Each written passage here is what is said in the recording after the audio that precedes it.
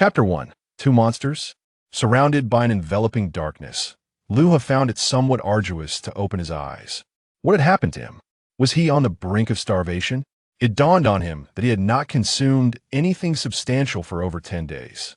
During this prolonged period, Luha had subsisted on scraps left behind by others, barely managing to survive. He recalled an incident where, in a moment of folly, he had attempted to pilfer fruit from someone's garden, only to stumble and break his leg in the process. Now, Luha lay in his modest dwelling, having exhausted all provisions, and today he had even been subjected to disdain and beaten. In this world, there truly seemed to be nothing worth clinging to. However, suddenly, Luha felt a surge of lightness in his body, as if he was gradually awakening. I must open my eyes. I desperately need sustenance. This was the fervent yearning within him, and in an instant, he rose with the stiffness of a zombie, momentarily taken aback by his surroundings. Where am I? How did I end up here? Luha pondered, his mind swirling with questions as he surveyed his environment.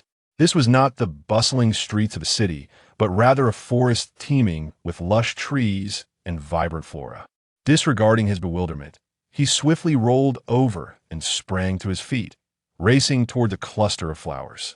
Without a thought for their taste, he plucked them and began to chew. He then yanked at the grass beside him and munched on it, all the while marveling at his good fortune. How splendid it is in the countryside, with food abundant everywhere. Unlike the city, where even nibbling on grass by the roadside invites reproach. I was starving, but today's flavors are unexpectedly delightful. Who cares? I'll eat first and ponder later. Luha was an orphan, with no steady means of income, and at the tender age of 12, his survival thus far was nothing short of miraculous. In the city, he was fortunate to occasionally find work distributing flyers. Yet, due to his youth and lack of connections, he often faced discrimination, at times being unable to secure even that meager work. With no financial resources, he had resorted to gnawing on tree bark, but today, the taste was remarkably different. After consuming for nearly 10 minutes, Luha felt an invigorating surge of energy coursing through him, and he noticed a faint glow emanating from his hands. Stunned, he thought, what is happening? Gazing at his hands, which shimmered with an ethereal light, he pondered whether he had lost his senses from hunger. Or perhaps these plants were toxic, and he was trapped in an illusion? Yet, he did not feel disoriented or unwell, rather, he felt vibrant and strong. Shaking his head, Luha resolved to continue eating. He reached for another handful of grass, only to discover that it too glowed upon contact with his skin. What? Luha scratched his head, placing the grass in his mouth, only to find it delicious, devoid of bitterness or coarseness, quite the contrary. It was delectable. What was going on? Had it always been this way? But he had been too famished earlier to notice. He had simply gulped it down without savoring the flavors. Hence, he had not perceived any difference.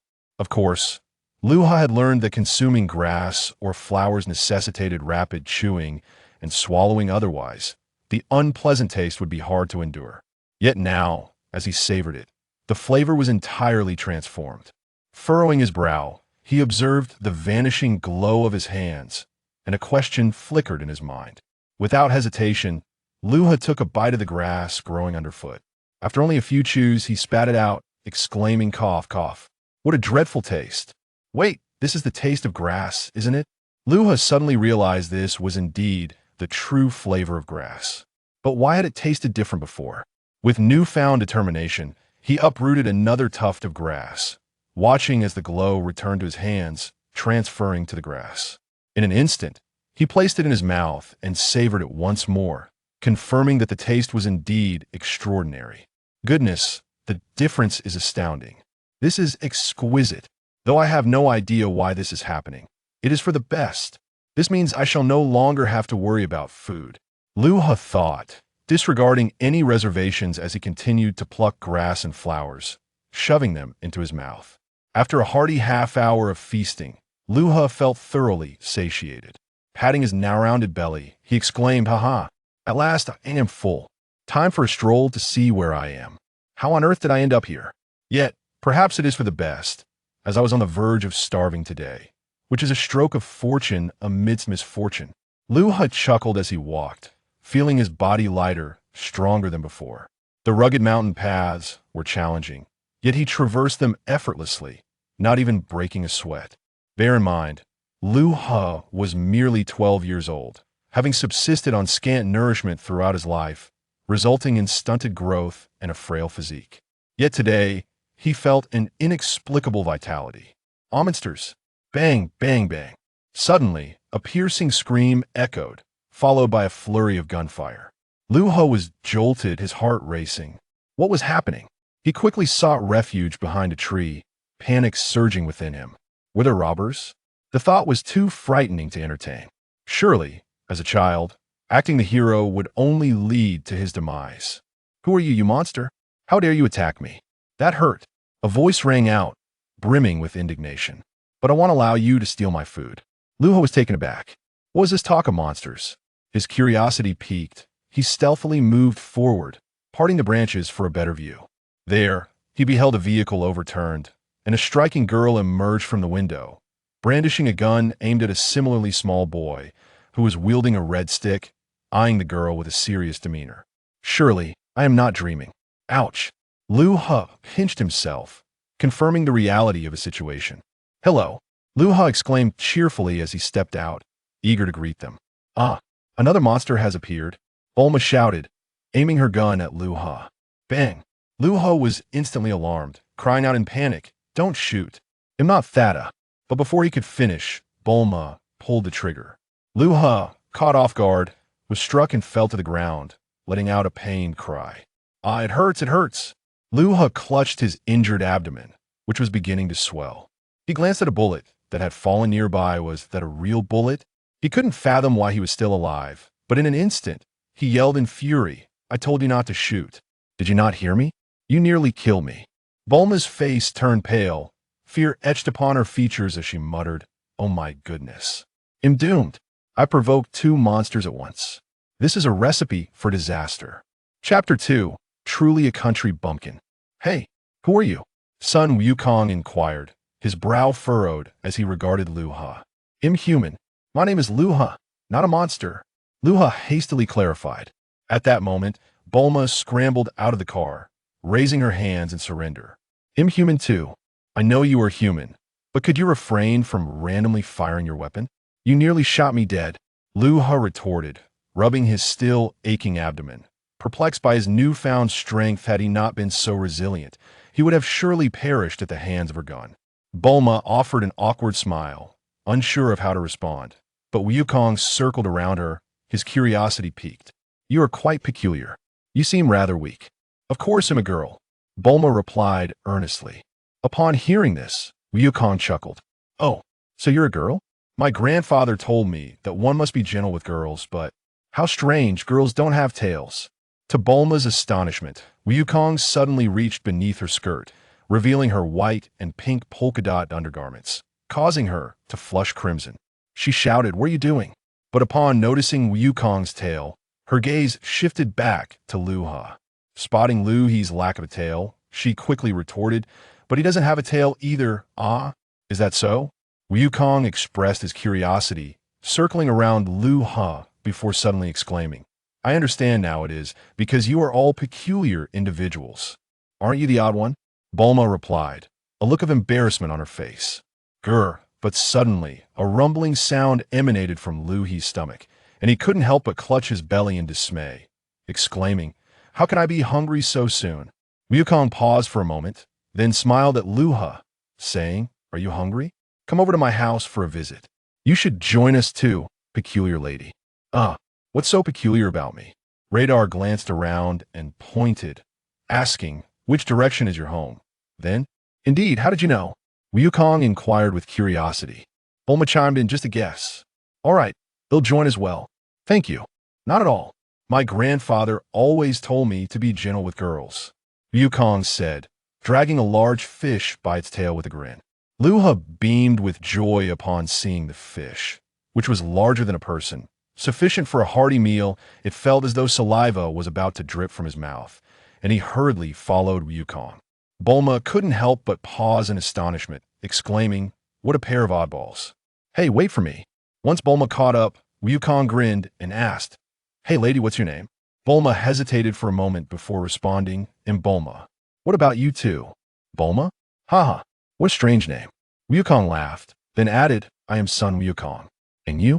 Luha, taken aback, replied, didn't I just mention it? I'm Luha. The three shared a laugh and soon arrived at Wukong's home. As they stepped inside, they were greeted by the sight of the glowing four-star ball. Immediately, Wukong exclaimed, Grandfather? What grandfather? Didn't you say your grandfather has passed away? Bulma questioned, perplexed, as she had already inquired about Wukong's family during their conversation. Don't touch that. It's a relic left to me by my grandfather. Wukong promptly stopped Bulma. Honestly, how stingy. Bulma pouted. Luha searched the room, but found nothing to eat. It truly resembled his own home devoid of wealth. Suddenly, Bulma proposed, how about this? Son Wukong, we'll trade you something else. No way. Wukong firmly rejected. Oh, so you're quite mature, after all? Bulma chuckled, her intentions unclear, but she halted when she noticed Luha staring at her intently. Bulma, feeling embarrassed, change the subject, I beg you, son Wukong. You'll just borrow it for a bit and return it later. Wukong continued to shake his head in refusal, causing Bulma to become increasingly frustrated. When Luha interjected, what exactly are you trying to do? Initially, Luha feared that his presence would alter the original narrative, but upon observing the unfolding events, he recognized some changes had indeed occurred. He decided to steer the conversation back on track. Bulma stammered, wanting to keep his secret, but unable to withstand the piercing gazes of the two. She finally admitted, and just trying to gather all 7 of these things. With that, she revealed 2 distinct star-shaped items. Wow, you have 2 grandfathers? Wukong exclaimed in astonishment. Bulma rolled her eyes again. They're not grandfathers. It is said that if you collect all 7, you can summon the dragon and have a wish granted.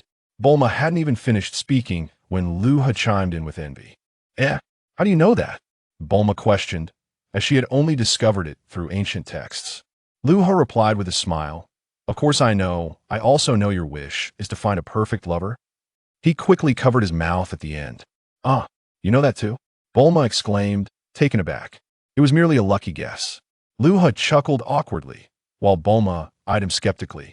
Wukong remarked with a sigh, what a dull wish. Regardless of how trivial it is, just let me borrow it when the time comes it won't kill you, right? Bulma quickly coaxed, prompting Wukong to fall silent. Then Bulma smiled and said, if you're worried, why not join me on adventure? You only need to lend it to me for a bit. And besides, living here alone must be quite boring, right? A man should venture out into the world and train. That is the mark of a true gentleman. True. I wonder what the outside world is like.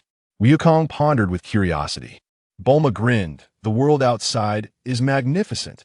There are countless wonders, mountains, rivers, and even the sea.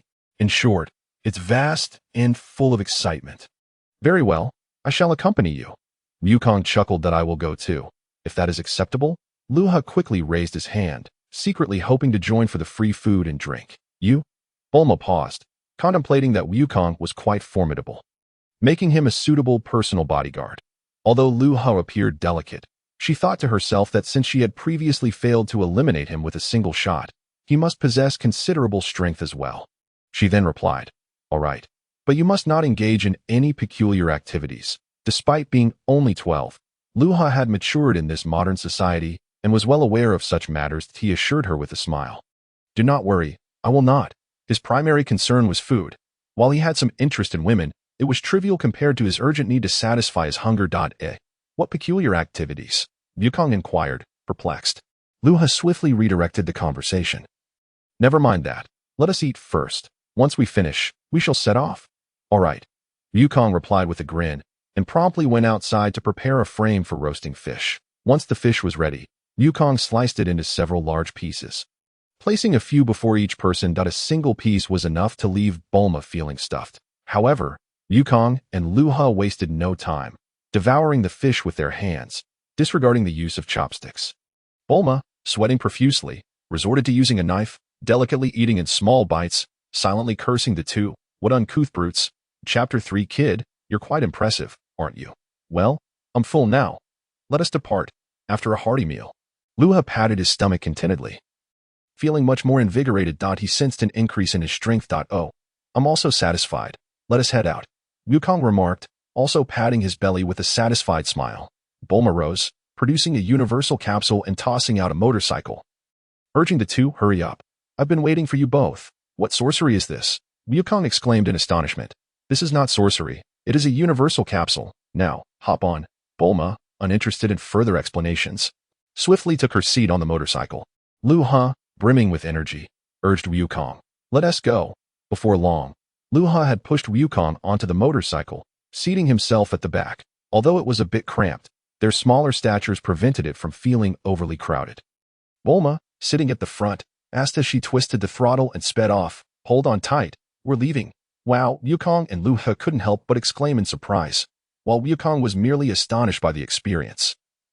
Luha noted that this motorcycle was far faster than any ordinary ones he had encountered in modern times. It must have been going at least 80 miles per hour. Wow, this thing is even faster than me. It's truly remarkable. Wukong laughed joyfully. Bulma, could you perhaps slow down a bit? Luha, seated at the back, said with a hint of fear. At this speed, they were easily reaching 100 miles per hour. And considering the bumpy terrain, it felt akin to riding a roller coaster for Luha. He genuinely feared that a sudden break might send him flying off into an early demise, especially since he wanted to continue adventuring. After all, what young lad doesn't he crave excitement?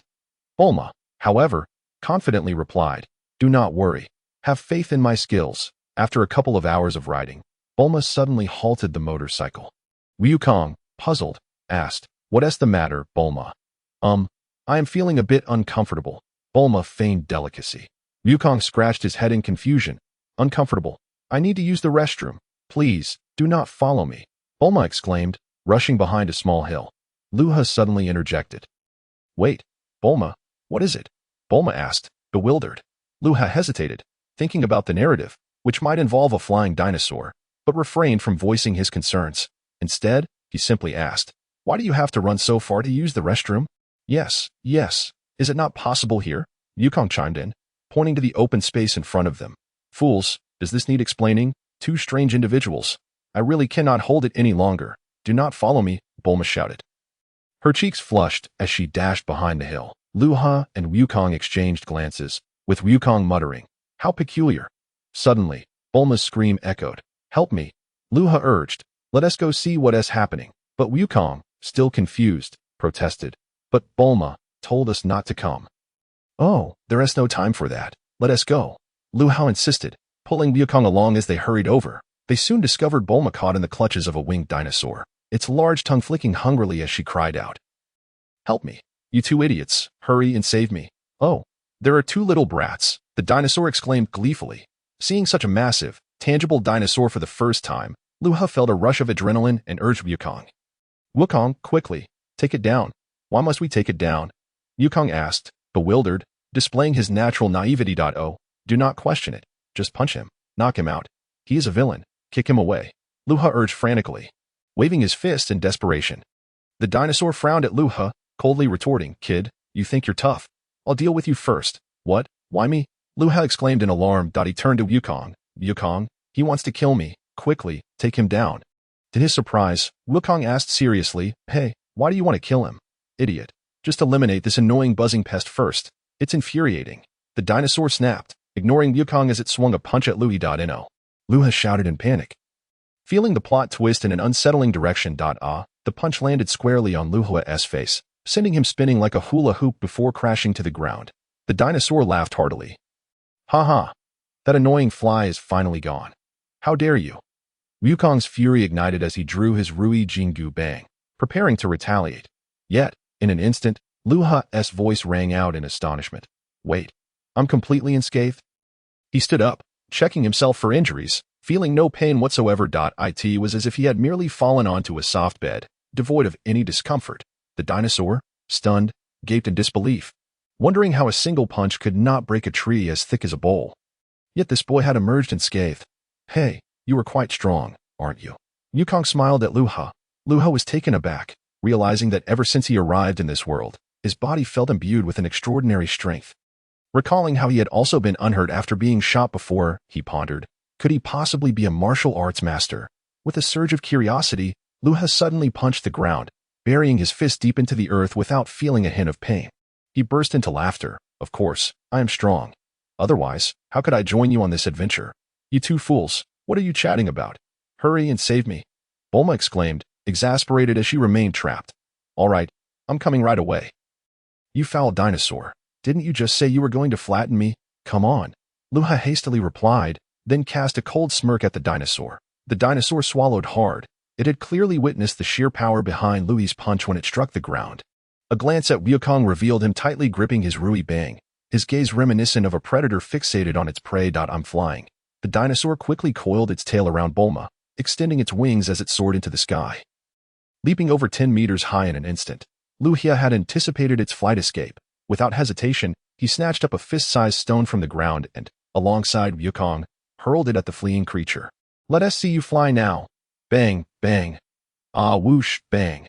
In an instant, Luha's stone struck the dinosaur's head, leaving it dazed with a large bump the size of a basketball. Meanwhile, Wukong's Rui Bang soared upward, landing directly on its neck, causing it to emit a yelp akin to a strangled duck. Soon after, Bulma's shriek echoed as she plummeted alongside the dinosaur, hitting the ground with a heavy thud. But fortunately, she was unharmed. Yet, she was still frightened, tears streaming down her face. You too, not a thought for a lady's feelings. You made me wet my pants. Chapter 4. The Golden Finger Food Purification Hand. Ha ha ha. Still wetting your pants at this age? Wukong laughed heartily, clutching his stomach. What do you mean? I was already in a rush, and then I fell from such a height, and you still have the audacity to laugh? Bulma retorted angrily. Luha scratched his head with a silly grin, offering no further commentary. He felt equally helpless regarding the outcome. Wukong nodded and declared, Oh, since Bulma has already had an accident, let us continue our journey. Continue? I need to change my pants. Bulma shouted furiously, feeling utterly humiliated. Luha and Wukong shrugged in resignation, and then Bulma insisted, quickly move that creature away. I need to change here, and no peeking. Understood. The two responded. And Luha dragged the dinosaur away by its tail while Wukong pulled at its wings. Once they had moved it aside, Luha, eyeing the dazed dinosaur, remarked, Hey, Wukong, this dinosaur might be quite tasty. Right. I've never tried dragon meat before. How about we? In an instant, the dinosaur seemed to overhear Luha's musings and hurriedly protested. No, no, no. I'm not at all delicious. I taste horrible. Wukong, however, paid no heed to its pleas and scrutinized the winged dinosaur, uncertainly stating, I don't know. It doesn't look very appetizing. We have to try it to find out. Hey. The dinosaur trembled in fear. It had initially intended to eat humans, but the tables had turned. And now it found itself on the menu. How could it not be terrified? You too. Hurry up and leave. At that moment, Bulma approached, having changed her clothes. Both Luha and Wukong were taken aback. And Wukong asked with a smile, Are we leaving now? Yes. Let us go. Bulma replied curtly. Upon hearing this, the dinosaur sighed in relief, and Luha added, All right then, I won't eat this dinosaur after all. Upon hearing this, the dinosaur felt as if spring had arrived, elated beyond measure. However, Luha's next words plunged it into despair. But I'm going to give you a beating, as we agreed. Ah, no. It hurts. Don't hit my face, or my tail. In an instant, Luha unleashed a flurry of punches and kicks, cursing, You beast, daring to eat humans. I'll teach you a lesson for your audacity. Enough, Luha. Let us go. Bulma urged from the vehicle, prompting Luha to pat his hands with satisfaction, saying, All right, I'm coming. It was no wonder Luha was somewhat petty. After all, had he still possessed his previous frail physique? A single punch from the dinosaur might have been fatal. Now, dishing out a few blows felt entirely justified. After all, he was only 12 years old and thus retained a degree of childishness. The trio resumed their journey on the vehicle, traveling for several hours until the sun began to set. At that point, Bulma halted the vehicle, exhaling. All right, let us call it a day. It's getting late. Oh, are we sleeping on the grass? Wukong asked curiously as he disembarked. Bulma shot him a disdainful glance and produced a capsule, retrieving the largest one. Honestly, how could a lady possibly sleep on the ground? Oh, does that thing even create houses? Luha, standing nearby, remained silent while Wukong, brimming with curiosity, inquired. Of course, watch closely and stand back. Bulma replied with a smile, promptly pressing the button and tossing it into the distance. With a bang, it transformed into a semicircular small house. All right, come inside. Bulma chuckled, leading the way, with Luha following closely behind, while Wukong observed with wide-eyed interest. Once inside, Wukong marveled at the bright electric lights, exclaiming, "Wow, how impressive. It's as bright in here as during the day. Truly a rustic fellow. You haven't even seen electric lights before, have you?" Bulma scoffed at. "Yes, back in the day, nights were pitch black?" Wukong nodded. Just then, his stomach let out a loud grumble, and he grimaced. "Bulma, I'm hungry." Upon hearing this, Luha rubbed his belly, realizing he too was starving. "Me too. Is there anything to eat? Shall we have dinner?" Bulma twitched her mouth, realizing she had brought along 2 famished companions, and hastily declared, "All right, dinner is almost ready." A few minutes later, Bulma set out bread and coffee, elegantly indulging herself. "Hey, you two, hurry and eat." Instantly, Luha grabbed a piece of bread, eager to dig in, but noticed a faint glow emanating from his hand that seemed to envelop the bread. Momentarily taken aback, Luha still took a bite, noticing the flavor had transformed, becoming more delectable, and simultaneously, he felt invigorated. However, Bulma and Wukong appeared oblivious to the glow on his hand. Though the light was dim, it was surprising that they could overlook it. While they had likely missed it during lunch due to the bright daylight, it was nighttime now. Surely they wouldn't fail to notice. Luha waved his hand in front of them, but they remained unresponsive. Wukong seemed dissatisfied with dinner, while Bulma continued to bask in her genteel demeanor. In an instant, the glow vanished, leaving Luha puzzled as he tried another piece of bread. Yet it yielded no reaction. Even when he switched to a fresh piece, the same outcome ensued, leaving Luha perplexed. Was this ability malfunctioning? He picked up the original piece again, ready to take a bite. And just like that, the glow reappeared. Luha paused, bewildered. What was going on? Why did it appear sometimes and not others? Dismissing his thoughts, he simply bit into a new piece of bread without using his hands. The flavor was enjoyable, yet it was still just ordinary bread, lacking that invigorating quality. Ultimately, Luha realized he had acquired a peculiar ability. His hand could glow, but others could not see it. When his glowing hand touched food and he consumed it, he would feel more energetic and physically stronger. Conversely, without that glow, food merely served to fill his stomach without any other benefits. However, one mystery remained: how to activate this ability. Why did it come and go unpredictably? It's gone again. Just as Luha pondered this, the glow vanished once more. Shaking his head, he decided not to dwell on it. After all, if it could enhance his food and strengthen him, it was best not to overthink it. Suddenly, as preparations were made to continue feasting, a radiant light flickered once more. In an instant, a spark of inspiration ignited in Luha's mind. Could it be that he needed to harbor the intention of eating in order to activate this ability? With a smile curving his lips, Luha decided to experiment. He suppressed his urge to consume food, and immediately, the light vanished. The moment he reached for a piece of bread, the light reemerged. In a burst of joy, Luha erupted into laughter. "Wow, I finally understand. Ha ha ha." Chapter 5. Astonishing. Observing Luha's exuberance, Bulma furrowed her brows and inquired, "What have you figured out, making such a commotion? You clearly lack proper upbringing." "I have been an orphan since childhood, devoid of parental guidance." Luha, thrilled to have discovered the peculiar method of utilizing this extraordinary ability, casually replied. Upon hearing this, Bulma felt a hint of guilt and quickly apologized. "I am sorry, I didn't realize. It's all right. We must look ahead. Dwelling on the past serves no purpose, especially now that I find myself here." Luha responded with a smile. Nearby, Wukong chimed in. "I too was an orphan. My grandfather rescued and raised me, but he passed away a few years ago." Seeing the two of them laugh heartily, seemingly unfazed by their pasts, Bulma found it hard to comprehend and awkwardly chuckled. "You two are quite cheerful, aren't you?" "It's not so bad," Luha replied, continuing to enjoy his bread. He held no nostalgic feelings for his previous life or the world he came from. Living here was far more delightful. There was food to savor, adventures to embark upon with Wukong and others, and now he possessed such an ability, his mother need no longer worry about him starving. In an instant, Bulma inquired, "Wukong, why aren't you eating?" Though Luha had initially hesitated, he was now happily devouring his food. Yet Wukong sat with barely a bite taken. He scrunched his face in distaste. "This soup is too bitter for my liking, and these foods leave me feeling weak and unsatisfied." Without delay, Wukong donned his shoes and wielded his Rui Bang, exclaiming, "I'll go find something more filling. I'll be back shortly." Luha paused, quickly grabbing another piece of bread, grinning as he chased after him. "Wukong, wait for me. I want to come too." Hey, you two, be quick about it. Bulma admonished. Understood. They replied and dashed out the door. Wukong, slightly puzzled, asked, Why are you following me? Because there's bound to be something delicious. Besides, hunting is an experience I want to partake in. Luha laughed, aware that accompanying Wukong would surely lead to a meat feast. While bread was enjoyable, it paled in comparison to the allure of meat, especially wild game. Having lived in poverty before, the prospect of eating meat had always been a distant dream. Such an opportunity was not to be missed. In a flash, Wukong leapt onto a branch over 4 meters high and called out, Can you keep up? Wait, let me give it a try. Luha hesitated, contemplating testing his leaping ability. Suddenly, he sprang upwards. Soaring over 7 meters high. Oh dear. Too high. Luha exclaimed as he waved in the air, realizing he had only exerted 80% of his strength to achieve such height.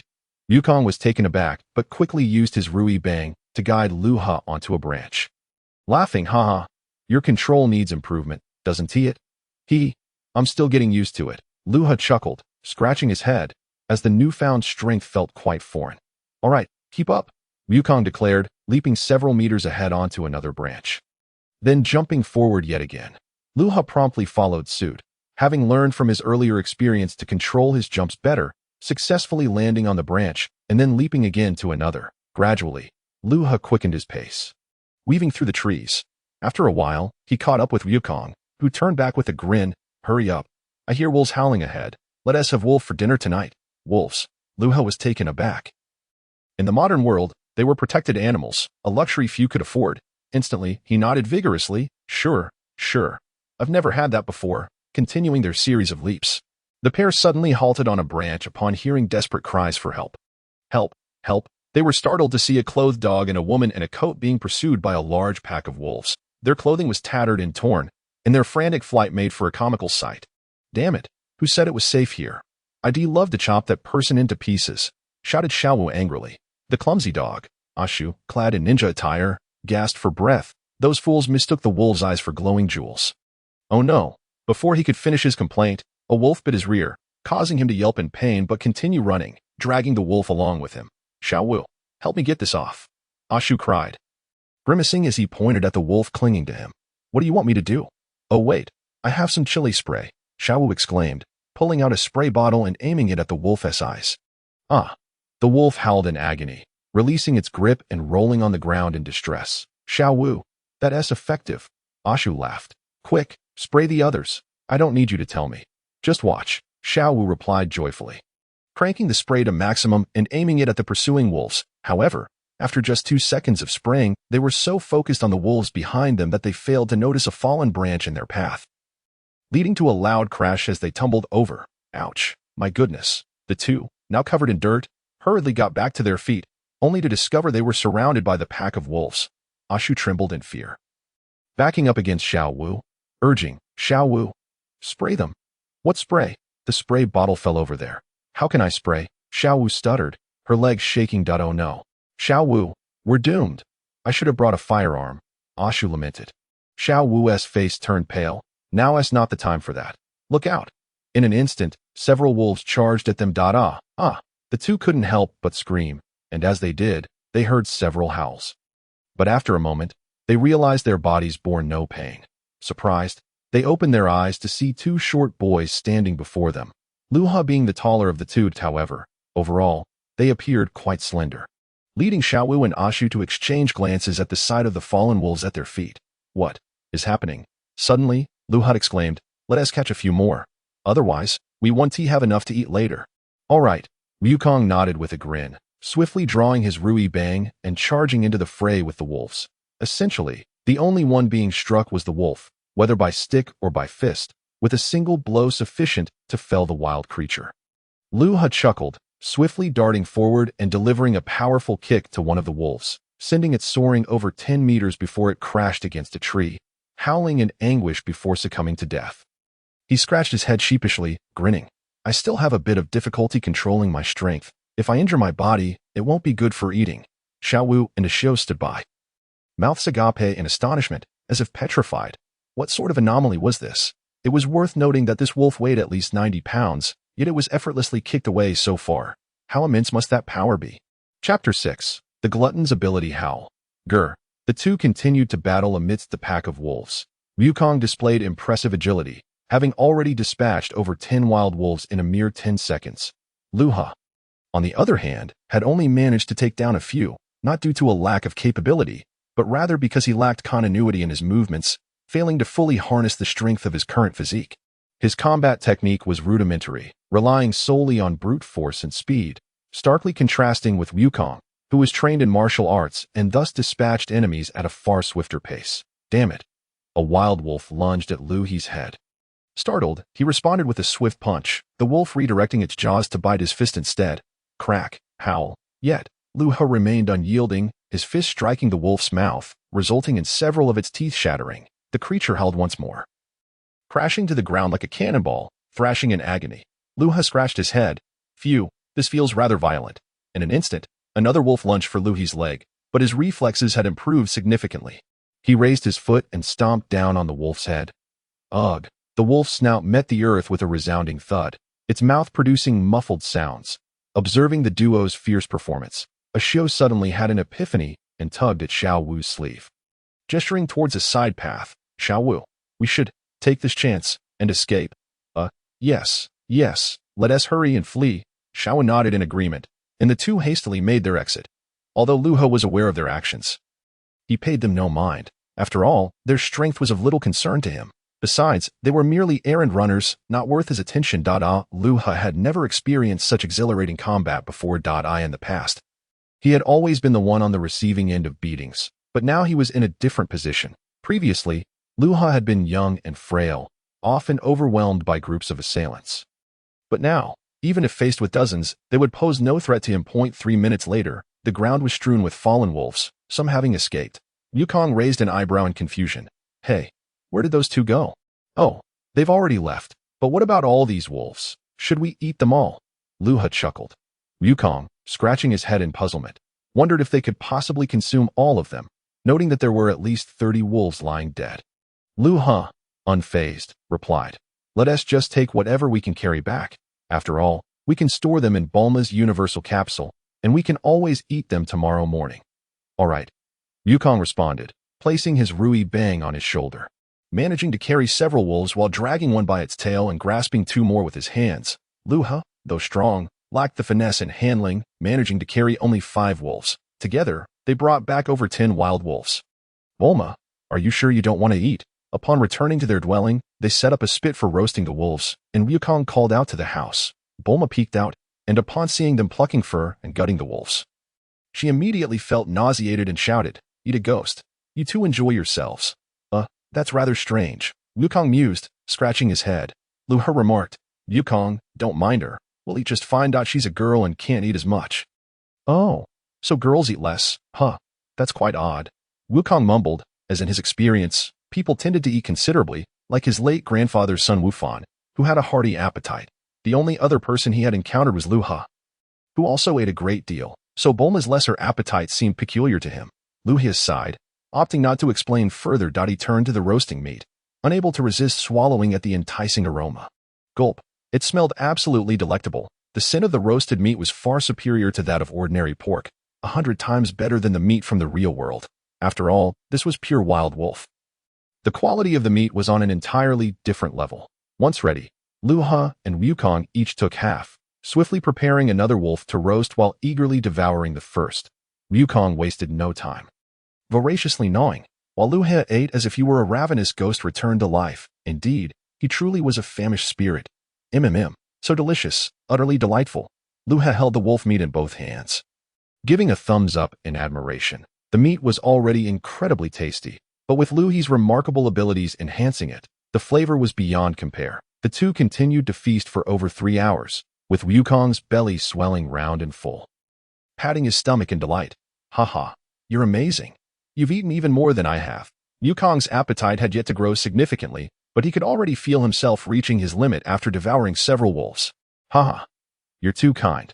Luha smirked, patting his own belly, astonished that he had managed to consume the entirety of the remaining wolves. He felt as though he possessed not only extraordinary hands, but also a greatly enhanced appetite compared to before.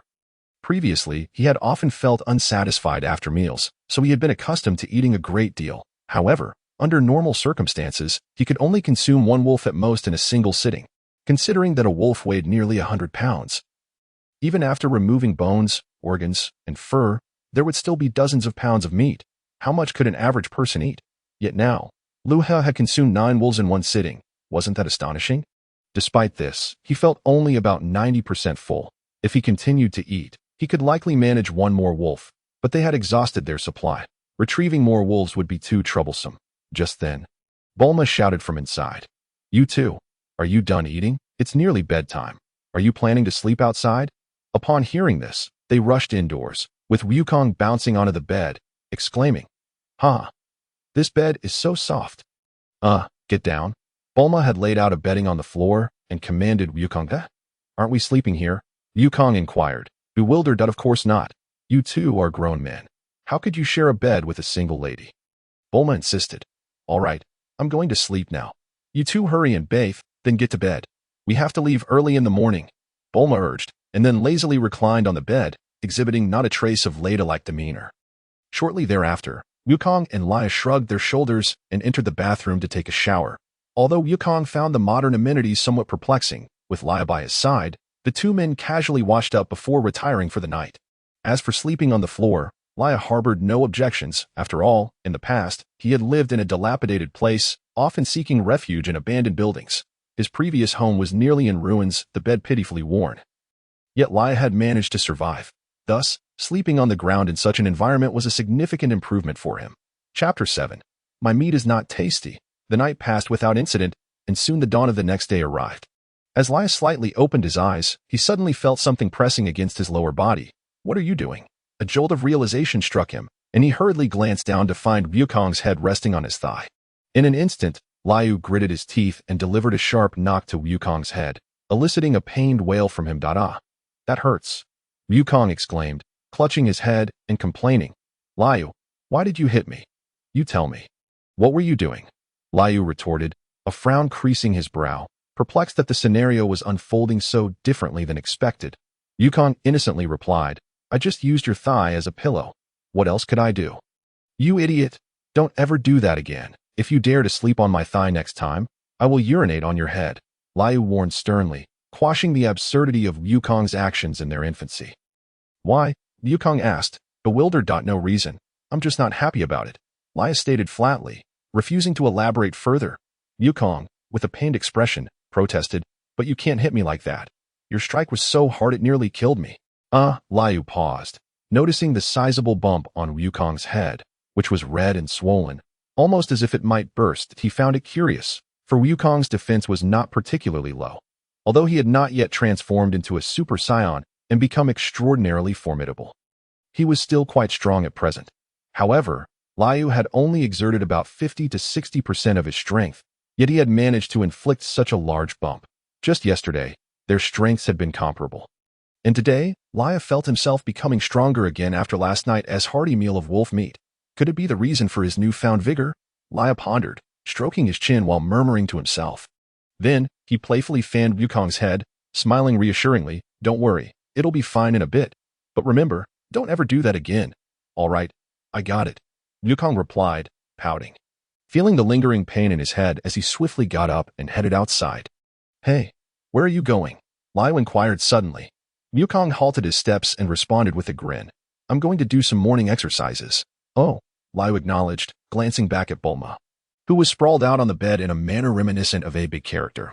Showing no semblance of ladylike grace, she had kicked off the covers and was revealing her white undergarments. Luha felt a moment of exasperation.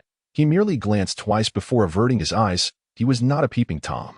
Moreover, more pressing was the fact that he felt a gnawing hunger, wondering why he was still hungry after having eaten so much the previous night. Dismissing it, Luha hurried outside to find Wukong pushing a large boulder. Straining as he rolled it forward. "Ha!" Wukong shouted again, smashing another stone, prompting Luha to exclaim, "Wukong, are you hungry?" Wukong paused, smiling. "A little, but not too much." "Oh, then let us go find something to eat," Luha suggested, scratching his head. "But Bulma hasn't woken up yet," Wukong pointed out. Luha thought for a moment and declared with conviction, "Let's not worry about her. She'll probably sleep until noon. Besides, you mentioned that her food wouldn't fill us up, right?" Let's go find something to eat ourselves. You're right. Let's head to the spot from yesterday and see if there's any wolf meat left. Wukong readily agreed, and the two dashed off to the previous location.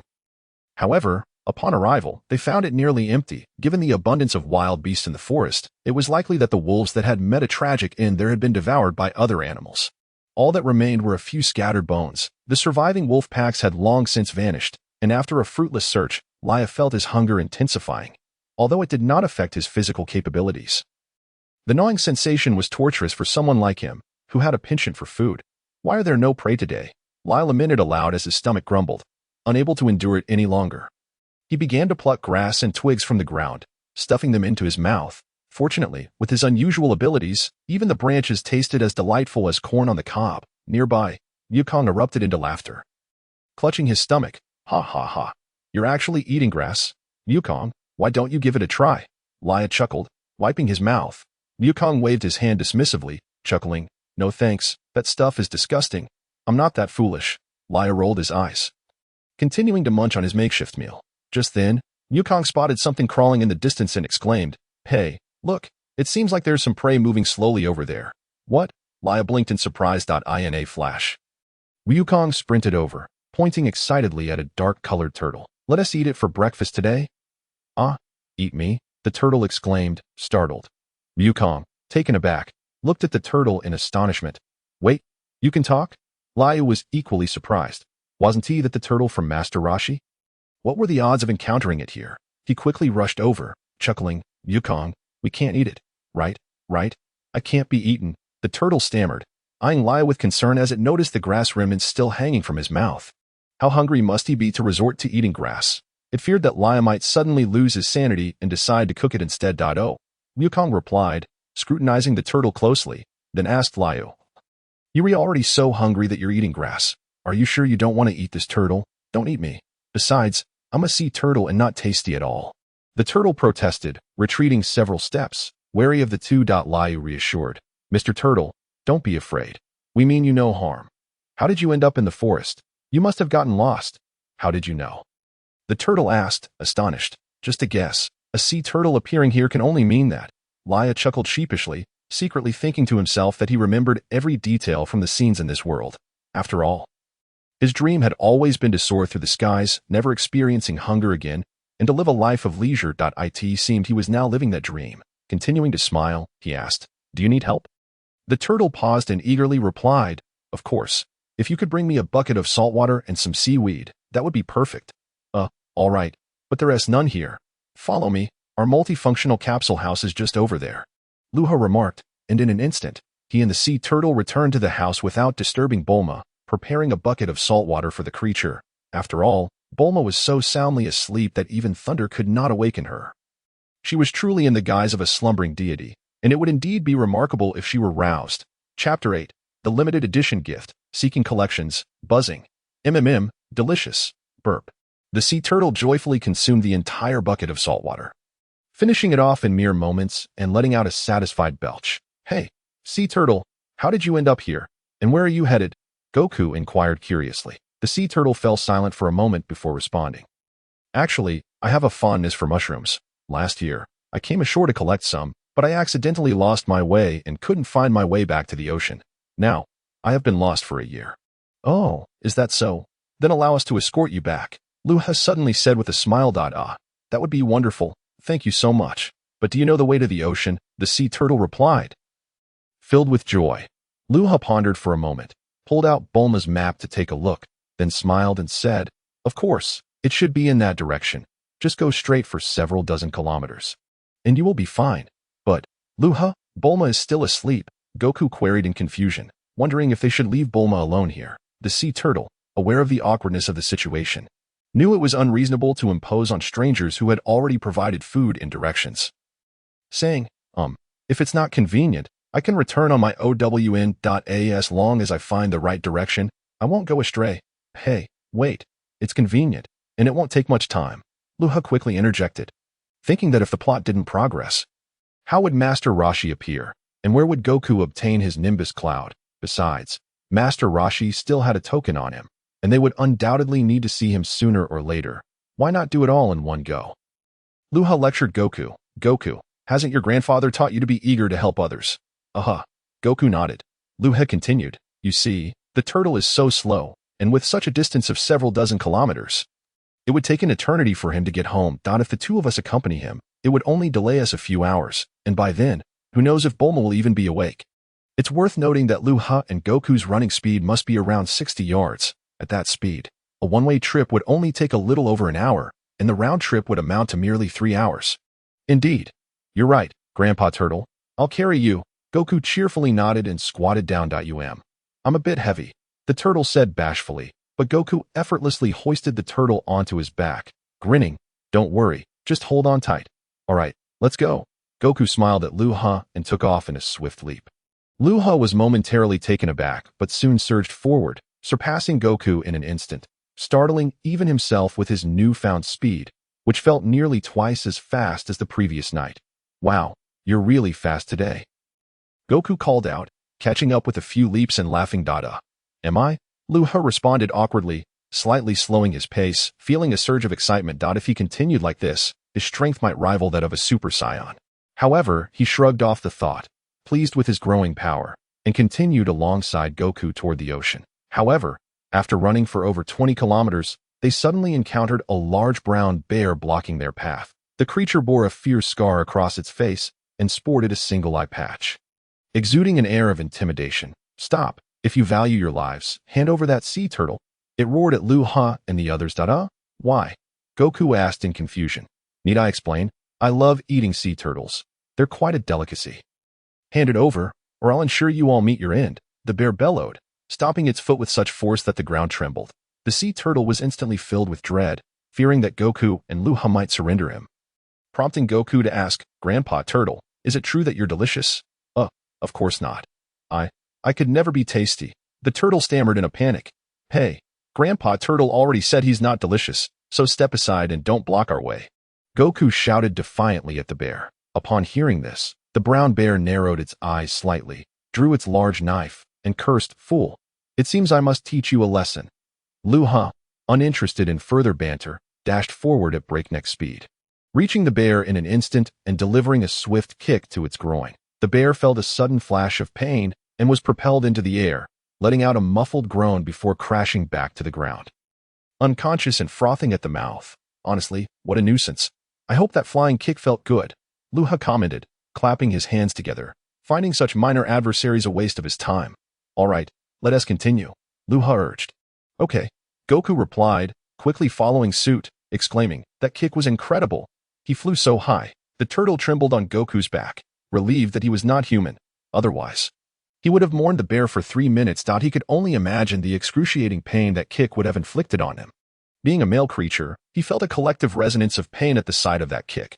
However, Goku remained oblivious to this, while Luha smirked in self-satisfaction. Naturally, flying and smashing eggs, both are possible. Soon, the two of them reached the beach in less than 40 minutes. Wow, is this the ocean?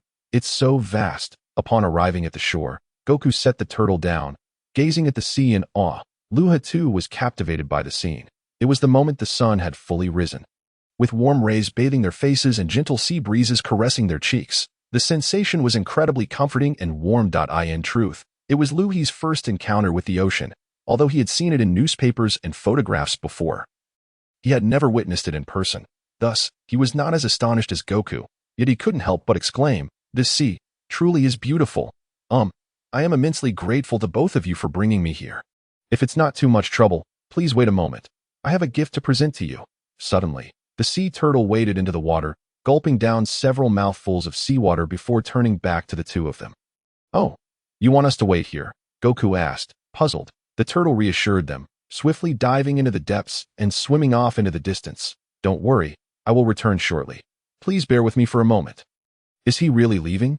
Goku remarked, watching the turtle swim away. Luha, however, paid it no mind, rolling up his pant legs and stepping into the water to play. Goku, come on down. The water is quite refreshing. Wow, it's so cool and comfortable, Goku exclaimed as he joined Luha in the water, both delightedly splashing about.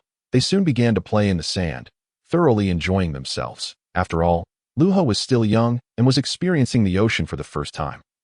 Hey, is that Grandpa Turtle returning? Goku suddenly pointed at the surface of the water. Oh, is he back? Luha smiled. Goku continued, perplexed. It looks like there's something on his back. Is that a person? Luha offered a gentle smile. Remaining silent. Soon, they spotted an emaciated old man with a bald head perched atop a turtle's back, leaning on a cane and gesturing a V sign towards them. Were you two the ones who rescued this turtle? He inquired in an instant. Indeed, that is correct. What gift do you intend to bestow upon us? Luha eagerly nodded, expressing his delight. Immediately, the old man chuckled. Look, I present to you 2 limited edition pairs of underwear as a token of gratitude. As he spoke, he produced the 2 pairs of underwear. Wukong was momentarily taken aback, laughing. So it's underwear? Huh. However, Luha blinked in surprise and then bellowed. What a joke. Who would want such things? The turtle also appeared embarrassed and scolded. Master, how could you present such items? The old man, unable to suppress his embarrassment, scratched his head and chuckled. Hee. My apologies. I was merely jesting. How could I actually offer such things? Not funny at all. Luha crossed his arms and rolled his eyes. Chapter 9. The turtle sage feeling shortchanged. All right. What gift will you truly offer? Luha pressed once more. This. The turtle sage pondered, initially thinking that the 2 were mere children who could easily be appeased with trivial offerings. However, it seemed they were not so easily satisfied. After some contemplation, he suddenly exclaimed, All right, I shall give you this, an immortal bird. Pointing to the sky, Wukong's gaze followed, and he exclaimed in delight, An immortal bird, how impressive. Luha, however, rolled his eyes again, internally scoffing. What immortal bird? This is nonsense. As expected, nothing flew down from the sky. The turtle reminded, Master, the immortal bird ate something bad a year ago and has since perished. What? Isn't it an immortal bird? How could it die? Wukong asked in astonishment. The turtle sage, scratching his head awkwardly, chuckled. My apologies, I forgot.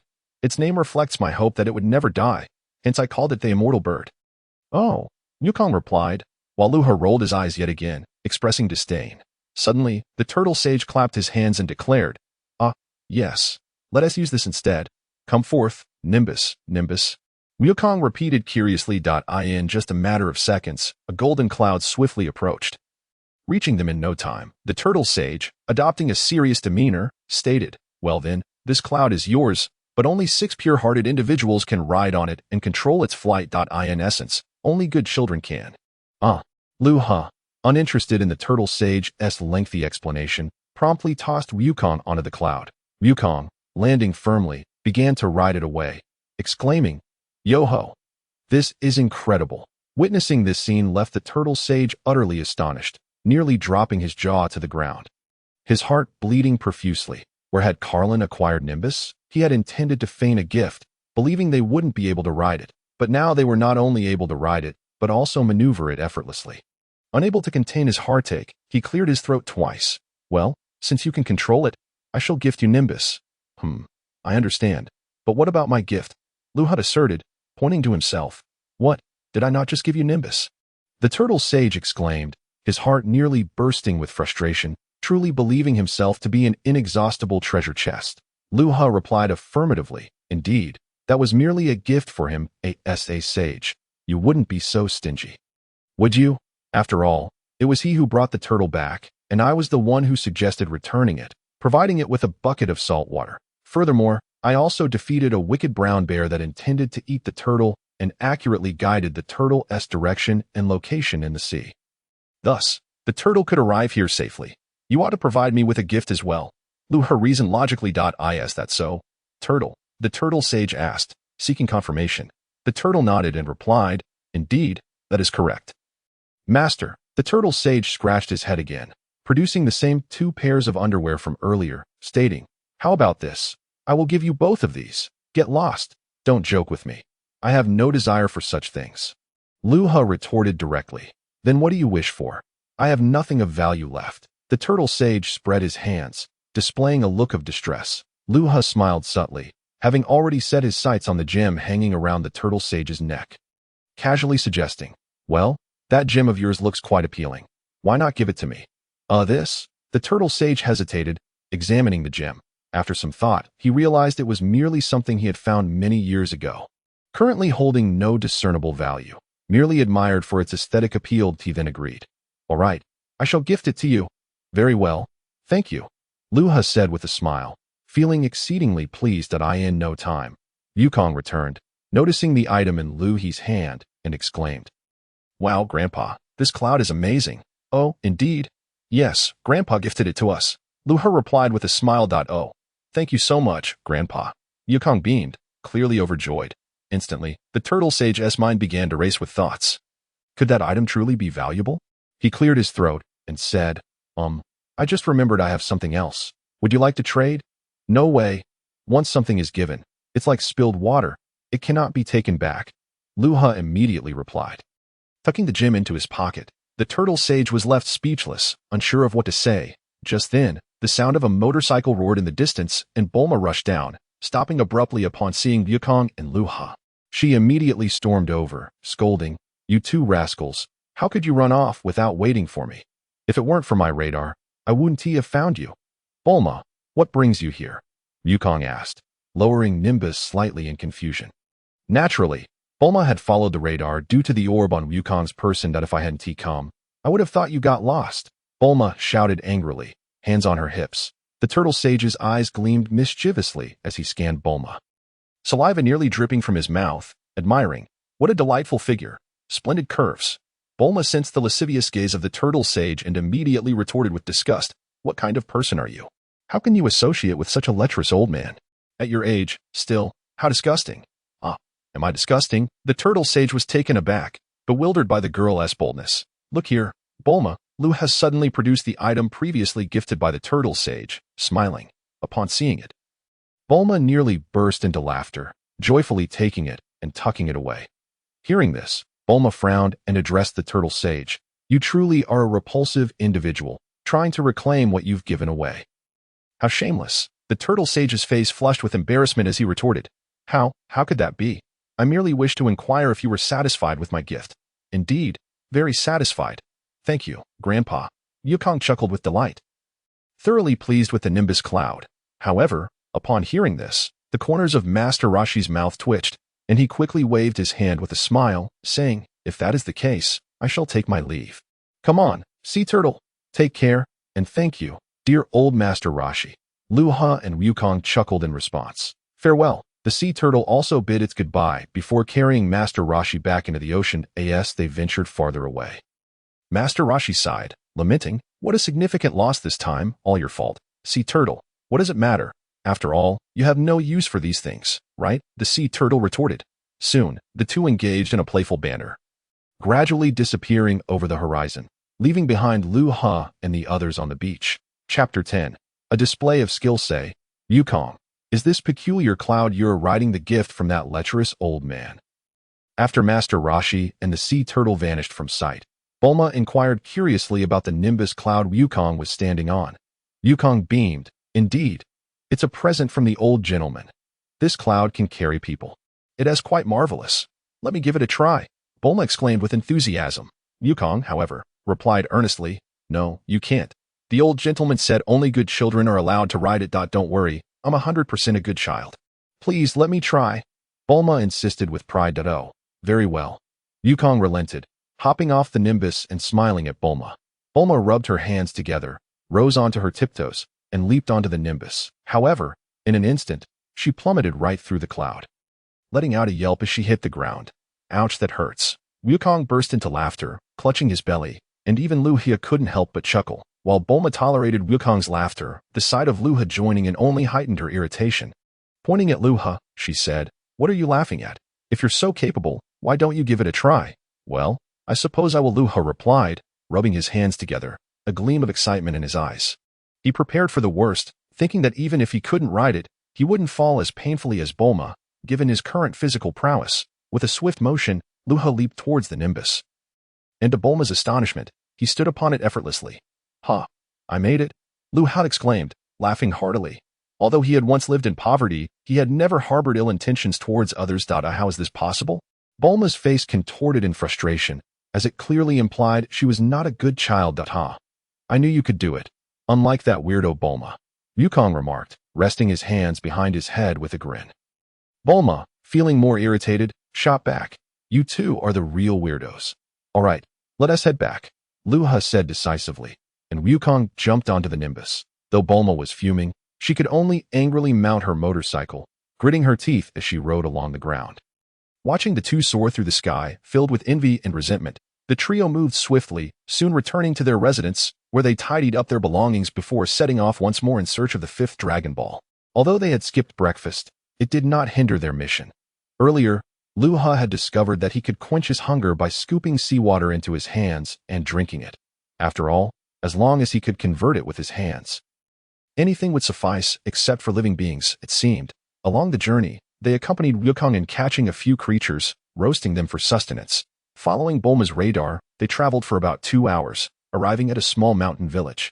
The three paused as Bulma checked the radar, declaring, according to the readings, the Dragon Ball should be located within the village. Then let us hurry inside. Wukong exclaimed cheerfully. Luha, slightly taken aback, cautioned, be careful.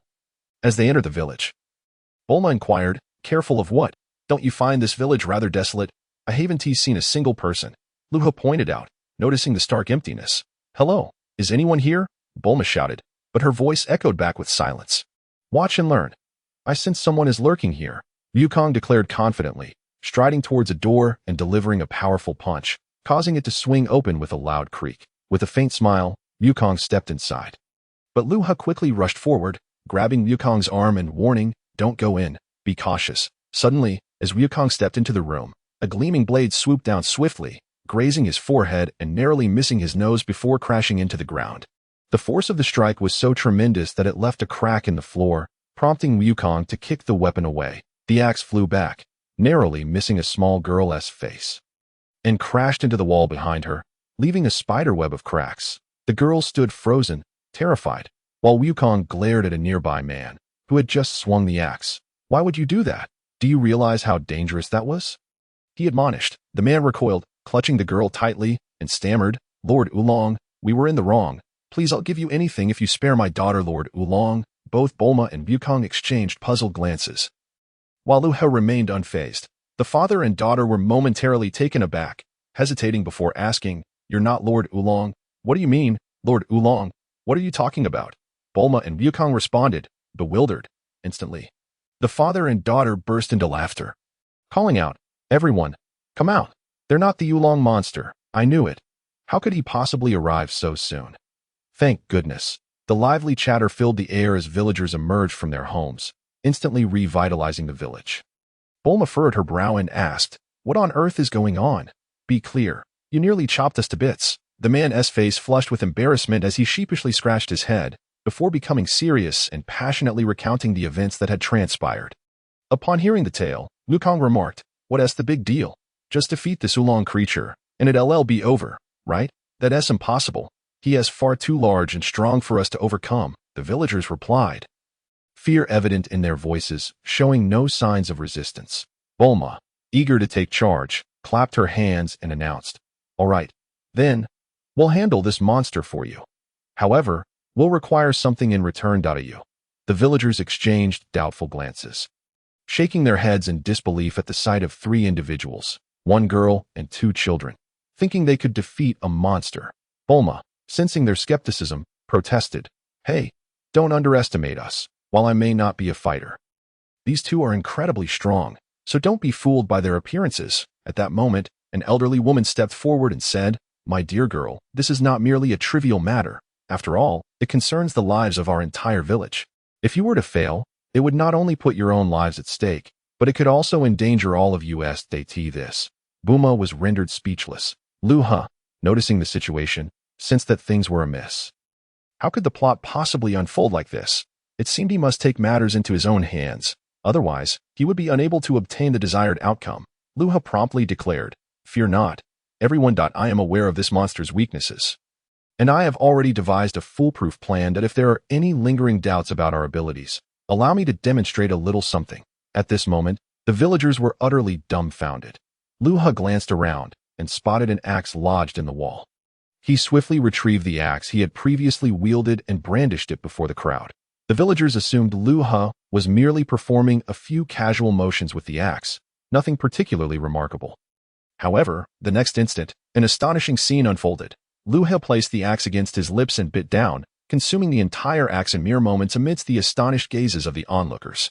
His earlier display with the axe had confirmed to everyone that it was indeed the same axe, with no trickery involved. Then, licking his fingers, Luha remarked, "Not bad at all.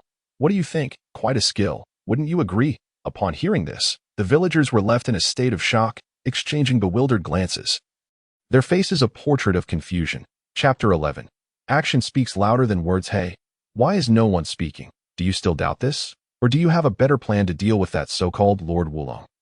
Luha urged, noting the villagers' prolonged silence. Well, it might be worth a try, but you must defeat the Wulong monster and rescue the girl who has been taken, hesitated one villager after exchanging glances with others. Finally nodding in agreement, "To this." Buma interjected with a laugh. "Of course, that's no problem. Just leave it to those two." Luha couldn't help but roll his eyes at such a carefree remark. That wasn't that rather irresponsible. However, in the realm of battle, Buma would indeed be of little use, and it would be better for him to stay out of the way to prevent any unnecessary complications at this moment. Buma produced a peculiar orb and addressed the villagers. "Have any of you seen one of these before? The reward for our success will simply require you to hand it over to me." "This kind of orb I've never seen before," an elder remarked. However, an old, stooped woman approached and said, "This orb, I happen to possess one that looks quite similar. Could this be the one?" She then produced an orb adorned with a different number of stars. Yes, that's it," Buma and Wukong exclaimed, while Luha maintained a composed demeanor, as if everything had unfolded as he anticipated. Instantly, Luha chimed in, "All right, now I shall begin devising our battle plan." Subsequently, Luha outlined his strategy. For they had meticulously prepared each step, now only awaiting the arrival of Wulong. After a while, a sudden cry rang out, "Wulong is coming!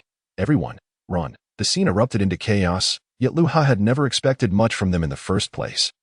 And Buma, equally frightened, had retreated into a nearby house. Thud, thud, thud.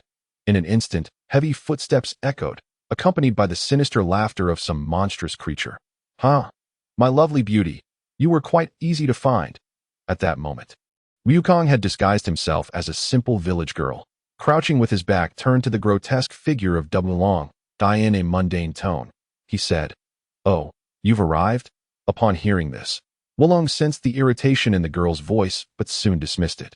Realizing that he was attempting to abduct her, it was hardly likely she would greet him with a smile. He then chuckled, "Do not fear, my lovely beauty. I shall not harm you." Ah, as he approached to speak, Wukong suddenly spun around, his Rui Bang extending in an instant, striking Wulong on the head, causing him to scream in agony. His head was left with a large bump atop which sat a smaller one. While he clutched his head, unable to touch the pain, jumping about in distress, Wukong, holding his stomach, laughed heartily. "Ha ha ha. This is too amusing. So, you were truly quite weak. Who are you, if not that little girl from yesterday?" Wulong bellowed in fury. Wukong tossed aside his feminine attire, striking a confident pose, and declared, "I am Sun Wukong, here specifically to capture you." What? Wulong's mind raced. The girl's appearance suggested she was quite formidable. Otherwise, she wouldn't have struck him so painfully. He felt the urge to retaliate but realized he could not afford to underestimate her. "I shall transform. Flee." In a moment of clarity, Wulong calculated that his transformation would only last a couple of minutes. Suddenly, he morphed into a bat and took flight. Yet, as soon as he turned, Luha lay in wait along the path back, casually holding a stone the size of a goose. In an instant, he hurled the stone at the airborne Wulong. Bang! The stone flew at incredible speed, Wulong unable to see it coming, and it struck him squarely in the stomach. In that instant, he felt as if he might regurgitate last year's dinner.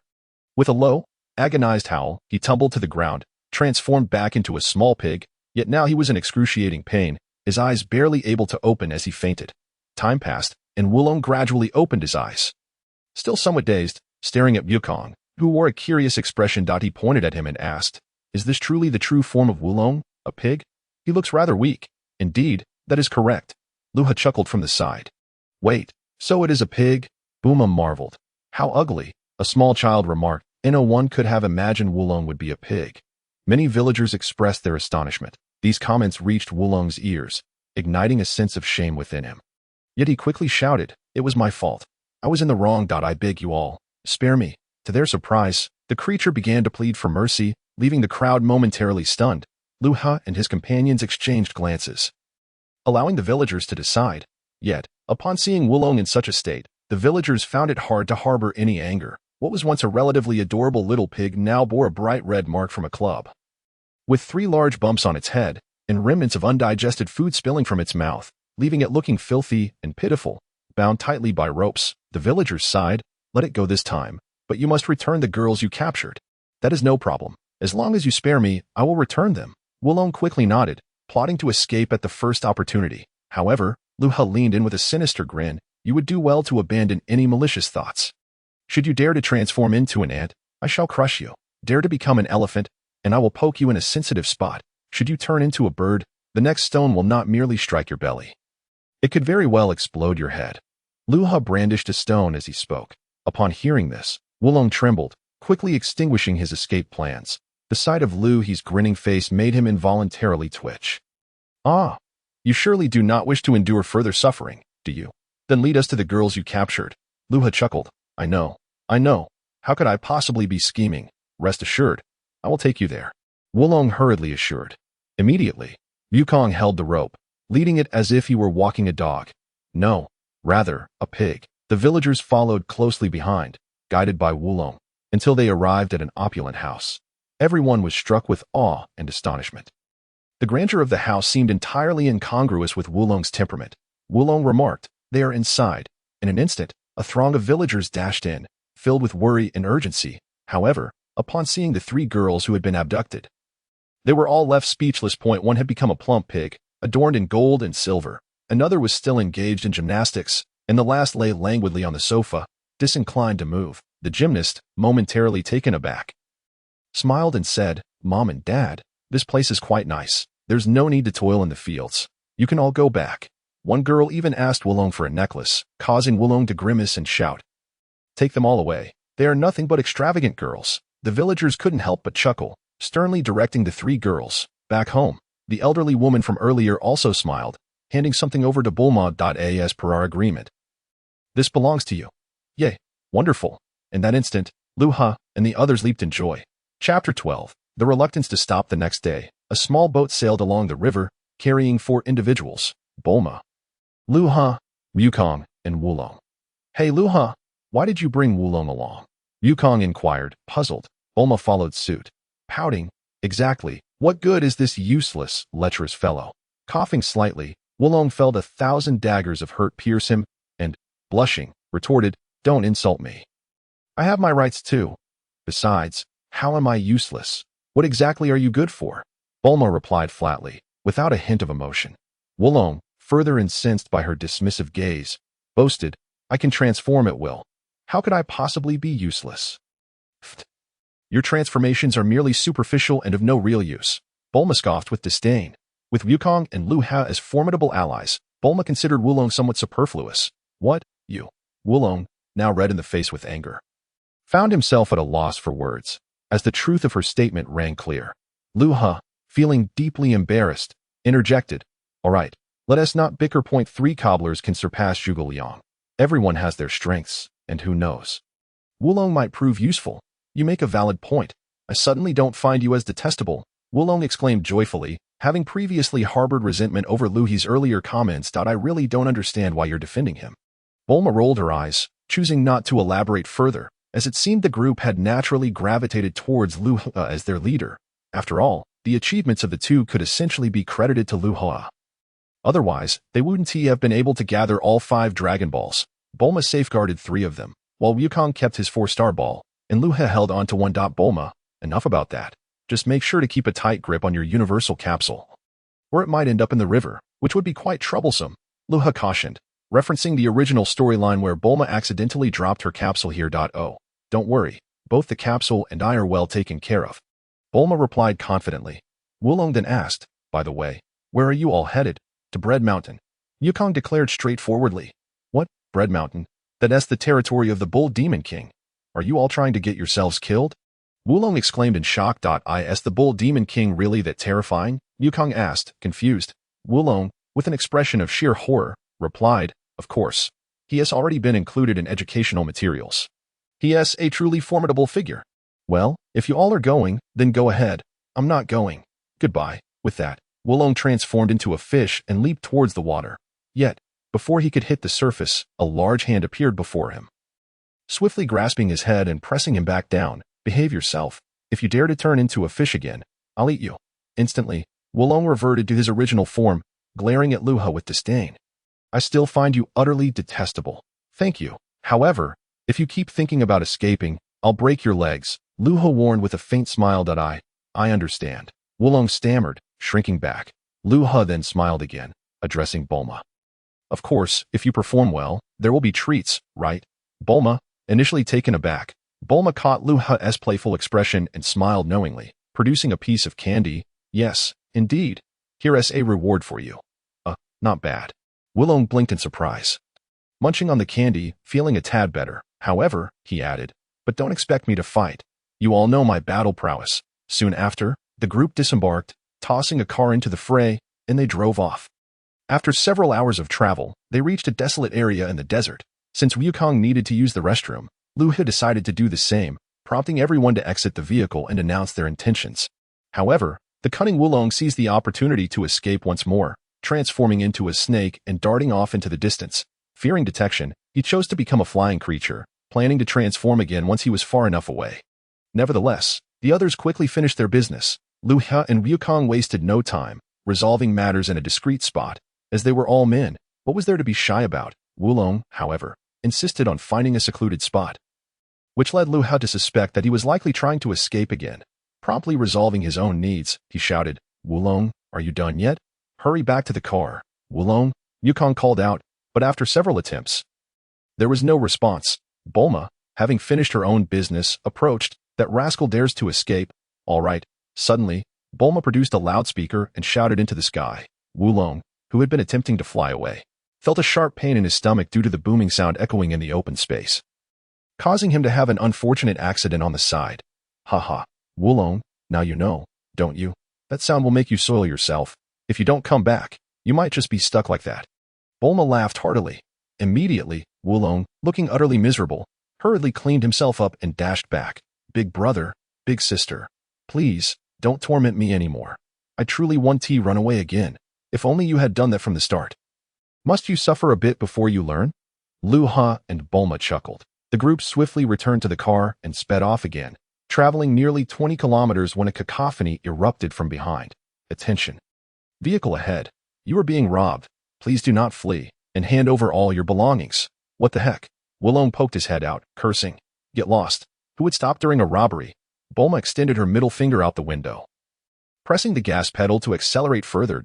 In a nearby jeep, a cat-like figure peered through binoculars and reported to a man beside him, Young Master Yamucha, the ones in front refused to stop and even gave you the finger. What? The audacity. They clearly don't know my might. The man seethed, gritting his teeth. It seems they need to learn a lesson. In an instant, Yamucha produced a versatile capsule, and with a resounding bang, it transformed into a rocket launcher, which he hoisted upon his shoulder, swiftly aiming it at the car ahead. Without hesitation, he pulled the trigger. Go! With a thunderous roar, the rocket soared forth, hurtling towards the vehicle occupied by Luha and his companions. Bulma, glancing into the rearview mirror, was taken aback by the incoming projectile.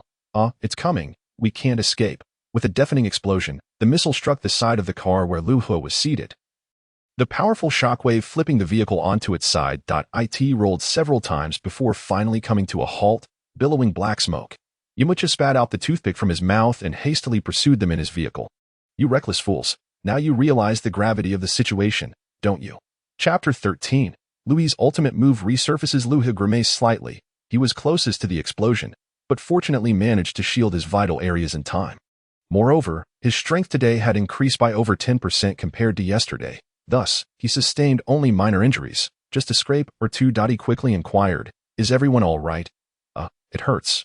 Bulma cried out in pain. Ouch. I'm in agony. Wulong wailed, despite being the least injured among them. Goku was only slightly less affected than Luha, as he had been seated beside him. However, due to his robust physique, he only suffered a few abrasions. At that moment, the smoke from the wrecked vehicle prompted him to cough a few times. Cough, cough. Suddenly, the jeep sped up and came to a halt nearby, where Yamucha erupted into laughter. You dim-witted fools.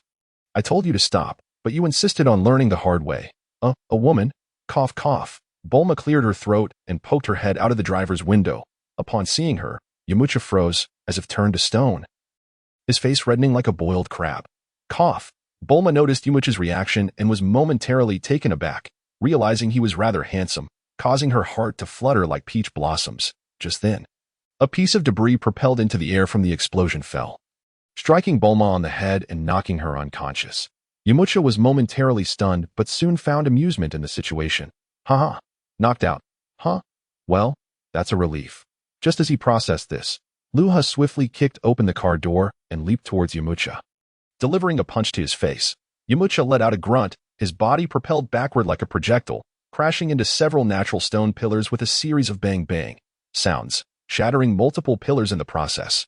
He became buried beneath the rubble, prompting Per to rush over in shock. Young Master Yamucha, are you all right? Woo-woo? Meanwhile, Wulong was pinned under the wreckage, with Goku's behind resting squarely on his face. Get off me. Son Wukong, he shouted. Goku, somewhat bewildered, climbed out of the vehicle, and Wulong, after catching his breath, hastily followed suit. Young Master Yamucha, please get up. I beg you, don't scare me like this. Per cried, desperately moving stones. Luha reassured them. Don't worry, he won't die. He'll just be momentarily incapacitated. This is merely a fitting response to what just transpired. What? You scoundrel! How dare you launch a sneak attack and still have the audacity to speak? Per retorted. Goku, puzzled, chimed in. Weren't you all sneak attacking just now? Not at all. We did call out first. Per argued. Luha sighed. What difference does it make whether you called out or not? Per. Are you the same Per who used to cry all the time in the Southern Transformation kindergarten? Suddenly, Wulong exclaimed, pointing at Per. You're that lecherous Wulong who used to bully me as a child. Pervert. Remove lecherous and pervert from that. Wulong quickly amended. With a sudden crash, Yamucha emerged from the rubble, rubbing his jaw in pain and bellowing. You, brat. It was you who hit me just now, wasn't it? Yes, it was I, Luha nodded. However, as soon as he spoke, Yamucha lunged forward, unleashing a flurry of attacks. Wulong fist. Bang, bang, bang. The unexpected barrage caught Luha off guard. He managed to block the first punch, but the subsequent strikes came too rapidly for him to defend against. To his astonishment, Yamucha delivered a powerful kick to Luha's abdomen. With that misstep, Luha found himself on the receiving end of a relentless assault as Yamucha's fist rained down upon his face, landing dozens of blows before executing a spinning kick to Luha's gut, sending him crashing to the ground face first. Wulong trembled in fear, hiding behind Goku. Luha was knocked down. Goku, quickly defeat him. What do you mean? Why should I defeat him? Goku asked, bewildered. Wulong, enraged, shouted. Don't you understand the situation we're in? Goku shook his head, leaving Wulong speechless. Yamucha coldly chuckled. That pig, you're quite bold, aren't you? Do you really think you can defeat me? Do you know that I am the bandit of this region? Me? How could I dare? Wulong whimpered, cowering behind Goku. Yamucha continued to smirk. I heard you used to bully Per when you were young, right? Don't worry, young Master Per. I shall avenge you. Thank you, young Master Yamucha. Just take down this fat pig. Per laughed. But, how can this be? Wulong grimaced. Per scoffed. Who said we're classmates? You shameless pervert. The worthless scoundrel who was expelled for stealing a female teacher's underwear. You. That's too much. I'll transform, Wulong shouted, suddenly morphing into a fly and darting away. Yamucha exchanged a knowing glance with Per and said, Per, yes. Per responded with a grin, transforming into a fly swatter and swatting Wulong down. With a loud smack, Wulong hit the ground, wailing, Oh no, must you go to such extremes? Of course. Per beamed with delight. Now, hand over your money and versatile capsules, and perhaps we shall spare your lives. Yamucha warned coolly. At that moment, Wulong shuddered and turned to Goku. Goku, you're quite strong, right? You should be able to defeat him. Shouldn't you? I can, but why should I? Goku nodded, still perplexed. Wulong, at a loss for words, replied, He's trying to kill us. Can't you see he just knocked Luha down? Luha is fine. Goku laughed heartily but then questioned seriously. Why do you want to kill us? Bah, one stubborn and one pretending to be foolish, huh? It seems I need to teach you a lesson to demonstrate my prowess. Yamucha brandished his large sword, suddenly discarding its sheath and lunging at the two opponents. Wukong furrowed his brow and swiftly drew his Rui Bang, expertly deflecting the attack, resulting in a crisp clang that echoed through the air. Wulong hastily evaded the strike, while Yamucha aimed a fierce kick directly at Wukong's head. However, Wukong, possessing martial arts skills unlike the unrefined Luha, managed to lower his head just in time, allowing the kick to sweep harmlessly above him. Seizing the opportunity, Yamucha swung his sword down towards Wukong's head once more. Yet, Wukong immediately positioned the end of his Rui Bang against Yamucha, bellowing, "Stretch, Rui Bang."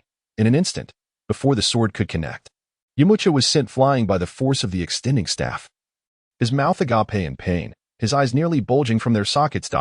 It hurts. What kind of stick is this that can extend? Could it be? But it is said that only that person possesses such a weapon.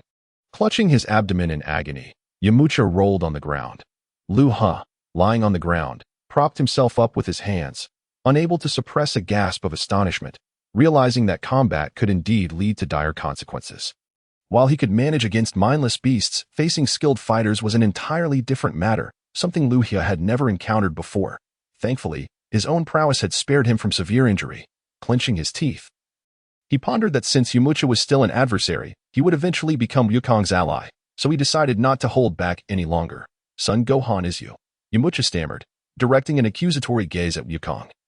But before he could finish, he sensed a figure rushing towards him, accompanied by the unforgettable name of a technique, sky-splitting egg kick.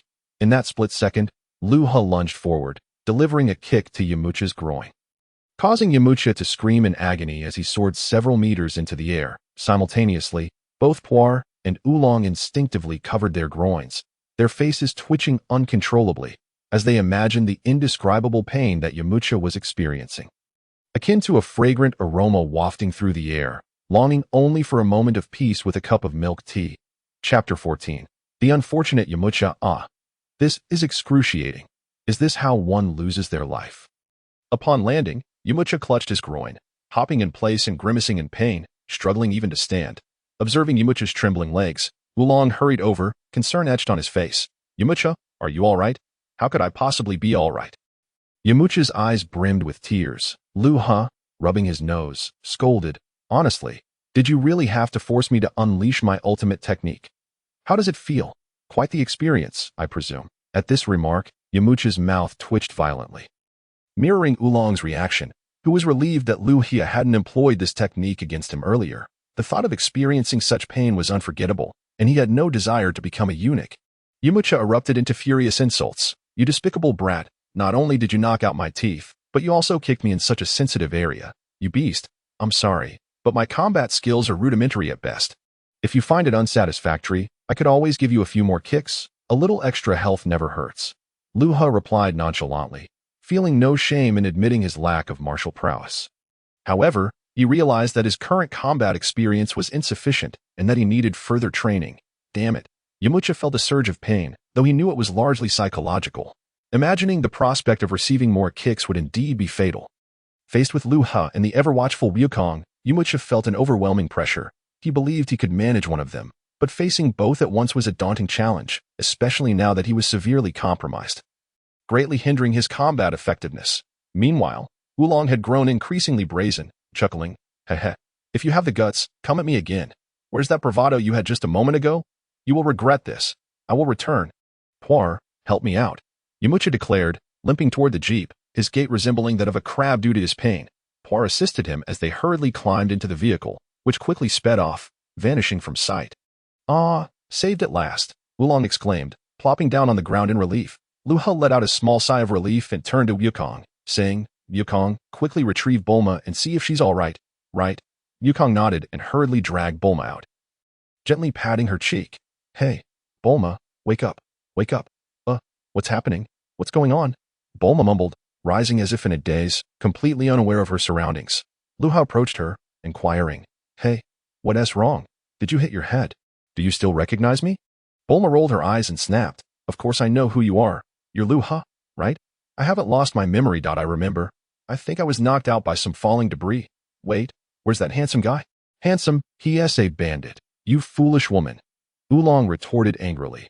Bulma shot back, "Mind your own business." At that moment, Wukong suddenly exclaimed, "Oh no, the car is on fire." "What? Get away!" Luha gasped, urgently pulling Wulong and Bulma several meters away, just as an explosion erupted behind them. Boom! Watching the smoke and flames rise, Bulma muttered in shock. What now? Is this the only car capsule left? After all, during their first encounter, Wukong had already damaged a couple of vehicles, and the remaining ones were motorcycles, which couldn't accommodate all four of them. Don't worry, Wukong and I can ride on the Nimbus cloud. You two can take the motorcycles. Luha suggested. Riding on a motorcycle with that guy? No way am I trusting you. Bulma retorted. Luha laughed.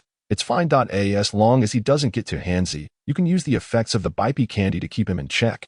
Oh my gosh. Please don't say that, Wulong exclaimed.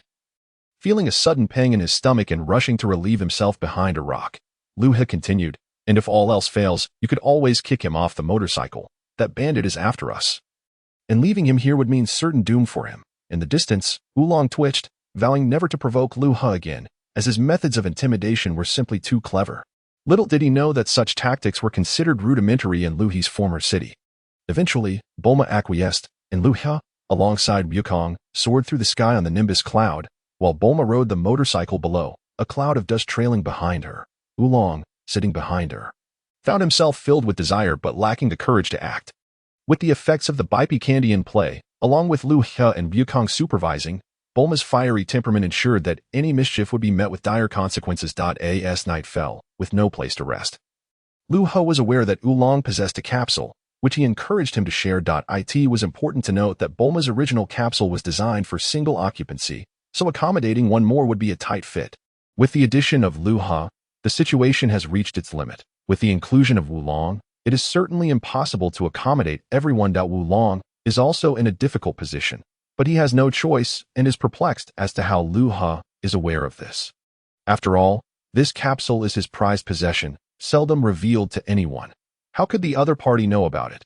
However, pondering over these matters is of no avail. Ultimately, Bulma resides alone in her own quarters, while Luha and the others occupy Wulong's cherished M-type capsule caravan. In terms of space, it can be considered quite spacious, and accommodating the three of them poses no issue at all. At that moment, behind a distant stone pillar outside the caravan, Ashu and Xiao are lurking. Ashu declares, according to reliable sources, they possess it. We must eliminate them and retrieve it, as per King Pilaf's orders. Xiao Wu replies, as they approach the caravan. They stealthily peer through the window. In an instant, both are taken aback, with Ashu exclaiming, "What should we do? Those two little brats are here." Xiao Wu reassures him. "It's fine. We will set the bomb and surely eliminate them." In agreement, Ashu nods and tears off a sticky timed bomb, hesitating for a moment before tearing off another one. Having set the timers, they prepare to affix them to the caravan when Xiao Wu suddenly taps Ashu's shoulder, exclaiming, "Ashu, someone is coming." "What? You can't tap me like that." Ashu exclaims in shock. Xiao Wu, puzzled, asks, "What is wrong? What do we do now? The bomb is stuck to my hand." Ashu shrugs helplessly. Xiao Wu, growing increasingly anxious, urges, "What are you doing? Hurry and stop it." "I want to, but I was thinking of placing 2 bombs to increase the chances of blowing them up. And unfortunately, my other hand got stuck too. I can't activate it. You must help me." Ashu laments with a mournful expression. Seeing 2 figures drawing nearer, Xiao Wu glances at the bomb and quickly exclaims, "We need to retreat. Wait for me. Help me." Ashu, wearing a distressed expression, hastens to follow her. Yamucha and Por cautiously approach, observing, and Yamucha chuckles. It seems they are quite affluent. However, Por hesitantly interjects, "But, Yamucha, with that woman around, aren't you afraid?" Yet, Yamucha promptly interrupts, "None of that matters. That brat dared to knock out one of my teeth and disrupt my appearance, not to mention kicking me in a sensitive area. I will make him pay tenfold." Chapter 15. Come out.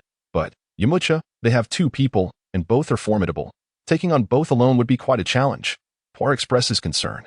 Yamucha, stroking his chin, contemplates, "I am aware of that, which is why we need a strategy." Yamucha, let us use the bombs to blow those 2 away. Por suddenly suggests. Yamucha immediately counters, "That won't do. It would destroy the capsule, and what if we don't kill them? What then?" Por queries in confusion. Yamucha ponders and replies, "Here's the plan. Once they fall asleep, you lure one of them out. I can handle one, but 2 is beyond my capability." Understood. Por nods, and the 2 move closer to the caravan.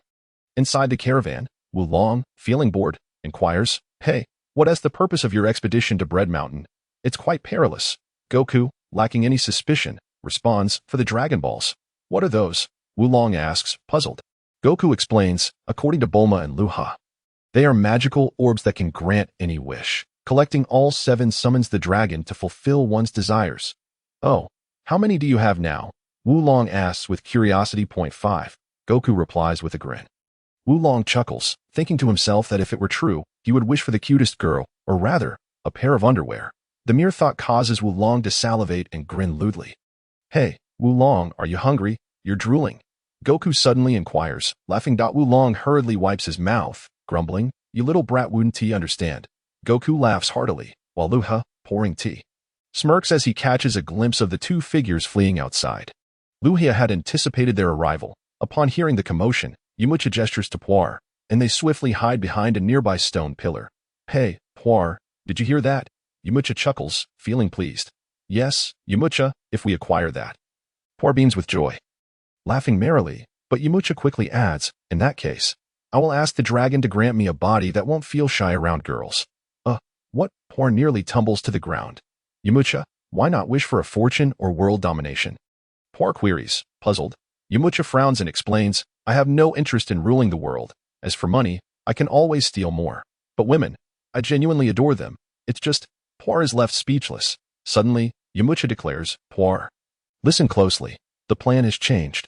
You create a diversion to draw them away while I steal. But what if only one of them follows? Puar asks uncertainly, no worries. That pig isn't our concern. Just lure one away, and leave the rest to me. Ideally, both would be best. Yamucha instructs. Understood. Yamucha, I'm on it. Puar exclaims as he flies off, shouting at the caravan, you lot, come out here. Instantly, Goku and the others emerge from the caravan. Goku, puzzled, asks, what is going on? I challenge you all. Dare to face me? Puar bellows. Goku swiftly brandishes his staff, adopting a fighting stance. All right, bring it on. Hey, watch out. As Goku leaps, swinging his staff, Puar is taken aback and interjects, wait, can we fight somewhere else? This. Goku starts to protest, but Luha pulls him back, firmly stating, no, if we're going to fight, it'll be here. You aim to lure us away and then steal, right? Wulong questions suspiciously. Puar stammers, struggling to respond, that's impossible. We robbers, how could we engage in thievery? Oh, is that so? Luha remarks with a hint of amusement, picking up 2 stones and weighing them in his hands. In an instant, he hurls one at a nearby stone pillar, the other flying in a different direction. A piercing scream echoes as Yamucha, having merely poked his head out, gets struck, resulting in a cry of agony. It is worth noting that it is the dead of night, and Yamucha's position is 100 meters away, merely peeking out. Who could possibly see him? However, Luha, with his heightened abilities, can perceive details more acutely than before. Goku, puzzled, glances towards the source of the scream. What was that noise? Come out, don't hide. Luha shouts. Soon, Yamucha emerges from the darkness, clutching his head, and upon seeing Luha, he erupts with anger. Is your only tactic to sneak attack and play dirty? Of course not, right? Shall we have another match? Just you and me? Luha proposed. Just you? All right, bring it on. Yamucha responded decisively, provocatively beckoning Luha with a finger. All right, prepare to be struck. Luha immediately assumed a stance and lunged forward. Suddenly, Yamucha called out, wait a moment. Luha paused, puzzled, what's wrong? You're not thinking of changing the arena, are you? Yamucha replied sternly, of course not. I merely wish to remind you that underhanded tactics are forbidden. Let us engage in a fair contest. Do you understand? Understood. Luha nodded vigorously. Good.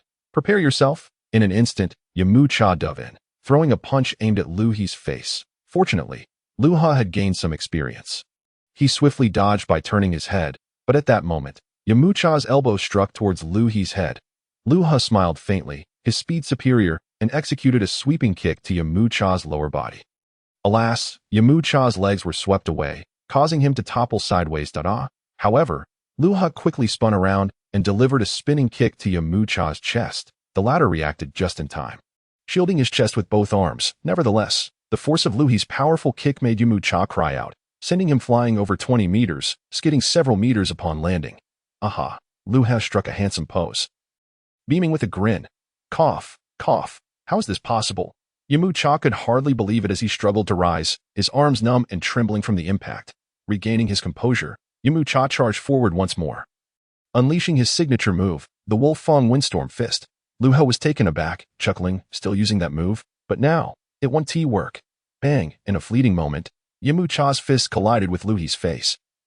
However, the latter merely staggered slightly. Before Yamucha could unleash his follow-up combo, Luha retaliated with a fierce punch. This move was brutish, akin to a savage struggle between beasts, trading injury for injury.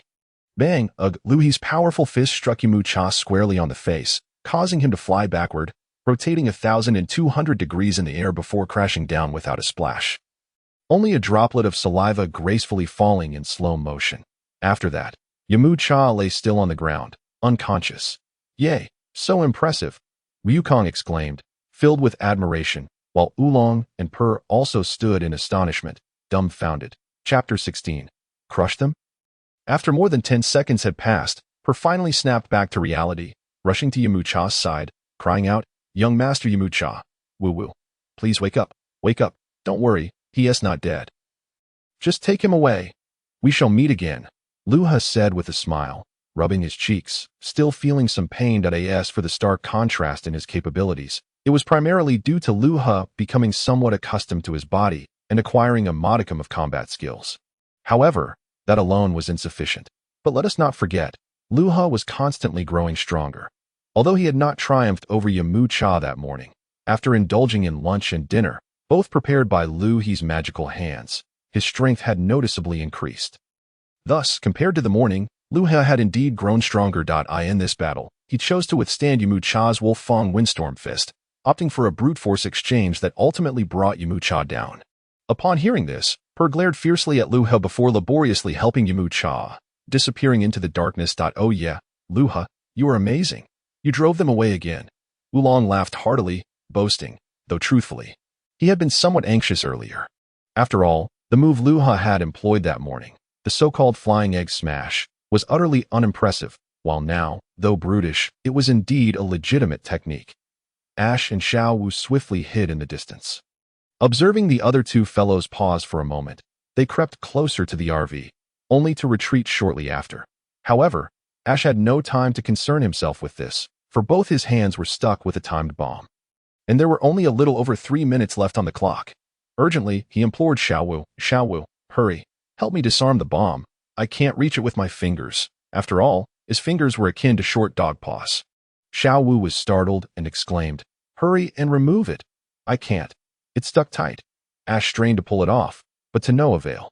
"Really, you idiot," Xiao Wu cursed under her breath, hastily trying to help disarm the bomb. However, after 20 seconds of frantic effort, she grew increasingly anxious as the bomb's timer dipped below 3 minutes. "Damn it. How do I stop this thing? Fool, it can't be stopped," Xiao Wu shouted in frustration. But at that moment, a stone came hurtling toward her. Initially, it seemed it would miss, yet it miraculously struck a stone pillar behind her, ricocheting back to hit Xiao Wu on the head. In an instant, she let out a muffled groan, a large bump forming on her head as she collapsed to the ground. Ash paused, noticing Xiao Wu had fallen, and heard Luha calling out, "Come out. Damn it. What's going on?" Ash felt a surge of anxiety, glancing towards Luhi's direction, only to see Yamucha emerging. He immediately felt relieved. However, looking back at the bomb in his hand, he squatted down. Shaking Xiao Wu, "Wake up. Don't leave me alone. We're going to die." Yet no matter how he shook her, Xiao Wu remained unresponsive. Glancing at the bomb, he saw there was now less than 2 minutes left, sending him into a panic. "Oh my god." There was no choice left. A sudden idea struck Ash, and he decisively removed his shoes. Then, using his toes, he adeptly pressed the button on the bomb, adjusting it repeatedly. Moreover, he utilized both feet simultaneously, for he had no time to adjust the bombs one by one. Otherwise, they would be reduced to mere ground meat. As seconds ticked away, Ash's anxiety escalated. Only 30 seconds remained before the bomb would explode. What to do? I can't stop it. Damn. I must succeed. Phew. Relief washed over Ash as he hurriedly pressed the buttons, realizing he could only extend the detonation time, setting it to the next morning. Upon discovering Wulong's RV, Bulma decided against riding her motorcycle, not wanting to endure the harsh sun and wind. "Wulong, why didn't you take out such a fine treasure earlier, if it weren't for Luhi's cleverness? I would have never known you had this," Bulma complained from the passenger seat, directing her displeasure at Wulong, who was at the wheel. Wulong's mouth twitched, retorting, "This is my only prized possession. You really have no shame?" Bulma frowned, countering, "Wulong, think carefully. From the moment you were captured by the village, you could have been hung from a tree and beaten 100 times. Who saved you when we encountered bandits yesterday? Now that you're asked to contribute a little, you act like it's the end of the world. Humph. Do you think I wanted to come to this godforsaken place? If not for that." Would I have encountered bandits? Wulong, in a state of agitation, exclaimed. However, at that moment, he heard the distant roar of an armored vehicle speeding towards them. This automobile, reminiscent of a tank, was equipped with a long cannon that instantly fired upon the RV. Fool, quickly take cover, Bulma urged in a panic. I know even without your prompting, Wulong retorted, abruptly swerving the steering wheel. With a thunderous boom, the shell exploded nearby, creating a deep crater over half a meter wide. The RV remained intact, though it shuddered slightly from the shockwave. Bulma clutched the handrail tightly, while Goku, being petite, was tossed to one side but swiftly regained his footing. Luha managed to grasp the handle just in time to steady himself. But Bulma suddenly screamed again. Here it comes again. Dodge. You are so annoying. Stop the incessant noise, Wulong shouted back, once more jerking the wheel sharply. This time, everyone was prepared, and they were not significantly jolted. With another resounding explosion, the shell detonated in the yellow earth beside them, creating yet another large crater. Luha quickly shouted, drive closer to the enemy. What? Isn't that tantamount to seeking death? My vehicle has no offensive capabilities. Wulong protested urgently. Luha, dismissing further debate, insisted, the further away the enemy's cannon is, the better we can leverage our advantages. If we stay too far, we become their targets. The closer we get, the less effective their shells will be. But that won't do. Even if their shells can't hit us, they could ram us, and my RV won't withstand that. Wulong lamented, his face a picture of despair. Luha reassured him, do not worry. Once we are close enough, the rest will be up to me and Goku. Hearing this, Wulong hesitated greatly, while Bulma, in a fit of urgency, threw Wulong to the back of the vehicle. Fool. Yes, right. Let me drive. Wulong, now sulking in the rear, lamented, your words sound so convincing, but this isn't your vehicle. In an instant, Bulma executed a sharp drift towards the enemy's armored car, while inside, Ashu cursed, what the hell? How did I miss? Quit your whining. Wasn't it your aim that fired the cannon? Little Dance, with a sizable bump on her head, retorted. Suddenly, she exclaimed, hey, they're coming at us. Fire the cannon. I know that without you telling me. Ashu replied in a panic, recalibrating to fire again, however, with a change of driver. Bulma skillfully executed a beautiful drift, successfully evading the shot. Luha pointed outside, and in an instant, both he and Goku leaped from the windows onto the roof of the RV, with a deafening boom. Ashu fired once more. Fortunately, Luha had brought a few stones the size of ping-pong balls, which allowed him to track the speed of the shelled in a flash. He hurled one stone with all his might, resulting in a tremendous explosion in the sky over 100 meters away. Oh yeah, Luha laughed heartily, noting that the two vehicles were closing in on each other rapidly, now less than 300 meters apart. Estimating the right moment, Luha instructed, Goku, take out that cannon. Extend. Rui bang. Goku nodded, instantly elongating his staff, which he swung towards the enemy's cannon. With a sharp crack, the cannon was severed. What? Ashu and Little Dance gasped in shock. With the cannon now broken, firing it could lead to disastrous consequences. What do we do, Little Dance? Ashu panicked. Little Dance gritted her teeth and declared, don't worry, I'll ram them. Chapter 17. Onward to Exploding Bread Mountain. Ram them. Ashu echoed, shouting in unison. Little Dance floored the accelerator, hurtling towards the RV. Bulma was not Na'vi. Crashing into their vehicle was akin to an egg striking a rock, when they were still 20 meters away. She executed a spectacular drift, not only dodging the impending collision, but also aligning the vehicle in the same direction as the enemy did on the roof.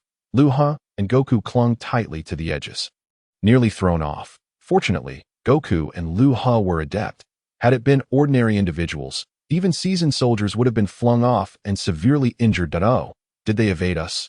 Little Dance exclaimed in surprise. Ram them again. Ashu urged, insisting that Little Dance try once more. Gritting her teeth, she swung the steering wheel towards the RV, but Luha shouted from the roof, Goku, trust me. Extend. Rui bang. Goku promptly complied, thrusting his staff towards the enemy's armored vehicle, effectively pushing back the oncoming assault. With a resounding crash, both vehicles experienced turbulence, nearly tipping the RV while the armored car swerved slightly. Inside, Little Dance clenched her teeth, yelling, no. Ashu, you need to attack. What, me? Ashu incredulously pointed at himself. Unwilling to join forces with the two eccentrics, Little Dance, unable to contain her frustration, shouted, fool, use a bomb, will you? Oh, got it. In an instant, Ashu popped open the car hood, half of his body protruding as he peered at Luha and Goku atop the RV. He retrieved a grenade, pulled the pin, and hurled it towards the duo. Yet, Luha caught it effortlessly and, without missing a beat, tossed it back at Ashu. Oh dear! Ashu gasped, hastily retreating into the armored vehicle and sealing the hood tightly. But with a thunderous explosion, the armored car jolted violently, the entire hood blown clean off. Little Dance erupted in a tirade. Ashu, you fool! What on earth are you doing? Coughing out black smoke, Ashu felt incredibly frustrated. It was as if the vehicle's roof had been blown off. Seeing this, Goku and Luha couldn't help but burst into laughter. Ha ha ha. How hilarious. Ashu clenched his teeth, preparing to throw another grenade, but hesitated, realizing the risk of another counterattack. Holding on to one for too long was perilous, especially given the capabilities of his opponents. Suddenly, a brilliant idea struck him. He pulled out a stacked detonator bomb and hurled it towards Luha and the others. Laughing, Hiki, this thing is remote-controlled. The detonator is right here. However, Luha caught it again, while Ashu laughed, seeing Luha remain still, ready to detonate the bomb. Yet, to his astonishment, Luha opened his mouth wide and bit down on the explosive, swallowing it whole. Hey, blow up, Ashu stammered, momentarily stunned by Luha's action. But by the time he pressed the button, it was too late. The bomb had ceased to function. Tastes pretty good. Thanks for the gift. Goku, let us go. Luha laughed heartily, leaping onto the armored vehicle, followed closely by Goku. Ashu, terrified, turned pale and pleaded, brothers, please, don't be rough with me. Don't worry, I won't harm you. I'll make you fly. Luha replied with a calm smile, effortlessly lifting Ashu by the collar with one hand. In an instant, he was hurled away, crashing down over 30 meters behind the vehicle, accompanied by a cacophony of anguished cries. Ah, my mother, oh, it hurts. Upon hitting the ground, he rolled several times, leaving Ashu battered and bruised, likely with several broken bones. Yet, for Luha, this was a rather effortless act. After all, the opponent had just employed a bomb, and a moment's carelessness could have resulted in fatal consequences. Luha had merely tossed him from the vehicle, a display of considerable mercy. What should we do? Wukong inquired, pointing at the petite figure of Xiaowu below. Forget it, let us send them down together. Luha suddenly dove back into the car, grasped Xiaowu, and flung her out, eliciting several more wails of distress. In Luhi's hand was a grenade, stealthily pilfered from Ashu. And signaling to Wukong, he promptly pulled the pin and hurled it into the armored vehicle. In the blink of an eye, both leaped back onto the roof of the RV. Wukong, as soon as they landed atop the RV, Luha called out. Wukong instantly understood that the armored vehicle was merely a little over 4 meters away from the RV. At such proximity, an explosion would undoubtedly inflict damage on their vehicle. Stretching out his Rui Jingu Bang, Wukong propped it against the front of the armored vehicle, slightly redirecting its trajectory. Bulma had been keenly awaiting her moment. Upon seeing the two land on the roof, she swiftly turned the steering wheel to the opposite side and accelerated to maximum speed. Boom! Instantly, the armored vehicle erupted like popcorn, bursting forth in an explosion as beautiful as fireworks, for it housed a considerable amount of ammunition. Hence, upon detonation, the spectacle was undoubtedly magnificent. Whoosh, whoosh, whoosh. Debris from the explosion whizzed past their heads, yet Wukong and Luha exchanged smiles, clapping and laughing in jubilation. Yay! Success! Hooray! We're saved! Bulma and Wulong both exhaled in relief, while Wukong and Luha re-entered the vehicle through the window, continuing their journey towards Bread Mountain. 2 kilometers behind them, Yamucha and Pua trailed closely, lowering their binoculars. I never imagined those two would be so formidable. They survived that explosion, and I thought the armored vehicle would suffice. Yamucha vented in frustration. Master Yamucha, you shouldn't speak so lightly. After all, they truly possess great abilities, Pua hesitantly replied. Yamucha offered no rebuttal. He had indeed been bested by Luha the previous night. Pondering deeply, he pulled out a map and, upon examining it, exclaimed, "This direction leads to Bread Mountain?" Huh, Bread Mountain. That's the territory of the Bull Demon King? Pua responded, astonished. Instantly, Yamucha burst into laughter. If that's the case, they are likely to confront the Bull Demon King. At that time, we shall witness a splendid spectacle. Indeed, Master Yamucha, you are truly wise and astute. Pua praised with a smile, as if a glimmer of hope had sparked within him. Yamucha grinned mischievously, revealing a gap where a tooth was missing, his smile both cunning and comical. Hee. Once they are dealt with by the Bull Demon King, I shall seize the opportunity to claim what is rightfully mine. Chapter 18. Confrontation with the Bull Demon King. As they sped along, after nearly half a day's journey, Bulma had pushed the vehicle to its utmost limit. finally arriving at Bread Mountain from a distance. They could see a burning castle atop the mountain, and upon reaching this place, the temperature had risen considerably, even more sweltering than the arid desert. This truly Bread Mountain. It seems unbearably hot. Bulma remarked, gazing at the raging flames engulfing the mountain. Wulong expressed concern. Are you really going to go there? It's inhabited by the Bull Demon King. It's quite terrifying. Does the Bull Demon King reside within those flames? Wukong asked curiously. Wulong rolled his eyes and replied, of course not. Many years ago, the Bull Demon King's castle accidentally caught fire, resulting in its current state. Many treasures remain inside, and over the years, numerous individuals have perished at the hands of the Bull Demon King. Drawn by the allure of wealth. It is said that while he cannot enter, he patrols the vicinity, guarding his treasures. If we are discovered, we will surely meet our demise. As they continued onward, Bulma scoffed dismissively. It is not as terrifying as you make it out to be. Rest assured, with Wukong and me here, we'll be just fine. Luha chimed in with a smile. Before long, they found themselves less than 100 meters from the castle. Yet the heat was so intense that ordinary folk could not approach. Bulma glanced at the radar, which indicated that the target was indeed inside the castle. She promptly declared, according to the readings, it must be within the castle. Wukong, why not use your Nimbus to see if you can enter from above? All right, I'll give it a try. Wukong replied, promptly stepping onto the Nimbus and soaring towards the castle's heights. However, before he could get close, he suddenly turned tail, crying out in pain. Ouch, ouch, ouch, it's scorching. Wukong frantically patted the flames on his body as he hastily returned. Bulma couldn't help but roll her eyes. You lack perseverance. You should have endured a bit longer. I can't help it. Bulma, it's simply too hot. I can't stand it. Wukong admitted, his discomfort evident. Then Luha spoke up. Wukong, let me try the Nimbus for a moment. I want to see for myself. Sure. Go ahead. Wukong said, dismounting the Nimbus to let Luha take a turn. Luha leaped onto the Nimbus and headed toward the castle, maximizing his innate abilities.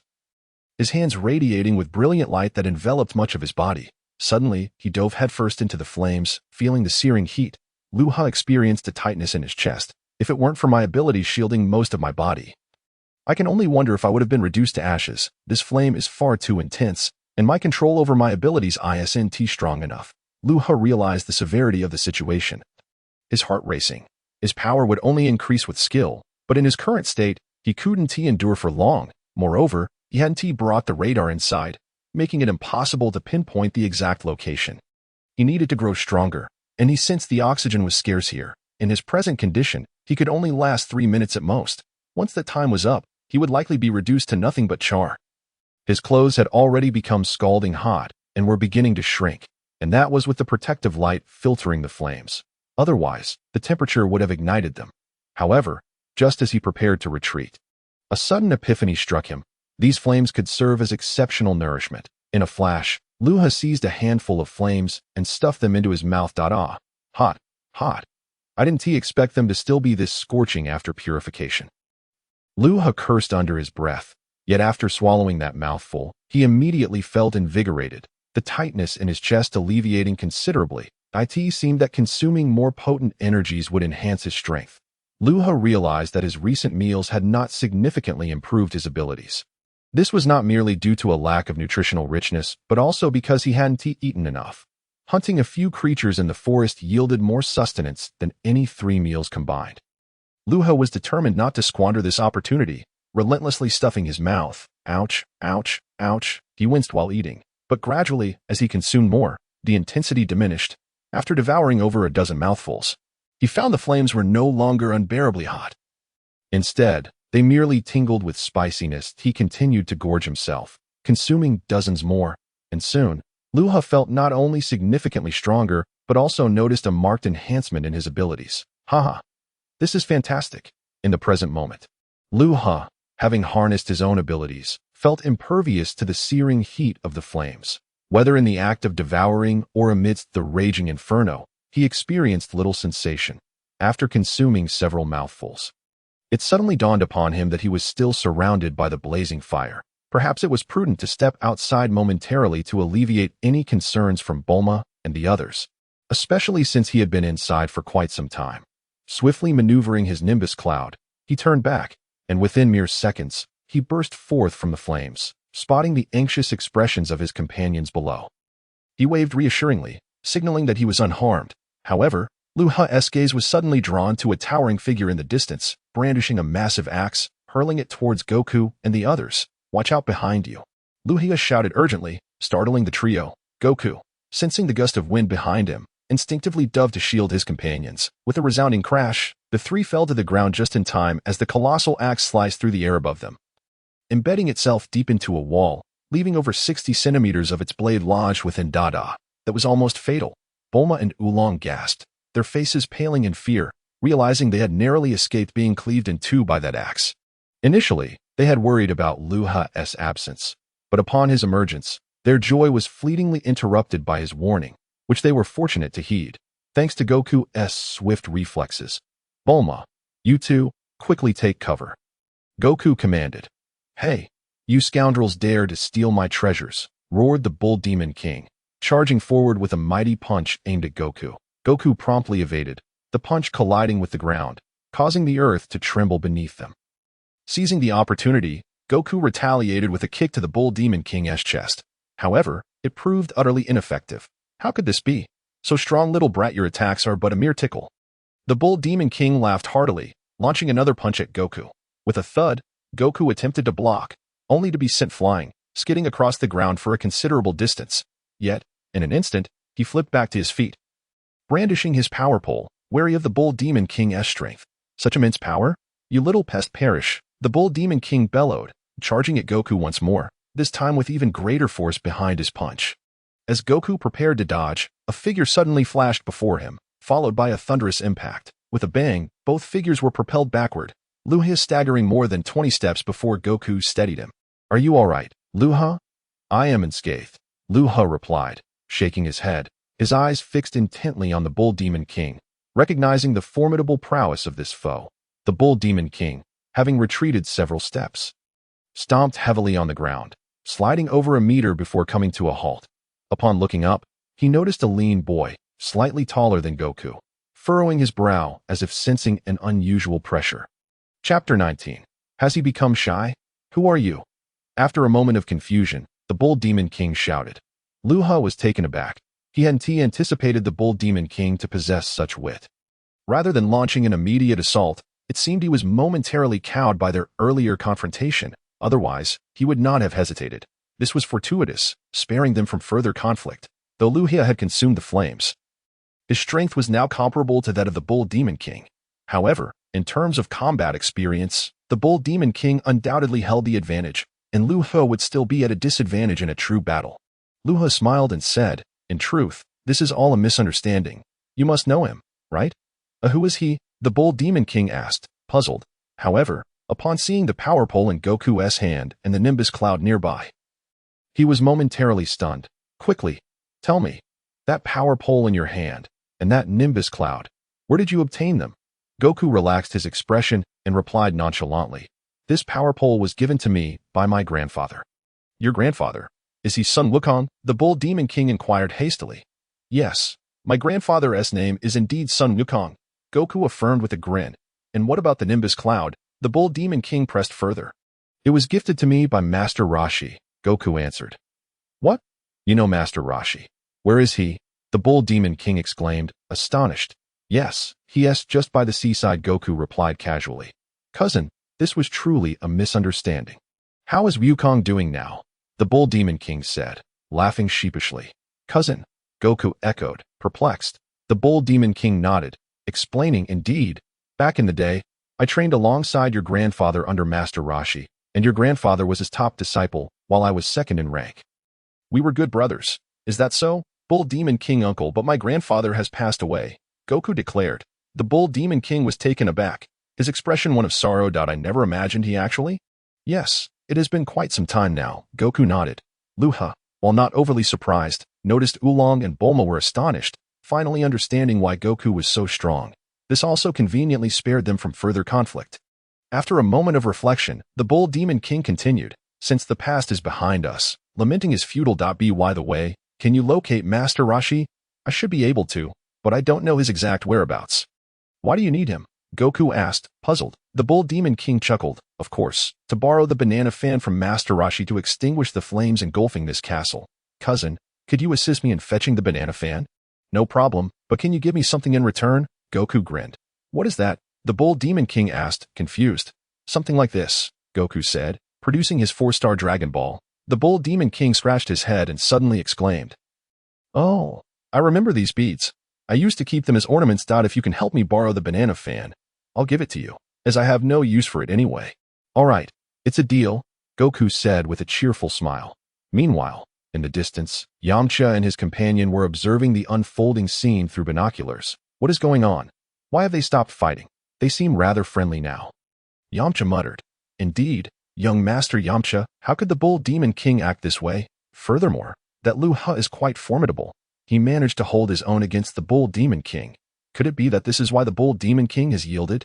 Poor speculated nearby. Who knows? Yamucha replied, irritated. Suddenly, a voice questioned from behind.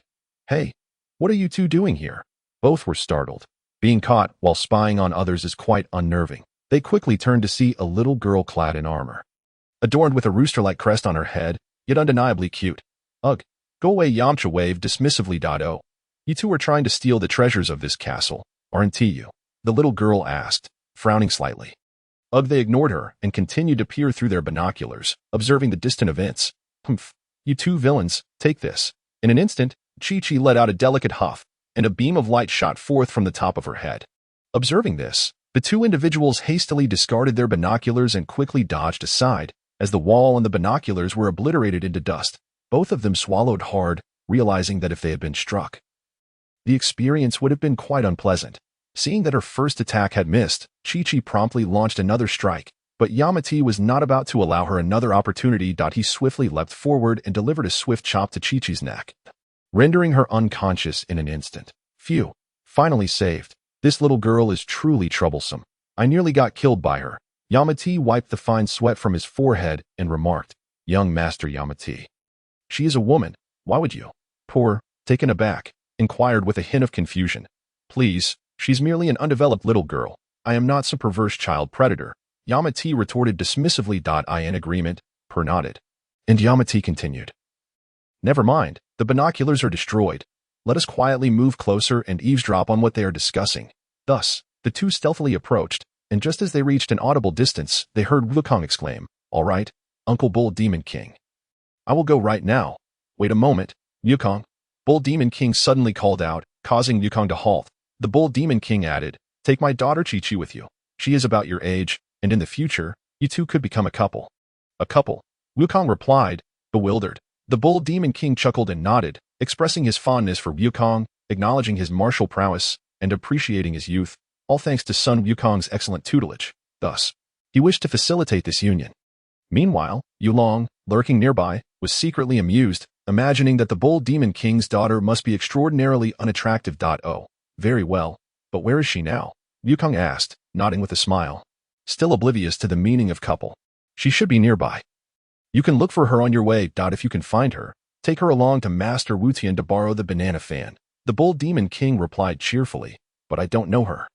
Wukong protested. The Bull Demon King smiled and produced a photograph. Don't worry, I have a picture of her. See? Wukong glanced at it briefly, merely nodding, while Wulong, intrigued, peered over and exclaimed, Wow, she's so cute. However, the most alarmed was Yamucha, who, just as he and Poor peeked out, realized that the girl in the photograph was the very one he had just knocked out. In a panic, he broke into a cold sweat, realizing the gravity of his blunder. In an instant, he and Poor darted back to their previous position, and Yamucha shook the unconscious Chi-Chi vigorously, exclaiming, Miss Chi-Chi, please wake up. The violent shaking roused Chi-Chi, who, upon opening her eyes, prepared to launch an attack on Yamucha once more. The latter hastily explained, Miss Chi-Chi, please do not be angry. I meant no harm. How do you know my name? Chi-Chi asked, taken aback and filled with suspicion. First, I must apologize to you, Miss Chi-Chi. I accidentally harmed you earlier.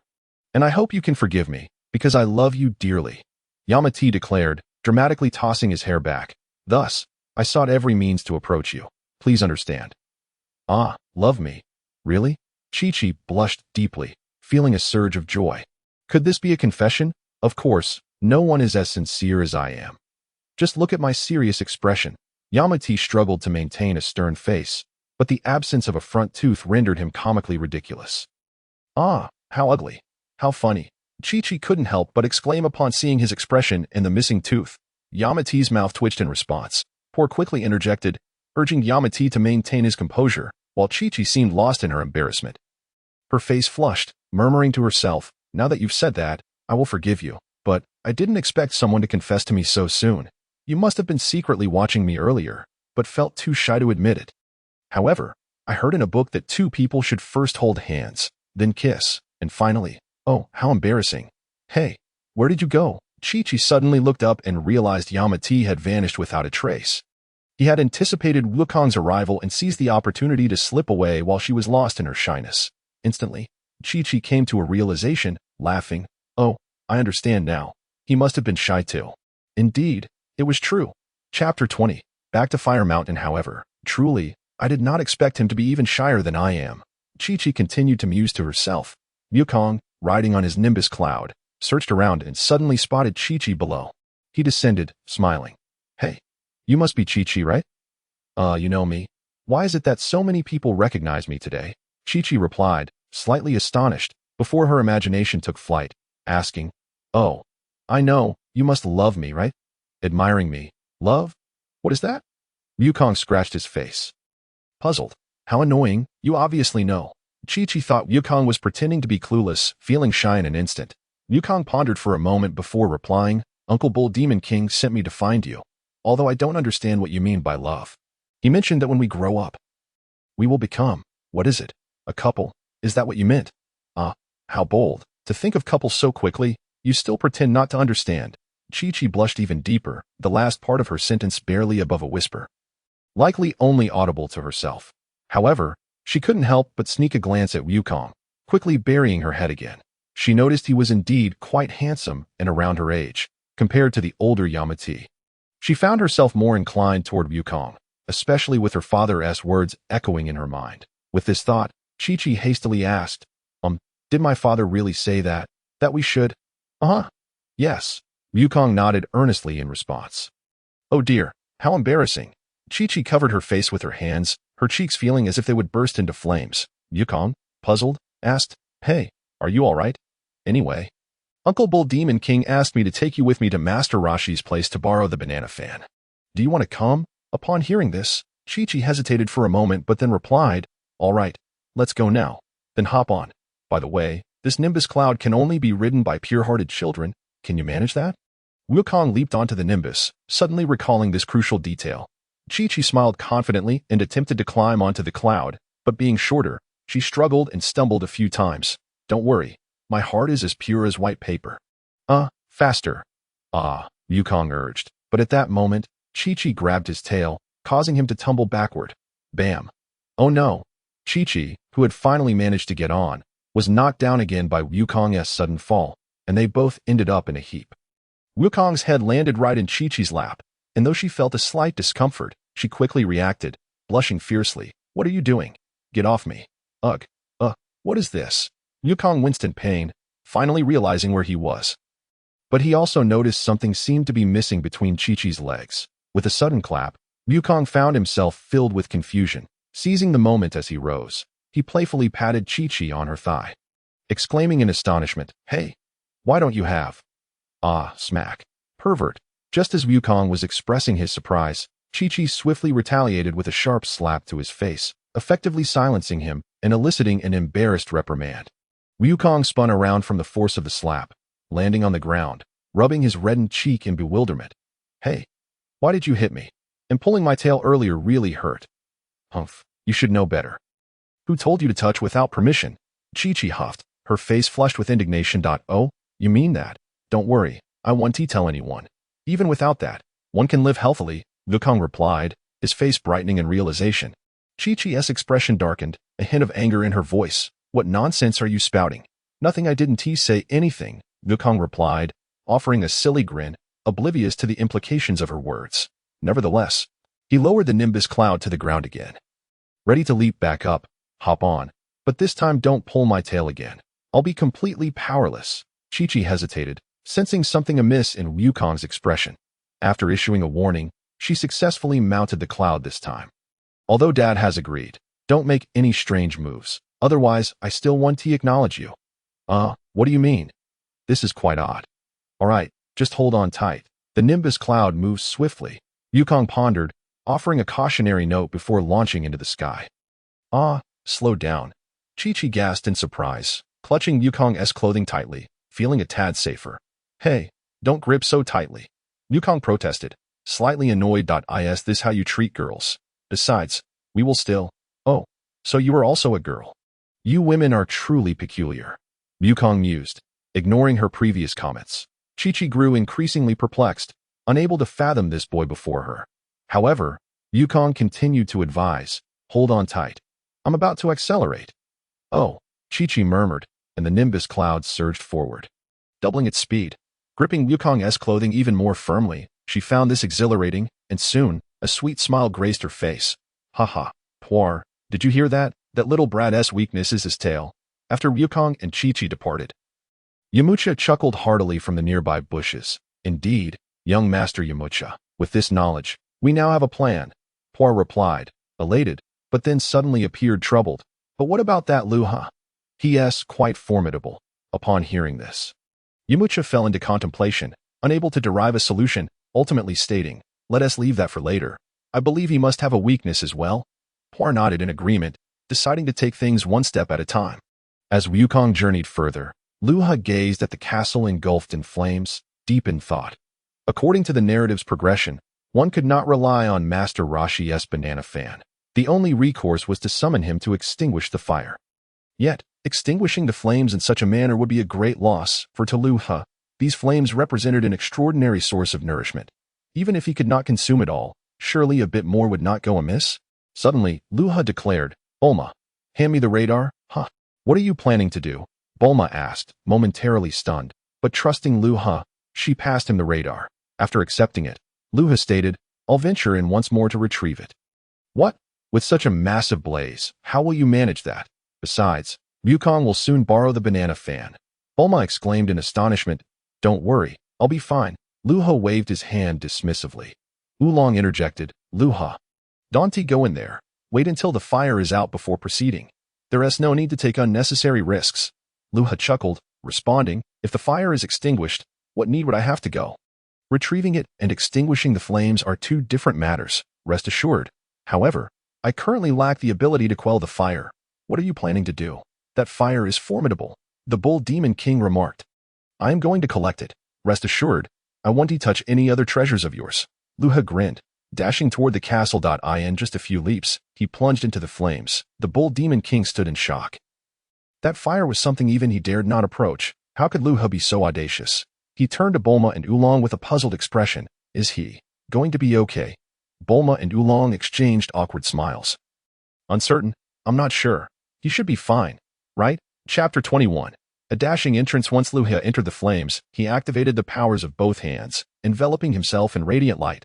Without hesitation, he tucked the radar into his pocket and began shoving the flames into his mouth. This tastes delightful. Luha praised as he savored the fiery delicacies. Indeed, it was true. Previously, when he consumed it, there was little flavor, only a burning sensation. However, as time passed, the spiciness intensified and gradually mellowed, ultimately becoming quite delectable. This transformation was primarily due to his prior weakness. Now that he had grown stronger, both in ability and strength, he was far superior to before. After indulging for several minutes, he clenched his fists. Feeling confident that his current power surpassed that of the Bull Demon King, Luha also noticed that, whether due to antibodies or another reason, his rate of power increase from consuming the flames had significantly slowed. The speed of enhancement had diminished several-fold, and the flame's effect on him had also decreased substantially. Consequently, Luha felt no urgency to continue feasting. After all, further consumption would likely yield little benefit unless he remained in the blaze incessantly. Yet, soon, Master Rashi would extinguish the fire. Although it would flare up again in a few years, that was a matter for the future. For now, he needed to focus on the present. Thus, Luha pulled out the radar, continuing to consume the flames while searching. Upon ascending to the second floor of the castle, he noted that the structure was surprisingly resilient. Despite the inferno, it had not collapsed. However, as Luha set foot on the staircase. He quickly realized his misjudgment. With a sudden crack, he found himself stepping into thin air, the staircase disintegrating beneath him. Clearly, this castle was no longer safe to traverse. Nevertheless, Luha observed the radar indicating a position above him. Though he was uncertain of the exact floor, yet, this challenge posed no obstacle for Luha. Fortunately, he had come to regard stones as his weapons, and he still possessed over a dozen small stones.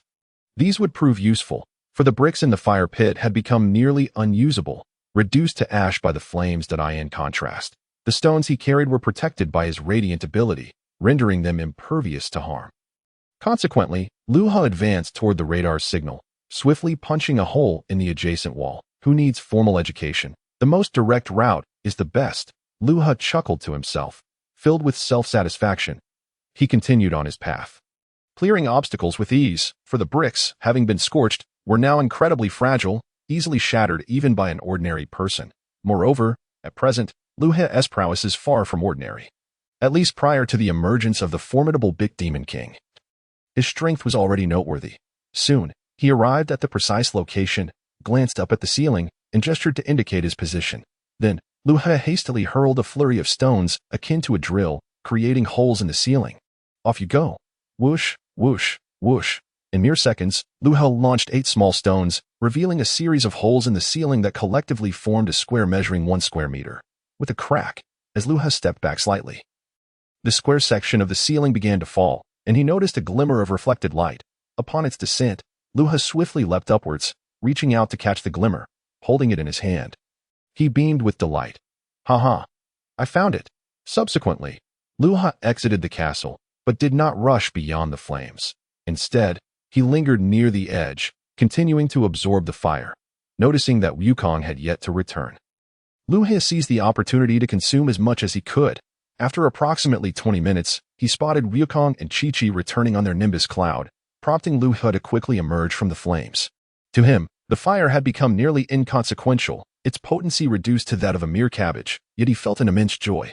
His strength had indeed increased, and he pondered how many years of diligent training it would have taken to achieve such progress under normal circumstances.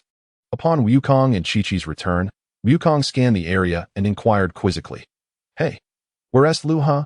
Bulma and Wulong replied, "He went in to retrieve something, and hasn't he come out yet? We have no idea how he is faring. He should be fine. He previously spent quite a bit of time in there without issue," Wukong said with utmost confidence. However, the Bull Demon King expressed his anxiety. "Wukong. Chi-Chi, what about the banana fan? The banana fan was knocked away by the old man, so we can't borrow it," Wukong replied. Upon hearing this, the Bull Demon King wore a distressed expression, sighing mournfully, "Alas. It seems this fire cannot be extinguished. But I have summoned Master Rashi. He claims he has a way to put out the flames." Wukong chuckled. "What? Then what about Wu Tian?" The Bull Demon King exclaimed with delight. "He is on his way. He should arrive shortly," Chi-Chi reassured.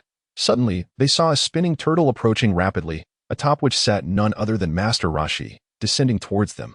Glancing at those below, which included Bulma and his second disciple, he thought to himself that he must make a grand entrance. With a leap, in an instant, Master Rashi jumped from dozens of meters high, landing gracefully amidst the astonished gazes of all present. He maintained a bowing posture, with his hands striking a stylish pose. Just as he was about to rise and greet them, he felt a sharp pain in his back. "Hey everyone." Before he could finish his greeting, a figure swiftly descended, landing squarely on his back and pinning him to the ground, while that person remained standing atop him. Witnessing this scene, everyone gasped in astonishment, with Chi-Chi exclaiming, "So weak, I knew you weren't Master Wu Tian." Luha was momentarily taken aback. Why did everyone's attention suddenly converge upon him? He hadn't even informed them of his findings yet. You little brat, where did you spring from? Get off my back," Master Rashi yelled in pain, scolding Luha who stood upon him. I thought something fell off." Luha also blinked, quickly jumping down. Instantly, he found himself in an awkward predicament. Puzzled, "Master Rashi, where were you squatting just now? I truly didn't see you." Due to Luha's significant boost in strength, his body was still adjusting. Upon seeing Wukong return, he greedily indulged in a couple more bites. He then rushed over, only to discover Master Rashi crouching behind a crumbling wall. Although Luha was formidable, he lacked the ability to see through walls, thus he inadvertently stepped onto Master Rashi's back. As for why he didn't feel anything beneath his feet, It was simply because Luha had grown stronger. He no longer felt the difference between standing on stone or earth, let alone a person's back, especially since he had yet to fully adapt to his newfound strength. Master Rashi rose, brushing off the dust from his clothing, casting a disdainful glance at Luha, muttering with displeasure, "You again. It seems trouble always follows you." Chapter 22. The Real-Life Kamehameha Ha. Luha scratched his head in a silly manner, for he genuinely hadn't seen him in response. Master Rashi rolled his eyes, feeling that it was indeed Luha's presence that had led to his predicament. Otherwise, Wukong alone would have been easy to deceive, and he wouldn't have ended up with a gift and a scolding from Bulma. At that moment, the Bull Demon King set aside previous events and approached, bowing respectfully. "Master Wu Tian, it has been a while." "Your disciple pays his respects." With a thud, as he bowed, he nearly lifted Master Rashi off the ground. Master Rashi hurriedly adjusted himself, clearing his throat. "Bull Demon King, I've heard your reputation has taken a turn for the worse lately. I hear you've killed quite a few people in your quest for treasure." The Bull Demon King quickly acknowledged his faults, humbly apologizing, while Bulma and Wulong looked on in astonishment. They never expected that the seemingly frail Master Rashi would command such respect from the Bull Demon King. Master Rashi continued to admonish him, urging him to correct his attitude, then glanced at the flames surrounding the castle, muttering, "Can't even handle such a small fire. Honestly, I'm ashamed, Master," the Bull Demon King humbly replied. "Please, Master Wu Tian, assist us in extinguishing the flames." "Humph." Master Rashi nodded in a serious manner, then turned to Wukong, beckoning him. "Come here, Wukong, about that matter we discussed earlier. How has it progressed?" "Oh, I'll consult Bulma about it." Saying this, Wukong tugged Bulma aside, while Master Rashi followed closely behind. Luha, surprised, followed suit, and soon overheard Master Rashi speaking with a sly grin. "How about this? Isn't this proposal rather appealing? What? Why do you want to see my figure?" Bulma, known for her fiery temper, immediately grew irate, shouting, "Shh, keep your voice down," Master Rashi cautioned, fearful that the Bull Demon King or Chi-Chi might overhear, which would tarnish his reputation. Hiding behind a nearby wall, Yamucha and Por nearly stumbled upon hearing this. Could this old man really be so lecherous? "Are you certain you're truly a master? How can you harbor such lewd thoughts?" Bulma regarded him with skepticism and disdain. Displeased, Master Rashi sheepishly poked his fingers together, chuckling awkwardly. Even masters have moments of curiosity about the female form. "That being said, will you truly help us extinguish the flames? But let me be clear, no matter how powerful you are, you must put out the fire first," Bulma insisted. Of course, if you don't extinguish the fire, you won't be able to obtain that orb from the castle, Master Rashi replied with a smug smile. Bulma couldn't help but twitch her lips, shooting a glare at Wukong, muttering under her breath, "Chatty Wukong." However, at that moment, Luha suddenly appeared beside them, producing an orb and smiling. "Don't worry. I've already retrieved it from the castle." Instantly, Bulma, Wukong, and Master Rashi were taken aback, as Bulma counted the stars on the orb, realizing it was indeed true, and she burst into laughter. "Yay, that's fantastic. How could I have forgotten about you? Luha, you're simply amazing. It seems this lecherous old man's wish has been thwarted. Impressive. You actually managed to retrieve it directly," Wukong exclaimed in admiration. However, Master Rashi appeared to have suffered a significant blow, clutching his heart and cursing under his breath, "I despise you. You little rascal." Luha smiled lightly and replied, "Master Rashi, please do not be angry. Although I have successfully retrieved it, the fire must still be extinguished." This was a promise made by Wukong to the Bull Demon King, and since the Bull Demon King is also your disciple, you surely cannot simply ignore it, can you? Master Rashi was momentarily speechless, cursing Luha 1,000 times in his mind, unable to articulate his thoughts. Was this brat truly his nemesis? Yet, Luha was not Master Rashi's nemesis. Rather, he understood the character of Master Rashi well. Although he had a penchant for lechery, he was remarkably serious when it came to matters of importance.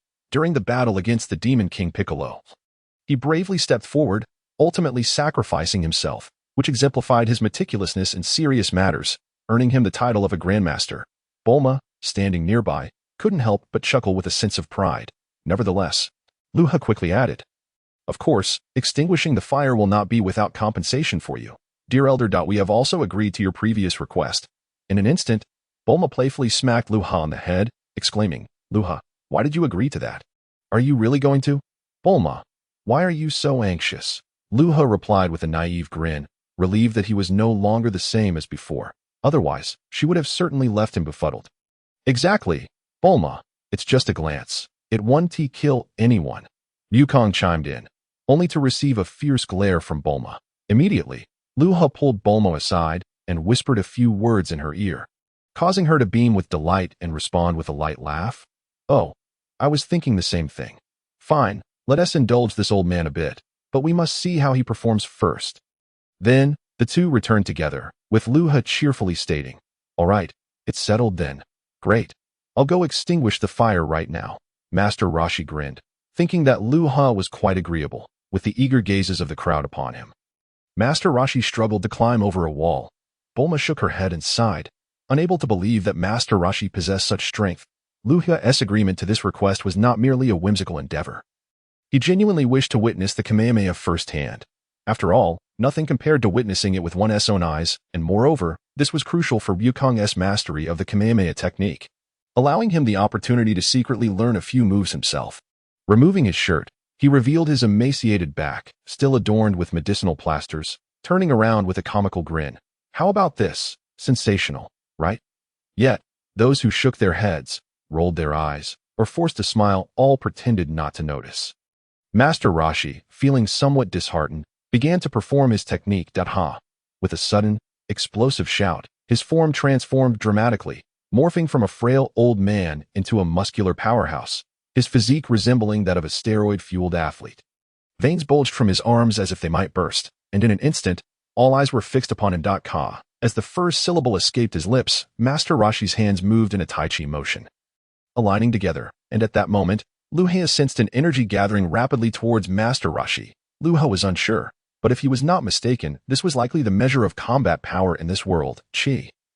Perhaps, me. As the second syllable emerged, his hands drew back, his body adopting a slight bow. Ha. In that instant, Luha felt the energy converging in a powerful surge between Master Rashi's hands. Ha. In a split second, Master Rashi thrust his hands forward, releasing a beam of energy that illuminated the surroundings, casting a blinding light. So powerful. The crowd, astonished, could only marvel, with Luha no exception. Initially thinking himself formidable, he now realized he fell short in comparison. If this was Master Rashi's full strength, then Luha's prowess was likely only around 60 of that, and that was a generous estimate. Clearly, he needed to become even stronger. Luha believed that given a little more time, he would undoubtedly surpass this limit. As the brilliant light faded, it left behind no trace, and along with it, the castle and a mountain in that direction vanished as well. The crowd stood in stunned silence, Luha included, witnessing a mountain being reduced to rubble with a single attack.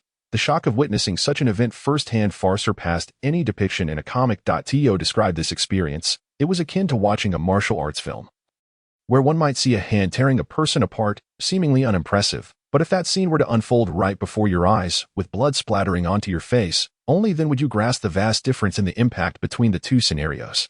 Chapter 23. No good comes of you. Wow. Grandpa is amazing. Wukong exclaimed with a hearty laugh. Master Rashi wiped his brow and replied, Oh, it's nothing special. However, Teacher Wutian, although the fire is extinguished, the castle is. The bull demon king stammered.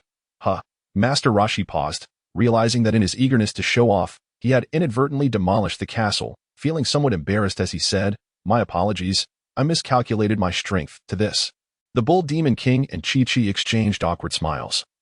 And Chi-Chi remarked, It's no problem losing the castle. As long as the fire is out, we can rebuild the castle later.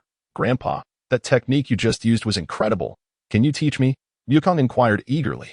Master Rashi pretended to adopt a profound demeanor, waving his hand dismissively. No.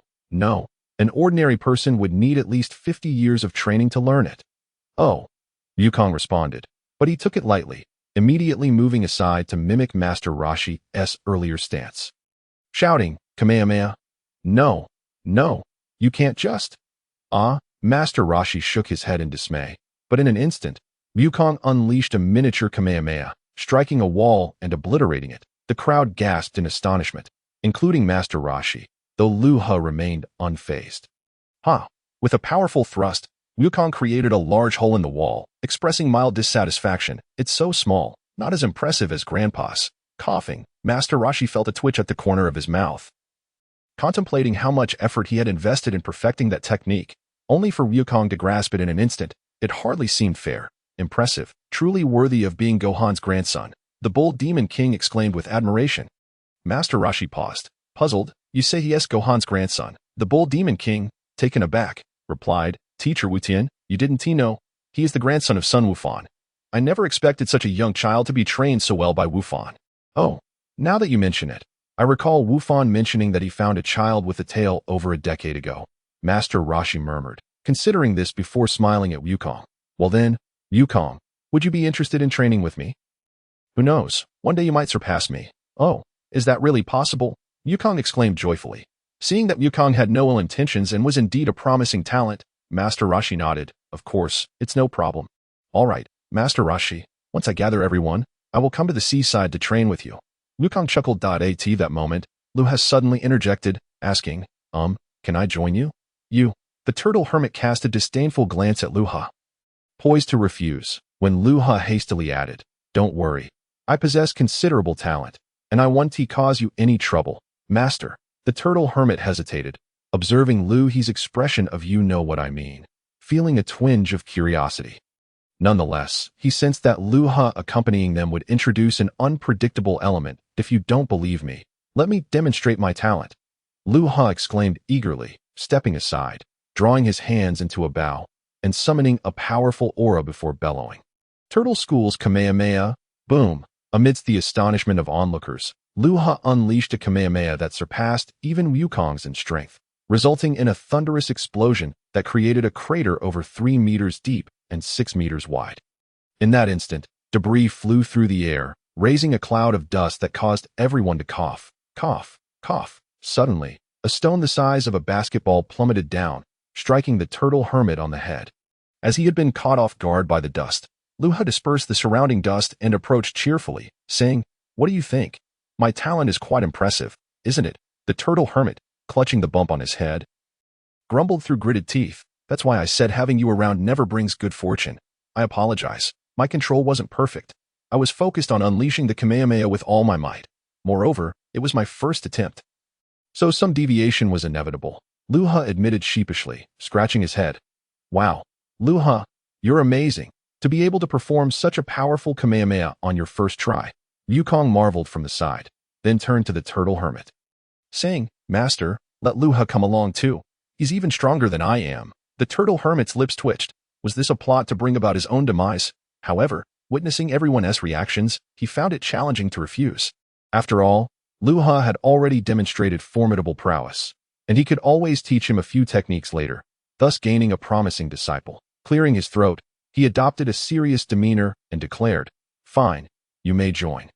But you must adhere to my instructions, otherwise you will be expelled from my tutelage. Great, no problem. Luha laughed heartily, secretly hoping to enjoy some good food along the way, although accompanying Bulma would have been more advantageous. Given her affluent background, Luha was also eager to learn how to control his current body, strength, and energy manipulation. After all, if he became significantly stronger in the future without proper control, he might inadvertently destroy the Earth. Furthermore, possessing immense power without the ability to wield it effectively would be futile. Luha believed it essential to accompany them for learning. Wasn't he Wukong's son, Gohan, also endowed with remarkable potential? Yet, lacking the ability to utilize it rendered it useless. Both Wukong and Vegeta were tirelessly striving every moment. Once they ceased their efforts, it would be easy for others to surpass them, as the pursuit of knowledge is endless. By the way, what about the promise you made me earlier? The turtle hermit mumbled under his breath. Rest assured, Luha replied with a grin. He then pulled Wulong and Bulma aside, revealing the plan to Wulong. Initially, Wulong was reluctant, but under Bulma's coercion, knowing he had consumed the BB candy, and with Bulma promising him a pair of underwear, he eventually agreed with satisfaction. Subsequently, they called upon the turtle hermit, fulfilling his wish. While Wulong reveled in the process, causing the turtle hermit to bleed from his nose. Afterward, the group parted ways once again, although the Ox King wished for the turtle hermit to stay and reside with them. The turtle hermit preferred a tranquil life. Luha and the others were determined to embark on another adventure to locate the final Dragon Ball. During their farewell, Chi-Chi reminded Wukong to promise to marry her when they grew up. Although Wukong didn't comprehend the meaning, he agreed nonetheless. Finally, Luha and the others set off on their journey once more, while Yamucha and Poir, who had been eavesdropping, were filled with mixed emotions. The Ox King's ceasefire. The emergence of Luha, who could traverse Flame Mountain, and now the arrival of an even more formidable turtle hermit left them bewildered. The astonishing technique, Kamehameha, not only astounded them but also Wukong and Luha, who each unleashed their own Kamehameha, thereby becoming disciples of the turtle hermit. Now, how would they contend? Although they couldn't fathom it, Yamucha and Poir stealthily followed Luha and the others, waiting for an opportunity to strike. Chapter 24. The rabbit gang heaving a cheerful sigh, Luha poked his head out of the car window and shouted joyfully, inhaling the fresh air, which felt splendid. He had not only become a skilled fighter, but had also mastered the Kamehameha. Witnessing a remarkable leap in his combat prowess, Wulong rolled his eyes in disdain, questioning why he had to drive. Noticing Wulong's expression, Bulma reprimanded him. Wulong, what kind of attitude is that? Just drive properly. Those two can't drive.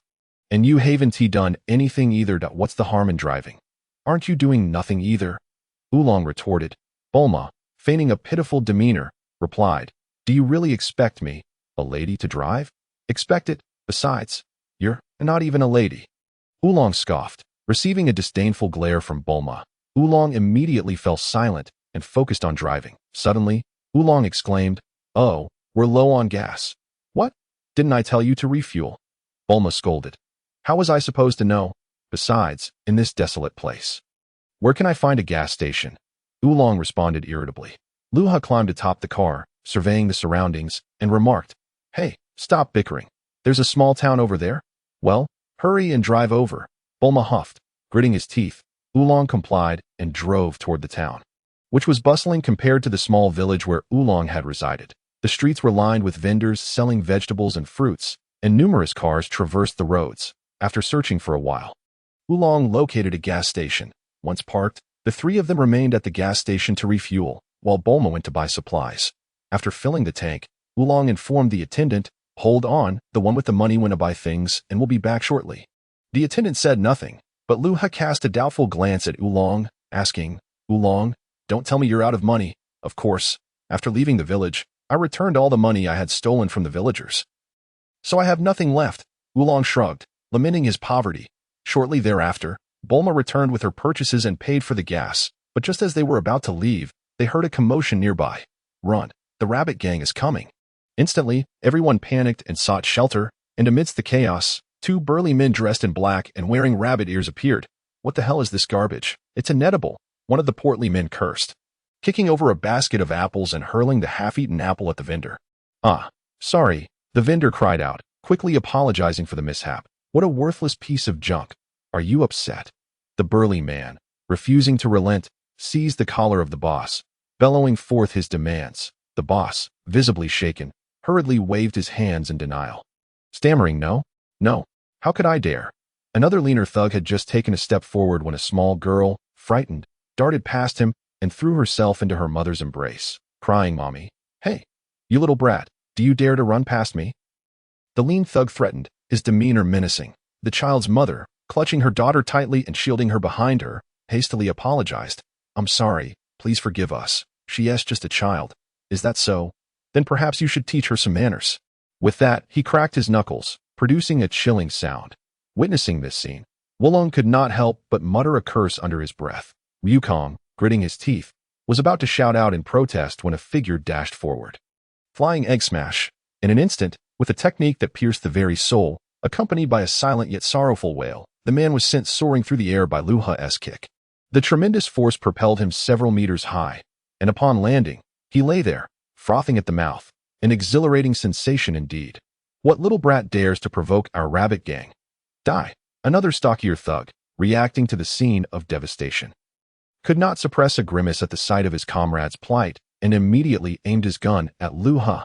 Bang, bang, bang. Yet, Luha showed no inclination to evade. His hands moved with blinding speed, making the bullets vanish into thin air. Suddenly, the sound of two gun jams echoed. It was then that the thug realized he was out of ammunition. His face contorted in horror as he beheld Luha, who held dozens of smoking, twisted bullets in his hands. Trembling, he stammered, You You're a monster. Please, don't come any closer. Luha grinned wickedly, preparing to instill more fear as he popped the bullets into his mouth. Chewing and swallowing them whole. Ha ha. Not bad. I think I'll have you for dinner. No. Ah, the thug instinctively tried to flee, only to be struck down by a rock hurled by Luha, which crashed into one of his legs, sending him sprawling to the ground. With a thud, he fell like a chicken pecking at grains, losing 2 teeth in the process, his mouth filling with blood as he frantically fished out his phone to call his boss. Hello, is this the boss? Please hurry to the town. There is an incredibly strong guy here. Just as he was about to finish, Luha stomped down with force, shattering not only his phone but also crushing his hand beneath his foot, resulting in a nearly pulverized fracture. Oh, so you're calling for backup. I'll be waiting for your boss. Luha chuckled sinisterly, delivering another kick to the thug's face, instantly rendering him unconscious on the street. After witnessing the phone call, everyone fled in terror, leaving only Luha and his companions behind. Well done, Luha. Bulma and Wulong laughed, while Wukong beamed with delight. Haha. These fools dared to provoke Luha. They truly picked the wrong opponent. Yamucha chuckled from a distance. Pure joined in. Indeed, young Master Yamucha.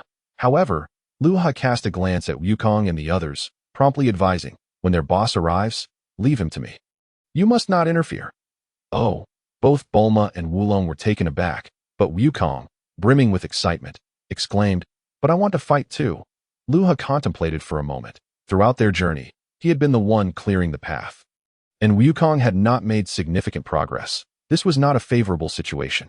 After all, he merely needed to eat to grow stronger, so it would be best to let Wukong hone his skills against future foes. With Luha's current strength, the number of individuals capable of defeating him was indeed minimal, but he smiled at Wukong, saying, Wukong, let me handle this one. From now on, I'll leave all the rest to you. How does that sound? Wukong thought for a moment, then replied with a grin. All right, it's a deal. Great.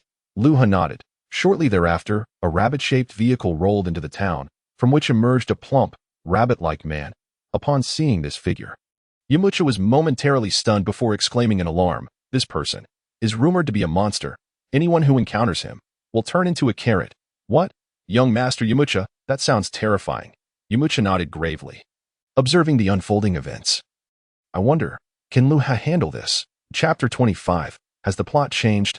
After the rabbit gang's leader stepped out of the vehicle, he surveyed the 2 unconscious henchmen before glancing at Luha and the others. A mischievous grin crept across his face as he remarked, so you are the ones who took down my subordinates. That guy looks so weak. Wukong muttered from behind. Wulong echoed, exactly. Someone like him should be a piece of cake for Luha. Go for it, Luha. Knock him flat.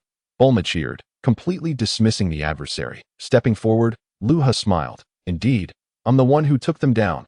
So, do you wish to seek revenge? Heh? No. Let us shake hands, shall we? The rabbit gang leader grinned wickedly, extending his hand. Luha paused, a slight curve forming at the corner of his mouth as he perceived the leader's ulterior motive. Nevertheless, he decided to humor the request. He approached and clasped the leader's hand. Fool, you shouldn't touch him. Yamucha couldn't help but shout, inadvertently leaping out from behind a pillar. Both Luha and the rabbit gang leader were taken aback, but their hands remained clasped. The rabbit gang leader chuckled. Ha. Gotcha. You're done for. Yamucha, Wulong and the others were filled with confusion, while Bulma looked on with delight. However, Yamucha was not concerned with such thoughts. Instead, he continued, this rabbit is a monster. Anyone who touches him will turn into a carrot. Ah, what? Bulma, Wulong, and Wukong gasped in shock. The rabbit gang leader laughed heartily. Ha. Now you know fear, don't you? Regret opposing our rabbit gang. After delivering such a lengthy speech, Luha, unfazed and disinterested, inquired, have you finished your monologue? His gaze shifted to the 2 hands still firmly clasped together. The rabbit gang leader was momentarily stunned, glancing at their joined hands, and as Luha showed no signs of transformation into a carrot, he waited. 1 second, 2 seconds, 3, 6 seconds, and still, nothing happened. I'm sorry, your trick doesn't work on me.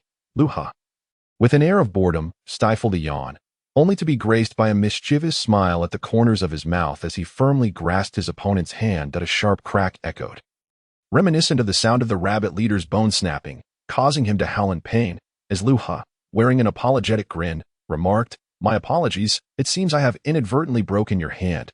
However, allow me to bestow upon you another punch. A resounding thud resonated as his fist struck the rabbit leader's abdomen, inflicting such excruciating pain that the rabbit leader succumbed to unconsciousness, as though his very organs had shattered.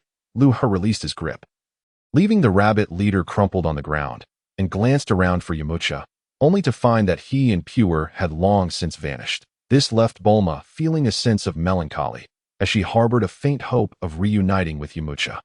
Subsequently, in order to deal with the ruffians, Luha bound them securely and summoned all the townsfolk, entrusting the rabbit gang to their discretion, whether they chose to hand them over to the police, confine them to a special prison, or even impose the death penalty was of no concern to Luha.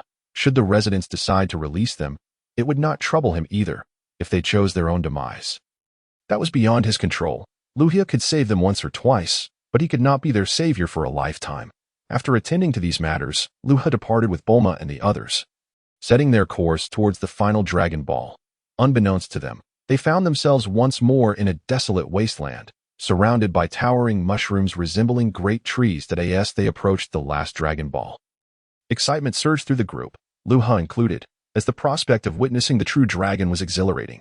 Suddenly, Wulong, with a curious expression, inquired, "So, Bulma, after all this effort, what exactly is your goal?" "Oh, it's no trouble to share." Bulma replied with a gleeful smile, "I am in search of the perfect partner." Wulong was momentarily taken aback before exclaiming, "What? That's it? Just that trivial wish?" "What do you mean by trivial?" Bulma retorted. Unwilling to concede, "We fought tooth and nail, and you're only after such a wish? Shouldn't you aim higher?" Wulong shouted, feeling a deep sense of imbalance. "Fought tooth and nail? It seems you haven't done anything at all." "How dare you say that?" Bulma scoffed. "Fine. I won't drive anymore. You take the wheel since you claim I've done nothing." Wulong protested, refusing to budge. "Enough of your nonsense. Just drive." Bulma insisted. "I refuse. Why should I?" Wulong continued his defiance. Suddenly, a bomb whistled through the air, and Luha urgently warned, "Watch out." A deafening explosion ensued, flipping the car onto its side. Bulma, Goku, and the others were thrown from the vehicle, while Luha nimbly jumped to a nearby tree. In an instant, a robot descended, crashing beside the car and rummaging through the wreckage. Spotting a suitcase, it opened it, revealing several Dragon Balls, and swiftly closed the case before ascending into the sky. Bulma and the others were in a frenzy. But Luha remained composed. Turning to Goku, he instructed, "Goku, go after it." "Right."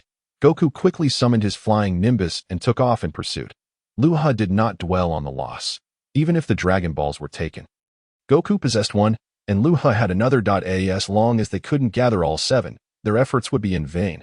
After a short while, Goku returned, dragging along what appeared to be a humanoid dog. A disheveled Ashio. "Bulma, Luha, I brought everyone back. I even captured this guy. He was involved last time too." Haha. Goku laughed. Infuriated, Bulma stepped forward and slapped Ashio across the face. Ashio howled in pain, his face already bruised. "Please, big brother and sister, have mercy. I want to do it again." Luha, momentarily lost in thought, was brought back to reality by Goku's cheerful voice. "Luha, are you not pleased? I caught him." Luha smiled faintly. "Indeed. Well done." Goku beamed with pride, yet Luha pondered the deviation from the original storyline. Shouldn't Goku have been unable to catch up? Was his presence the catalyst for this change? He shook off the thought. It was not worth his time to dwell on. However, Goku sheepishly added, "Bulma, I accidentally knocked the guy out of the sky, and he caught fire. He almost perished, and the suitcase with the clothes and the universal capsules got damaged, leaving me with nothing but this." "No matter. As long as you returned," Bulma began, only to be interrupted. "What? The universal capsules are destroyed." Her expression shifted from joy to shock, realizing the implications. "Losing the capsules means we can't travel. How could this happen?" Ashio, in despair, whimpered as Bulma yanked his face, chastising him. "This is all your fault." Please, no more." Ashio cried in anguish, feeling utterly defeated. Chapter 26. Has something changed? What do you mean by mercy? It is you who has caused this lady to resort to walking. Bulma scolded Ashio fiercely. Ashio, on the verge of tears, silently cursed Bulma 1,000 times but dared not voice his grievances, merely muttering, Yes, it was my fault. Please forgive me. It hurts my face." "Well, can't we just walk? We can't be too far from the last one now," Goku suggested. "Impossible. I checked earlier. It's at least 20 kilometers away. Bulma rebutted. Honestly, Bulma, you're such a hassle. You have legs. Goku rolled his eyes in disdain. Stop complaining. I am a lady. Bulma defended herself that a lady. Your earlier actions hardly reflected that. Wulong interjected mockingly. But in an instant, Bulma's expression shifted, and she retorted, Shut up, or I'll end you. Ugh. How vile. Wulong muttered as he rushed behind a tree. Unable to contain himself, Luha intervened. All right, enough noise. It's only about 20 kilometers. Who knows? We might just catch a ride. What do you mean? Bulma inquired, puzzled yet contemplative. With only the last Dragon Ball remaining, she decided to endure. Fine.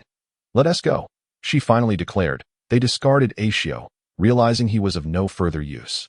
And with the assistance of the radar, they had no fear of losing their way. Just then, Yamucha appeared in a vehicle, feigning surprise. Oh, it's you all. What a coincidence. Oh, Yamucha, how fortuitous, Bulma exclaimed, leaping into his car with a demure demeanor. Our vehicle broke down. Could we hitch a ride? Please. Sure. No problem. Yamucha's face flushed with embarrassment as he nodded in agreement, and in an instant, Wulong also boarded the vehicle. However, both of their cars were limited to 4 seats. So Luha and Wukong took to the Nimbus, heading towards their destination. Soon, the group beheld a grand castle, and Luha smiled, exclaiming, That is the castle. Accelerate. This magnificent castle exceeded Luhi's expectations in splendor.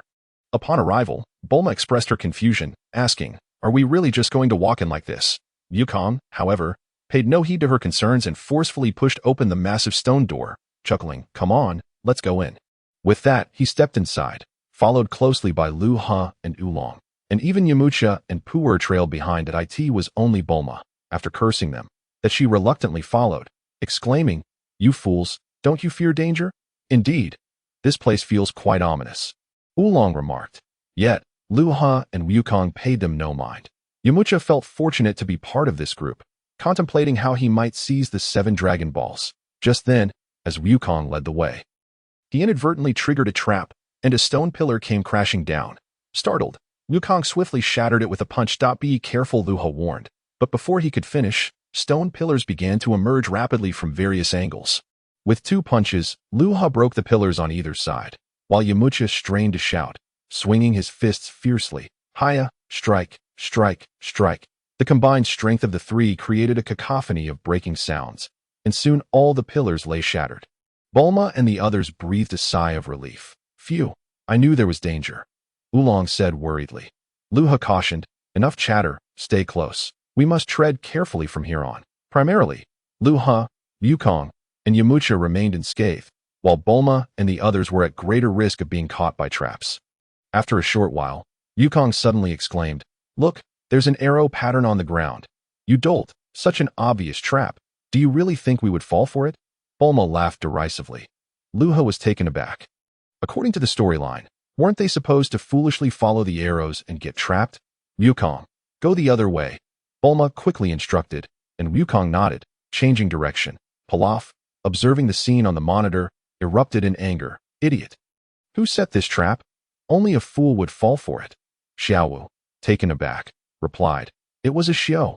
At the mention of a Xiao's name, Pilaf's expression turned icy as he glared at a Xiao, who was nearly mummified. A Xiao shivered under Pilaf's cold gaze. Seeing a Xiao's pitiful state, Pilaf couldn't be bothered to punish him further. Instead, he pressed a button, ordering a Xiao to be whipped 100 times. Meanwhile, he prepared to activate a manual trap while watching the scene unfold on the monitor. Huh, is that a cake over there? Wukong suddenly pointed toward the passageway, puzzled. These morons are truly lacking in intelligence. Do they think we would fall for such a trap? Bulma couldn't help but laugh as they continued cautiously forward. However, as they neared the cake, it suddenly exploded with a deafening roar, unleashing a torrent of scorching flames that engulfed the entire passage. Get down, Luha shouted, urgently pushing Wulong and Bulma to the ground as the flames surged overhead. Unbeknownst to Bulma and the others, at that moment, Luha activated his purification ability, shielding himself from any harm. Though they could not perceive the radiance he emitted. In that instant, Luha observed that Wukong, Yamucha, and Puer were quick on their feet and had not been impacted. However, after the flames subsided, Luhi's eyes narrowed as he noticed another massive stone door descending towards him. Damn it. He quickly shoved Wulong and Bulma aside and rolled to safety as the door crashed heavily to the ground. Rising swiftly, Luha executed a backward somersault, narrowly avoiding another descending stone door that grazed his nose. In a flurry of acrobatics, he performed a series of backflips. What the hell? This isn't how the story goes. As he flipped a second time, arrows suddenly shot forth from both sides of the walls, rapidly aimed at Luha. With a sardonic remark, he had no choice but to evade swiftly. In an instant, shadows flitted through the passage, and after 20 seconds, the barrage of arrows ceased. Luha stood, each hand grasping a handful of arrows, with 3 more clenched in his mouth. With a self-satisfied grin, he sighed. Damn it, still so many I couldn't dodge. The scene shifted to reveal Luha, with arrows protruding from his back, waist, and thighs. Fortunately, his robust physique had rendered the tips of the arrows bent and deformed. Goodness, if I weren't so thick-skinned, I'd have been turned into a pincushion. Luha shook his body like a drenched chicken, dislodging all the arrows. His expression turned serious as he dove forward, breaking through the previously fallen stone doors. Bang, bang, bang. Each punch landed with force, and Luha showed no signs of stopping until he returned to the earlier position, only to find the passage ahead clear, while Wukong and the others had vanished. Wukong, Bulma, where have you gone? Panic surged within Luha as he scanned the ground for bloodstains, surmising that they must have been forced to flee from the trap, and now he found himself separated from them. Chapter 27.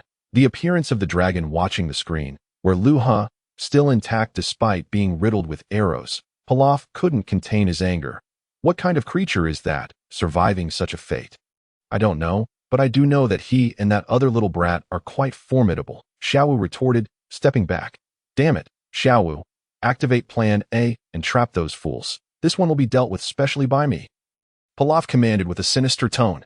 Meanwhile, Luha shouted for several moments without receiving any response from Wukong or the others. After contemplating, he hurriedly set off in pursuit. Yet the castle resembled a labyrinth. And despite running in circles, Luha found no sign of anyone. Damn it. Don't blame me for being ruthless. Luha, feeling a surge of anger, slammed his fist into the adjacent wall. With a loud crash, a large hole was created. Chuckling to himself, he thought, the shortest distance is a straight line. I refuse to believe I can't find them, but don't blame me for leaving this place in tatters. With another powerful punch, he struck the wall again, sending debris flying and creating yet another large hole. Damn it. That little brat dares to wreak havoc in my castle. He shall pay dearly. Paraf erupted in a fit of rage and promptly pressed a red button. Just as Luha had taken a few steps forward, he suddenly halted, witnessing 2 machine guns emerging ominously from above the corridor ahead, immediately unleashing a barrage of gunfire directed at him. Bang, bang, bang. The corridor was illuminated in a dazzling display, with bullets flying like stars. Luha frantically waved his hands, deftly catching the incoming bullets. Wadada, Li Xiaolong. While grappling with the bullets, Luha shouted slogans, exuding an air of nonchalance. After all, the bullets came from only one direction, and as long as he kept up his speed, he would be fine, unlike dodging arrows, which tested his physical coordination and agility. Dodging bullets proved to be easier for Luha, who was still unaccustomed to managing his body. Damn you. Try this. Paraf, infuriated, gritted his teeth and pressed yet another button. Luha was momentarily taken aback, noticing that the machine guns had ceased their fire, but in that instant, he was struck with alarm. He cursed loudly and swiftly punched the wall beside him, burrowing through a hole in the wall while activating his radiant purification ability to shield himself. What the hell? You're ruthless. Boom. In an instant, a missile appeared on the wall, hurtling towards Luha and crashing down on the very spot where he had just stood, resulting in a deafening explosion. Cough, cough. Luha couldn't help but cough a couple of times, as several walls around him crumbled, leaving him buried beneath debris. Glancing at his disheveled appearance, covered in dust, he bit down and stood up. However, his clothes were tattered, and numerous items had fallen from his pockets, rolling away in front of him. Bang, bang, bang. Damn it, come back. You pests. Luha was about to chase after them when the 2 machine guns sprang back to life, forcing him to defend himself once more. Damn you, Paraf. Suddenly, a mechanical arm extended from beside the machine guns, reaching for the fallen items, capturing them in an instant. Cursed fiends. Luha had intended to risk the bullets to reclaim his belongings. But unexpectedly, a second missile was approaching. Boom. This was no mere joke. While it might not kill Luha, suffering severe injuries or becoming disabled was a very real possibility. He had no choice but to dive to the side. shielding himself. After the explosion, Luha felt as if he were buried in dust, shaking off the excess debris from his head, only to find that he was no longer visible. Damn, I didn't expect Paraf to be far more formidable than I had imagined. Haha, I've already succeeded here, Xiaowu. How about you? Paraf laughed heartily, cradling his prize. Xiaowu smiled beside him. King Paraf, do not worry. On our territory, no matter how strong they are, it is of no consequence. I've cornered those few and locked them up. Now, they should be under the influence of misty sedatives, and the rest ought to be on them. Excellent. Now go retrieve them. Gather all 7, and fulfill this king's grand ambitions, Paraf commanded. Yes, Xiaowu responded promptly, donning a gas mask before departing. Cursed, bang. Luha, filled with rage, struck the ground with a heavy punch. In that instant, a fierce determination flickered in his eyes as he transformed his hands into claws, his aura surging. Very well. I shall obliterate your castle, Kamehameha. No, what if I injure Bulma and the others? Initially, he had gathered enough energy for a powerful Kamehameha, a force at least 3 times stronger than his first attempt.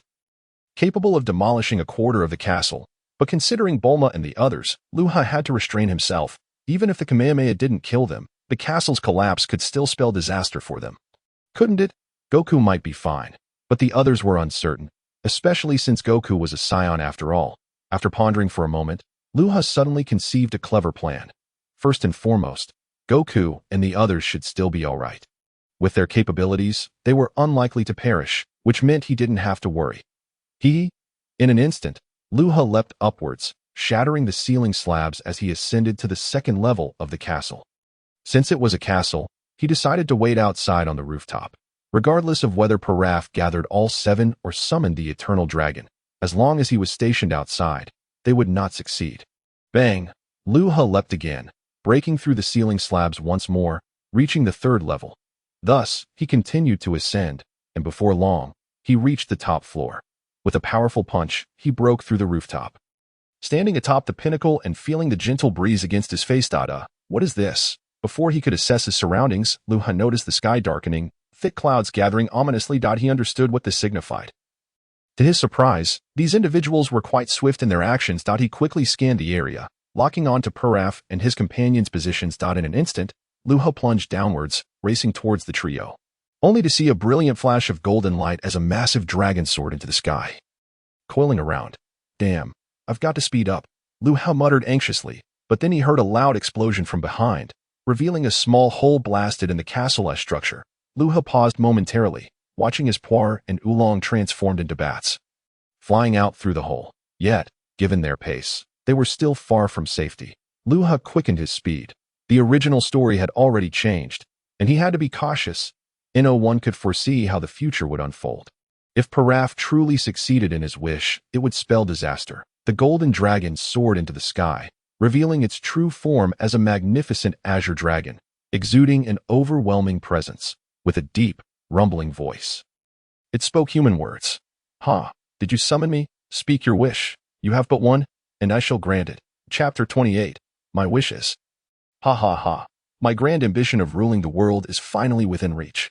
Upon witnessing the imposing dragon, Paraf erupted into joyous laughter. Beside him, the mummified Ashu wiped away tears, sobbing, King Paraf, hurry and make your wish. My heart is filled with bittersweet emotions after all this time. You useless wretch, Paraf sneered disdainfully at him. For among the 3, he was the most severely injured, the unluckiest of them all. Xiaowu also urged, King Paraf, please hurry. We must avoid any unforeseen circumstances. Paraf nodded with satisfaction, cleared his throat, and bellowed, my wish is to rule. Boom. In that instant, a colossal explosion resonated from the direction of the castle, far more powerful than before, causing Paraf and his 2 subordinates to cease their actions and look over. They beheld a hole over a meter high blasted into the castle, from which Goku, Yamucha, and Bulma had escaped. Not only that, but 2 figures had transformed into bats, rapidly approaching, and there was Luha, whose legs moved like the wind, stirring up a whirlwind of dust behind him. You lot, do not think you can succeed. Luha bellowed angrily. Xiaowu and Ashu were taken aback, urgently urging, King Paraf, hurry. Paraf realized he could not linger any longer. And with a thunderous shout, he declared his wish to the dragon. I want to rule the entire world. Did I allow you to wish?" As Pilaf had yet to finish speaking. In the blink of an eye, Luha swiftly hurled a stone, which struck Pilaf squarely on the back of his head. A mere muffled groan escaped Pilaf's lips before darkness enveloped him, causing him to collapse onto the ground. Meanwhile, Ashu and Xiaowu were utterly terrified, hastily wishing in place of Pilaf, but upon seeing Luhi's hand raise, they instinctively recoiled in fear. Luha felt a surge of delight and shouted, "I desire the largest, most delectable super fruitcake in the world." "Well done, Luha," Yamucha exclaimed in admiration, adding that it was preferable for Pilaf not to rule the world than to transform into the current situation. "Oh, I understand now." At this, a glimmer sparked in the dragon's eyes, and in an instant, the light vanished, revealing a colossal shadow in the sky. Upon closer inspection, it became evident that it was an enormous cake. Even larger than Pilaf's castle, the cake descended slowly, perhaps due to air resistance or some other reason. At that moment, the dragon proclaimed, "Your wish has been fulfilled. Farewell." With a whoosh, the dragon transformed into radiant beams of light, scattering in all directions. "Haha, watch me." Simultaneously, Luha leaped into action, seizing a stone that had morphed into a rock. Once on the ground, he seized the opportunity to leap again, capturing another stone. However, by the time he landed once more, the remaining stones had all vanished. He gazed at the 2 round stones in his hands and sighed. "What a pity. I only managed to catch 2. Ashu and Xiaowu looked at Luha with ashen faces. As if confronting a monster, Luha glanced at the 2 of them and commanded, "Take this fellow and hurry away. If we don't treat him soon, he might perish." Yes, thank you for your mercy, sir." Ashu and Xiaowu, seeing Pilaf's head bleeding, hastily lifted him and fled the scene. "Luha, splendid. The crisis has been averted." Wulong and Puo approached, wiping their brows in relief. At that moment, Goku, Bulma, and Yamucha rushed over, joyfully exclaiming, "That's wonderful. We thwarted that villain's scheme. You don't hold it against me for making a wish on my own, do you?" Luha scratched his head and smiled. "Of course not." Bulma chuckled, casting a glance at Yamucha, as if she had discovered a new purpose in life. Yamucha blushed slightly, turning his gaze towards Bulma. In truth, after parting ways with Luha, it was thanks to Yamucha and Goku that they managed to survive. During that time, Yamucha had saved Bulma on multiple occasions, leading to a budding connection between them. Initially, they had harbored mutual feelings, and after enduring a life-and-death ordeal, it was only natural that some affection would arise. "Well, that's good," Luha chuckled, scratching his head again. However, Goku, puzzled, asked, "Why did they all fly away again?" "Don't worry, I caught 2, but I don't know if one of them is your 4-star ball." Luha grinned, spreading his hands to reveal the 2 round stones. Why did they turn into stones?" Goku questioned, utterly confused. In response, Bulma explained with a smile, "After making a wish, they scatter across the world, but within a year, they revert to ordinary stones, making them undetectable and unusable. Yet, Luha is impressive for cleverly capturing 2. Bulma praised. Luha humbly smiled and looked at Bulma and Yamucha, saying, "You surely no longer need these, right?" "We don't need them anymore," Bulma and Yamucha replied joyfully. Luha then handed the stones to Goku, saying, "Although I don't know if one of these is your 4-star ball, take them all." "Thank you, Luha." Goku sincerely expressed his gratitude as he accepted them.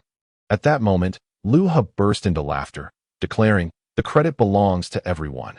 This magnificent cake bestowed by the dragon is certainly not mine alone. Now, let us all indulge in a feast to celebrate our victory. Shall we?" "All right." The group responded with enthusiasm.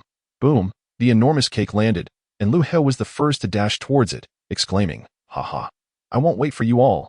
Goku and the others quickly surrounded the cake, diving into its embrace and eagerly devouring it. This cake, larger than a castle, was more than enough to feed thousands, and their actions resembled ants feasting on a giant watermelon. Delicious, absolutely delightful. Luha maneuvered through the cake, his hands constantly shoving morsels into his mouth, consuming both fruits and cream with abandon. Goku followed closely behind, competing to see who could eat more, vying for the title of the true big eater. After several hours of relentless feasting, the colossal cake was devoured, with Luha and Goku being the primary contributors. Naturally, Luha, with his extraordinary abilities, seemed unaffected by the sheer volume of food, consuming over 60% of the cake's entirety. Goku, as the next biggest eater, accounted for approximately 30%, but was now so full that he lay on the ground, resembling a bloated figure, unable to move. Conversely, Bulma, Yamucha, Pure, and Wulong collectively had barely consumed 10%. Nonetheless, everyone felt stuffed, languidly sprawled on the ground as the sky darkened. In this tranquil night, a gentle breeze caressed their faces, bringing a sense of comfort, and smiles adorned their faces. Suddenly, Pure's remark caused Luhi's heart to race. Look, it's a full moon tonight. So beautiful. Chapter 29. I detest unconventional plotlines. Damn. No way. Luha inwardly cursed, swiftly turning his gaze to Goku. Goku also sat up in alarm, tilting his head seriously, and said, I heard that monsters appear during a full moon. You must not look at the moon. Nonsense. It's not like we're werewolves. Bulma retorted, feeling excessively full and rolling her eyes as she lay on the ground. However, Goku asserted earnestly, it's true. My grandpa was crushed to death by that monster. What? Someone could kill Son Wukong? Yamucha inquired, intrigued. Sitting up, Goku continued, yes, Grandpa told me that during a full moon, you must not look at the moon. Otherwise, that monster will emerge. In an instant. Everyone except Goku felt a tightening in their chests. Sitting up in rapt attention as they gazed at Goku, particularly at his tail, which swayed as if it were not human. Gulp. They all swallowed nervously, exchanging glances. Bulma, with a sheepish smile, curiously asked, Goku, on the day your grandpa died, did you happen to look at the moon? Oh, I did. Although grandpa told me not to look, I thought it wouldn't matter. Ouch. Goku began to explain, but as he attempted to glance at the moon, Luha promptly struck him on the head. Halting his actions. Don't look. Goku clutched his head in pain, bewilderedly asking, Luha, why did you hit me? Luha, his expression slightly flustered, quickly replied, of course you can't look at the moon. Didn't your grandpa warn you? You're a good child and should listen to your grandpa, right? Wukong scratched his head and chuckled. You are right. If we don't look, we won't look. Huh. Now that's what a good child should say. Luha, feeling relieved, offered a sheepish smile. That moment, all eyes, save for Wukong, were fixed intently upon Luha. They could hardly believe that Luha's earlier remark had been unintentional. Luha nodded solemnly, cautioning them not to let Wukong see the moon, prompting a collective swallow from the group. Suddenly, Wukong stood up, inadvertently catching a glimpse of the moonlight. What a beautiful sight. But I promised my grandfather I wouldn't look, he exclaimed with a grin. Yes, Bulma nodded vigorously, wiping the sweat from her brow. What's the big deal? He's not a werewolf. It should be fine. All right, let's hurry. Luha urged with a shy smile. The group rose to their feet, but Wukong stood frozen in place, his heart racing as if it were about to leap from his chest. Thump, thump. Bulma exclaimed, Wukong, hurry up, don't scare us. Luha furrowed his brow, noticing Wukong's excitement escalating. Internally cursing his luck, Luha shouted, everyone be careful. Get away quickly. Suddenly, Wukong let out a thunderous roar, his muscles bulging and veins protruding as his face transformed into that of a gorilla, revealing massive fangs, and his body swelled rapidly. Bulma gasped, her face turning pale, while Yamucha and the others stood agape, their jaws nearly hitting the ground. Luha, too, frowned deeply, retreating several dozen meters. Although he had no experience in combat, he could sense the formidable aura emanating from Wukong. Understanding that he was not to be trifled with. What are you all still doing? Do you want to be crushed by a rampaging Wukong like his grandfather was? Oh my gosh, Yamucha exclaimed. Wait for me. Instantly, he and the others bolted, with Bulma straining to keep pace. Once they had fled several hundred meters away, Yamucha gasped in confusion. What just happened? How did Wukong turn into that? Hiding behind a large rock. Luha peeked out to see the now colossal Wukong, rampaging and stomping the ground, occasionally uprooting boulders and wreaking havoc. That's not the main issue. The crucial question is which of the two strategies we should adopt. Luha stated gravely, this isn't a game. We might actually perish. The others clamored. What are the options? First, we can charge out and deal with Wukong, cutting off his tail to neutralize the threat. Luha proposed. Yes, the tail is his weakness. Yamucha affirmed, peering out to glance at Wukong before retreating in haste. But, what's the second option? Luha replied, the second option is slightly safer. We could board a jet and fly several dozen miles away, returning tomorrow morning to find Wukong. By then, he should have reverted to normal.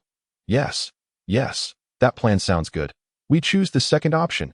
As soon as Luha finished speaking, Yamucha and the others echoed in unison.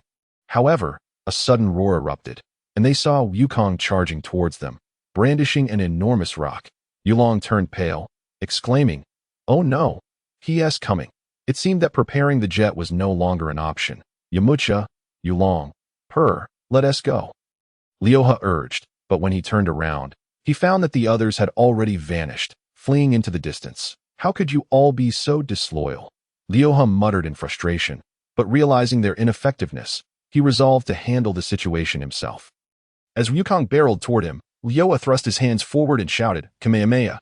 In an instant, a blue beam of energy shot forth, striking Wukong squarely in the chest with a resounding explosion. Boom! Wukong howled, knocked to the ground, landing with a dull thud.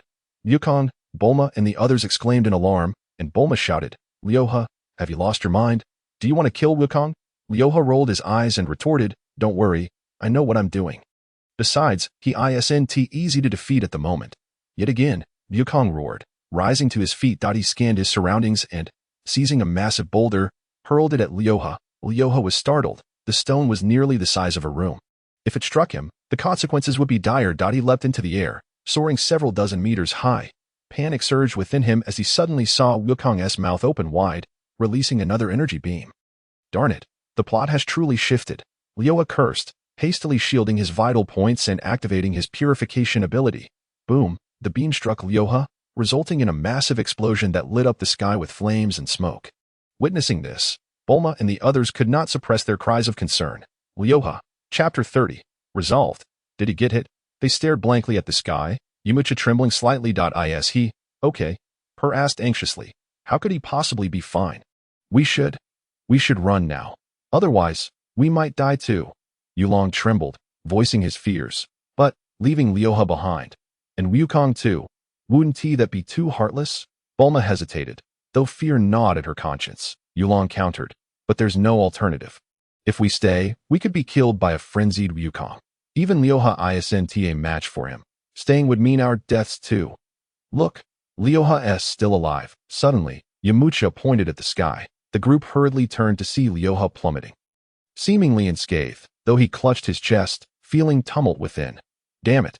The earlier attack, though mitigated by my light ability, still left me feeling nauseous. Luha landed swiftly and dashed towards Wukong, who roared again, unleashing another beam of light. Darn it, Luha swiftly dodged, narrowly avoiding the beam. Yet, undeterred, he pressed on, his gaze icy as he aimed for Wukong's tail. If I can sever the tail, we'll be fine. Wukong roared again, releasing two massive energy blasts in quick succession. Luha, having gained familiarity with his body through combat, began to move with increasing dexterity. Thus, it was relatively easy to evade. A smile crept across my lips. Indeed, practical training yields the swiftest progress. With a decisive shout, Luha leapt swiftly, delivering a knife hand strike to Wukong's tail. Crack! With a sharp snap, the bone of the tail fractured, yet it remained partially attached to Wukong's rear. Instantly, Wukong let out a furious roar. As if the pain had reached its zenith, Luha, too, broke into a sweat. He had not anticipated the tail would not sever completely. Had he exerted his force with greater precision, the tail should have been cleaved in two. Wukong swung his enormous hand, aiming a powerful slap at Luha, who nimbly dodged aside. The slap landed heavily on the ground, causing the earth to tremble to Luha's surprise.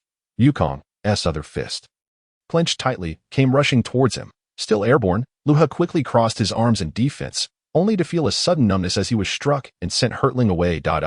He soared backward, as if caught in a fierce gale. And with a grimace, he crashed into a small hillock, embedding himself within its embrace. Gasping for breath, a wave of discomfort washed over him, and he spat out a mouthful of blood, wiping the remnants from his lips. With a sheepish grin, he acknowledged the sheer brutality of the Scion's transformation into a great ape. Thankfully, Wukong was still relatively weak. His current form did not possess overwhelming strength as Wukong barreled towards him. Luha clenched his fist. Suddenly, an epiphany struck him as he found himself amidst the rocky terrain. His eyes lit up, and a smile graced his face. Excellent. Thus, the battle ensues. Luha swiftly began to strike the nearby rocks, soon fashioning a sharp stone knife. Grasping the weapon, he burst forth from the rubble, charging towards the oncoming Wukong, enveloping the stone knife with his entire aura. With this blade as an ally, he felt equipped to cut through any obstacles. Roaring, Luha evaded Wukong's punch, swiftly maneuvering to the side, a smirk playing on his lips as he unleashed a fierce downward strike. Snap! Roar! the swift blade descended, and Wukong, having transformed into the great ape, found his speed significantly diminished, rendering him unable to evade at this proximity. Immediately, Luha cleaved through the tail, eliciting a series of anguished howls. Simultaneously, Wukong's form began to shrink, rapidly reverting to his original state. Collapsing to the ground in slumber, Luha exhaled in relief, his body collapsing onto the earth, panting heavily. Finally resolved, severing Wukong's tail had been no simple feat, depleting Luha of considerable energy. Feeling fatigued, he was soon approached by Bulma and the others, their faces alight with joy. "Yay! Wonderful job! Luha, you're amazing!" In response, Luha offered a bashful smile. The night passed in silence, although wounded. Luha had consumed a small hill, fully recuperating by dawn. However, he felt drained, drifting into a deep slumber. Wukong slept soundly, while Yamucha, Bulma, Wulong, and Puar spent the night in anxious anticipation, fearful of Wukong transforming back into the great ape or encountering unforeseen dangers. Eventually, daybreak arrived. Luha rubbed his eyes and yawned, rising to find the four sitting nearby, appearing as though they had scarcely slept, dark circles under their eyes. "See, I told you there was nothing to worry about." "Wukong won't transform again, oh, you still doubt it?" Luha stretched and smiled. The four exchanged weary smiles, their gazes falling upon the bare Wukong, who was sleeping soundly beneath a single shirt, sighing. "He sleeps so soundly, doesn't he?" "Indeed. By the way, are you all heading back right away?" Luha inquired with a grin. Bulma nodded affirmatively. "Yes, Yamucha, Puar, Wulong, and I decided last night to return to the city. What about you two? Care to join? The city has many lovely girls." "Huh, I think I'll pass." Luha chuckled, scratching his head. Having spent ample time in the city before arriving in this world, he found little appeal in it now. He preferred to train with Wukong in the countryside, where life was free and unrestrained. All right then, Bulma conceded. Suddenly, Wukong stirred, half rising and rubbing his eyes. "Good morning." Wulong grimaced, retorting, "You almost got yourself killed, and you still greet us so cheerfully?" Wulong, before he could finish, the others scolded him. Having previously agreed not to mention the incident regarding Wukong's grandfather, fearing it would sadden him, Wulong swallowed his words, sulking slightly, while Wukong looked puzzled. "What's wrong?" "Everyone? Nothing. Wukong, that we're heading back to the city. How about you? Want to join us?" Yamucha smiled at You all are. "Luha, are you going too?" Wukong turned to ask. Luha waved his hand, saying, "I want to be going. I still have training to do with Master Rashi. By the way, don't tell me you forgot." "Right, sorry, I can't accompany you." Wukong smiled at Bulma and Yamucha. "That's all right, Wukong. Remember to come visit us in the city when you have the chance. We mustn't delay. We should set off." Bulma replied with a smile. Meanwhile, Yamucha produced a capsule, releasing a small aircraft, and Luha waved, grinning. "Goodbye, travel safely." Indeed, Bulma and the others nodded, boarding the plane, while Wukong waved farewell. "Goodbye." Soon, the aircraft took off, and Bulma and the others shouted a final farewell as they soared into the sky, disappearing into the horizon. Chapter 31. Are you satisfied? As Luha watched the small plane fade away, he said, "Wukong, let us go to Master Rashi." "All right, but what about my old clothes? And my Nioibo?" Wukong replied with a laugh, only then realizing he was without clothing. Luha chuckled, grabbing a pair of trousers he had prepared earlier. "Forget about the old clothes for now. Just put these on. And no need to worry about your Nioibo. It's right beside me." He gestured to the Nioibo he had retrieved the previous night. Wukong nodded, taking the trousers and attempting to put them on, only to stumble and fall. How could this happen? Wukong exclaimed in confusion, brushing off the dust. Luha chuckled sheepishly, scratching his nose. "It's probably because your tail is gone." "Wait, my tail is really gone? How could this happen? Where did it go?" Wukong exclaimed, glancing back to find no trace of it, shock washing over him. After pondering for a moment, Luha merely smiled and remained silent, leaving Wukong to abandon his confusion. "Forget it. Let us go." "Right, let us go," Luha replied with a grin, seizing Wukong and leaping into the air, soaring dozens of meters high. Flying Nimbus, Wukong shouted into the sky, and soon the Nimbus cloud sped towards them. Catching both of them, riding the winds, they flew over mountains and valleys, first returning to Wukong's home, where he changed into fresh clothes and gathered a blanket. Once again, the two individuals ascended upon the flying Nimbus. making their way towards the small island where Master Rashi resided. After enduring a winding and protracted journey, the speed afforded by the Nimbus ensured they arrived swiftly. However, it took over half an hour to finally reach the turtle hermit's abode. We've arrived. Upon reaching the turtle house, Goku leapt off the Nimbus, but having lost his tail, he lost his balance and inadvertently tumbled to the ground once more. Luha also descended with the blanket. Choosing to disregard Goku for a moment, allowing him to regain his equilibrium, which he was sure he would in due time. At this point, Luha had no desire to alter the course of the original tale. Fearing that it might spiral beyond his control, humanity is often gripped by trepidation regarding the future, and Luha was no exception. If one could live a good life, why tempt fate by attempting to change this or that? Risking a situation that could spiral out of hand.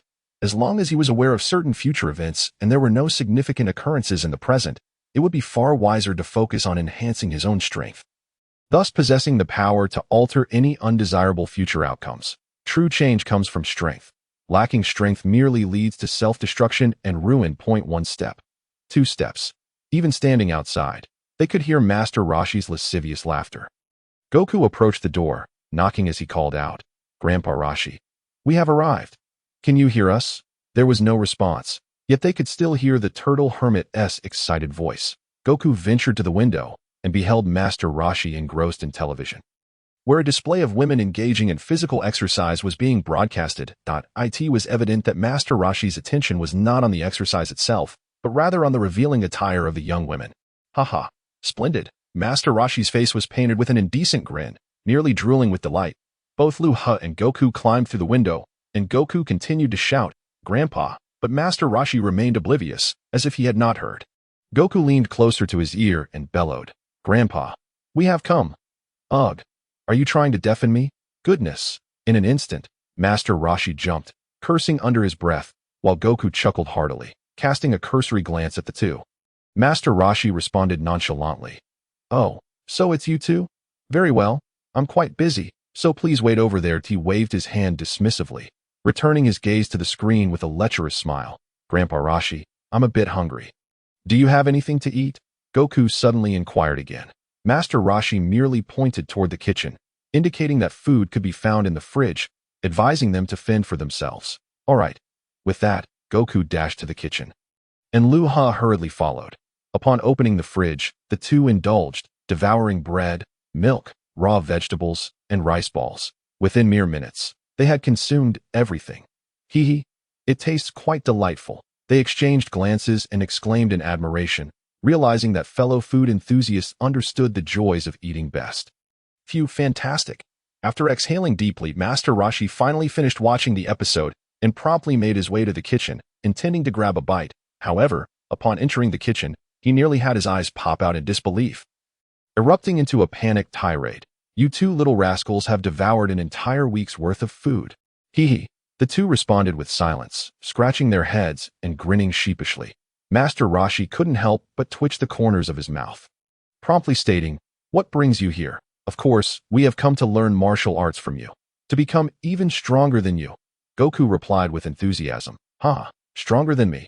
Master Rashi scoffed derisively, clearly unimpressed. Luha interjected, "Did we not agree upon this? We came here to train, remember?"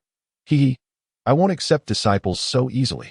Master Rashi smiled mischievously, though inwardly he felt a pang of regret, realizing that merely witnessing their appetite could potentially bankrupt him, compounded by the daily training that might wear him down to nothing. "Here, take this as a token of our apprenticeship. What do you think?" Luha grinned as he tossed a universal capsule towards Master Rashi.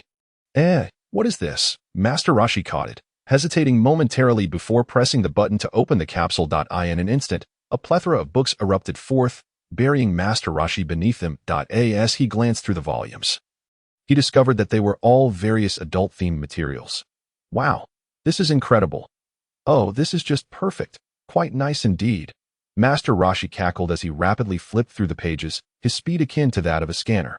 These items had been procured during their time in the town, where Luha had discreetly requested some money from Bulma and acquired an empty universal capsule. He had subsequently purchased all the adult literature available at the local bookstore. Naturally, Luha had not perused these materials himself. He had simply stored them in the capsule, now grinning as he inquired, "So, what do you think?" Quite impressive, right? Are you satisfied now? Yeah. Why are these people not wearing clothes? And why do their bottoms seem to be on their chests? Suddenly, Goku began to flip through one of the books, curiously asking Luha beside him. Luha, flustered, swiftly knocked the book from Goku's hands. Awkwardly chuckling, "Oh, it's nothing. These are just some peculiar individuals. Children shouldn't look at them. It's harmful to the eyes." Goku nodded in response, while Master Rashi couldn't help but burst into a fit of laughter, exclaiming, "I can't contain myself. This is absolutely delightful." Chapter 32. This black pot. I'll take the blame. All right, now can you assist us in our training? Luha inquired once more, for he was still unaware of some fundamental methods of energy control, although Master Rashi's prowess waned in the later stages. Prior to the emergence of the evil King Piccolo, he was indeed a formidable figure. Luha yearned for the camaraderie of training alongside Goku, aspiring to grow stronger together. Strengthening oneself is crucial.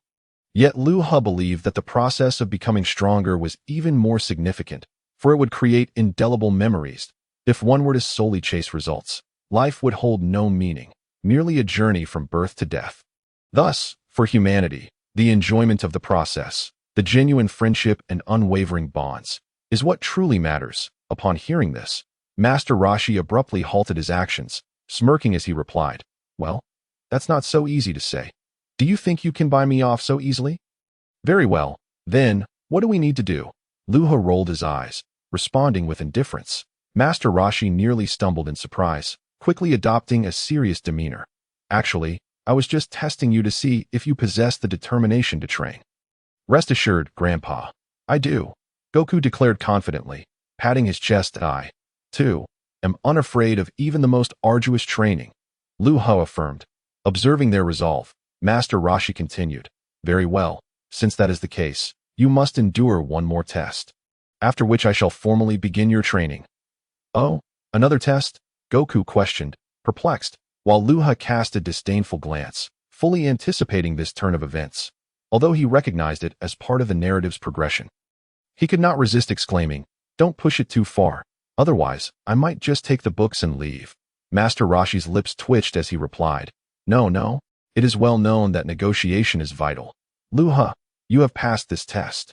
However, as he spoke, Master Rashi's heart was heavy, realizing that despite their youth, they were cunning beyond their years. Thus, he decided to shift his focus away from Luha and target Goku instead, stating, "Goku, having lived in the deep mountains since childhood, you lack certain experiences. Therefore, the upcoming test will be solely for you. Me alone." "All right, I will do my best." Wukong nodded in affirmation. The turtle sage glanced at Luha beside him and promptly said, Luha, why don't you go play elsewhere? The upcoming trial is solely for Wukong, so you needn't linger here and delay him." "Oh, very well," Luha replied with a faint smile and then moved to the living room sofa, turning on the television. "It's best not to interfere. Just wait and see what kind of ugly girl Wukong brings back. Might give you quite a fright," Luha thought mischievously to himself. Soon, Luha found himself bored watching television. But not long after, he spotted Wukong soaring away on the flying Nimbus, while the turtle sage approached with a beaming, oily smile. Although reluctant to disturb his elder's daydreaming, Luha couldn't help but ask with a smile, "When will the training commence?" "Rest assured, it will be soon. As soon as Wukong passes the trial, we shall begin right away." "Does that suffice?" The turtle sage waved his hand impatiently, humming a tune as he went inside to change clothes. Luha chuckled to himself, and shortly thereafter, he heard Wukong calling out for the turtle sage, who hurriedly responded, anxious that Luha might follow him outside. However, Luha stealthily peered through the window, only to witness a gargantuan, rotund girl causing the turtle sage to topple to the ground in shock. Luha erupted into laughter, hiding nearby as he stifled his amusement. Subsequently, the turtle sage, clearly dissatisfied, instructed Wukong to continue searching, which led to the appearance of a mermaid. Initially, the upper half seemed quite appealing, but upon realizing she was a mermaid, the turtle sage nearly spat blood in frustration.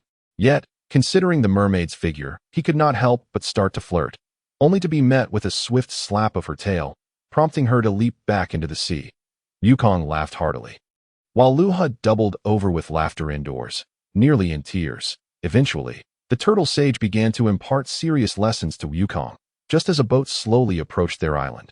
Gradually gliding nearer, It wasn't long before a figure leaped towards them. With a thud, the individual landed headfirst in the sand, their legs flailing in a comical struggle. Wukong, with kindness, helped pull them out. The newcomer was not particularly tall, roughly Wukong's size, and sported a shaved head. Luha recognized him immediately as Krillin, Wukong's fellow disciple from the original world. However, due to Luhi's arrival, there would now be an additional senior disciple. After several twists and turns, the turtle sage eventually agreed to Krillin's request to become his disciple. Since he had already taken one disciple, and with two on board now, he figured he might as well accept Krillin as well. Moreover, Krillin had brought along numerous magazines, prompting the turtle sage to consider it a fair trade. Of course, he also set a trial for the two of them, to return with a beautiful girl. With Krillin overseeing the task, the turtle sage felt a sense of relief, unable to ride the flying Nimbus. Krillin had no choice but to hitch a ride on Wukong's back as they set off. With excitement bubbling within him, the turtle sage returned to his dwelling. After some time, both Wukong and Krillin returned, bringing along a stunning girl with blue hair. Luha smiled, noting that the storyline had not deviated much. The turtle sage was thoroughly pleased with the outcome, coaxing and wheedling the girl into agreeing to stay with them. Her name was Lan Shi, a girl with a dual personality, which made Luha chuckle to himself, thinking that they would soon have their work cut out for them. Nevertheless, Luha decided to step out and greet them, saying, "Hello there.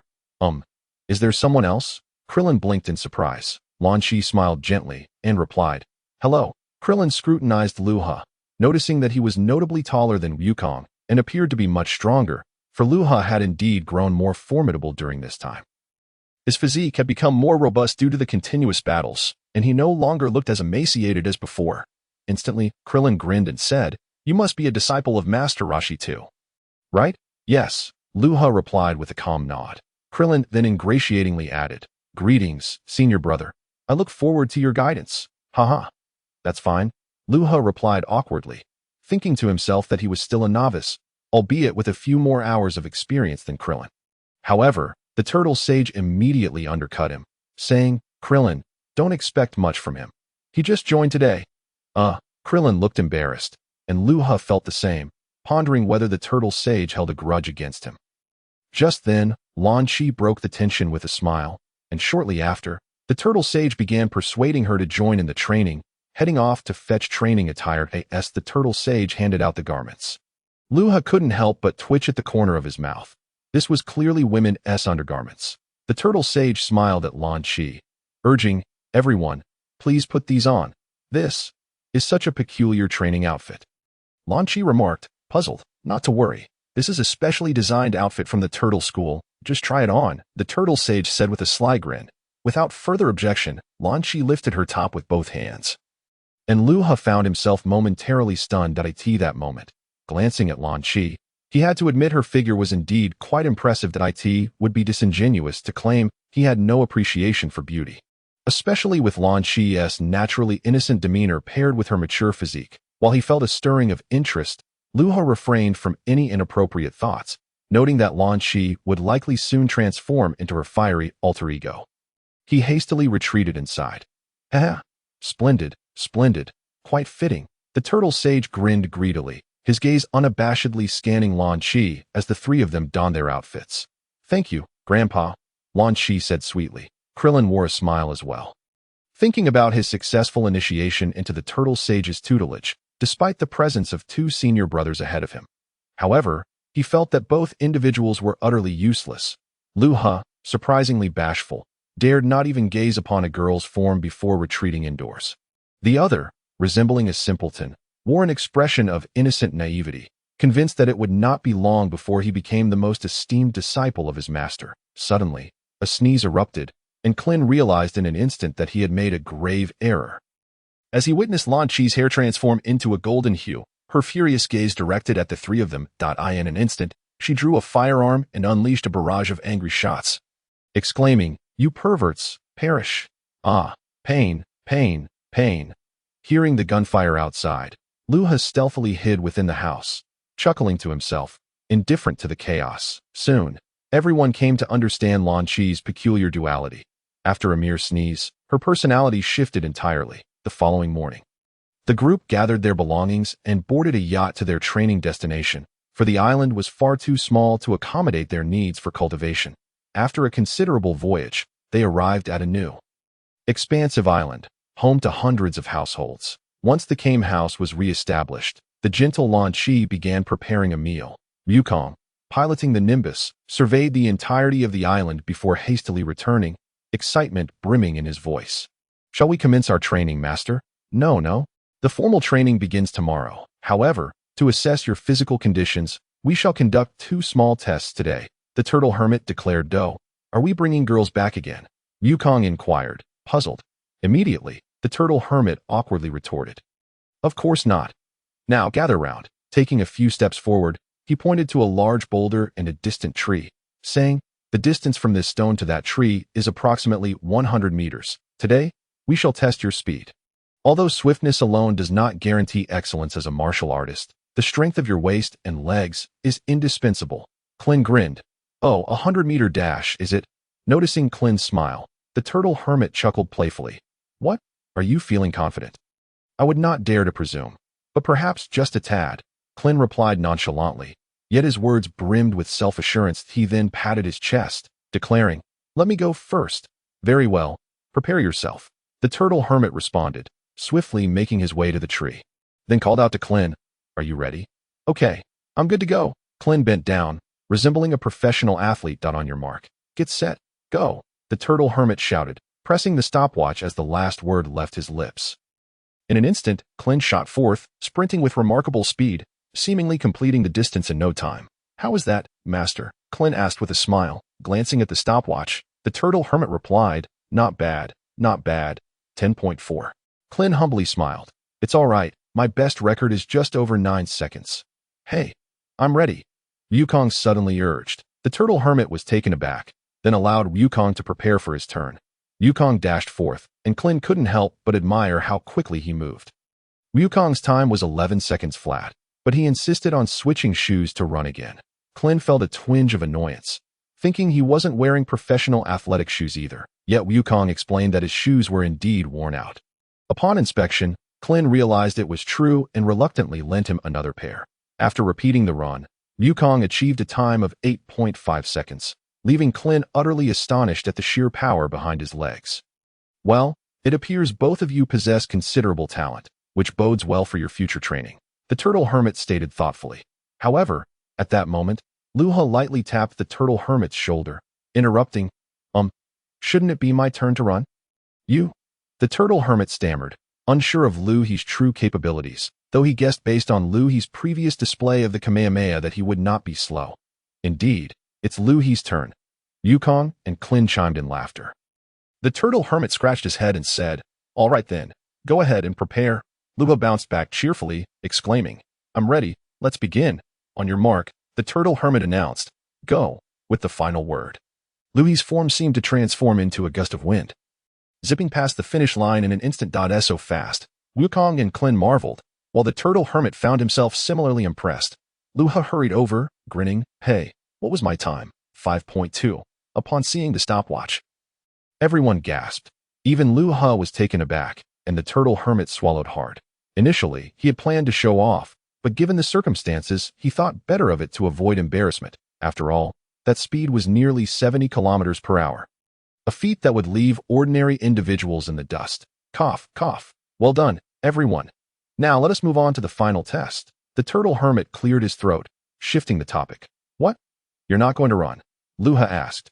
Surprised, Klin joined in eagerly. "Master, can you run once for us to see?" The Turtle Hermit gritted his teeth and barked, "Enough chatter.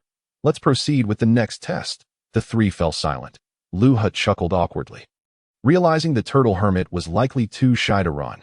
Had he known, he might have held back a little himself. Suddenly, the Turtle Hermit picked up a rock, displaying it to the trio before inscribing the character upon it. In an instant, he hurled it over the 100-meter cliff. Is this a stone-throwing test? Wukong pondered, picking up a nearby stone. Of course not. This is a stone-finding test. An exceptional martial artist must possess strong memory, observational skills, and adaptability. Now, you shall begin your search. "Ah, in such a vast forest, how are we supposed to find anything?" Klin lamented. "That's your concern. Point. One more thing to note. Only the person who finds and retrieves a stone will be the victor. The one who fails will not be allowed to eat dinner tonight. Furthermore, if no one finds a stone within 30 minutes, all of you will be denied dinner. The turtle hermit chuckled mischievously before departing. What?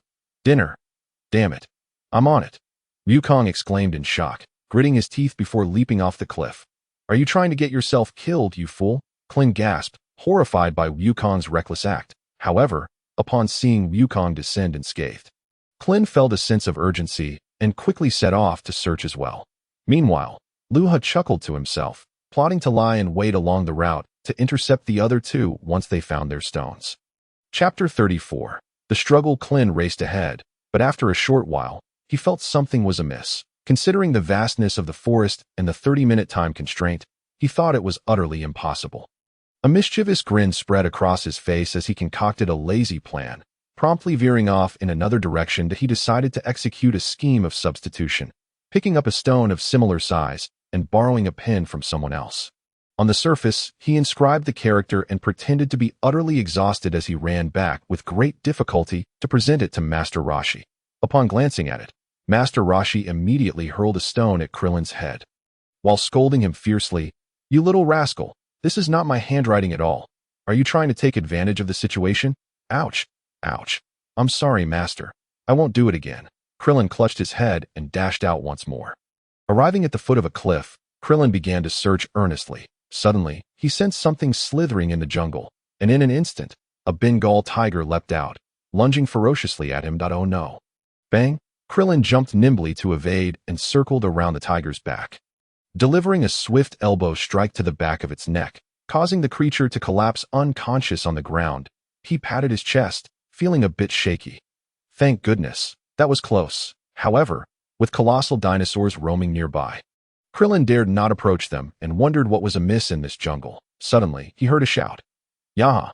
I found it!" Recognizing Goku's voice, Krillin felt a surge of anxiety and hurriedly called out. "Goku, did you find it?" Luha also heard the commotion but paid it no mind. Glancing at the enormous dinosaur lying beside him, he smirked. "Heh, I think I'll have this for dinner tonight. I've never tasted dragon meat before. Let's hide it for now and have a barbecue later."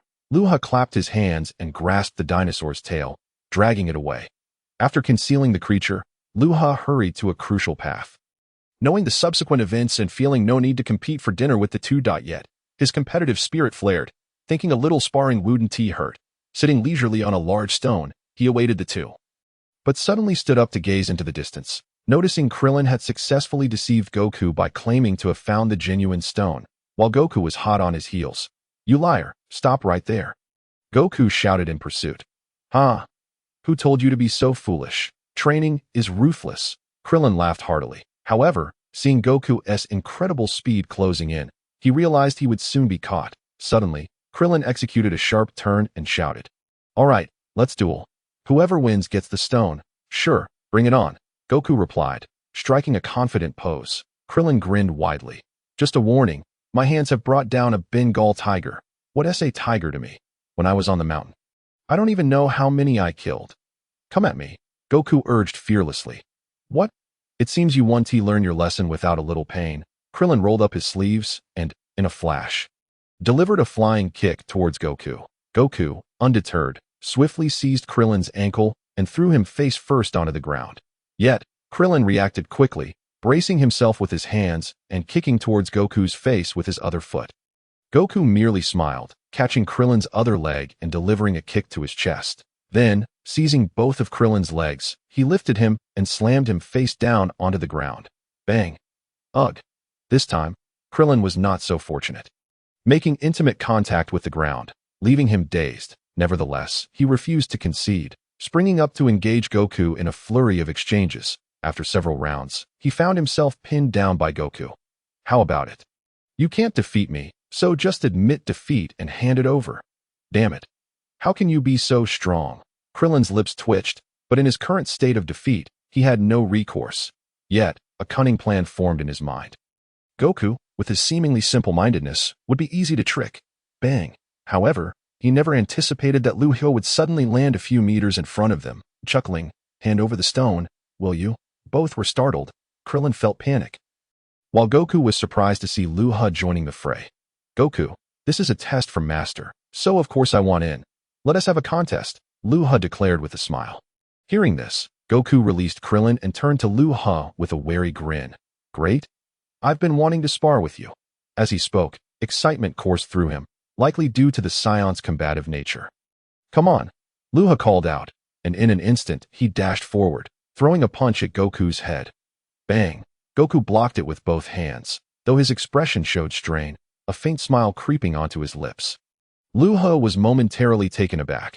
He had exerted 70% of his strength in that punch, and considering Goku had yet to undergo training, he still had immense untapped potential. Luha, realizing this, launched a sweeping kick.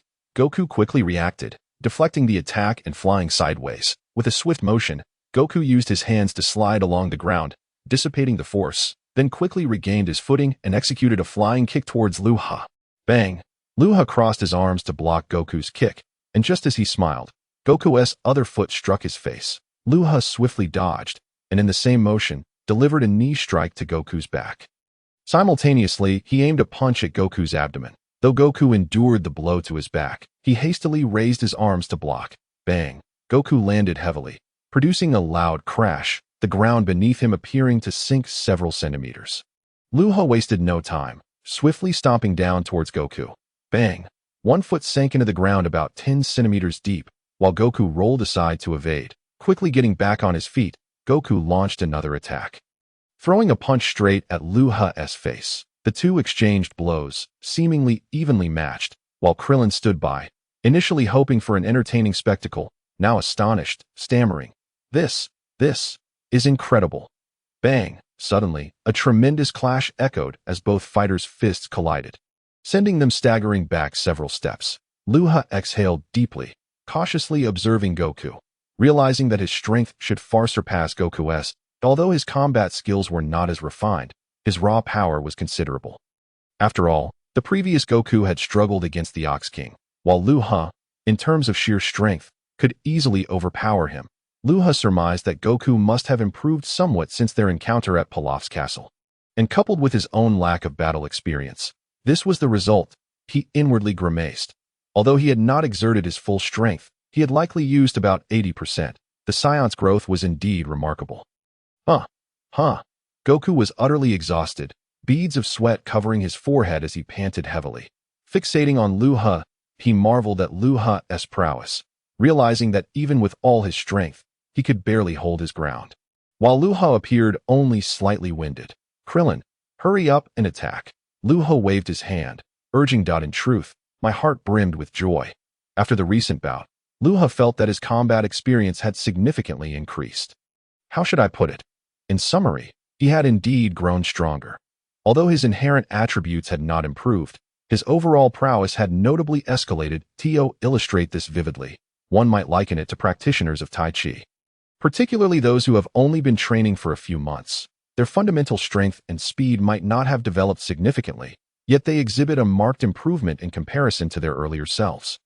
This is because, whether through techniques or personal strength, they can wield their abilities with greater finesse, thereby enhancing their overall competence. To simplify further, consider the realm of gaming.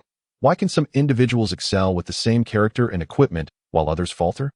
It boils down to skill. The attributes may remain unchanged, yet it is the player's adeptness that elevates performance. Luha now found himself in a similar situation, having become more proficient in his control. Indeed, practical experience is the finest catalyst for progress. Prepare to receive my next move. Luha. In an instant, Wukong clenched his teeth, slightly bending his posture, placing both hands at his lower back, and unleashed a thunderous roar. In that fleeting moment, one could see Wukong's energy surging, and Luha felt a slight twitch in his eyelids. Wukong strained to utter the word, and a brilliant blue orb of light appeared in his palm.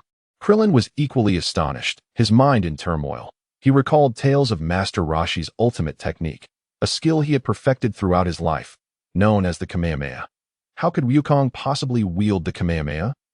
Wasn't he, like Krillin, just a recent disciple of Master Rashi? Krillin was utterly bewildered, feeling as if he had been struck by lightning. How could someone so new be so formidable while he felt so weak in comparison?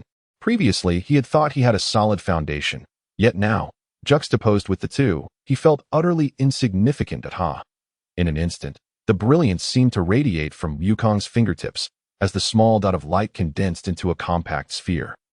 Wukong intended to pour all his strength into this attack, fully aware that Luha was strong enough not to be defeated by such a move. Look out. In a flash, Wukong thrust forth the Kamehameha, unleashing a blue beam that surged forward with far greater intensity than during his initial attempt. Luha was taken aback and quickly countered with both hands, bracing against the oncoming Kamehameha.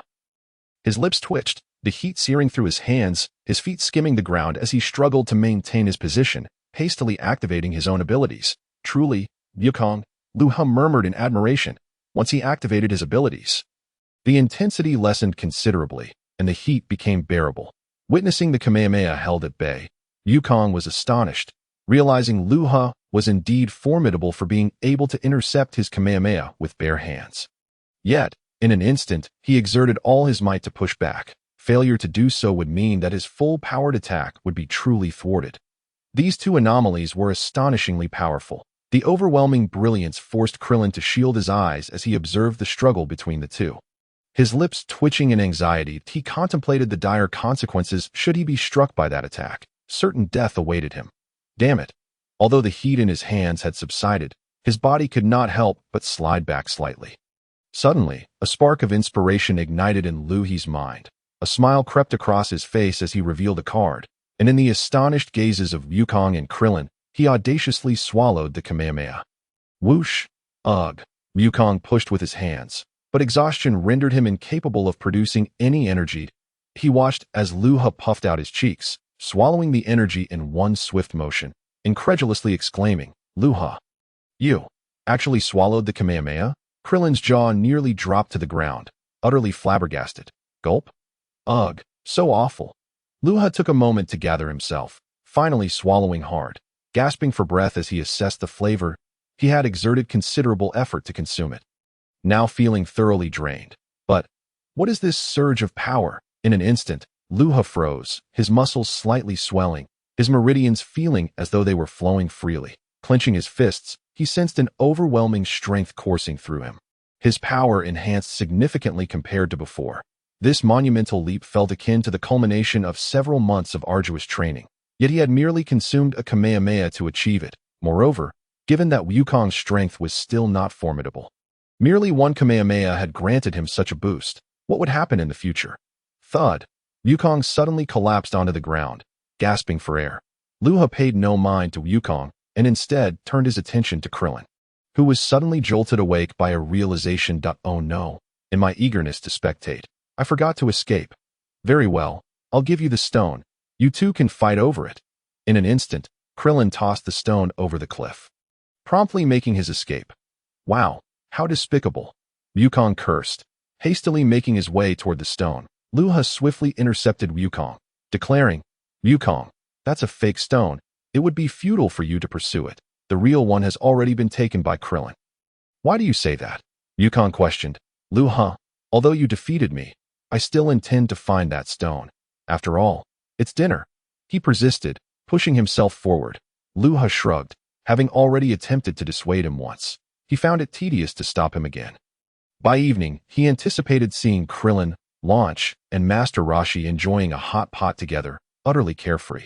Meanwhile, Wukong's stomach rumbled, drool pooling at his mouth, creating a puddle on the ground. Luha remained unfazed, well aware that the meal would soon lose its appeal. "See, I told you it's a fake stone, yet you still pursued it." Luha gestured with exasperation. Wukong, looking disheartened, lamented that he should have heeded Luhi's advice, but suddenly, he inquired, "However, Luha, with your speed, you could have caught up to Krillin and retrieved the real stone. Why didn't you?" Luha smiled mysteriously, replying, "Some secrets must remain undisclosed." "Huh? What does that mean?" Wukong scratched his head, perplexed. Just then, Krillin exclaimed, "Launch, what kind of meat is this? It smells amazing. I bought it at the market." "It's called pufferfish." "Yes, pufferfish," Launch recalled. "What? Pufferfish?" Instantly, Master Rashi and Krillin were taken aback, halting their actions. Yet, mere moments later, all three began to experience excruciating pain. Wailing in agony as Luha could not help but chuckle, there was no way he could provide an overt warning. The trio's poisoning was not severe, merely suffering from diarrhea and dizziness. Luha had heard about the exquisite flavor of pufferfish, but it was indeed a toxic delicacy. Although he possessed the ability to purify, who would willingly consume poison? That would be tantamount to courting death. Subsequently, Luha led Wukong out of Master Rashi's abode, guiding him to the location where he had previously hidden their prey. And the two indulged in a delightful barbecue feast. Although Luha had invited Master Rashi and the others to join, they were far from having any appetite at that moment. It is hardly surprising that Luha, alongside Wukong, joyfully indulged in barbecue delicacies while amiably discussing their previous battle, exuding an unmistakable sense of delight. Chapter 36. The grueling training. With the dawn of the following day, Luha and Wukong arose cheerfully, clamoring for Master Rashi to commence their training. However, Master Rashi, still reeling from exhaustion and plagued by a severe bout of diarrhea, postponed the training for 2 days. Luha and Wukong, left with no option, shrugged their shoulders in resignation. Yet, seizing the opportunity to alleviate their boredom, they engaged in several sparring sessions. The outcome was predominantly in Luha's favor, as he had demonstrated the ability to absorb Wukong's Kamehameha, prompting Wukong to refrain from using it again. In the realm of hand-to-hand combat, however, Wukong remained a formidable opponent. The reason was simple. Having absorbed Wukong's Kamehameha, Luha's strength had surged by over 40%. Additionally, through relentless battles, Luha's combat skills and experience were continuously accumulating, leading to a more refined mastery of his abilities. Thus, he was able to maintain a considerable lead over Wukong. Nevertheless, after several bouts, Luha could distinctly sense the significant enhancement in Wukong's prowess. Compared to their earlier skirmish while collecting stones, Wukong's strength had improved by more than 10%. Remarkably, this was achieved after merely 2 additional fights within a brief span of 30 hours. Such rapid progress was indeed remarkable. After 2 days of recuperation, Master Rashi, Krillin, and Launch had finally regained their strength. Early that morning, at around 4 o'clock, Master Rashi roused Luha, Wukong, and Krillin. Initially addressing them outside, he declared with utmost seriousness, "From this day forth, we shall commence formal training. You must strive to keep pace. Of course, should you choose to abandon this endeavor midway, I shall not impede you. We will not give up." The trio fervently responded. "Very well, follow me. Let us run." With that, Master Rashi set off ahead. Luha wasted no time in following suit, while Wukong hesitated momentarily before joining, and Krillin hurried to catch up. Master Rashi's pace was not particularly swift. It was merely a light jog. Krillin couldn't help but chuckle inwardly, thinking, "What? I've heard that Master Rashi's training is exceedingly rigorous, yet this is all it entails." However, they soon arrived at a house where Master Rashi cheerfully greeted a middle-aged man, saying, "Hi, I'm Master Rashi, the one who contacted you a few days ago." The man was momentarily taken aback, but quickly engaged in conversation. Soon, he directed the trio, "You 3, hurry and each carry a box of milk. It must be delivered before breakfast." Aren't you planning to use a helicopter?" the man asked hesitantly. "Of course not. If we were to use a helicopter, how would that be considered training?" Master Rashi retorted decisively. The man seemed poised to argue further, yet Master Rashi assured him repeatedly that they would deliver all the milk before breakfast. Consequently, the man ceased to contest the matter. Master Rashi glanced at the milk delivery route map and announced, "All right, the first stop is just over 1 kilometer away. We shall hop there. Keep up with me and hold on to the milk." Hop, hop, hop. Master Rashi led the way, cheerfully chanting, his laughter infectious. Luha mirrored his mirth, thoroughly enjoying the atmosphere of this peculiar training. Wukong shared in the joy, while Krillin, however, felt a sense of foreboding. Indeed, Master Rashi's training was certainly unique. Upon reaching the first stop, Master Rashi checked the map again and informed them, "The next leg of our journey is over 2 kilometers. We shall run, run, run, run." The 4 of them resumed their sprinting. As time passed, they moved from one station to the next. Upon arriving at another stop, Master Rashi scrutinized the map and instructed, "Next, simply run around the trees on either side, while chanting 'run around.'" Krillin was taken aback, nearly dropping his jaw in disbelief. The prospect of running in circles for this stretch seemed daunting, hinting at an interminable detour. Run around, run around, run around. As they followed the chant and maneuvered through the course, Wukong and Luha remained composed, but Krillin found himself struggling, beginning to breathe heavily. Observing that the other 3 had pulled ahead, Krillin, hoping to take a shortcut, decided to run straight while chanting joyfully. However, Master Rashi quietly fell back and remarked, "If you wish to give up, I shall not stop you." "Sorry," Krillin swiftly apologized, turning back to rejoin the others in their circular route. After enduring several more stops, the group commenced their ascent of a considerable mountain, towering at over 1,000 meters high. The winding paths added to the challenge, transforming the journey into a formidable endeavor. For the next leg, it is not necessary to run. Just keep up, Master Rashi instructed, proceeding up the stone steps. Luha followed suit with a smile. Feeling no fatigue from the prolonged training, and Wukong mirrored his sentiment, though his breath had begun to grow slightly erratic. Krillin, on the other hand, was utterly exhausted, panting heavily as he gazed at the imposing peak, nearly collapsing onto the ground. Yet, witnessing Luha and Wukong press on, Krillin gritted his teeth and hurriedly continued his ascent. In summary, Krillin was utterly fatigued. Upon reaching the midpoint of the mountain, Master Rashi sat nearby, leisurely puffing on his pipe, while Luha remained expressionless, patiently standing by. After a while, Wukong caught up, appearing somewhat fatigued and breathing heavily. Upon seeing the two, he paused momentarily, and Master Rashi chuckled. "Haha, can you not handle it, Wukong?" "Indeed, Master, but you and Luha seem unfazed." "It's impressive," Wukong replied, panting. Master Rashi cast a glance at Luha, unable to suppress a smirk. This fellow was indeed formidable. However, he swiftly redirected the conversation, nostalgically reminiscing. "I am reminded of days gone by. Back then, Son Gohan and the Ox King traversed this very path." "Wait, did my grandfather undergo the same training?" Wukong inquired, suddenly intrigued. "Yes, of course, so you must strive," Master Rashi asserted, subtly igniting Wukong's fighting spirit. "Yes, Master, I shall continue onward," Wukong declared with a smile, resuming his ascent. Luha hesitated for a moment, but followed suit.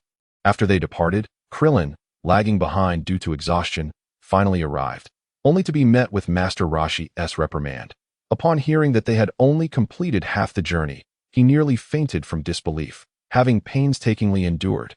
Krillin finally reached the summit, only to be chastised by Master Rashi once again, prompting him to hastily spring to attention. Subsequently, while eavesdropping on a conversation between Master Rashi and an elderly monk, Wukong and Krillin learned that the world's martial arts tournament was set to take place in 8 months, and if possible, they would be allowed to participate. Initially devoid of enthusiasm, the prospect invigorated the two, igniting a fierce determination to prepare for the event. Yet, Master Rashi admonished them, clarifying that their participation was not aimed at securing victory, but rather to gain experience and engage with formidable opponents, sternly warning them against complacency and arrogance. Meanwhile, Luha stood silently by, embodying a calm demeanor that resonated with Master Rashi's admiration for his unwavering composure and humility from the very beginning. Master Rashi perceived that Luha was no ordinary child. Despite his innocence and kindness, there was a depth in his gaze reminiscent of joy born from the trials of life, as if he had returned to the simple pleasures of childhood. What further intrigued Master Rashi was the uncanny sense that Luha seemed to possess an understanding of everything around him. Chapter 37, the exclusive training course. This was quite normal. For Luha had been an orphan, striving to survive amidst the bustling city, leaving little room for the carefree joys of childhood. Therefore, upon arriving here, Luha yearned for a life of stability and happiness, where every moment could be lived according to his desires. This, he believed, was the greatest achievement one could aspire to. However, each individual's goals differ. Luha craved fervor, yet he was not enamored with the city's opulence, but rather sought a more tranquil kind of passion, much like Goku, who, having grown up and become a grandfather, still resided in the mountains with his family. A normal training regimen, punctuated by battles with adversaries, felt immensely fulfilling. Setting aside these thoughts, after a brief respite, the intense training resumed, with the delivery of milk still incomplete. Next came the precarious balance beam, traversing deserts, crossing rivers, and evading the pursuit of a Tyrannosaurus Rex. Even Luha began to breathe heavily. A glance at Master Rashi revealed his continued delight, indicating that Luha's training was indeed insufficient. Unnecessary movements had squandered energy that should have been conserved, leading to his current exhaustion. Moreover, he had not mastered certain training techniques, which further drained his stamina. At last, The milk delivery training concluded. Luha gasped for breath, while Goku plopped down on the ground. And Krillin collapsed, panting heavily. Hey, what are you all doing resting? Stand up, you're doing well, but this is merely the morning exercise. Now, let us commence the morning training. Master Rashi urged from the side. Goku and Krillin were astonished, rising as if summoned from the dead, exclaiming in unison, "What? More training? Of course, the schedule is packed, and you have only 30 minutes for breakfast. Once you finish, we shall continue training," Master Rashi stated matter-of-factly. Luha was not overly surprised by this. But as someone who had not trained extensively in the past, he found the prospect of training formidable, despite his newfound strength. Nevertheless, he decided to prioritize breakfast and join the others upon hearing the mention of breakfast. Goku, though initially surprised by the upcoming training, dashed off to eat. Krillin, realizing the others had already left, hurriedly followed. The group descended upon the breakfast table like ravenous wolves, their appetites astounding. Each individual could easily be considered a voracious eater in their own right. The table became a battlefield as Luha, Goku, and Krillin clashed in a frenzy over the food. Fortunately, Lan Chi had prepared a generous amount. Otherwise, they would have been left wanting in the end. Luha ate only modestly, matching Goku's pace, as he preferred not to overindulge. In truth, he could have devoured 10 times the amount if he had chosen to. Though Krillin also ate heartily, he naturally could not compare to Goku and Luha. After a brief rest following breakfast, Master Rashi urged them to resume training. This session involved assisting a farmer with plowing the fields. After negotiating with the farmer, Master Rashi instructed Goku and Krillin to begin their work, emphasizing that they could only use their hands, without any tools. While Goku and Krillin grumbled momentarily, they quickly set to work, and Luha, with a cheerful smile, joined in the plowing. Haha, I'm here too. Wait a moment, Luha, Master Rashi called out, halting Luha in his tracks. Luha paused, puzzled, and asked, "What is it? You need not partake in this task. You would merely be alleviating their workload," Master Rashi explained. "But why? I also wish to grow stronger. That I can't simply have my training eliminated, can I? I want to train," Luha insisted. I see. Master Rashi contemplated for a moment before declaring, "Rest assured, I have arranged a special training regimen for you. Otherwise, not only would you be sharing their workload, but they would also miss out on valuable training, and you wouldn't progress much either." "Oh, so, my training will be more challenging," Luha chuckled awkwardly, wondering if this was a personal vendetta. "Naturally, as you are stronger than both of them. Hence, your training must be set at a higher difficulty. Now, go to that hillside and dig 5 pits, each 20 meters deep and 10 meters wide using only your hands. Remember, if they finish in 10 minutes and you have not, your workload will increase tomorrow." "How infuriating. Why didn't you say so earlier?" Luha grumbled as he rushed towards the hillside. Master Rashi's words did not go unheard by Goku and Krillin, who, upon noticing Luha's absence, diverted their attention elsewhere. Goku felt a slight pressure from Master Rashi's approach, while Krillin felt a mix of joy and unease. "Hey, what are you two dawdling for? Do you wish to remain behind Luha? I forgot to mention that if Luha finishes in 10 minutes and you haven't, you two will have your workload increased tomorrow," Master Rashi exclaimed, prompting urgency in his tone. Immediately, Goku and Krillin quickened their pace. Master Rashi added, "Furthermore, if you fail to complete your tasks within the allocated time for 3 consecutive days, not only will your workload increase, but you will also forfeit your eligibility to participate in the World Martial Arts Tournament." Upon hearing this, Goku and Krillin pushed themselves to their limits, frantically digging at the earth with their hands. Master Rashi smiled with satisfaction. Having Luha as a benchmark seemed beneficial, igniting the fighting spirit of both Goku and Krillin. However, as he pondered Luha, Master Rashi took a quiet puff from his pipe, exhaling a plume of smoke that he mused that if Luha could endure the grueling 8 months of training, he might well surpass Master Rashi himself. Age. It seems the coming era belongs more to the young. With Luha as a comparison, Goku and Krillin should find their motivation renewed. After approximately an hour of diligent effort, Goku and Krillin finally completed their plowing, both collapsing to the ground, breathless. Master Rashi stood up to inspect their work. Nodding in approval, that he glanced towards Luha, and within moments, Luha staggered over, breathless, reporting, Report. I have completed. Good job. Now fill those 5 pits back in." After that, Gather at the Kame house for a lesson, Master Rashi replied nonchalantly. Huh? I have to fill them back in. After all that hard work, I have to refill them. Luha nearly stumbled over in disbelief. Indeed, hurry up, today is only the first day, so I'll grant you an extra 15 minutes. From now on, you must report to me daily, and only after I approve will you fill them back in. Master Rashi instructed, then added, of course, when filling them, you may use tools if you wish. Though opting not to might enhance your training effect. Alright then, Goku, Krillin, we're off. The two nodded and began to depart, with Goku encouraging Luha. Come on, Luha, hurry up. Alright. Luha sighed, conceding to the call. Chapter 38.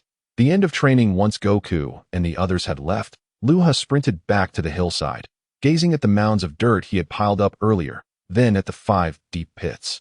When on earth would he finish filling them in? Watch me, crazy dirt thrower. Luha stood atop a mound of earth, furiously hurling dirt into the pit, his hands a blur as the soil diminished beneath his feet. With remarkable speed, a substantial pit was filled, leaving Luha utterly exhausted. Suddenly, he paused, realizing that this was an unwise expenditure of energy. In an instant, an idea struck him. I've got it. With that, Luha approached a mound of earth, pressing his hands against it and pushing it towards the edge of the pit.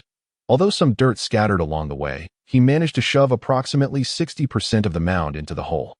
Undoubtedly, this method was the most efficient in terms of both time and energy conservation. Luha then began to replicate this technique, and within a mere 10 minutes, he had filled several large pits.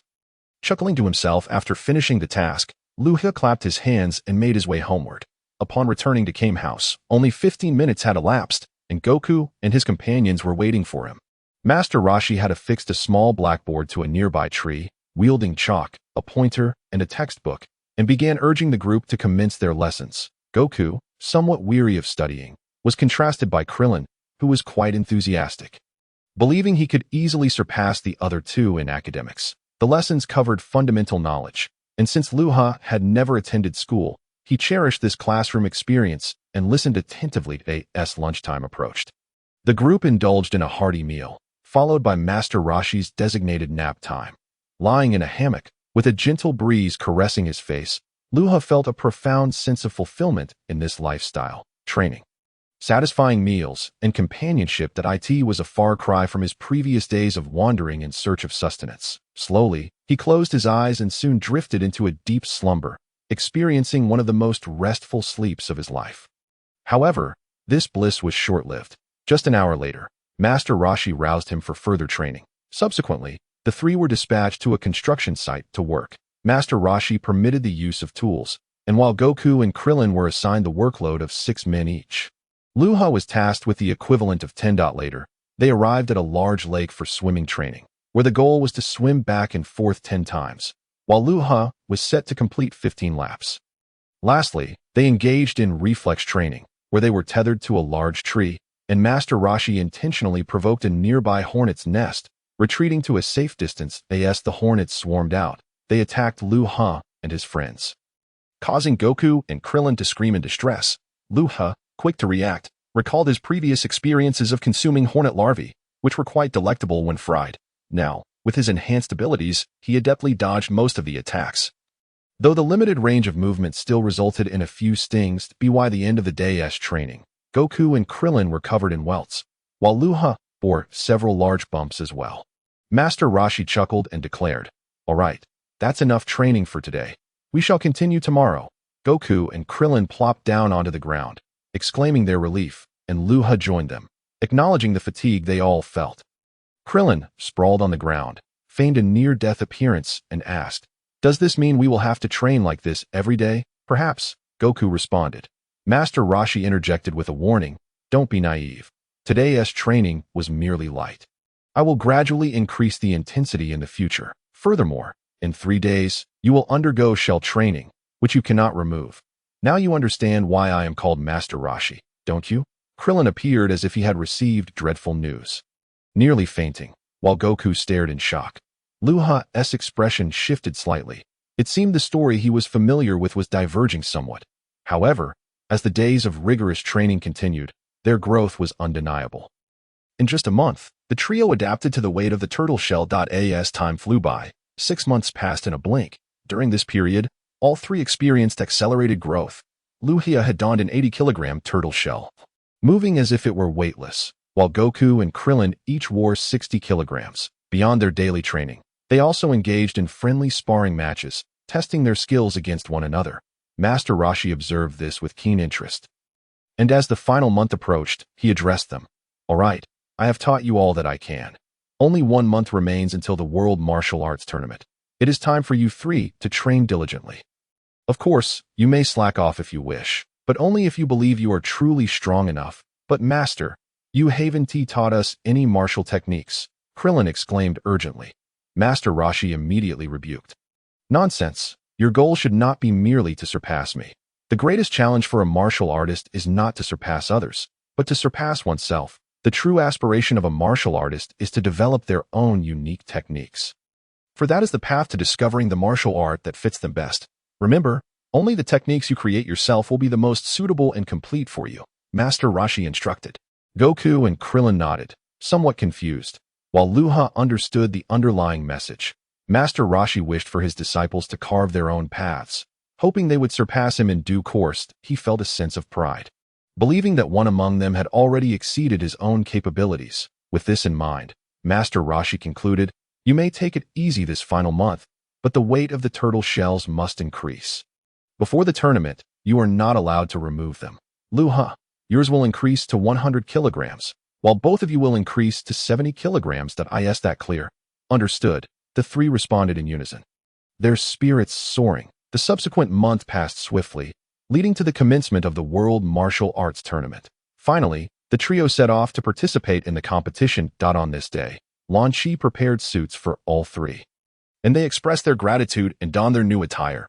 Although none had ever worn a suit before, they found it a peculiar experience, even feeling slightly awkward in each other's presence. All right, let us depart, Master Rashi announced. Lan Shi smiled gently, saying, I will stay here to watch over things. You all do your best. Luha suddenly interjected, Lan Shi, why not join us, having spent such a lengthy time together? Luha naturally wished for her company at the match, despite her unpredictable temperament. Krillin chimed in, yes, Lan Shi, come with us. Indeed, why not? Goku questioned, puzzled. That I want to go, but I'm afraid I might accidentally hurt someone. Lan Shi hesitated. Master Rashi, however, encouraged her, don't worry, Lan Shi. Come along. Really?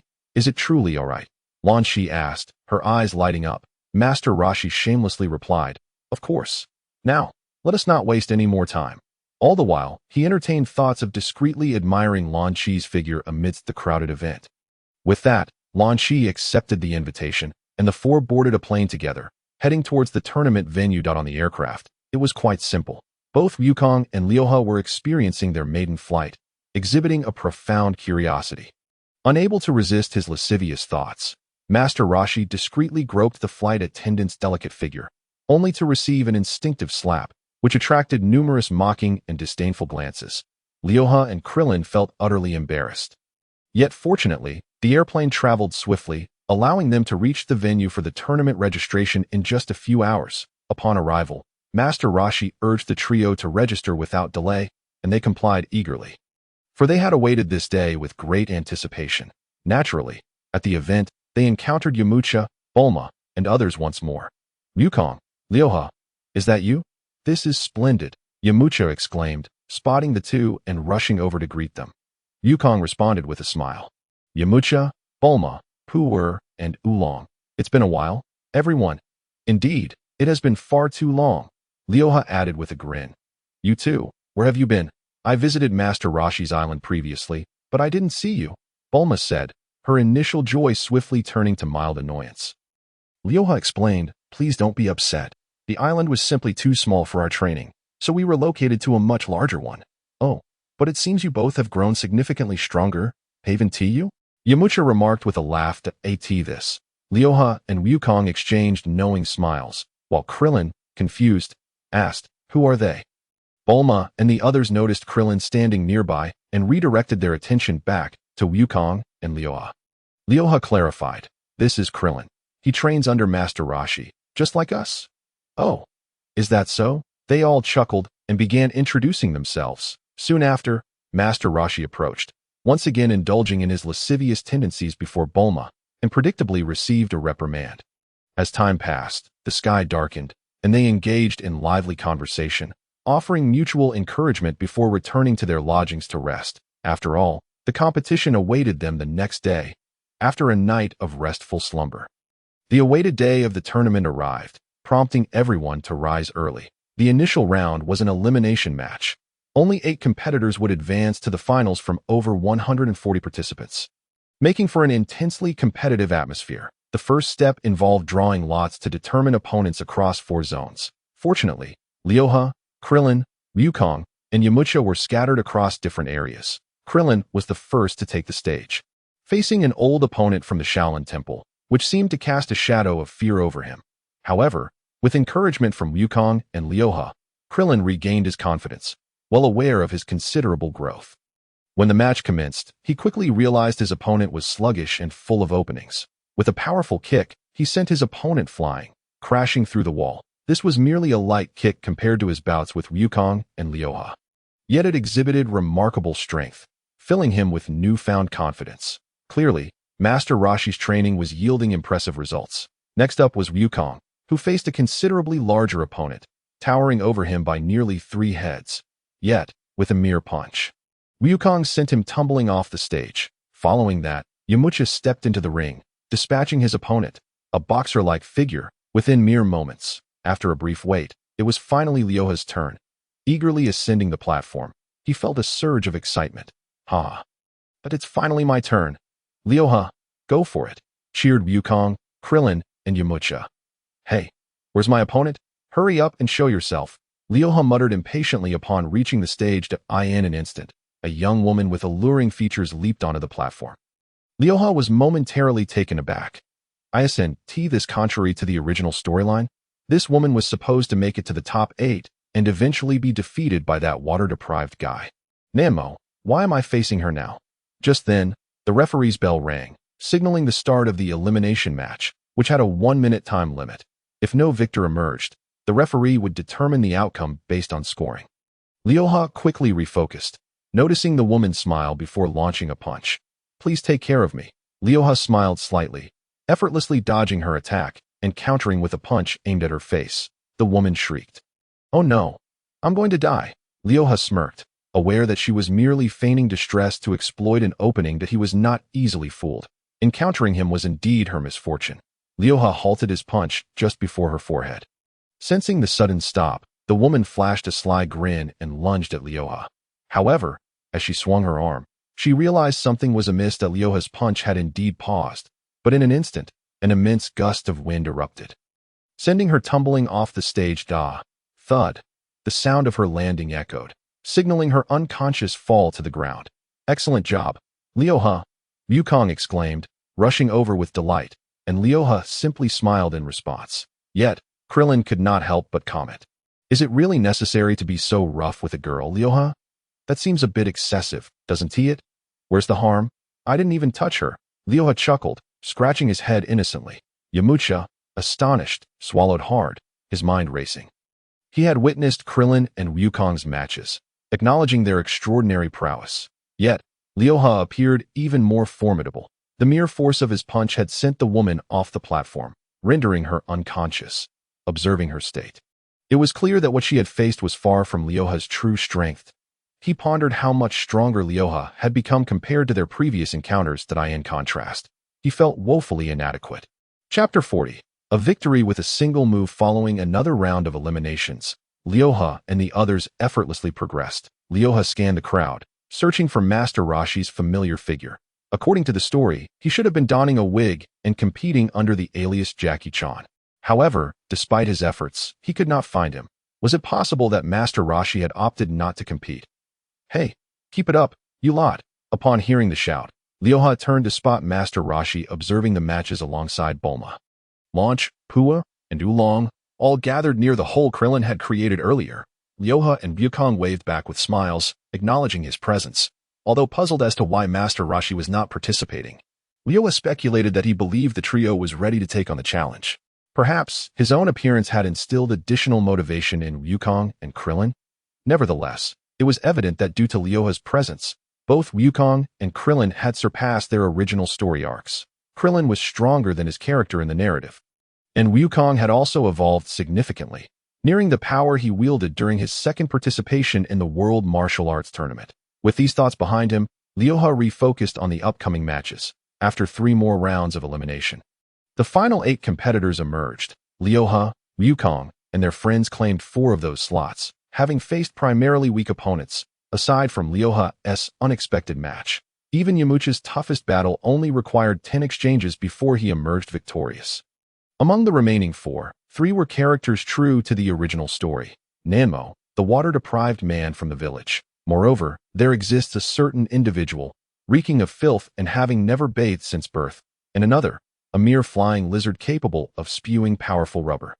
The final contender, however, is not one of the original 8 champions. Rather, he is a humanoid wolf who, in the original tale, was eliminated in the last knockout match against Yamucha. It seems as though fate has allowed him to substitute in, especially since that woman was defeated by Luha, leading to a significant alteration in the narrative. After all, there are only a handful of formidable participants in this tournament, and the strength of this humanoid wolf is quite commendable. Thus, Luha was not overly surprised. Compared to himself, the wolf was still lacking. Subsequently, the chief judge summoned the 8 victorious contenders to announce the commencement of the drawing, determining the order of the matches.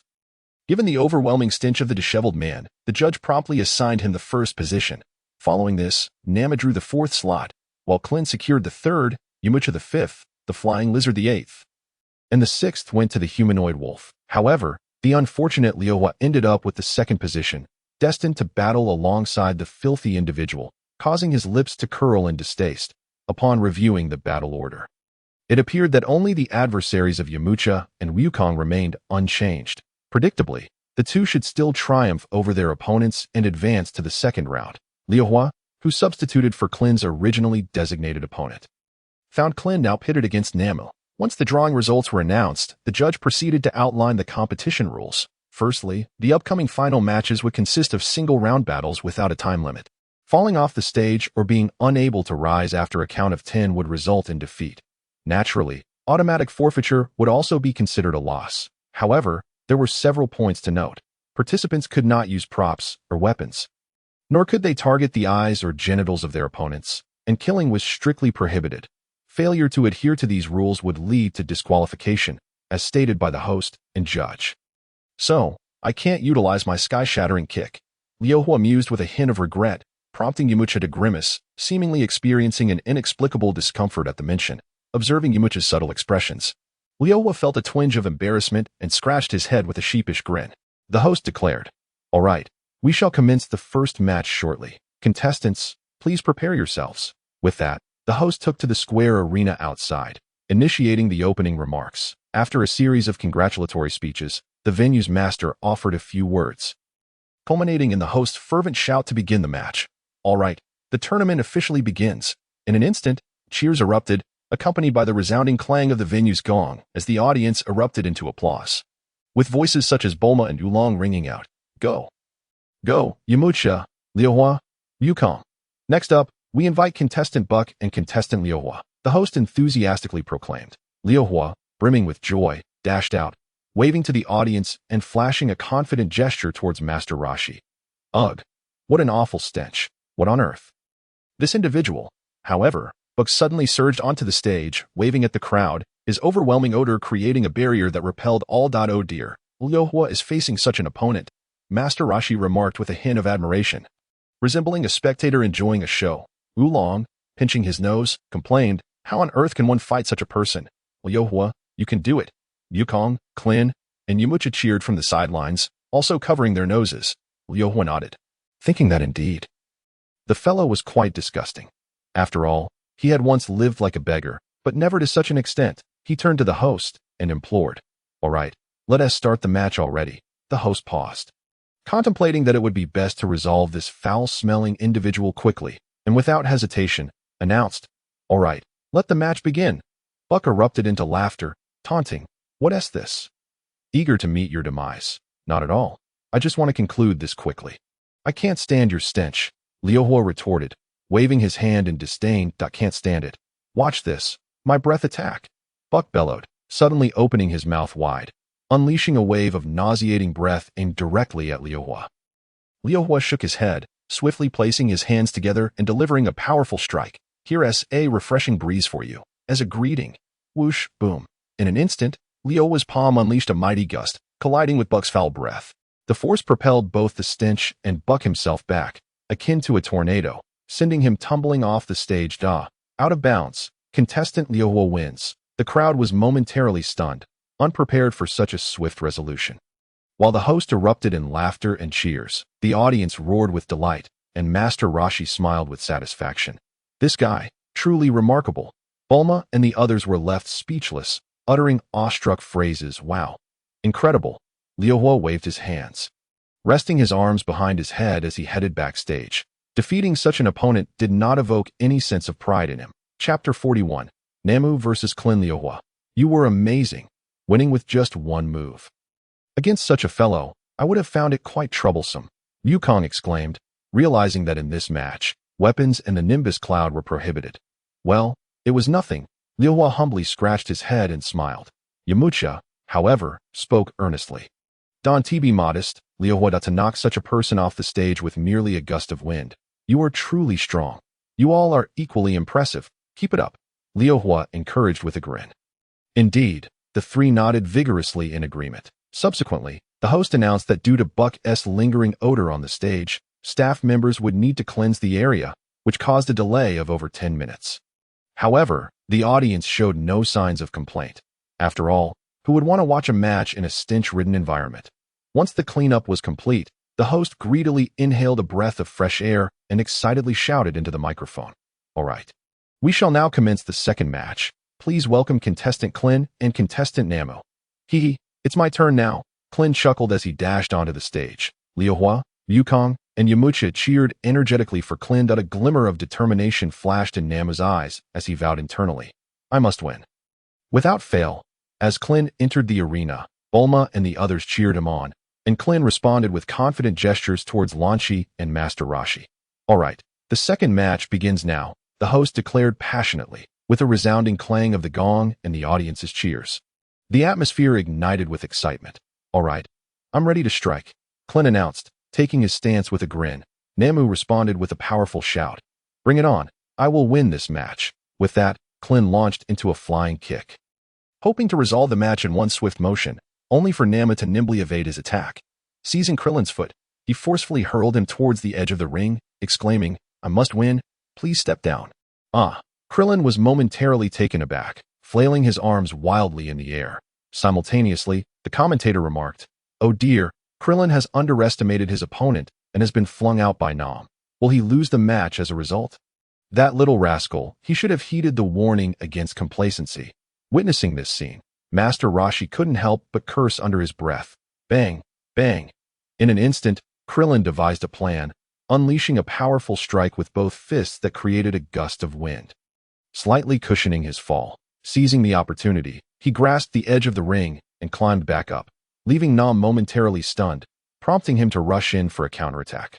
Wow, who would have thought Krillin would think on his feet and narrowly escape disaster?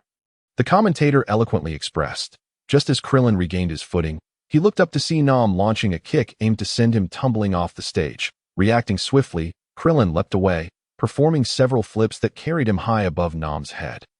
Landing safely behind him on the ring, Nam quickly halted, pivoted, and charged at Krillin with a punch. Bang! Krillin blocked with one hand, no longer daring to underestimate his opponent. Instantly, he retaliated with a sweeping kick. Boom! Nam managed to deflect it to the side, but the sheer force caused him to stagger, leaving his arm tingling that he had not anticipated such strength from Krillin's petite frame. Indeed, Krillin was now far stronger than in the original tale, while Nam remained largely unchanged. Ha! Strike!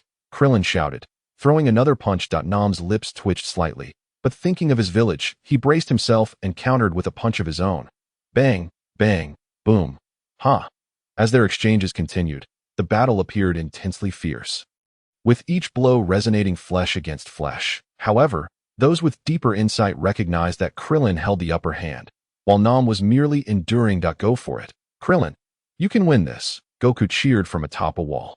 Yamucha observed the match closely, noting the significant progress Krillin had made. While Krillin was slightly winded, Nam was visibly exhausted and struggling. Yet, despite this, Nam persisted, and Yamcha admired his tenacity, suspecting he would ultimately lose. In the original narrative, it was supposed to be Master Rashi who intervened.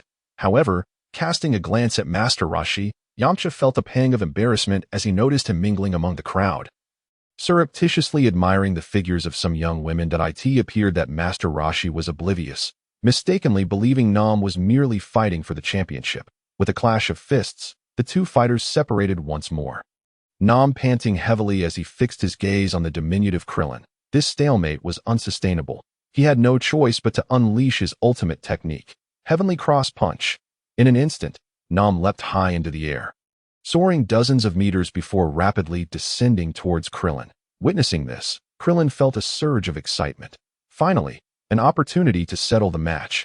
With the eyes of the crowd upon him, he formed his hands into a claw behind his waist, a smile gracing his lips as he swiftly launched his hands forward to strike at the airborne Nam. Kamehameha! Whoosh! To the astonishment of the onlookers, Krillin unleashed the Kamehameha wave, catching Nam off guard. Yet, trapped in midair, Nam had no means to evade and could only muster all his strength to defend. Boom! A tremendous explosion echoed, startling everyone present, while Nam's arms were rendered black and numb from the blast. His already dark skin now appeared as if he had been mining coal that he plummeted to the ground, completely disoriented. While Krillin chuckled in a flash, he leapt up, delivering a flying kick that connected with Nam's waist, sending him sprawling far beyond the ring. Bang! Ugh! The sound of Nam hitting the ground echoed, accompanied by his pained groan. Although his appearance was dire, he sustained no serious injuries. Krillin, having thoroughly gauged his opponent's capabilities during their bout, had used the Kamehameha not at full strength, but rather within Nam's limits. Yay! Krillin exclaimed, forming a V sign with his fingers, his face radiant with joy. Out of bounds. Krillin wins. The commentator's voice rang out with excitement. As the crowd erupted into cheers and applause, the commentator further marveled. Who would have imagined that the small Krillin would be so formidable, executing the legendary Kamehameha, a technique said to be exclusive to Master Rashi? This match has truly been exhilarating. Bulma and the others cheered wildly, while Master Rashi pondered, astonished that Krillin had mastered the technique. It seemed the three had been diligently training together in private. Chapter 42, Goku vs. Krillin. That was amazing, Goku exclaimed, approaching with a broad smile. Krillin scratched his head, slightly dissatisfied. Not really. I wanted to conserve some energy, but that opponent pushed me to my limits. You did wonderfully. Krillin, that last opponent was no slouch. Yamcha chimed in, his astonishment evident at Krillin's newfound strength that he couldn't help but wonder how formidable Goku and Yamcha had become in comparison. Indeed, Krillin, Yamcha added, genuinely impressed. Krillin smiled bashfully but soon turned serious. However, in the next match, it will be my turn to face you. At this, Yamcha paused, but Krillin, after a moment's silence, asserted, Yamcha, when we compete, you must not hold back. I certainly won't. Meeting Krillin's determined gaze, Yamcha smiled faintly and nodded in agreement. Yamcha then glanced at the defeated Nam, who appeared dejected and ready to leave. Using a pretext of needing the restroom, he excused himself, though the upcoming match featured Yamcha against a humanoid wolf. He was confident that Yamcha would emerge victorious, for the wolf was clearly no match for him. Upon finding Nam backstage, Yamcha greeted him with a friendly wave. Nam turned to see the partner who had just bested him, both clad in matching red uniforms. Though initially puzzled, Nam politely acknowledged Yamcha's greeting. However, Yamcha refrained from further conversation and simply handed him a multifunction capsule. Nam was bewildered at first, but Yamcha explained the plight of his hometown, which only served to astonish Nam further. Yet, Yamcha assured him that the capsule contained nothing but air. Just as Nam was about to refuse, Yamcha interrupted him, leading him to a nearby well. The water supply in this area is abundant, completely open for access. If you were to offer money for it, people would laugh at you. Nam was taken aback, realizing that had he known this earlier, he wouldn't have gone through such trouble.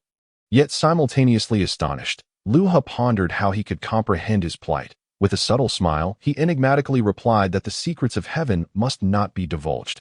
Nanwu speculated that they were likely disciples of the turtle hermit, for which he expressed profound gratitude to both Luha and the turtle hermit, believing this to be a divine guidance that would bestow blessings upon the village. Luha then took his leave. Preoccupied with preparing for the competition, while Nanwu sincerely expressed his thanks. Subsequently, he gathered ample water supplies and returned home. In the present moment, Luha reappeared to find that the third match had just concluded, with Yamucha triumphing over the humanoid wolf using the wolf fang fist. Although Luha had not witnessed the match, he approached with a grin, exclaiming, "Well done, Yamucha," to which Yamucha responded with a playful jest. "Really? You didn't even watch my match." Luha defended himself. "I knew you would win, so I stepped away for a moment. Besides, is it wrong to take a bathroom break?" Yamucha shrugged, and then suddenly turned to Goku. Smiling, "Goku, it's your turn next. If you win, it'll be a duel between us. Make sure you win." "Understood." Goku nodded earnestly. After a brief 10-minute respite, the host excitedly announced, "Now, let us welcome competitors Krillin and Son Goku to the stage for their match." Laughter erupted from Bulma and the others, who began cheering enthusiastically. Launch, having been present for quite some time, was relieved that she had not transformed. The turtle hermit squinted his eyes, intent on closely observing Goku's growth. Convinced that his progress would be remarkable, soon, Goku joyfully waved as he rushed onto the stage, while the beast, Krillin, stomped heavily onto the arena, waving to the audience. After a moment's pause, sensing that the atmosphere was ripe, the host signaled to the drum player, shouting, "All right, let the match begin. Goku, stay sharp and don't underestimate your opponent." Luha called from the sidelines, offering encouragement. Krillin, furious, shouted an expletive and launched a powerful punch, the force behind it formidable. However, he underestimated Goku's abilities, who effortlessly blocked the strike and swiftly seized Krillin's entire arm. With a twist of his foot, he sent the massive Krillin spinning through the air. Goku smiled lightly, gleefully flinging Krillin out of the ring. "Down you go," he exclaimed at Krillin has been thrown out of the ring. "What a blunder," the host shouted. Yet, in an instant, Krillin spread his wings and soared back onto the stage, prompting the host to remark, "Wow, almost forgot. Krillin has wings and has returned. Haha, your tactics are useless. Do you think you can toss me aside?" Krillin laughed heartily. "You vile creature. I shall make you surrender," Goku muttered under his breath before diving forward, launching a flurry of punches at Krillin. The sound of fists colliding echoed through the arena. Krillin struggled to keep up with the speed, but his arms ached painfully, pondering what material Goku's body was made of. It was incredibly tough. Goku suddenly smirked as he spotted an opening and swiftly delivered a kick to Krillin's chin that Krillin's body lifted off the ground nearly 2 meters before crashing heavily back down. Yikes. Krillin is down. 1, 2, 3, the host exclaimed, beginning to count. "Fantastic, Goku." Yamucha couldn't contain his admiration, and Luha exchanged a knowing smile with Krillin. Bulma and Launch cheered joyously, while Goku waved happily at them. "Yay, 6, 7, Krillin, infuriated, cursed loudly and wiped the blood from the corner of his mouth. Straining to rise, Goku, puzzled, asked, "You really can endure, can't you? Less chatter. And take this." Krillin snapped, suddenly spewing an unknown liquid towards Goku. "What in the world is that?" Goku exclaimed, inadvertently getting ensnared by the substance that immobilized him. "Ha! You're finished. This is my signature move. Now you're trapped in my rubber," Krillin cackled. Yamucha, Krillin, and the others exchanged anxious glances, deeply concerned for Goku. However, Luha remained relatively untroubled, knowing that Goku's strength had increased significantly. Even without his tail, he could easily break free from Krillin's rubbery grasp. Ugh! Goku gritted his teeth, realizing the material was indeed quite resilient. Summoning all his strength, he broke free just as Krillin approached. His expression mocking, Goku laughed. "This technique is impressive, but it's still lacking. Otherwise, I might have been in trouble." "What?" Krillin's eyes nearly bulged out in disbelief, bewildered by Goku's tenacity. "All right then, I'll knock you down again," Goku declared resolutely, readying himself for another assault. But suddenly, Krillin hastily raised a white flag, grimacing. "Wait, I concede." "Huh?" Goku paused mid-step, bewildered, and fell to the ground. The host, momentarily taken aback, adjusted his glasses and announced, "Son Goku is the winner. He advances to the second round of the finals." Chapter 43, Luha vs. Krillin Roar. Instantly, the audience erupted in excitement, with Bulma sheepishly exclaiming, "What? I thought that guy was formidable. I didn't expect him to concede so easily." Indeed, but we must not grow complacent. There are many powerful individuals in this world, and we must maintain a humble perspective, the turtle hermit remarked seriously, though his gaze remained fixated on Bulma's chest. Oh, really? Hey, you old pervert, where are you looking? Bulma retorted flatly, suddenly noticing his inappropriate stare, and promptly swung a punch, sending the turtle hermit tumbling through the air. Wulong couldn't help but smirk, jesting, if you entered the competition, you'd surely win the championship. Enough chatter. Bulma winced from the pain in her hand, which was still throbbing, but upon hearing Wulong's teasing, she retaliated with another swift strike to his head. Duh.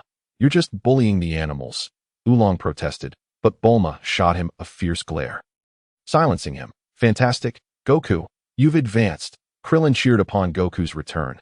Goku nodded, but then looked at Luha and Krillin, hesitating. Next up, it will be your turn? Indeed.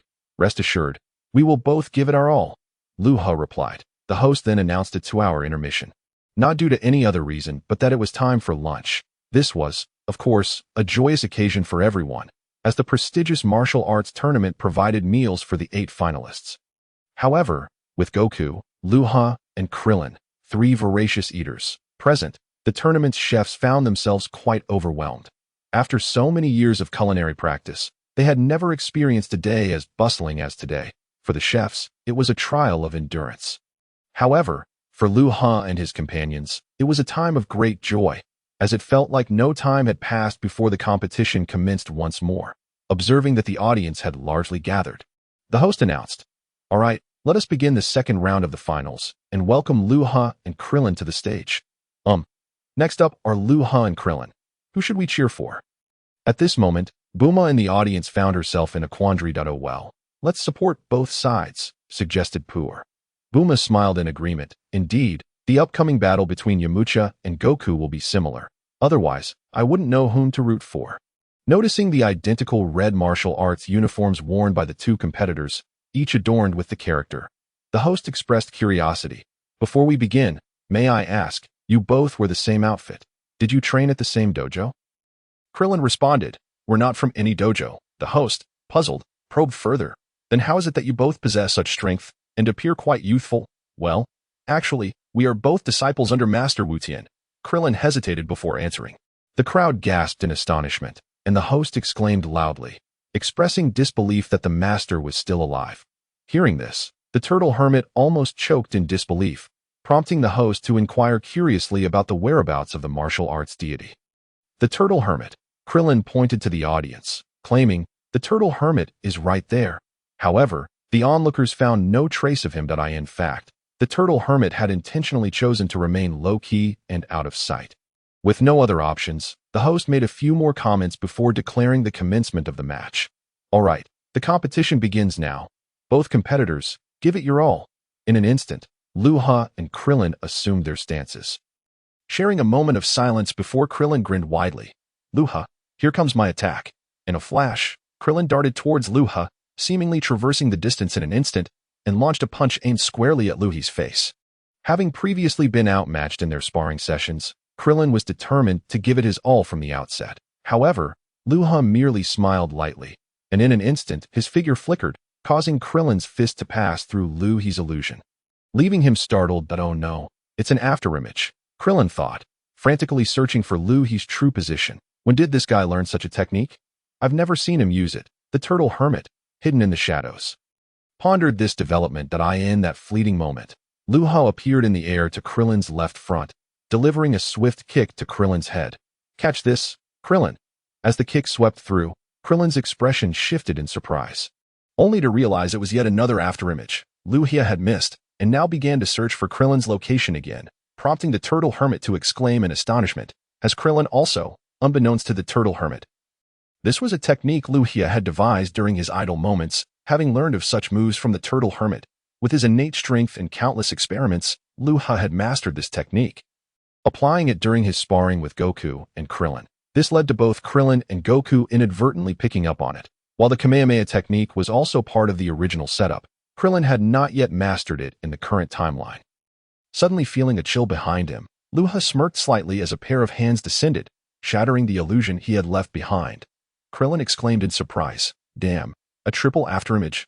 Luha once again appeared at Krillin's left, launching another kick, prompting Krillin to hastily defend himself. At this point, he could only manage a double afterimage. A triple was beyond his reach. With a resounding thud, Lui's kick connected with Krillin, sending him hurtling backward. Fortunately, Krillin's trajectory led him to crash against the arena wall, shattering a significant portion of it, leaving him buried beneath the rubble.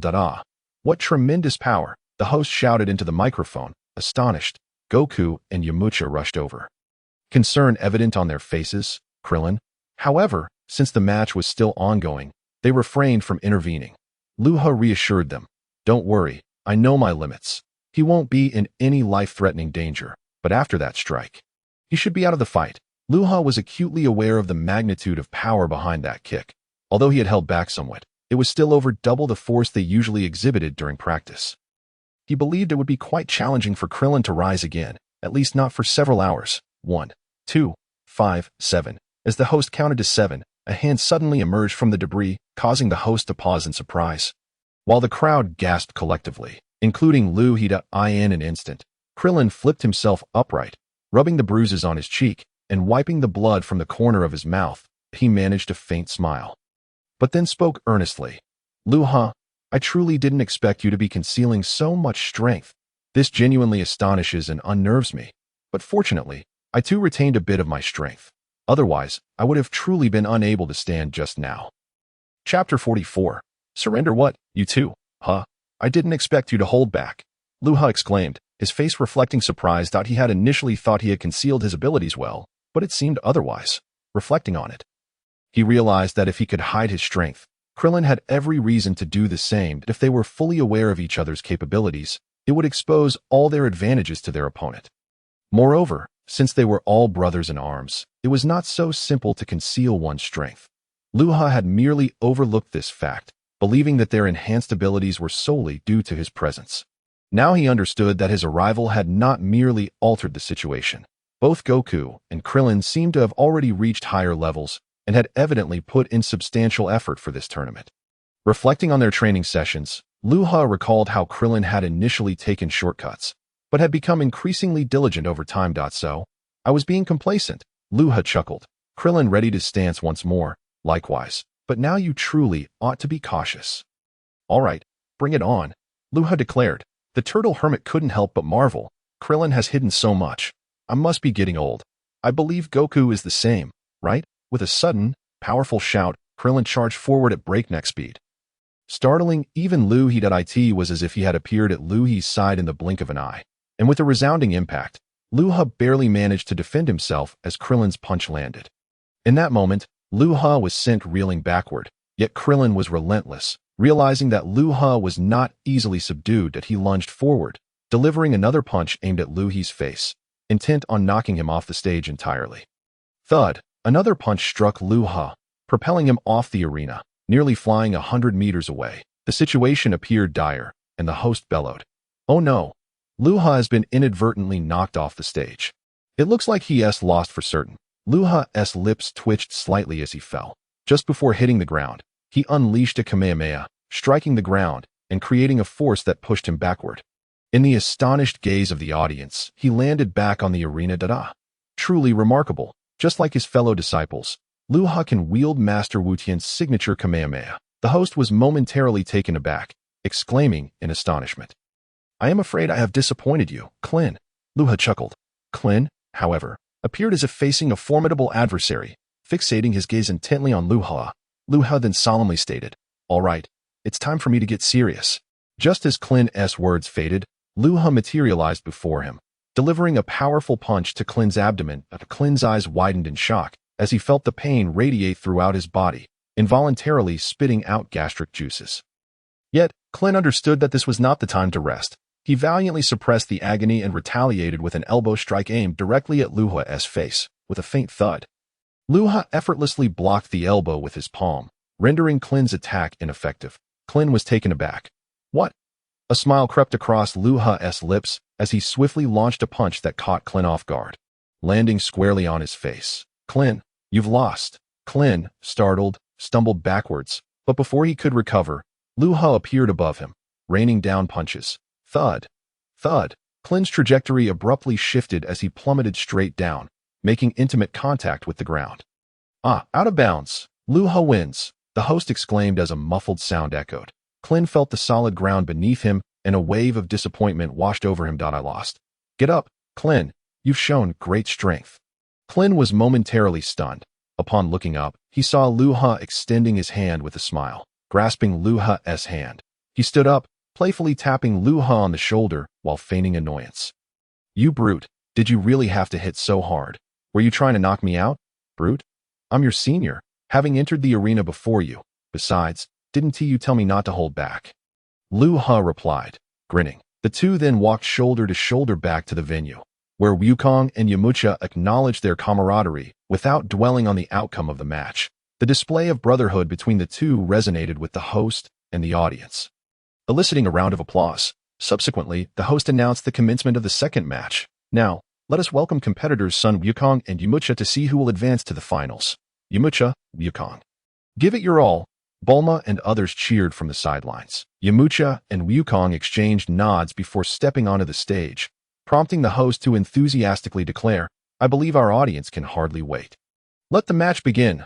Wukong, I won hold back. Yamucha smiled, suddenly darting forward to deliver a swift punch aimed at Wukong's head. With the previous wall broken by Klin's collision, Luha and Krillin found it unnecessary to climb over and simply watched from the broken section of the wall. Observing Yamucha's speed and power, Luha marveled at Yamucha's considerable improvement, realizing the effort he had invested for the World Martial Arts Tournament. The two exchanged blows. They appeared evenly matched to the untrained eye. But Luha and the others discerned that Yamucha was already exerting his utmost effort. Despite Yamucha's advancements, he was likely destined to lose against Wukong in this bout. Go, go, Bulma shouted energetically, joined by Wulong, Pu'er, and Lanchi in their cheers. Pu'er chuckled. Young Master Yamucha is indeed formidable, and so is Wukong. They are truly engaged in a fierce contest. No, Wukong has the upper hand, Master Rashi interjected solemnly. The others were astonished. When did you show up? Where were you just now? Master Rashi sheepishly scratched his head. Oh, nothing much. I just stepped out for a moment. The crowd exchanged looks of disbelief, some chuckling while others shot him disapproving glances. Pu'er, slightly displeased, remarked, Master Rashi, why do you say Wukong is superior? Is it merely because he is your disciple? They are clearly evenly matched. Master Rashi, uninterested in explaining further, simply replied, just keep watching. You'll understand soon enough. Yamucha was visibly fatigued, panting heavily, while Wukong remained composed, absorbing each blow with steadiness. A closer inspection revealed that from the onset of the match, all attacks had originated from Yamucha, while Wukong was primarily on the defense. Suddenly, Yamucha leaped back, gasping for I in the midst of the audience's astonished expressions. He exhaled deeply and declared, I concede. Upon hearing this, the crowd fell silent, including Wukong, while the host exclaimed in disbelief, wow, just when things were heating up. Yamucha voluntarily concedes. This is truly unexpected. Young Master Yamucha, why? Pu'er echoed the confusion, with Bulma and the others sharing similar sentiments. Wukong scratched his head in bewilderment.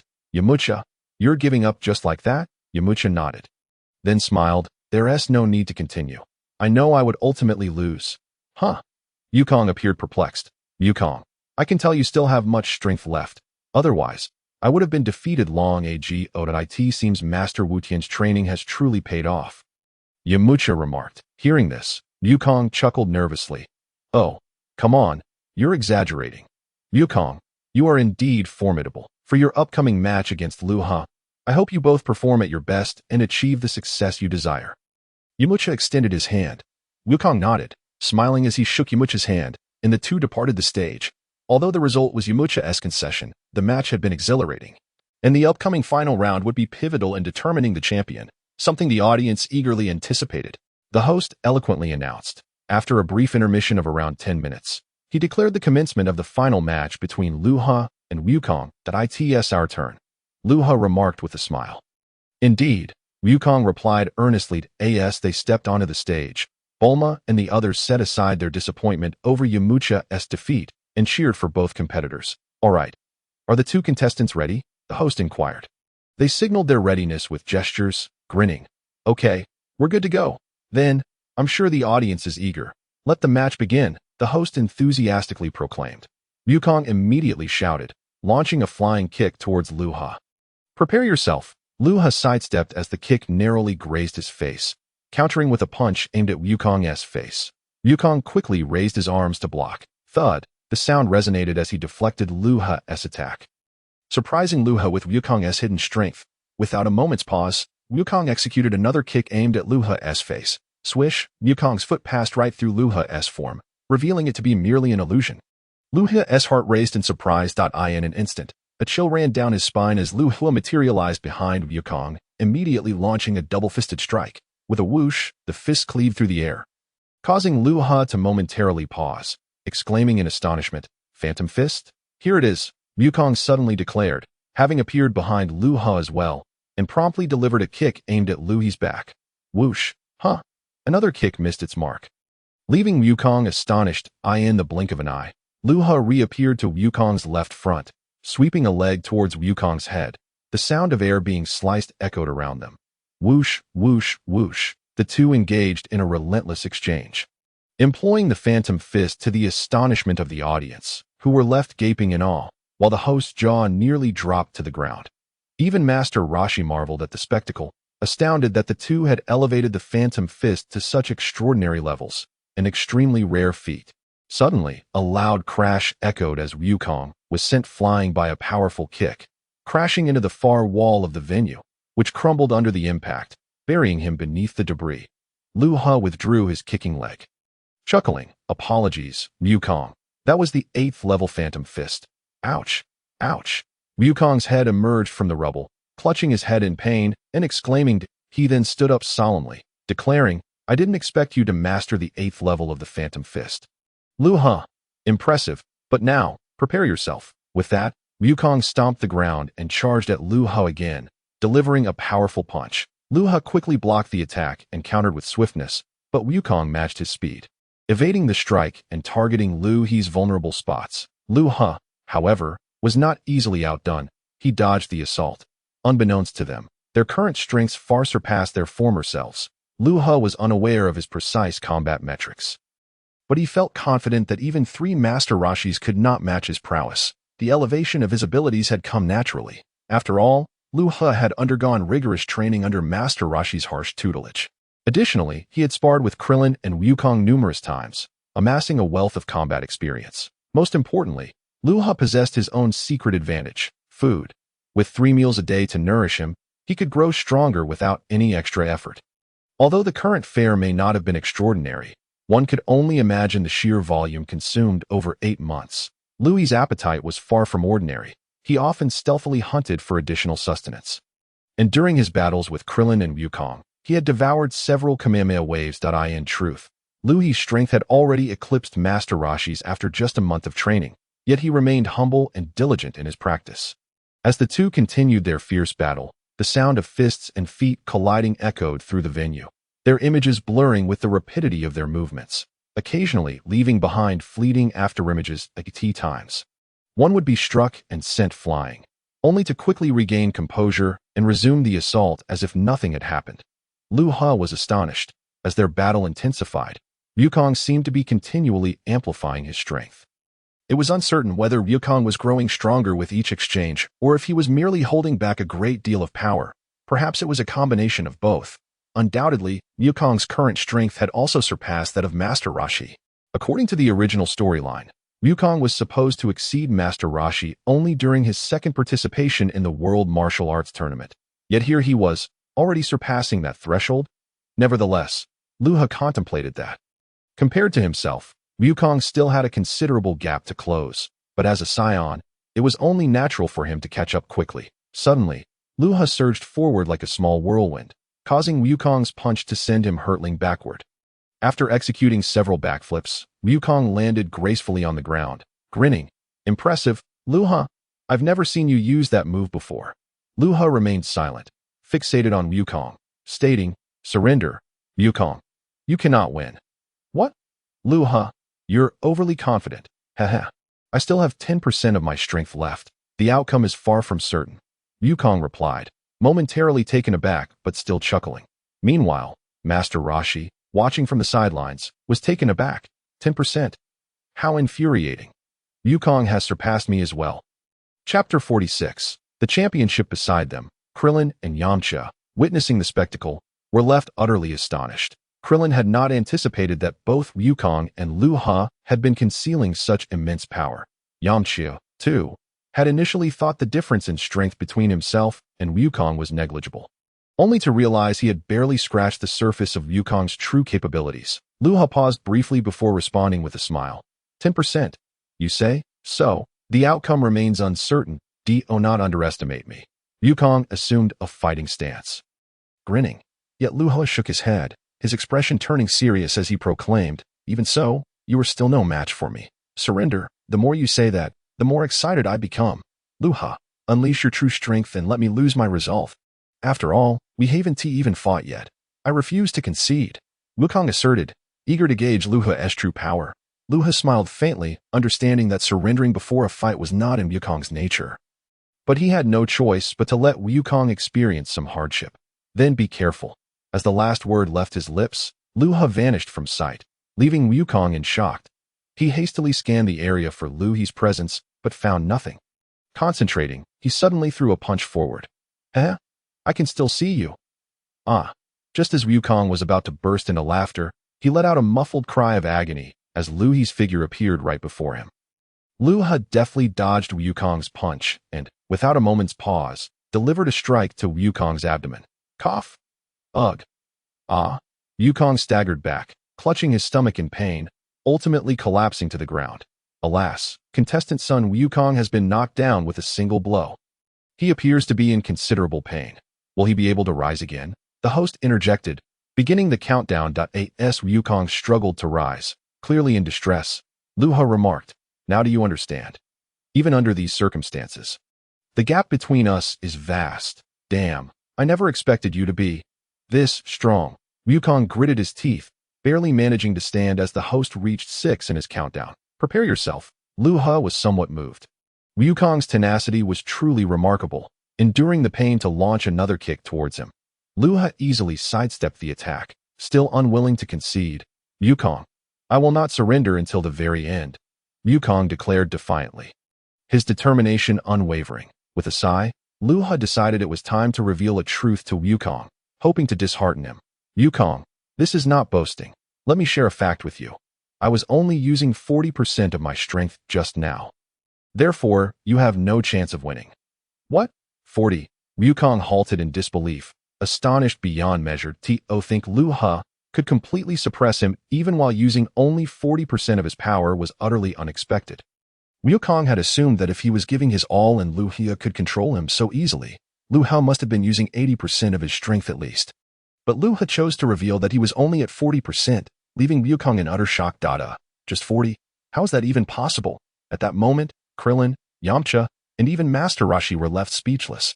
Luha was truly extraordinary. Initially, Wukong's progress nearly blinded them with astonishment, while Luha's advancements were nothing short of miraculous. The most astonished of all was Master Rashi, for Wukong's strength had transcended his own, and he found himself outmatched by even 40% of Luha's might. As a result, this master felt an overwhelming sense of inadequacy.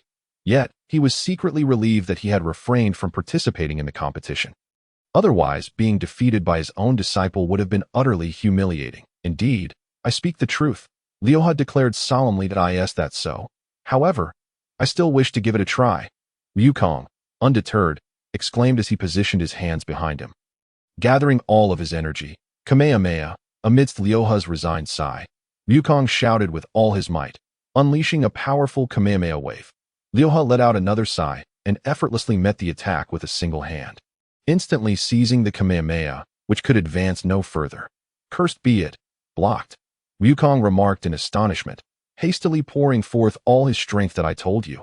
It's futile, Luha reiterated, and with his other hand transformed into a claw. He brought both hands together, causing the Kamehameha to twist and shrink in no time. He compressed Wukong's entire Kamehameha into a small blue sphere the size of a ping-pong ball, leaving Wukong utterly exhausted. Devoid of any strength to launch another attack, to the astonishment of the onlookers, Luha swallowed the compressed Kamehameha whole, leaving no trace behind. Immediately, he felt a slight surge in his strength, but it was evident that the gap between him and Wukong was still immense. Consuming the Kamehameha had yielded little increase. Master Rashi was astounded. Not only had Luha blocked such a formidable Kamehameha with a single hand, but he had also distorted and consumed it. Is this even something a human can accomplish? Bulma, Krillin, and others were equally stunned, mouths agape, muttering, "This is simply too powerful. So, how about it? Do you still wish to try?" Luha inquired boldly. Wukong, utterly fatigued, plopped down on the ground, panting heavily, and said, "Incredible, I never expected you to be truly this strong. All right, I concede. Oh my, what an intensely fierce battle it has been. Who would have thought that contestant Luha would be so formidable as to devour the Kamehameha and force contestant son Wukong to surrender? This is simply extraordinary," the host exclaimed enthusiastically. He then shouted, "Thus, the champion of this tournament has been determined. It is contestant Luha. Let us applaud him with fervent enthusiasm. Roar, truly spectacular." In an instant, the audience erupted in cheers. While the host presented the grand prize of 1 million to Luha. "Contestant Luha, here is the prize money of 1 million. Please accept it." "Huh? 1 million? Wasn't it supposed to be 500,000? Luha queried, slightly taken aback. As the original story indicated, it should be merely 500,000. The host explained, "It seems you are unaware. 3 months prior to the tournament, the organizers unexpectedly raised the prize amount. Thus the increase." Luha nodded in understanding, accepting the prize money. Subsequently, the host began to deliver closing remarks, and soon many spectators departed, chatting animatedly. Bulma, Krillin, Yamucha, Wukong, and others congratulated Luha, for while the competition was significant, friendship took precedence. Luha, generous in spirit, used the prize money to treat everyone to a lavish meal, creating a joyful atmosphere as they indulged heartily. After their satisfying feast, everyone felt elated. Although they had spent a fair amount, they still had several 100,000 remaining. Luha speculated that the currency in this world was quite comparable to that of his original realm, where a typical meal, without ordering anything extravagant, would cost around 100. Certainly, for someone of Wukong's and his own appetite, this amount would need to be multiplied several times. Ultimately, they had only spent close to 100,000, as they had chosen reasonably priced dishes. The expenditure did not mirror the exaggerated amounts in the original tale, as they had only depleted Master Rashi's 500,000 prize, and with Luha's voracious appetite, the total came to a mere 100,000. After the meal, Yamucha expressed his reluctance to part ways, saying, "It's almost time to say goodbye. I truly feel a bit sad." Master Rashi, addressing the trio with seriousness, remarked, "From this day forth, you three have graduated and can forge your own paths." Thank you, Master," Wukong replied, slightly taken aback. "Master Wutian, I am still not strong enough. Please continue to train me," Krillin insisted stubbornly, aware of how far he lagged behind Luha and Wukong. "What? In truth, you are ready. You can certainly train independently."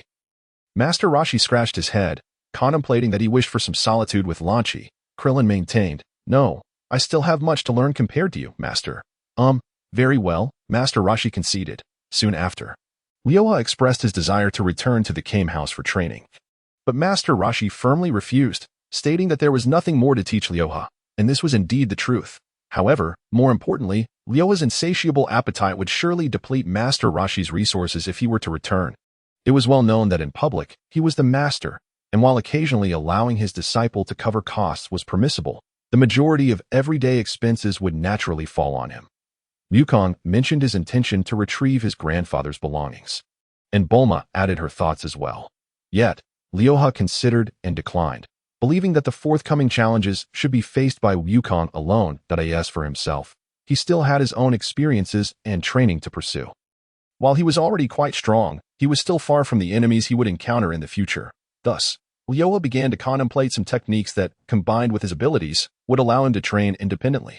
Bulma seized the opportunity to invite Luha to her home, and after some thought, he agreed. Noticing Master Rashi's demeanor suggested he didn't wish for him to stay. Better to go to Bulma's house, a wealthy abode where he could indulge without concern, rather than burden Master Rashi's finances, which would surely elicit a pained expression from him. Out of the blue, Luha proposed, "Yamucha, you seem to have some free time. Why not train with Master Wutian?" "Huh? With Master Wutian? Is that truly possible?" Yamucha exclaimed, his face lighting up with joy. He had long desired to grow stronger, but lacked a mentor. He had held Master Rashi in high regard for a long time, but had hesitated to voice his wish. Now that Luha had suggested it, he was eager to seize the opportunity. Master Rashi grimaced, internally cursing Luha for being a thorn in his side, seeking to create trouble at such a moment. That may not be feasible. I already have enough disciples. Master Rashi chuckled softly, declining go. I see, Yamucha said, disappointment evident in his voice. However, upon witnessing Yamucha's forlorn expression, Bulma quickly chimed in. What do you mean by having enough? In that case, Luha, you are not permitted to visit my house. Huh?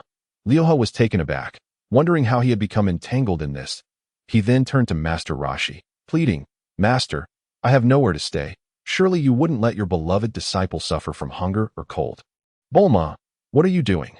Yamucha questioned, perplexed, feeling it unnecessary to drive Luha away simply because Master Rashi had declined him as the turtle sage caught sight of Luha's desolate gaze. It was impossible for him, in his capacity as a mentor, to utter any words of refusal.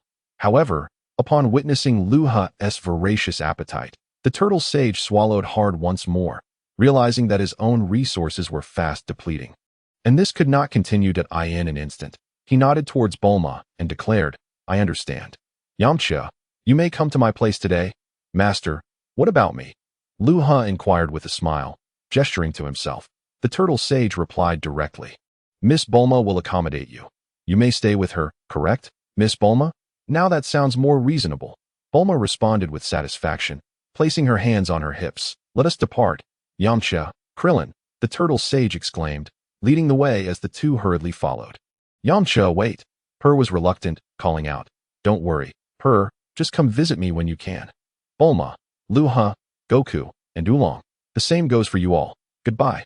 Yamucha waved back cheerfully. Purr replied, Yamucha, I will come to see you. Luha, Bulma, Goku, and Wulong all shouted their farewells. And finally, the turtle sage hastily tossed out a plane-shaped capsule, quickly boarding and taking off. He felt a sense of relief, having finally shaken off the two extraordinary individuals, Luha and Goku, whose rapid growth in power was as alarming as their insatiable appetites. In less than a year of caring for these two, he had exhausted 80% of his hard-earned savings amassed over 2 centuries. If they continued to stay, he would have to resort to selling his blood just to make ends meet. This calculation even factored in the wages earned during their training. Otherwise, his savings jar would have been completely shattered. Although Krillin consumed a considerable amount of food, his rate of progress and appetite could be considered normal. Entirely devoid of any extraordinary extremes, that a single meal for Krillin amounted to the equivalent of 3 to 5 regular individuals' portions. However, Luha and Goku's appetites were utterly monstrous. How could he possibly afford to support such students? Thus, when faced with the choice between Luha and Yamucha, the turtle sage unequivocally opted for Yamucha. Of course, he recognized Yamucha as a promising talent and did not wish to squander that potential. With Krillin also remaining for training, it was only reasonable to include him as well, since both Luha and Goku had surpassed him and were ready to venture forth independently. He felt secure in parting ways with them. From the perspective of a mentor, the turtle sage was indeed quite earnest. Observing the swift departure of the few, Goku smiled and said, Well then, I shall be on my way too. Farewell, everyone, farewell. Luha, Bulma, and the others waved cheerfully, while Goku called out his Nimbus cloud and leaped onto it, waving goodbye as he left behind. Luha, Bulma, Wulong, and Purr exchanged glances. Wulong chuckled. Luha, it seems that old pervert has abandoned you. Ha, indeed. Yet, he is a good teacher. Luha replied with a faint smile, resolutely stating that from this moment on, the illustrious title of martial arts god Turtle Sage would gradually fade, for the enemies ahead would only grow stronger. Chapter 48. Luha's decision indeed. In Luha's heart, the Turtle Sage was a commendable teacher. Why do I say this? Luha observed many things. The Turtle Sage treated his 3 disciples with great kindness. During training sessions, he maintained a serious demeanor, approaching the curriculum with utmost diligence, embodying the adage that a strict teacher produces outstanding students. However, he also understood the need for flexibility in training. He had a clear sense of each disciple's abilities and never imposed training regimens that exceeded their capabilities.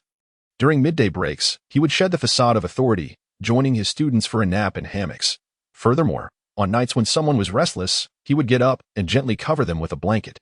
Often, he would spend quiet nights calculating expenses, lamenting the considerable amounts Luha and Goku consumed, yet he never openly chastised them, nor did he ever voice these grievances in front of them.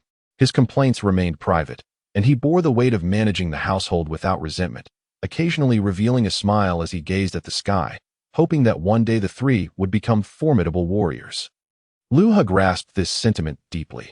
Having surpassed the turtle sage's strength during their first training session, he understood the burden of supporting a household and the accompanying heartache, for he had once endured it alone. Laboring tirelessly for survival, having witnessed the world's cruelties, Luha empathized with the turtle sage's silent suffering, shouldering the burden alone to ensure the best training for his disciples. Could this not move him?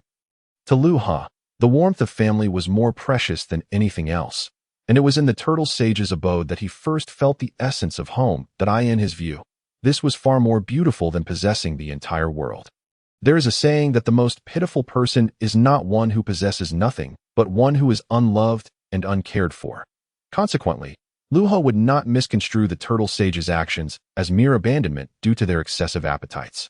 Rather, he recognized that he had little more to teach them, that a journey into the world might yield greater accomplishments and significantly aid their future growth. Concerns and warmth are all well and good, but if one is perpetually coddled, they will remain as delicate as a greenhouse flower, never maturing. Observing Luha's smile, Bulma, Purr, and Wulong exchanged puzzled glances. Had he truly been forsaken by his mentor? And yet still appeared pleased? Nevertheless, Luha asserted, "Let us not dwell on such matters. Since we are parting ways, let us embark on a new life. Onward." "You are remarkably optimistic, aren't you?" Bulma replied, somewhat flustered. "Of course. Bulma, do you truly wish to drive me away?" Luha chuckled, fully aware that even if the turtle sage did not take Yamucha, Bulma would never dare to leave on her own. He understood her character well, sharp-tongued yet soft-hearted. "Heh, how could that be?" Bulma responded with an awkward laugh. The group then ceased their chatter, boarding a jet that swiftly carried them away. "Hey, Bulma, what's for dinner tonight?" Luha inquired as they settled into their seats. Bulma paused, responding, "Didn't we just eat dinner earlier? I'm in a late-night snack," Luha clarified. Bulma's sweat dropped slightly. "Don't worry, if you're hungry, just eat. You won't starve." "With that assurance, I can rest easy," Luha replied. A satisfied smile gracing his face, the jet moved rapidly, and it was not long before they arrived at Bulma's residence. Upon disembarking, Luha was struck by the grandeur of Bulma's home, feeling as though he had stepped into a dream. Staying at Bulma's place was immensely comfortable. The spacious and well-appointed house offered exquisite meals and restful sleep. Perhaps it was due to the exhaustion of recent times, but Luha planned to relax for half a month at Bulma's before embarking on his own adventure.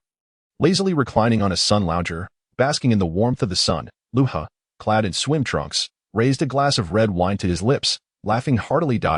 This feeling is simply marvelous, after swimming. Lying here soaking up the sun, sipping wine, it's utterly blissful. However, such indulgent days were something he had never dared to dream of before. Luha gazed quietly at the sky, chuckling to himself, glancing sideways. He saw Wulong fast asleep on a neighboring lounger, and he couldn't help but smile. It had been 10 days since he had come to Bulma's home, and today, Bulma and Purr had decided to visit the turtle sage to see Yamucha. As it had been some time since they last met, Luha and Wulong chose not to attend. Luha felt there was little to see even if he went, as they were merely undergoing specialized training while he was enjoying a well-deserved rest. To quote Master Rashi, "It is essential to rest when rest is due and to train earnestly when the time for training arrives." As for Wulong, he was inherently a pleasure seeker, and with no life or death matters at stake, he too believed there was little of interest in attending. Suddenly, a resounding noise shattered the tranquility of the sky, revealing Bulma soaring in on a flying motorcycle, with Purr in tow, landing directly in the backyard. After parking her vehicle, Bulma approached with a playful admonition. "You two are really taking it easy, aren't you?" "Just the usual. This lifestyle is quite delightful," Wulong replied, donning his sunglasses and chuckling, secretly wishing for the company of beautiful women to make it utterly perfect. "Shut your mouth, you filthy pig. You lounge about doing nothing all day. I should have tossed you out to sleep on the streets," Bulma retorted indignantly. Wulong immediately protested. "Doesn't your home have an abundance of robots? Besides, I'm a guest. How can you expect a guest to do chores?" And that guy over there hasn't lifted a finger either. He pointed accusingly at Luha. Luha propped himself up slightly and smiled at Wulong. What nonsense are you spouting, Wulong? I frequently assist the doctor in unloading heavy cargo. Moreover, I usually accompany your mother to procure ingredients. And given the sheer volume, I often carry the bags myself. Wulong's face turned crimson with embarrassment. Bulma, however, chose not to dwell on it further and turned to Luha, saying, Luha, you shouldn't confine yourself to the house all day. You ought to venture out more, aside from grocery shopping. You've practically transformed into a recluse. No, you've already become one. What is there to see? What fun can be found? And just how hyperactive are you, Bulma, skipping class to frolic outside during school hours? That's none of your concern. I know my limits, Bulma replied, then continued. How about this? Luha, why not join me in school? School? No thanks, Luha replied dispassionately, shaking his head. Bulma pursed her lips slightly, observing Luha's lethargic demeanor, and hesitantly asked, do you spend every day like this? Aren't you worried about your training progress? Or perhaps you remain exceedingly confident in your abilities? Not at all. I'm not foolish enough to believe I'm truly the best in the world, Luha asserted, clenching his fist. Indeed, he felt he had relaxed considerably over the past few days, but with his ability to sustain himself, his strength remained intact, though he hadn't made significant gains. This was something Luha had anticipated. While he had been consuming a lot, it wasn't anything particularly extraordinary. However, during these leisurely days, Luha had gained clarity regarding certain aspects of his abilities. Beyond those traits he had previously uncovered, his capacity for consumption and the radiant power of his hands complemented each other. This meant that the purified items he offered to others would not confer the same enhancement they provided him. Additionally, the radiant power was limited to inanimate objects, proving ineffective against living beings. Chapter 49. Embarking on a journey after pondering for a moment, Luha suddenly announced, by the way, Bulma, I might be leaving in a few days. Leaving? Where to? Bulma asked, momentarily taken aback and surprised. Luha replied, I'm not entirely sure. Perhaps I'll set out to explore and train. This comfortable and leisurely lifestyle has been sufficient for a half-month as respite. What do you mean? Bulma questioned, somewhat puzzled. Then, apologetically, she added, Luha, are you upset? I didn't mean to rush you. I was merely venting my frustrations at Wulong. Luha chuckled. Rest assured, Bulma, I'm not upset that my plan has always been to rest here for half a month before embarking on my journey of training. After all, Krillin and Yamucha are both diligently honing their skills, and Goku is doing the same. Thus, I cannot afford to lag behind. This decision was made long before your remarks. Really? Bulma asked, skepticism etched on her face. Luha affirmed, Of course, what reason would I have to deceive you? Well, if you're going, I'll prepare some provisions for your journey, Bulma offered. Upon hearing about provisions, Luha suddenly had an idea. Grinning, I don't need too many supplies. Just make me 2 ultra-large space storage capsules. Is it really that simple? Don't you need a car or an airplane? Bulma inquired, slightly puzzled. Luha waved his hand dismissively. If I were to utilize those means, would that still count as training? Bulma nodded in agreement. That's a fair point. In the following days, Luha reveled in his time, relishing the carefree lifestyle filled with abundant food and entertainment. From airplanes to speedboats, swimming pools to massage chairs, an array of delights. On the final day of his enjoyment, Bulma organized a farewell party for Luha, which naturally included plenty of food and drink. After indulging in a variety of beverages and celebrating Luha's departure, the gathering was lively, complemented by a gigantic cake Bulma had prepared. While it wasn't as grand as the one gifted by Shenron, it was still impressive, roughly the size of a room. After dinner, the others were nearly bursting at the seams, yet Luha devoured over 90% of the cake by himself as dawn broke. Bringing forth the sun, Luha awoke early, perhaps a habit formed from Master Rashi's training, which began at the crack of dawn. Are you truly leaving? Bulma, Wulong, Pu'er, and Bulma's parents expressed their reluctance. Indeed, Luha nodded, casually slinging a small backpack over his shoulder. The pack wasn't large, merely the size of a school bag, as most items were stored in the storage capsules. Bulma then handed Luha 2 capsules. Take care, Luha. These are the oversized storage capsules you requested. Each can hold the equivalent of 100 tons of rice, so together, they can accommodate 200 tons. Thank you, Bulma. Take care, everyone. Luha waved cheerfully. With these 2 capsules, he could store a substantial amount of food. After all, he had told Bulma they were intended for that purpose. Seeing Luha take a few steps away, Bulma and the others waved goodbye. Farewell, Luha. Safe travels. As Luha sprinted several meters away, he suddenly recalled something and turned back, cupping his hands around his mouth to shout. Oh, if you see Goku, Krillin, or Yamcha again, be sure to tell them I'll be waiting for them at the World Martial Arts Tournament 3 years from now. With that, Luha laughed and dashed off, while Bulma and the others stood momentarily stunned before responding in unison. Don't worry, we'll tell them. Hearing their reply, Luha smiled, feeling reassured, yet his expression soon shifted to one of determination. He began to run down the street, deliberately maintaining a speed just above that of an ordinary person, not wishing to draw too much attention. However, his run was anything but ordinary. He moved with the grace of a parkour master, effortlessly overcoming every obstacle in his path. Whether it be walls, humans, or vehicles, Luha effortlessly leaps over them, his agile movements showcasing his remarkable skills. Numerous girls by the roadside are captivated by Luha's presence, casting admiring glances in his direction. After a year of rigorous training, Luha, now 13, has experienced significant growth, his height surpassing that of the previous year by an entire head, coupled with a robust physique. Clad in fine athletic wear, he appears notably more mature and handsome. Yet, Luha pays no heed to the gazes directed at him. Instead, he remains focused on his swift run. After more than an hour, he has already traversed beyond the confines of the western capital. Initially, his pace was slow, but as the crowd thinned, Luha accelerated, quickly escaping the urban landscape. Beyond the city lay a parched grassland, where he took out a world map to assess his current location, realizing he had quite a distance to cover. Luha recalled that 3 years later, Wukong had not only gathered the Dragon Balls, but had also walked around the globe. Luha set himself the ambitious goal of walking 10 circumnavigations of the Earth from various locations within 3 years. Haha, this fulfills my dream of traveling the world. How splendid. He chuckled, folding away the world map. Then, he retrieved a smaller map, reflecting on the directions from the larger one, before bursting into laughter and declaring, "All right, it's decided. The first lap heads south." With that, Luha set off towards the southern horizon, sprinting with all his strength, moving as swiftly as the wind, his speed likely exceeding 150 miles per hour. Such velocity, emanating from human legs, could only be described as extraordinary. To distant onlookers, he appeared akin to a swirling dust storm.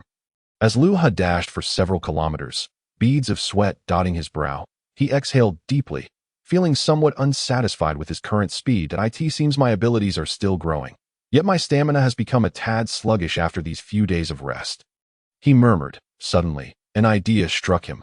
Ah, that shell on my back will enhance my training. He promptly retrieved a green turtle shell from his luggage capsule, specially crafted by Bulma, increasing its weight from 100 to 200 kilograms. Designed to withstand even cannon fire. With the turtle shell secured, Luha produced a smaller universal capsule, which revealed a large iron box of 2 cubic meters. He placed his backpack and all other capsules inside, then shrank the box back to capsule size, storing it within a compartment of the turtle shell. Thus, he needed only to carry the turtle shell, while other items could be accessed when necessary. Once again, Luha resumed his rapid pace, though the added burden of 200 kilograms slowed him considerably.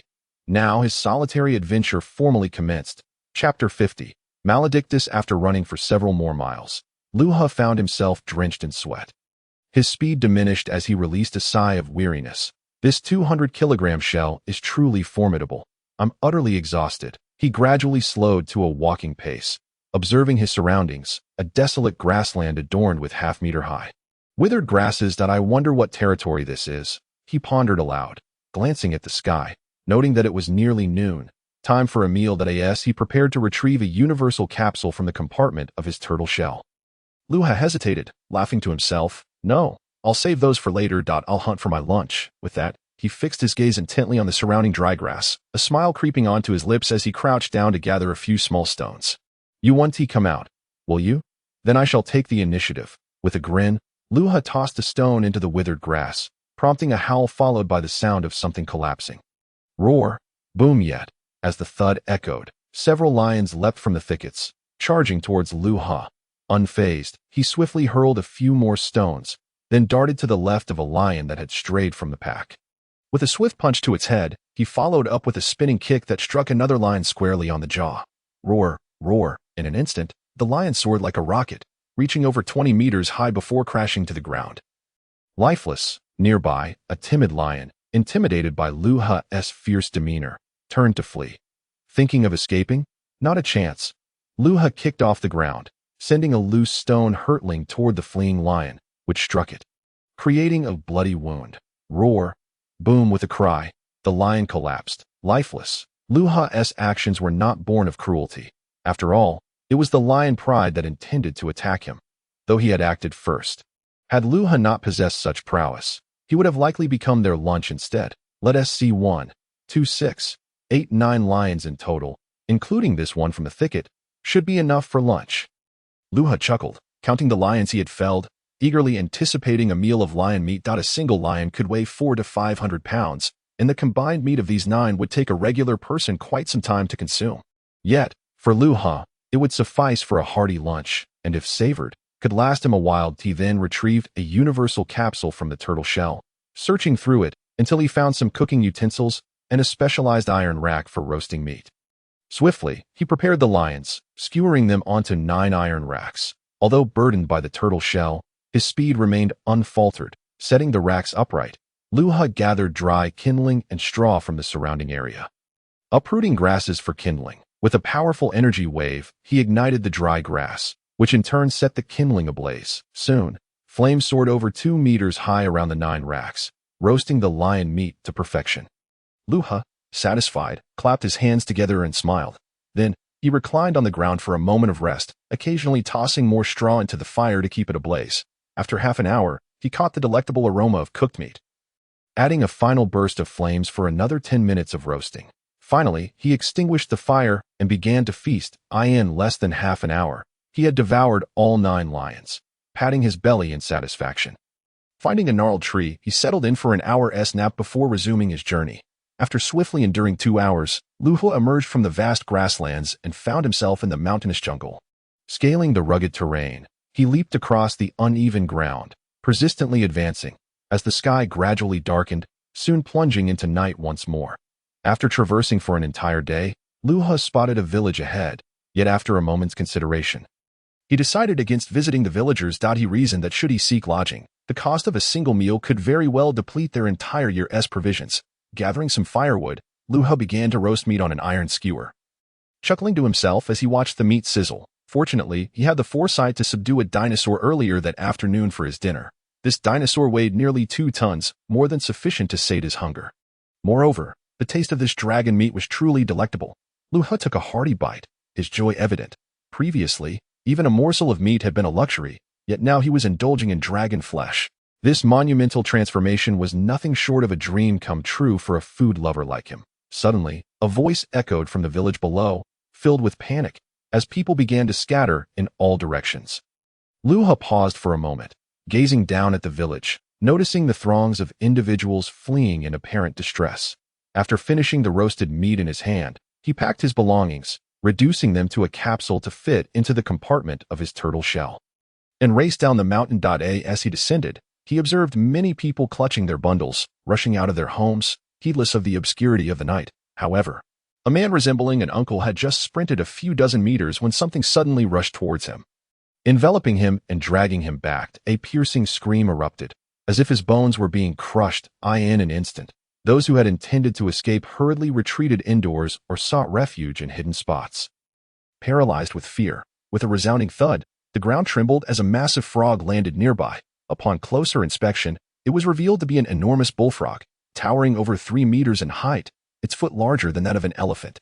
Infuriated, it bellowed, surveying its surroundings, its vision of stationary objects blurred, yet astutely sensitive to movement. "Come out, my little delicacies. The great king has yet to feast."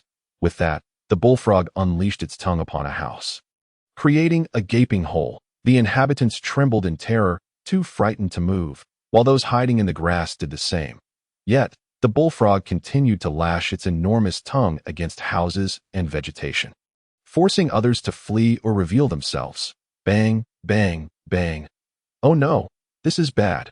We're doomed. A middle-aged man wielding an axe, hiding behind a tree, was unfortunate enough to be struck when the bullfrog smashed through the tree, causing him to tumble to the ground. I found you. The bullfrog grinned, swiftly directing its tongue towards the source of the disturbance. Just then, a tremendous crash resonated, capturing the attention of all, including the bullfrog, which momentarily halted its attack. The tongue was mere centimeters from the man's face, and he swallowed hard, relieved that someone had suddenly appeared. Otherwise, he would have met his demise. A cloud of dust swirled, revealing a figure amidst the commotion. What a miscalculation. I forgot the weight of my shell and lost control. Chapter 51. Is the frog still a toad? The bullfrog paused, sensing considerable pressure, and swiftly retracted its tongue, fixating its gaze on the spot where the sound had originated. The ground trembled from the impact, and the force behind it was not to be underestimated. Who dares to disturb the great king? The bullfrog boomed, unwilling to act recklessly. Luha waved his hand, dispersing the surrounding dust, and the villagers, who had been hoping for salvation, turned their gaze toward him, only to discover a child, one carrying an unusual turtle shell. Who is that child? What does he want? Is he seeking death? It's dangerous. I don't know, he seems unfamiliar. Perhaps he isn't from around here. What should we do? Should we save him? Who knows? Let us wait and see. In an instant, whispers of concern filled the air. Luha scrutinized the massive bullfrog, realizing something was amiss. Its exterior was pitch black, adorned with unsightly bumps on its back. Disgusted, Luha muttered, "Ugh, it's just a giant toad. How grotesque." At this remark, the villagers gasped in shock. Realizing the child was courting danger, they knew well that the bullfrog detested being referred to as a toad. The bullfrog's mouth twitched in fury, nearly bursting with rage as it roared at Luha. "Fool! I am no toad. I am a frog. A frog." Noticing the bullfrog's furious demeanor, Luha scratched his head in confusion. "Aren't they the same?" The bullfrog nearly toppled over in exasperation, bellowing, "Of course they are not the same. Frogs are leaping amphibians, while toads are crawling amphibians.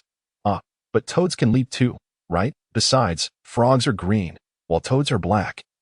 And they have those disgusting protruding bumps on their backs," Luha retorted, having never attended school in his previous world. Under the tutelage of Master Turtle, he had not learned distinctions among animals.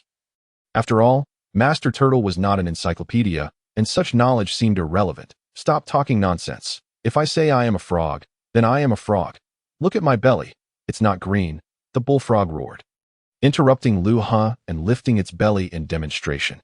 Internally, it cursed Luha, pondering if this child was truly simple-minded, unable to recognize the horror of its appearance. Moreover, discussing its own nature was a sensitive subject. It was a hybrid of a frog and a toad. In essence, it was akin to being an undocumented individual, devoid of dignity in the animal kingdom. Yet, deep down, it yearned to be a true frog. After all, the appearance of a toad instilled fear in others, making it exceedingly difficult to attract a mate, thus fueling its disdain for toads. However, Luha suddenly quipped, "Hey, are you perhaps a hybrid of a toad and a frog?" "What? You little brat." The bullfrog's mouth twitched violently. Although it could not clearly discern Luha's form, the child was close enough that it recognized him as a mere boy. "Idiot, do you want to die? Stay still and don't talk." Suddenly, a villager could no longer contain himself and shouted from a window. Luha paused, puzzled. "What is going on? Is this creature threatening you?" The villagers were exasperated, thinking how could this child be so foolish? The villagers, who had intended to remind him, quickly swallowed their words as Maludzi's gaze swept over them, and Maludzi then averted his eyes and bellowed at Luha. "You dare to speak to me, the great King Maludzi, in such a manner? You should have met your demise long ago. Soon, I shall devour you whole." However, Luha appeared oblivious to the threat, instead clutching his stomach and laughing heartily. "Maludzi? Ha ha ha. Why not call yourself Malugobai? Ha ha. That's utterly hilarious. Malugobai. What does that even mean? You insufferable wretch." Maludzi paused, bewildered, and though he did not grasp the meaning, he could tell from Luha's uncontrollable laughter that it was no compliment. "Go to hell, you brat." In an instant, Maludzi was thoroughly enraged, extending his tongue rapidly towards Luha. The surrounding villagers gasped, thinking Luha was surely doomed. Luha too was startled. The speed of the opponent's tongue was indeed formidable. Ordinary people would be hard-pressed to evade it. One must understand, it was akin to catching flies and mosquitoes mid-air, and this giant toad's speed was several times swifter than that of a typical frog's tongue. Ha ha. Got you. Huh. Where are you? As Ma Ludizi's tongue coiled around Luhi's form, he was initially pleased, only to discover that the sensation of capturing his prey was absent, and Luha had entirely vanished into thin air. The villagers were taken aback, bewildered by the sudden turn of events, but in an instant, they saw Luha reappear in another location.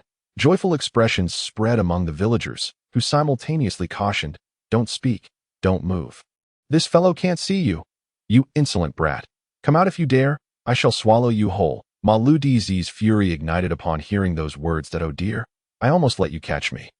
That was close. Luha wiped the sweat from his brow, burdened by the heavy shell on his back, and noted the opponent's impressive speed. Fortunately, he had swiftly employed the afterimage fist. Otherwise, the outcome could have been dire. The villagers, filled with anxiety, thought to themselves, "Why is Luha being so reckless? Is he courting death?" Meanwhile, Mala DZ erupted in laughter. "Ha ha! I've pinpointed your location. It seems you truly fear not for your life. Rest assured, although you narrowly escaped earlier, your luck will soon run out. I have a phobia of filth. I can't even be bothered to touch you. But don't worry, I'll make you pay dearly." Luha replied solemnly, promising the villagers, "Fear not, everyone, I will help you defeat this fiend and consider it a form of training." "What?" The crowd gasped in astonishment, including Ma Lu DZ himself, and Ludizi erupted into laughter once more, his tongue launching towards Luha with great speed. "What a joke! You shall perish!" Swish, swish, swish. The sounds of slicing through the air erupted as Ma Lu DZ's tongue darted relentlessly, yet Luha evaded each strike with ease.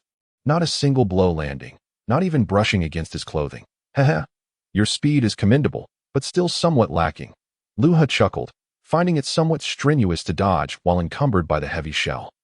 Yet he managed to evade the attacks effortlessly. "I refuse to believe I cannot hit you." Mala DZ, undeterred, continued to unleash his tongue in relentless attacks. Swish, swish, swish. "Ha ha, can't hit me, can you? Serves you right." Luha deftly dodged, the opponent failing to land a single blow.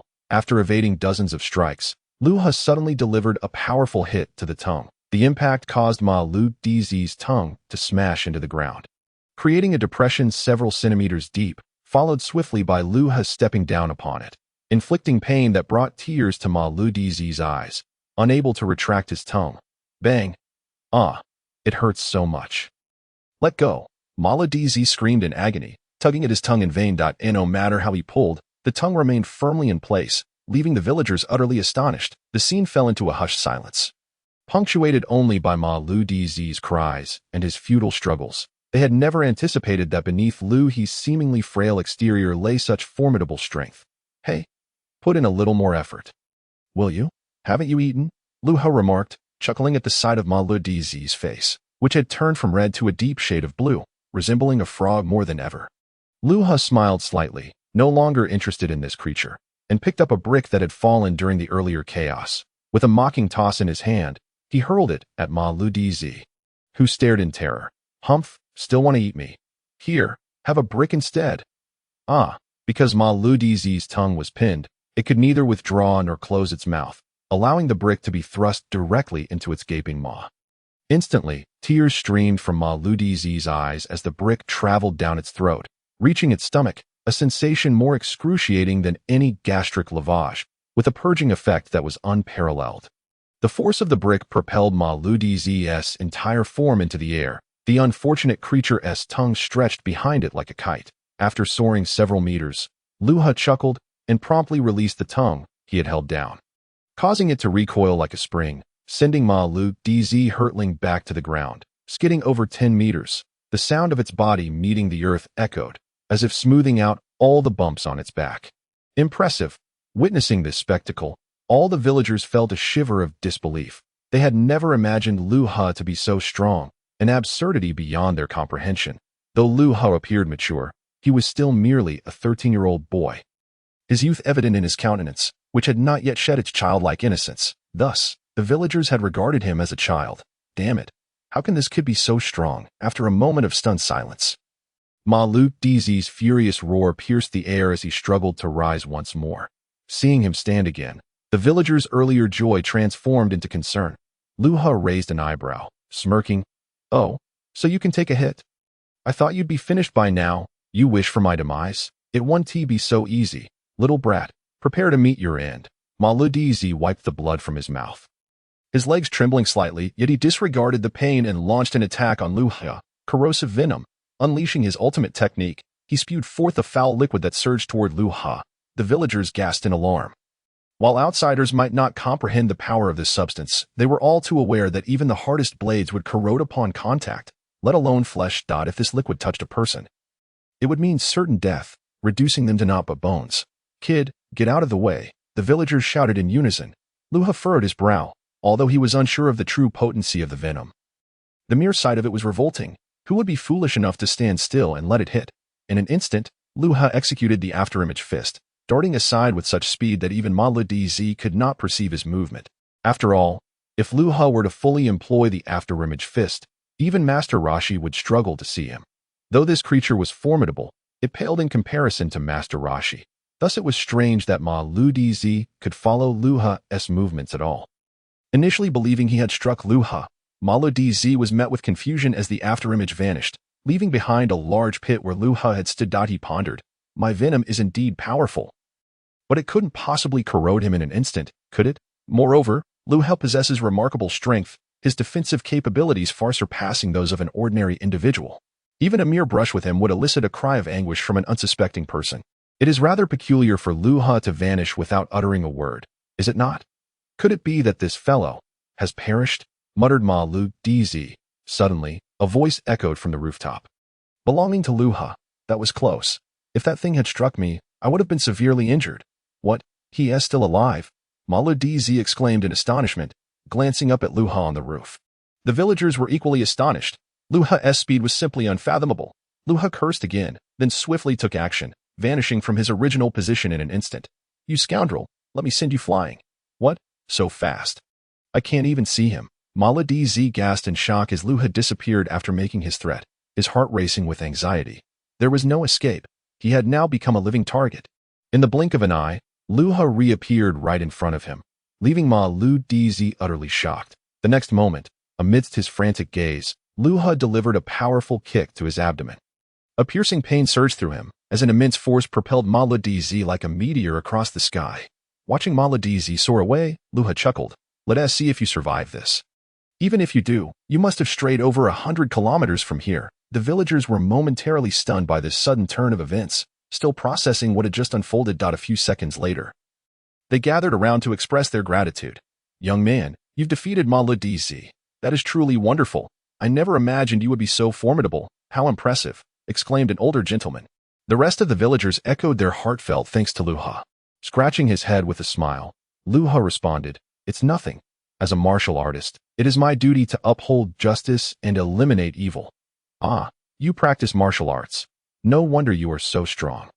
Upon hearing this, the villagers laughed in amazement. But it's nothing much. Really? Luha replied with a smile, adding, well then, if there is nothing else, I shall take my leave. Leave? Our benefactor? Where are you going? The villagers inquired, their curiosity piqued. Luha pointed toward the mountains and said with a grin, I'll be heading up there to catch some sleep. What? You're camping in the wilderness? The villagers exclaimed in surprise. Luha, unfazed, responded with a smile. Indeed. I am currently in training, so it's perfectly normal to endure the elements. Instantly, an elderly village chief interjected. That's simply one to do, since you've come all this way. And especially after you've saved us, how can we allow you to stay outside?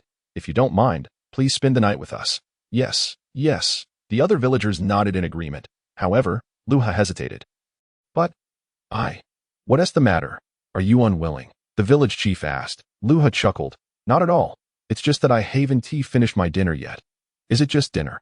Although our village is humble, we have plenty of food, given the fertile land around us. The village chief and others laughed, insisting that Luha stay. Unable to resist their fervent persuasion, Luha reluctantly agreed to spend the night in the village, where he also enjoyed a lavish feast. Though the village was small, it indeed produced an abundance of food. Otherwise, they would have likely relocated long ago. Still, Luha did not overindulge, merely sampling a bit. Yet, even that was astonishing enough for the villagers, as he consumed a quantity equivalent to the meals of nearly 50 people. Thankfully, Luha refrained from mentioning that he merely aimed to fill his stomach. Had they known his true appetite, they might have been utterly astounded. Chapter 53, Ominous Signs and Cries. Early the next morning, Luha rose early to depart, feeling no inclination to bid farewell to the villagers. Wishing to avoid any further delays, however, he did leave a note of gratitude for the family that had hosted him, reassuring the entire village not to worry. Luha then resumed his path of cultivation, traversing mountains and rivers, extending a helping hand to those in need along the way. Fortunately, in this world teeming with wildlife, Luha had the strength to secure food without worry, as hunting was a commonplace activity. Additionally, wildflowers and fruits were also edible, and Luha possessed a unique ability that allowed him to survive on mere grass or soil. Time passed swiftly, and nearly a month had elapsed since Luha began his journey. During this time, he scaled mountains, navigated steep cliffs, and traversed treacherous swamps and arid deserts. Yet, these minor setbacks posed no significant challenge for Luha, who also eradicated numerous villains along the way. Their strength, in Luha's eyes, was hardly noteworthy, requiring hardly any effort to dispatch. Let us not forget that amidst his daily meals, Luha's training continued unabated, his strength growing steadily, compared to a month prior.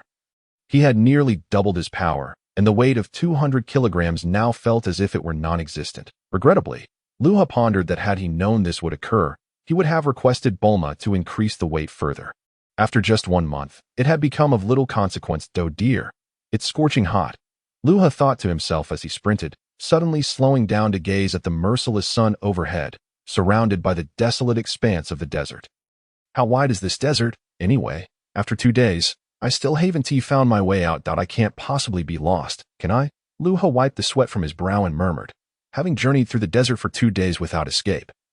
Luha, with his extraordinary stamina, typically covered dozens of kilometers in a single day with ease. However, it was precisely because of this that he discovered another characteristic of his abilities. His appetite had expanded in both directions. What does this mean? It signifies that not only had his capacity for consumption increased, but his appetite had simultaneously diminished. Initially, Luha could consume between 2 to 10 bowls in one sitting. However, his records continued to be shattered, and his minimum intake also decreased. While an ordinary person might perish after several days without food, Luha found that he could endure a month or even 3 without succumbing to hunger. In essence, his appetite was expanding in both directions, allowing him to eat when he chose or abstain entirely. Yet, as a food lover, how could Luha resist eating, if not for the fact that he had exhausted all available game a week prior? He would have emptied the food capsules as well. Only after traversing this desert did Luha become aware of this trait. Otherwise, as he typically had food readily available, he would never have discovered it. Upon realizing this, Luha felt immense joy. For now, his mother need no longer worry about him starving. Initially, he feared that his ever-increasing appetite would one day become unmanageable, leaving him unable to satisfy his daily meals. Understanding this, Luha recognized that he could choose to eat or not. When food was available, he would indulge, and when it wasn't, he could simply wait, for he would not starve. For this reason, Luha ceased worrying about daily provisions. He would gather wild fruits when he encountered them, and if not, he would simply wait. Thus, throughout his time in the desert, he managed to catch a few small creatures, all of which he devoured. Have I finally reached the end? Suddenly, Luha caught sight of the boundless sea several kilometers ahead and let out a joyful cheer that he quickened his pace, and within mere seconds, he reached the ocean, leaping into its embrace. With a splash, Luha submerged completely, thrashing about in the waves, for it had been several days since he last encountered water, though he was not in danger of dehydration. The sweltering heat of the desert had left him dusty and grimy, naturally evoking a desire for a refreshing bath.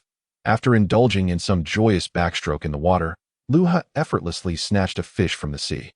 Weighing nearly 50 kilograms, in an instant, he flung it into the air, a subtle smile gracing his lips. Behold my culinary prowess from the new Oriental cooking techniques.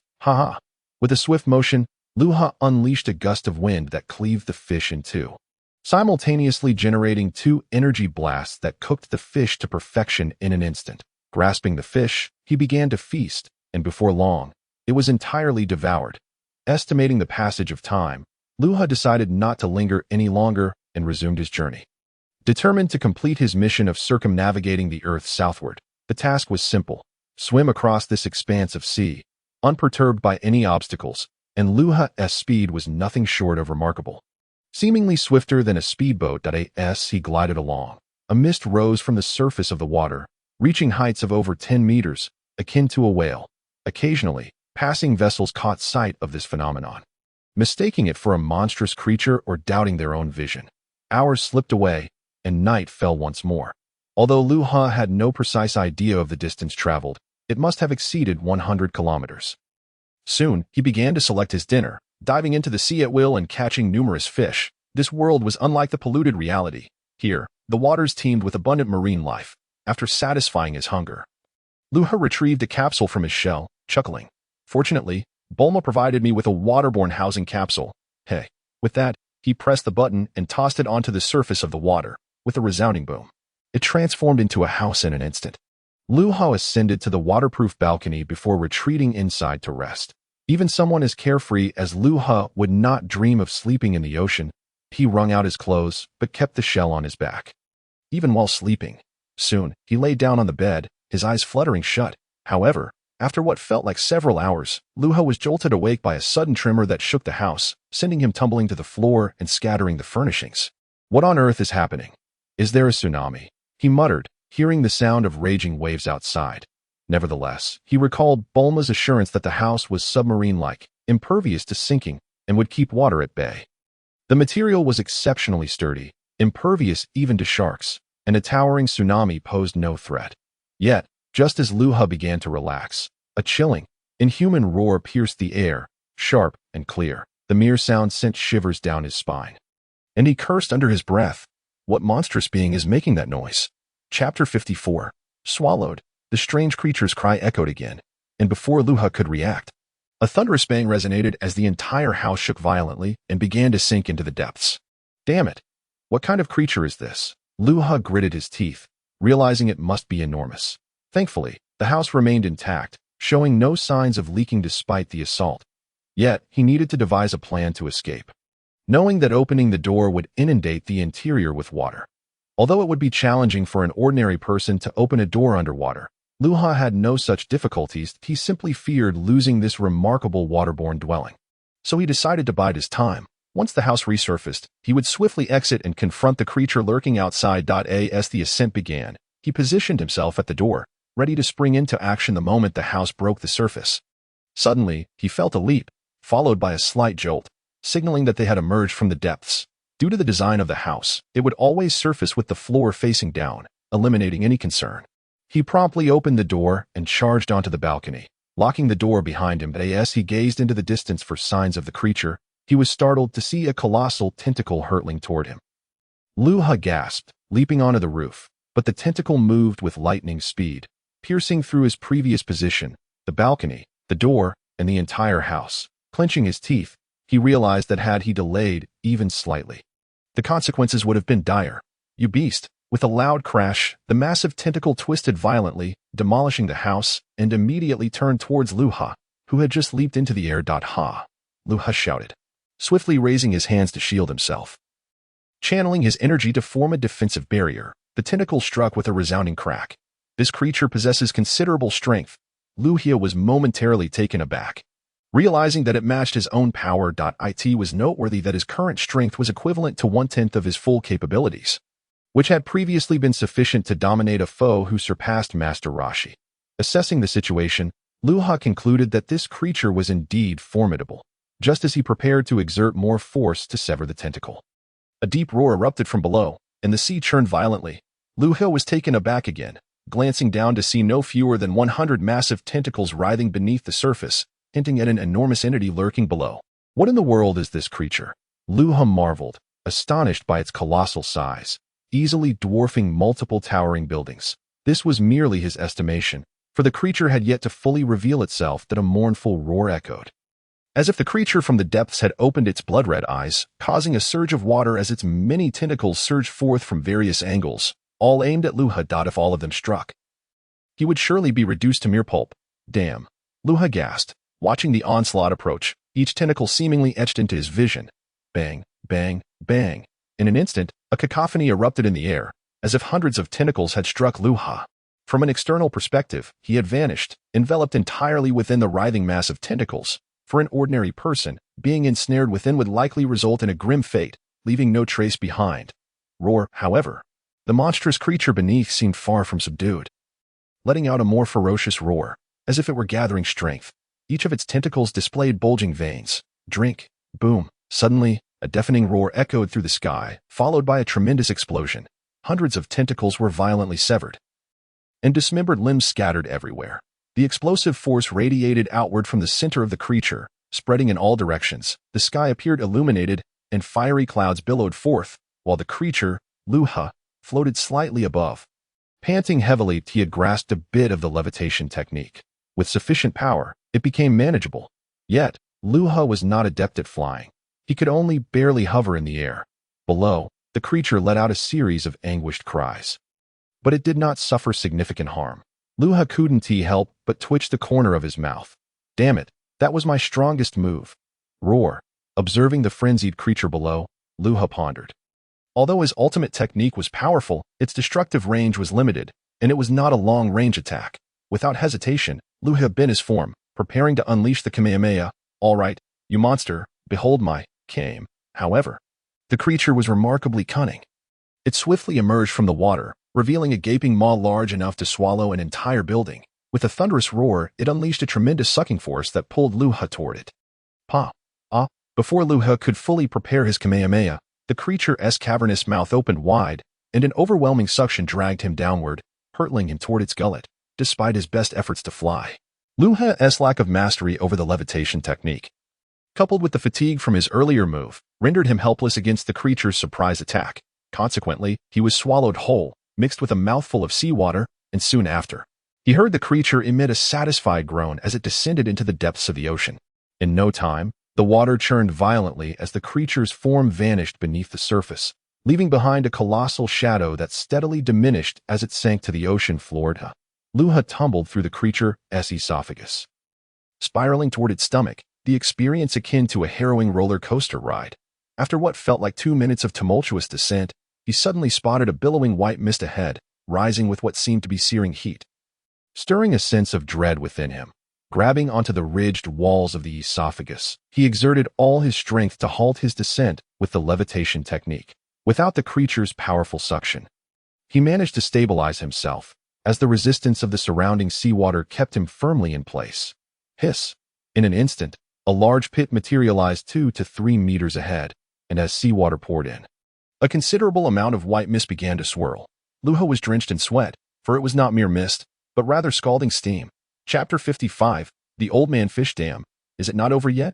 After waiting for several dozen seconds, Luha observed that the seawater, along with small fish, shrimp, and other marine life, seemed to transform entirely into vapor. Moreover, as the steam continued to rise, the creature's internal temperature, already elevated, appeared to increase by several degrees. Roughly 10 more seconds passed before the seawater completely drained into the pit, and Luha wiped the sweat from his brow, thinking, finally, it's over. What on earth lies beneath? Luha murmured to himself, inching closer to the edge to peer down. Stomach acid. So scalding, he muttered, observing the transparent liquid below, which bubbled like boiling water. The fish that had fallen in were now mere bones, some shattered into fragments. This is utterly absurd. Judging by the temperature, it must be at least 500 degrees Celsius. Luha gulped, estimating the heat. And that was likely just the surface temperature. The depths could be even hotter. After all, this was the interior of a creature, not a volcanic mountain. Such a potent digestive fluid was nothing short of monstrous. Though Luha possessed purifying abilities, he wasn't foolish enough to leap into such peril. Did he wish for his own demise? However, noticing a large passageway below, approximately 3 meters wide and 2 meters high, Luha paused in astonishment, pondering, what this passageway? All right, let us go take a look. Luha resolved and leapt across to the other side. As he ventured deeper into the passage, the space expanded significantly. After walking several dozen meters, he found himself in a chamber roughly 4 meters high and nearly 10 meters wide. What astonished Luha most was not merely the size, but the abundance of gold, silver, and jewels that sparkled brilliantly. A casual glance revealed several diamonds larger than eggs, along with antiques, gold bars, coins, and an array of exquisite jewelry strewn about. Damn, what has this creature consumed? Has it devoured an entire pirate ship? Thank goodness that beast didn't swallow me along with my house. Luha cursed, realizing that the diamonds and jewels present were of exceptional quality. Even a single item could fetch a fortune in this world, likely over $1 million in currency. Just one gold coin was pure gold, worth several tens of thousands, and there were enough coins here to total 1 to 2 tons. Haha.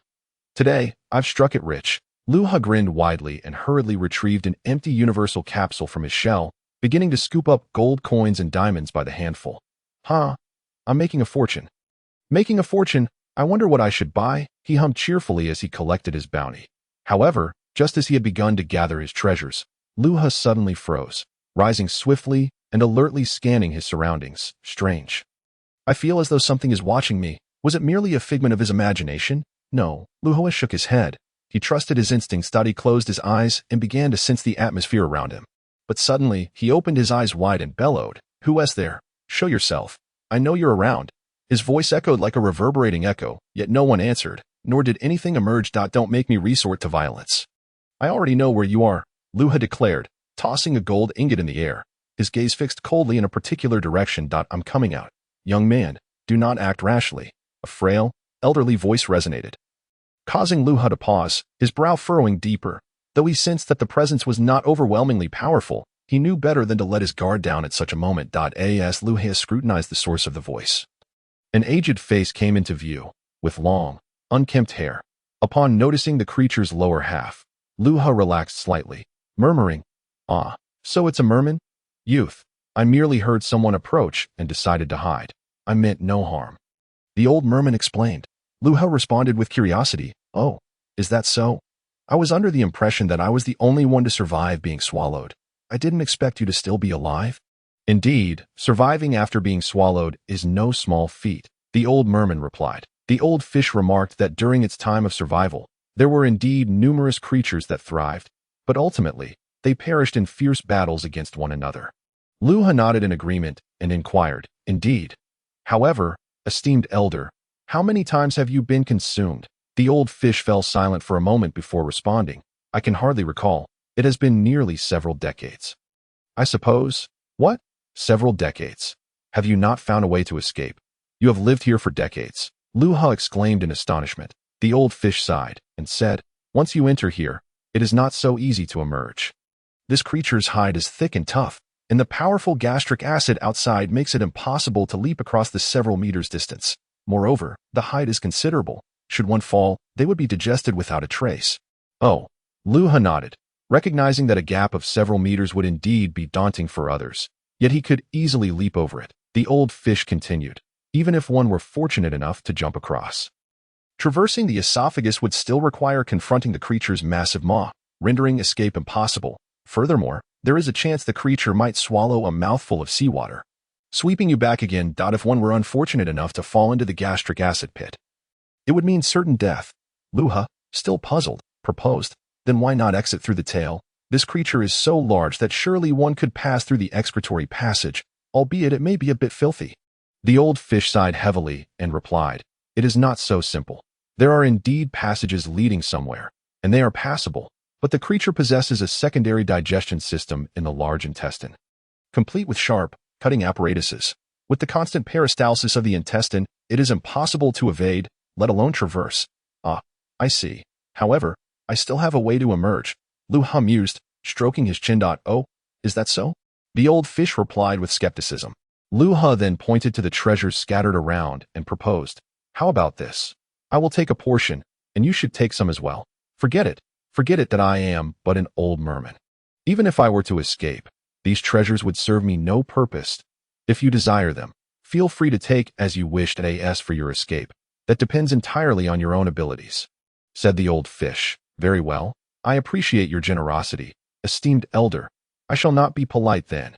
As for escaping, it will be no problem," Luha replied with a joyful smile, and resumed collecting the treasures from the ground. Observing Luhi's industrious figure, the old fish smiled faintly and asked, "By the way, young man, you are quite peculiar.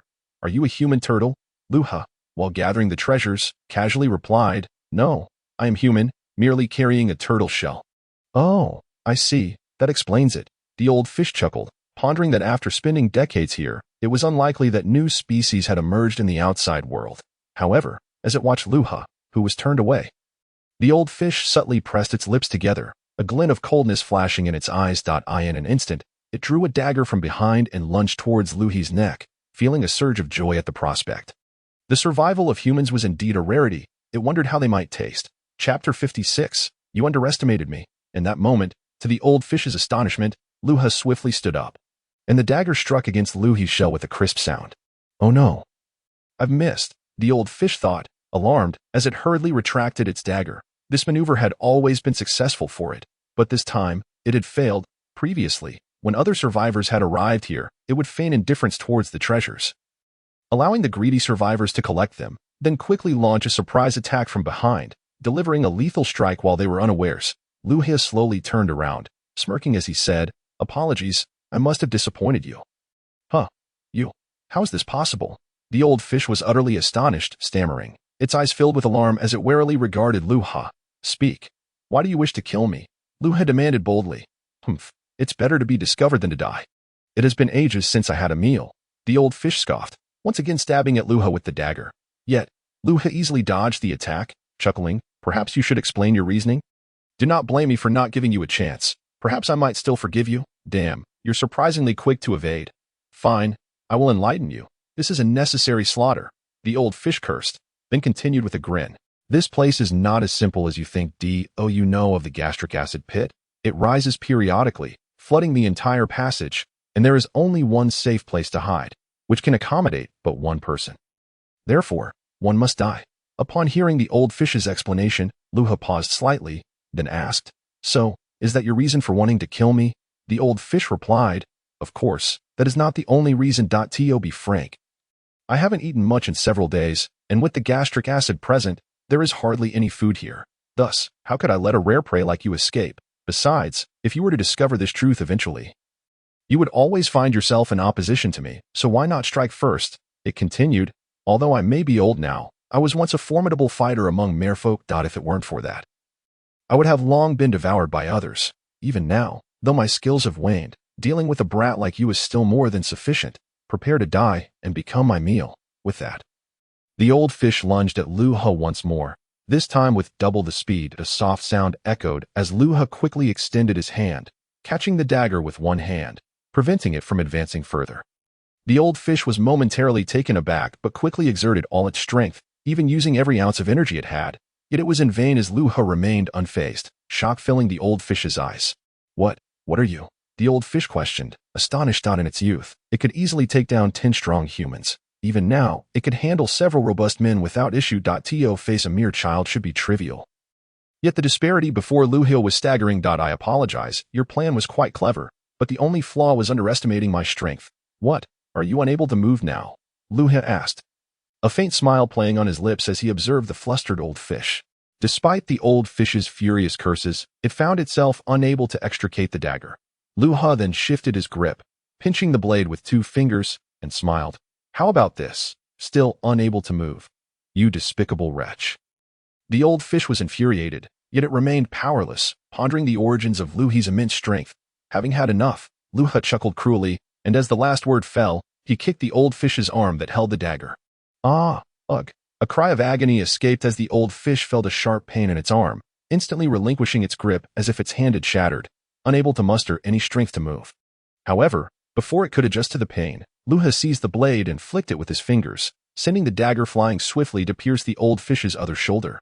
Due to the force, it penetrated entirely through the old fish's shoulder, embedding itself into the flesh of the creature behind. Despite the thickness of its hide, the entire dagger sank deep into the flesh. Ugh, ah. The old fish screamed in excruciating pain.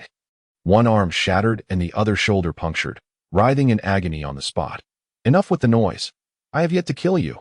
Luha spoke coldly, expressing that when it comes to dealing with enemies intent on taking his life, he could not possibly be so magnanimous as to offer them even a modicum of mercy. After all, had it not been for his keen perception of subtle clues, he might have truly fallen victim to their insidious plot. The elderly fish believed Luha was merely stalling for time, thinking that while he may not kill him now, he would eventually meet his demise, given that this place could only accommodate one survivor. Enduring the excruciating pain, the elderly fish's lips twitched with fury as he bellowed, "Very well, if I must perish at the hands of a perverse creature like you, then I shall accept my fate. However, I am curious to know how you initially sensed something was amiss. Were you on guard against me all along?" Luha smiled faintly and replied, "Old man, I must commend you on your performance. You hid yourself quietly, presumably planning a surprise attack. Yet, once discovered, you voluntarily emerged, wearing a facade of amiability that is hard to believe, coupled with your frail appearance, which seemed to invite underestimation. You sought to elucidate the situation. Moreover, your indifference towards these treasures, coupled with an air of detachment from life and death, left no room for suspicion. So, how did you come to realize my awareness? The elderly fish pressed. Luha chuckled. It was your murderous intent, perhaps a result of your bloodthirst or your hunger driving you to eliminate me, that exposed your malice. Thus, I had no choice but to remain vigilant. As for my gathering of these treasures, it was merely a ploy to draw out your slip-ups. Is that so? Was I too hasty? The elderly fish murmured, yet Luha, uninterested in further banter, swiftly delivered a kick that silenced the elderly fish's words, sending him crashing against the grotesque wall of flesh, after which he lay still. I strike you with a blade, and in return, I repay you with a leg, Luha remarked, brushing his hands together with a cold scoff. Estimating that his opponent still possessed half a life but chose to disregard it. After all, the adversary had entirely lost the capacity to resist, prompting Luha to resume his treasure collection. Intent on securing these valuable items before demolishing the monstrous entity, this time, Luha dared not squander time, exerting all his effort to gather riches, for he had heard the elderly fish mention that gastric fluid would rise periodically. Indeed, after a brief while, Luha successfully packed all the treasures, shrinking them into a universal capsule to stash in the layers of his turtle shell, exclaiming, as for antiques, only a few bronze artifacts and metallic items remain. I suspect many treasures have been digested by the rising gastric fluid. What a pity. Nonetheless, these are already quite substantial. Luha grinned, realizing that even these remnants would elevate him to the status of a wealthy magnate. Estimating their total worth to be at least in the hundreds of billions, suddenly, a tremor shook the ground beneath him. What is happening? Luha muttered, sensing the gastric fluid beginning to rise. Quickly, he heard faint murmurs and turned to see the elderly fish had regained consciousness. Truly fortunate, the elderly fish was now frantically thrashing his tail towards a fleshy wall for cover. However, upon meeting Louis's gaze, he hastened his pace, fearing Luha might contest for the same position. And surprisingly, he moved quite swiftly. Upon reaching the wall, he forcefully struck it with his tail, propelling his body into the highest point of the flesh wall. To his astonishment, that spot in the wall yielded, allowing the elderly fish to conceal himself, leaving only his head exposed, vigilantly watching Luha, fearful of competition for this advantageous position. After all, this spot was the softest, the only refuge, while the other two locations were too low and would be submerged by the rising gastric fluid. Thus, this position was the most suitable for safety. Luha, finding the scenario tedious, shrugged with a light chuckle, saying, "If you wish to hide, then hide.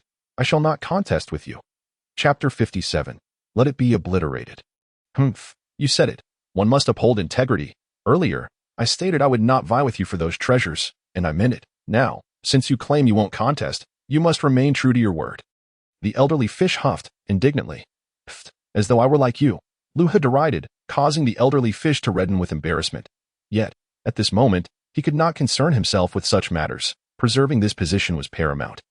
For doing so meant preserving his life. What could possibly be more vital than one's own existence? Shifting his gaze, Luha observed the entrance through which he had arrived, steam seemingly emanating towards him.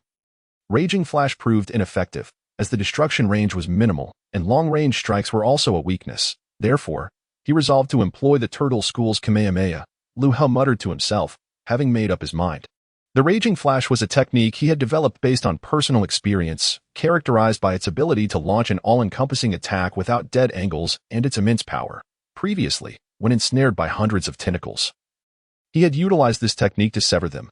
Regrettably, Louis's current strength was still inadequate, limiting the controlled area to a 10-meter radius around himself. Numerous weaknesses persisted, such as causing harm to both friend and foe within that range.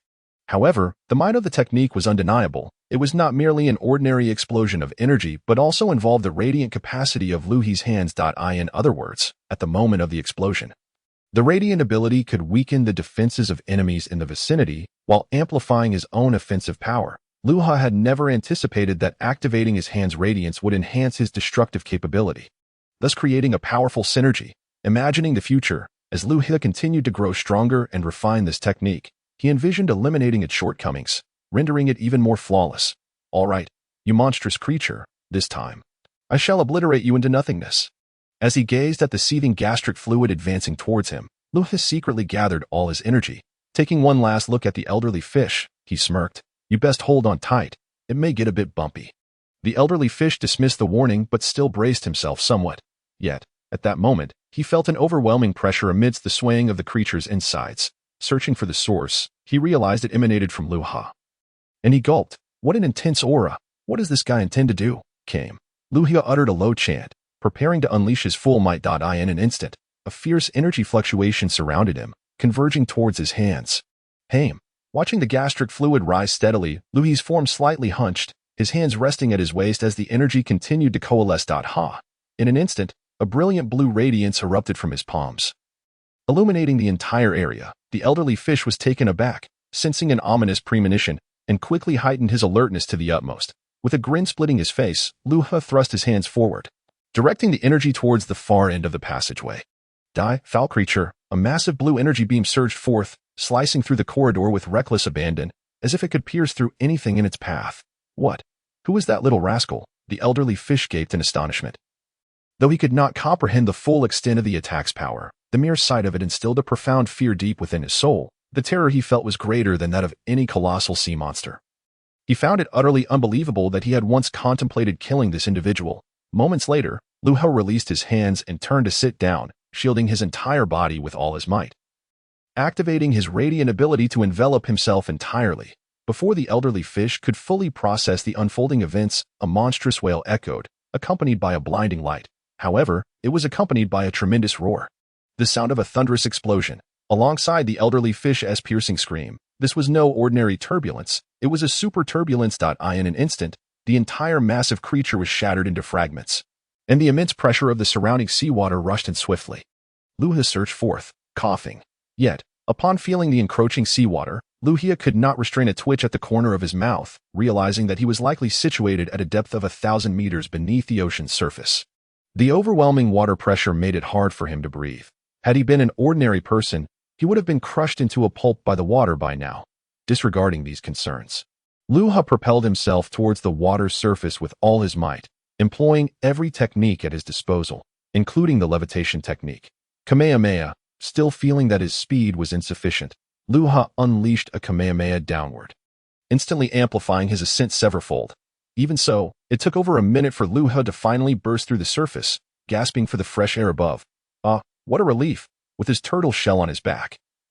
Luha pondered the loss of his floating house. After all, Bulma had only provided him with one such abode. Now, Luha had become a wealthy man, possessing not only the remaining prize money from the tournament but also a substantial trove of treasures. However, realizing that dawn was still several hours away, he recognized the need for rest. Yet, the thought of sleeping on the ocean's surface made him uneasy, and so he ascended higher into the sky. Perhaps it would be wiser to slumber amidst the clouds, albeit while continuously employing the levitation technique as a form of training. With this resolve, Luha ascended to an altitude of over 800 meters above sea level, a height where even the largest marine monstrosities would be unable to reach him. While utilizing the levitation technique, Luha began to doze off. Though achieving true rest was still quite challenging. At that moment, he found himself envying Wukong for possessing a Nimbus cloud. However, this thought brought a smile to his face. If the opportunity arises, I shall procure a Nimbus from Krillin. After enduring a prolonged period of tribulation, Luha finally welcomed the dawn, intermittently waking during the night. Occasionally, he would doze off and plummet downward, only to awaken and ascend again. After enduring this cycle countless times, the day finally broke. Luha stretched lazily and descended to catch a sizable fish. After enjoying his breakfast, Luha resumed his training, traveling southward. This time, he remained acutely aware of the movements in the water, and his speed increased significantly. It seems my strength has progressed a bit. Luha swam joyfully, a smirk on his lips. Whether scion or human, it was evident that practical experience was the fastest path to improvement. Revealing his own shortcomings. As Luha swam swiftly, propelled by the strong currents, he spotted land once more after more than 4 hours. Finally reached the land. Chapter 58. Robbed. Without pausing for even a moment, Luha swiftly swam toward it. Covering a distance of over 10 nautical miles, he arrived at the shore in no time. As if propelled by a tidal wave. Oh wow, what a relief. Luha leapt onto the land, shaking off the water that clung to him, surveying his surroundings, which were still wild and untamed, with dense jungles and no sign of human presence. His clothes were soaked through. Perhaps he should wash and dry them, Luha murmured to himself, retrieving a change of clothes from his capsule. After washing his dirty garments, he wrung them out and hung them to dry. Luha leaped away, and after a few minutes, returned to his original spot, not only gathering some wild fruits but also collecting firewood. Although the weather here was quite warm and drying his clothes wouldn't take long. Luha had little time to spare. Whoosh, bang. With a swift motion of his hand, he unleashed a ki blast upon the firewood. Igniting it with a resounding crackle. He then set his clothes on a rack beside the fire to dry while munching on the wild fruits he had foraged. After finishing the fruits, Luha caught a fish to roast. Once the fish was cooked, he devoured it, and by then, his clothes were also dry. With his belongings in order, Luha set off once again. The sound of rustling leaves echoed as Luha darted through the forest, feeling as if he had melded into the very essence of nature, climbing to the peak of the highest mountain in sight. Luha gazed down and discovered that beyond the mountain lay a town. Moreover, judging by its scale, this town was not small. It likely housed thousands of inhabitants. It was worth noting that the population of humans in this world was not as densely packed as in Luha's original world, where nearly 7 billion people resided. In contrast, this world's Earth had a population of only around 3 billion, resulting in less crowded settlements. A city with over 10,000 residents was already considered a first-tier city. Hee, a city? Then I shall buy some goods. After all, I am not short on funds. Luha smiled brightly and dashed down the hillside. He soon arrived in the city, which was quite large. Luha found himself at the edge of town, where there were no towering skyscrapers, just quaint little houses that exuded a rustic charm. Come one, come all, fresh fruits. What a delightful scene. Observing the merchants calling out from the street, Luha smiled with joy. Intrigued by the diversity of people, some spoke in dialects he understood, while others spoke in local accents that felt as incomprehensible as a foreign language. Nevertheless, he found a vendor selling pancakes that he could understand. Purchasing several and inquiring about local matters. It was then that Luha learned the city was called Xingmong City, one of the more renowned cities in this world, popular among various travelers. Luha also gathered information regarding important locations, discovering that due to the influx of visitors, more than half the populace could understand the language he spoke. However, being on the city's outskirts, many locals still preferred their native tongue, while as one ventured toward the city center, the local dialect was scarcely heard. It was not that it was absent, but rather that few spoke it. The shops in those areas primarily catered to tourists, making communication in the local language quite challenging. Fortunately, the currency in this world was uniform, or else Luha would have had to worry about exchanging for a specific country's currency, which would have been quite troublesome. Armed with this information, Luha began a shopping spree at the market, purchasing an abundance of vegetables, fruits, and various meat products, effectively clearing out half the street's offerings. All right, that should suffice for now. However, it seems my funds are dwindling, Luha muttered, realizing he had about 200,000 remaining from the prize money. To avoid future complications, he decided to visit an antique shop to sell some items and acquire a bit of cash. With a chuckle, Luha headed toward the city center. He anticipated needing to purchase some universal capsules and equipment for his training, and with only 200,000, he felt it might be a tight squeeze. Moreover, being in a large city provided an excellent opportunity to exchange some cash, preventing him from ending up in a desolate place where currency exchange was unavailable. Upon finding a relatively large antique shop, Luha presented a low-grade bronze artifact for evaluation. After the proprietor's examination, it was confirmed to be genuine. The boss is also willing to offer 2 million for the acquisition, if agreeable. The deal can be finalized. 0.9 million is the absolute minimum, not a penny less. If you refuse, I shall seek another buyer. Luha is no fool. He boldly declared a firm price, fully aware of the value of this item, which surely stands at a worth of 1 million. Selling it to him for 900,000 is already quite a bargain. The boss hesitated momentarily, and Luha immediately turned to leave. Disregarding the boss entirely, the latter, feeling anxious, quickly called out to Luha, ultimately conceding to the 900,000 deal. However, the establishment did not possess such cash on hand. The boss provided Luha with 100,000 in cash and a card containing 800,000 in universal VIP funds. In this technologically advanced world, the card's password and personal information can be transferred or changed, provided there is authorization from the original owner. Nevertheless, Luha successfully acquired a bank card in his name and departed with a suitcase containing 100,000 in cash. Fortunately, he had the foresight to register a household account under the pretext of having lived in the mountains without an ID, utilizing the influence of the Buma family. Otherwise, he would have been at a loss regarding whose information to use for changing the bank card. Having accomplished these tasks, Luha visited the Universal Capsule Mall, Purchasing several versatile capsules along with some equipment he desired, it was quite convenient, as he paid directly with his card. After completing these errands, Luha exited the mall and inquired about directions before continuing southward. Humming a cheerful tune, he frolicked along his way. However, upon arriving at a deserted alley, he was suddenly confronted by 5 individuals. Luha paused, observing that the 5 had a rather unsavory appearance. They appeared quite young, likely in their early 20s. One of them, a long-haired blonde, began to shout. "What did you say?" Luha, taken aback by the local dialect, responded with confusion. The other 4 sneered at the blonde, and a tall figure with red hair, seemingly their leader, remarked, "Rock, how many times must I tell you? Don't speak in that provincial dialect. We need to connect with the world. Your way of speaking is outdated and incomprehensible." Exactly. "You fool," chimed in the other 3, laughing derisively. The blonde, gritting his teeth, remained silent as he was the least valued among the group. Is this the guy? Xanius, the red-haired leader, inquired of a bald, overweight man beside him. Xanius nodded and replied, "Indeed, boss, it's this kid. I saw him leave the antique shop carrying a large suitcase. There must be a considerable amount of money in it." "Eh?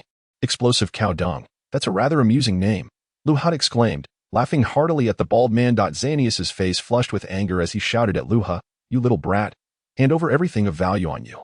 Are you looking to die? Do you think we won't end you?" Luha replied with a calm smile, "Oh, so you are merely a band of robbers." Chapter 59. Another target. Upon hearing this, the 5 exchanged glances before bursting into laughter. "Ha ha, you're right.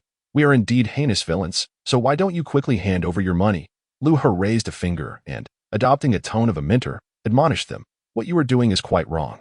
To be so young and already on the wrong path will surely lead to a future of misfortune. Instead, you should strive to be good and work hard to earn a living. This is the proper way." "What, you little brat, dare to lecture me? Are you seeking death? I'll break your legs if you don't watch your mouth," the red-haired man yelled in disbelief, brandishing a collapsible steel baton menacingly at Luha. Luha seemed unfazed, continuing his lecture.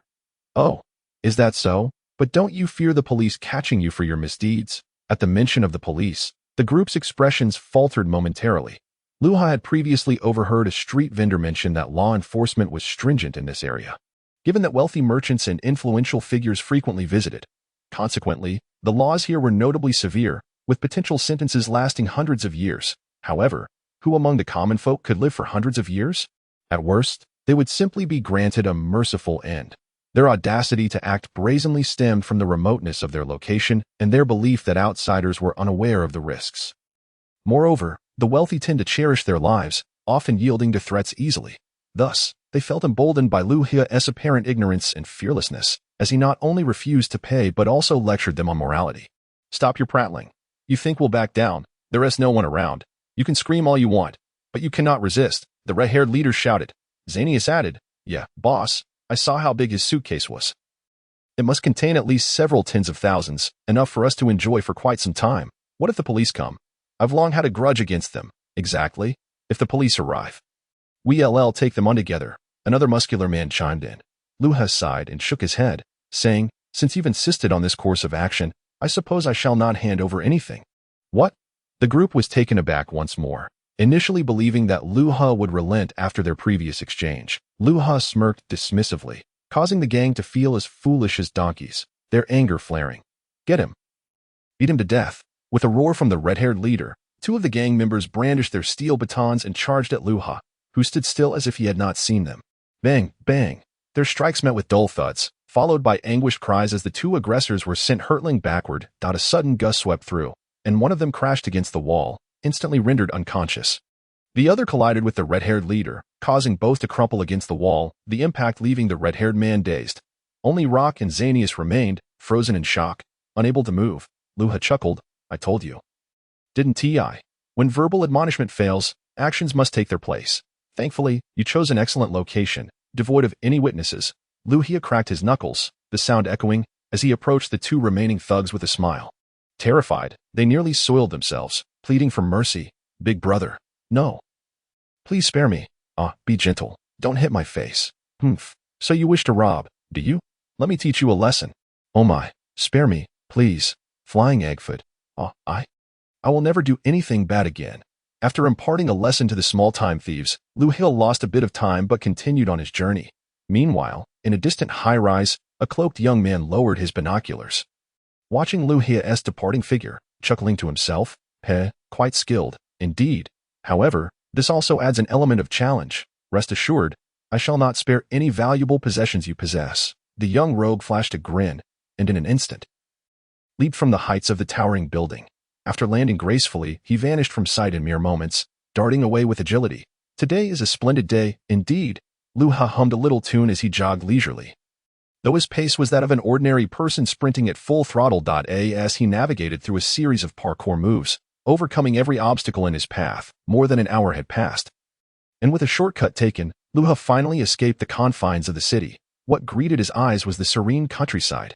The air was fresh, and paths crisscrossed in delightful disarray. Luha bounded playfully through the fields, occasionally indulging in a fruit or two. It was not that Luha was a thief, but the sight of the delectable fruits was simply too tempting to resist. Nevertheless, he left behind the appropriate coins, carefully wrapped in a waterproof bag to shield them from the rain. Wow, how beautiful!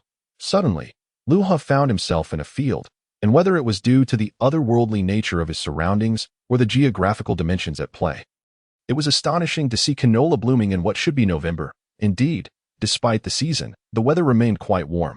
Yet, what truly astonished Luha was the sight of canola flowers blanketing the hills in a golden hue.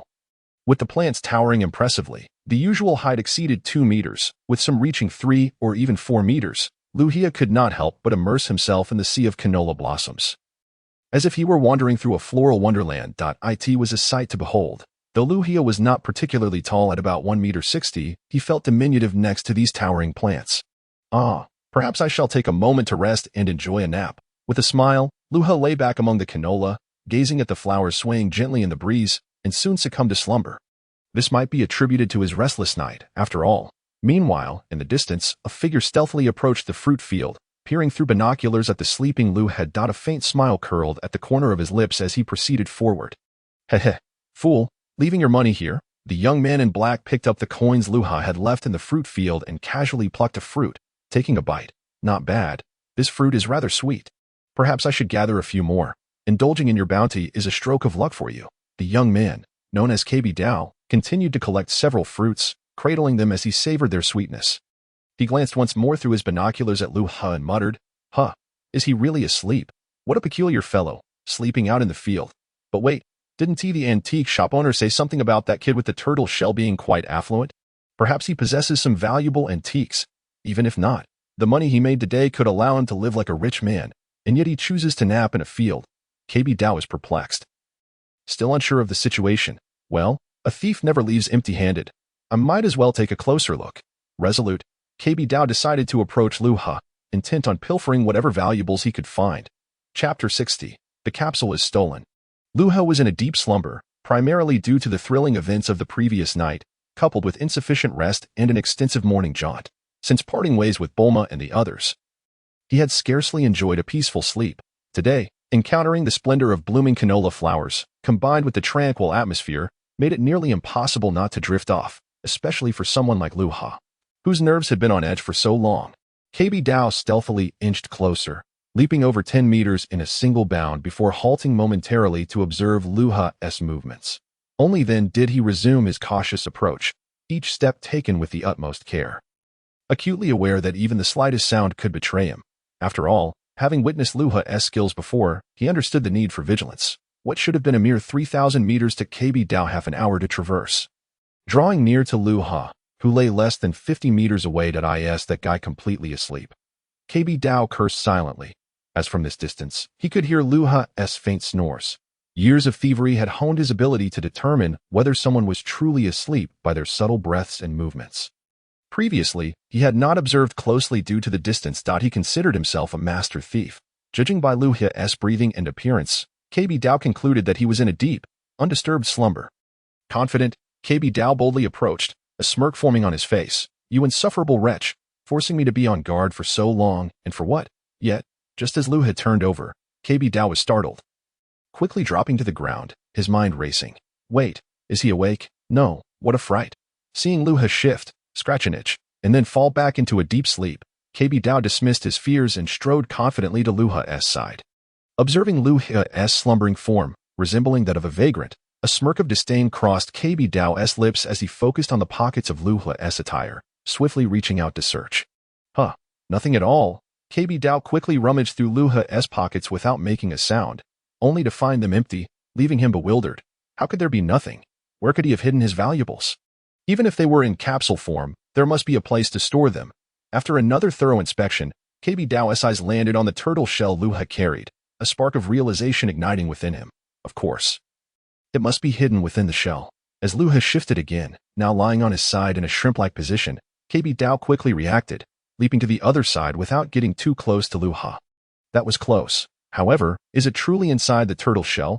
KB Dao cursed under his breath, gazing at the gap between Luha's back and the shell. He noticed a zipper running along the shell's seam. Surely, the multifunctional capsules must be contained within.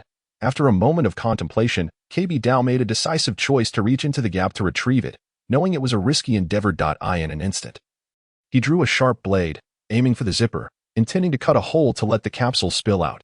How infuriating. This layer is incredibly tough. My blade can't even pierce it. After several minutes of futile struggle, KB Dao couldn't help but curse. It was known that the turtle shell was custom-made for Luha by Bulma, capable of withstanding cannon fire, far beyond what his knife could penetrate. Damn it. KB Dao gritted his teeth, realizing this approach was futile. He then noticed the straps on Luha's back, a spark of joy igniting in his mind. Of course, if I untie the straps, I can simply take the entire shell. With one hand steadying the shell to prevent any noise, he deftly began untying the straps from Luha's shoulder, a grin spreading across his face. Yet, in an instant, he felt the shell, which he had been supporting, tumble toward him like a mountain, accompanied by a sharp crack as his wrist broke. Crack. Bang. Ah. The shell crashed down, not only fracturing his wrist but also pinning his foot beneath it, eliciting a pained cry from him as he howled to the heavens. Luha, startled by the commotion, sprang up like a zombie, quickly spotting KB Dao trapped beneath the shell. Instantly, he realized. What are you doing?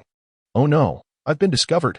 As he ran, KB Dao never anticipated that the turtle shell would be so heavy, thus suffering a momentary setback. In an instant, he pushed aside the shell and, with remarkable speed, unzipped the compartment to retrieve several capsules within before swiftly darting into the neighboring rapeseed field. Damn it, who would have thought that shell would be so cumbersome? It caused me a bit of trouble. But even with a slight injury to my foot, you won't catch up to me now. KB Dao cursed under his breath, confident in his speed, especially in this rapeseed field where he was certain he could shake off Luha. Luha quickly realized that he was dealing with a thief, and not just any ordinary one. How could he have been so close and not noticed? Moreover, this fellow was incredibly fast, having already distanced himself by several hundred meters in mere seconds. Luha had no time to ponder further. He picked up a clod of earth beside him and hurled it at the thief's legs. You little scoundrel, stop right there.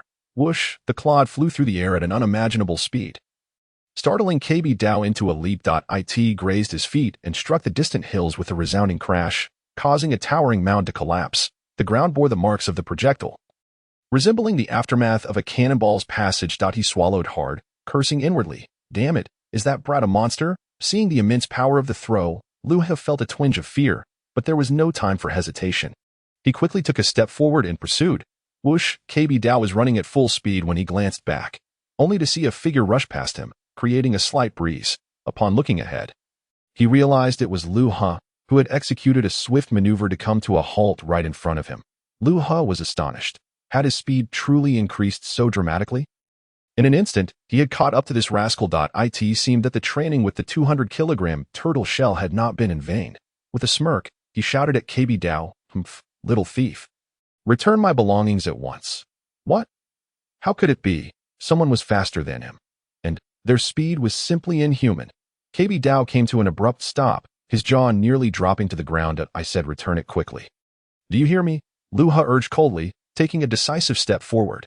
KB Dao gritted his teeth, his mind racing to devise a solution, but nothing came to mind. He could only stall for time, saying, "Kid, don't get your hopes up. Once something is in the hands of the legendary thief KB Dao, there's no way you're getting it back."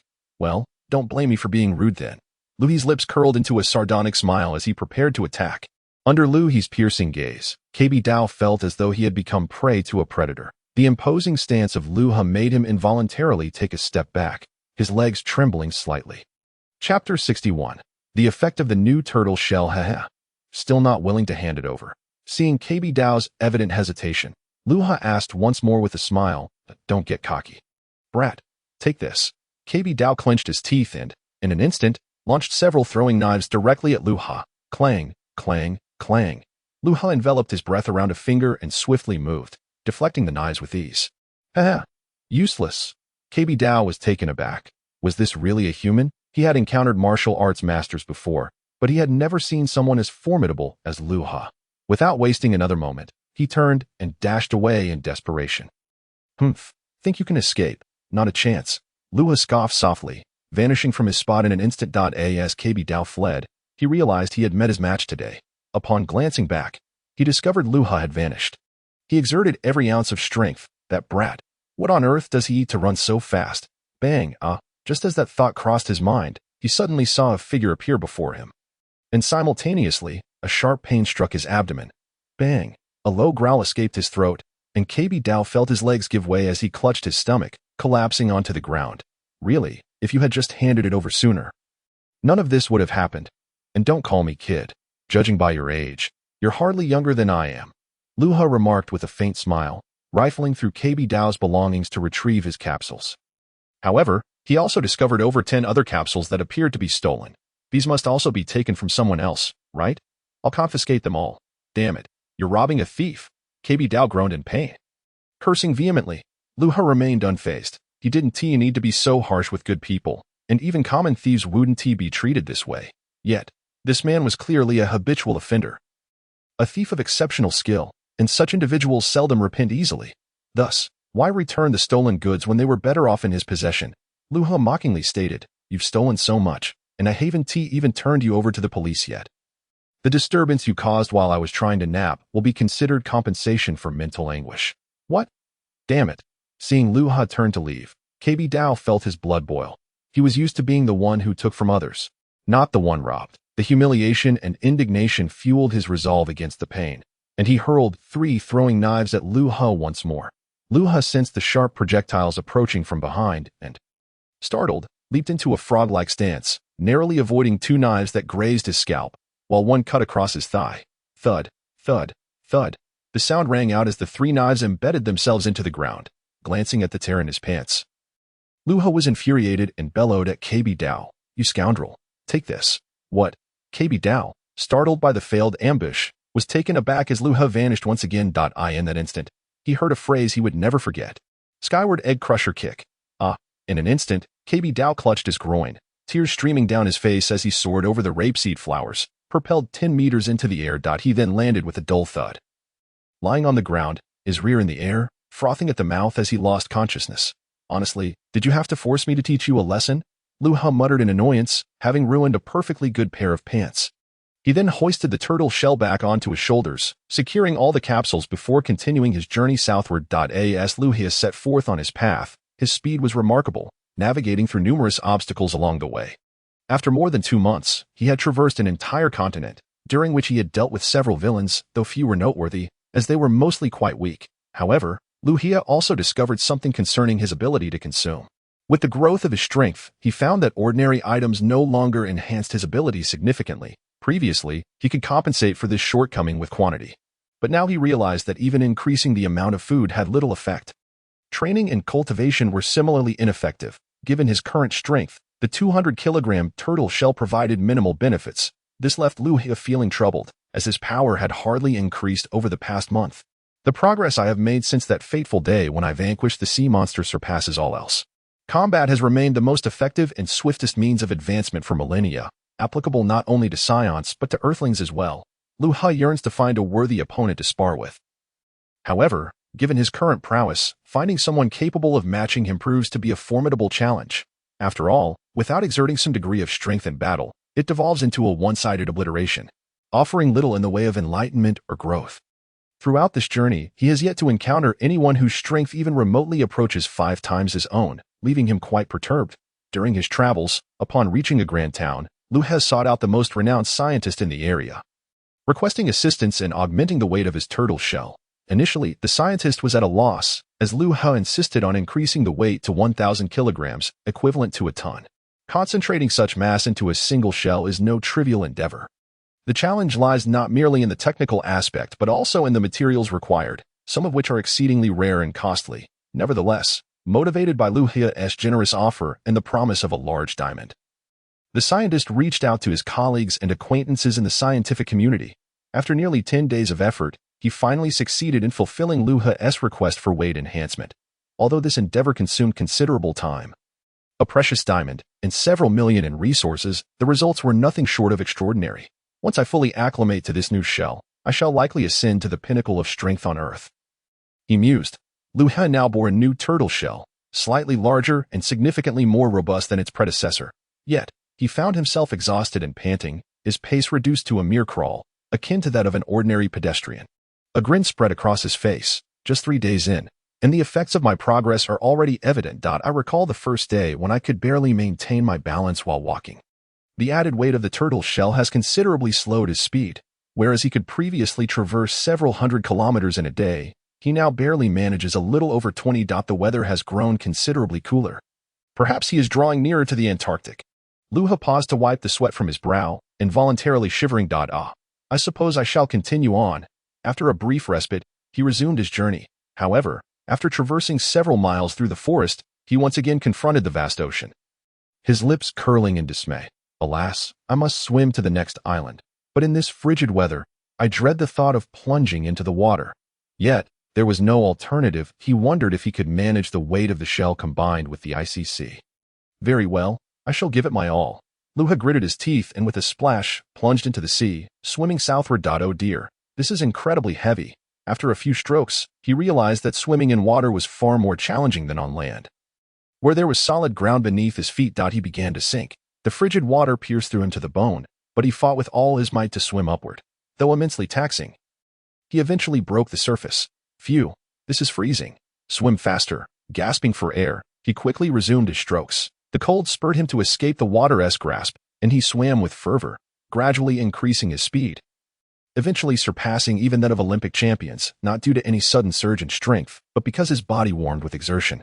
Uncertain of how long he could maintain this effort, he pushed himself to reach the next small island. With an indomitable will that defied the ordinary, Luha swam for over 3 hours before finally spotting an island ahead. At last, an island. I thought I might freeze to death. He swam vigorously toward the shore and collapsed upon the ground, panting heavily. Phew, I'm utterly spent. He gasped. I nearly thought I wouldn't make it to the land. I must recuperate quickly. As he lay on the ground, he began to circulate his energy to restore his body. Suddenly, a deafening explosion shattered the tranquility. A cannonball hurtled through the air, striking the ground beside him, resulting in a tremendous blast. Debris flew in every direction, and even a thick tree several meters away was uprooted by the force of the explosion. In the distance, 2 figures emerged atop the treetops. A young man clad in black, who tossed aside a spent rocket launcher with a smirk, declaring, "Got him. That fool deserved it for daring to steal from me." Beside him stood a tall, thin elder in gray robes, possessing a well-groomed appearance and a youthful countenance. With a playful smirk, he remarked, "Nephew, your actions seem rather excessive, don't you think? You've reduced him to nothing but ashes. There's no need for me to intervene now." KB Dao's expression turned serious as he replied, "Master Lot, this fellow is formidable. We must proceed with caution. It is best to eliminate him in one swift move. Oh, is he truly as formidable as you claim?" Lot questioned with skepticism. "Indeed," KB Dao affirmed earnestly, "he can match my speed and possesses terrifying strength. One punch was all it took to bring me down." Lot's eyes narrowed, recognizing KB Dao's prowess. While the latter excelled in thievery and evasion, he was undoubtedly a skilled fighter. The thought that Luha could effortlessly overpower someone of KB Dao's caliber left him astonished. Damn.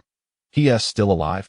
KB Dao peered through his binoculars, seeing that the dust had cleared, revealing Luha unscathed, albeit with a massive crater beside him. Lot was equally astonished. He had not anticipated that such an attack would leave Luha unharmed. Even if he survived, he should have sustained serious injuries. He exchanged a knowing glance with KB Dao, and they both advanced toward Luha, coughing uncontrollably. Luha struggled against the swirling dust. Glancing at the crater beside him ignited a surge of anger within him. Had he not possessed his current strength, he might have been obliterated. Could it be that the turtle shell on my back saved me? As they approached Luha, Lot expressed his doubt. How can he remain unscathed? Even if he is strong, he cannot be so abnormal, can he? Luha looked up to see the 2 figures approaching. One was indeed the thief from days past. Rage ignited within him as he stood up, exclaiming, "You again. Haven't you learned your lesson from our last encounter?" KB Dao shivered at his words, involuntarily recalling the pain he had endured. retreating a few steps in trepidation, seeing KB Dao flinch. Lot scoffed. Really? You're frightened by a mere child? Leave this to me. Please do. KB Dao quickly replied, relieved. Lot nodded slightly and bellowed at Luha. Your time is up. You were merely fortunate to escape death earlier. But now your luck has run out. Luha was taken aback by the sudden declaration, but before he could react, Lot charged at him with blinding speed. Luha's heart raced as he realized he had little room to evade. Alas, there is no escaping now. Bang! Latte smirked as he shouted, his fist landing squarely upon Luha's face. Struck, Luha flew backward like a kite severed from its string. Damn it. I have yet to fully acclimate to this heavy shell. My strength feels somewhat restrained, Luha mused inwardly. Yet Latte's deference did not wane. He swiftly advanced and, in an instant, delivered a kick to Luha's back, striking the turtle shell. Bang! Ah, such a hard shell? The force of the kick nearly fractured Latte's leg, causing him to hop in place while clutching it. Meanwhile, Luha was propelled into the air, soaring several dozen meters high, internally astonished, he thought. Who would have imagined that fellow possesses such formidable strength? After a brief moment of respite, Latte leaped, quickly pursuing Luha in the sky, and in the blink of an eye, appeared a few meters above him, bringing down both fists with great force upon Luha's head. Die, you brat. Bang, whoosh. In an instant, Luha plummeted rapidly, making a solid and intimate contact with the ground, which immediately caved in, forming a depression the size of a person. Luha's entire form disappeared into the pit, leaving no trace, indicating that the hole was at least 3 to 5 meters deep. Thud. With a delicate sound, Latte landed gracefully, exclaiming, incapable trash, already dealt with. Is that it? Staring at the deep pit not far away, KB Dao was somewhat incredulous. Although he knew his master's skills were impressive, he never anticipated such a swift resolution, with the opponent unable to retaliate in the slightest. The stark contrast left him in disbelief. Of course, what more do you wish for? The outcome is laid bare before you, Latte remarked confidently, exuding great pride. KB Dao's invitation was not without merit, as he had indeed rewarded Latte handsomely with a commission. Fong, but scarcely had the words left his mouth when a sudden sound erupted, and Luha sprang from the pit, landing effortlessly on the ground. Appearing utterly unscathed, he twisted his arms and neck, producing a series of cracking sounds, and laughed. Not bad at all, but is that all your attack amounts to?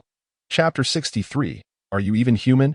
Witnessing this astonishing scene, both their eyes nearly popped out of their heads. Such a ferocious assault, and yet he remains alive. Moreover, not only is he uninjured, but he seems entirely unaffected. How could this possibly be? How is it possible? How could you not be dead? Latte gaped, astonished, for he was well aware of the weight behind his earlier attack. So how could the other party emerge unscathed?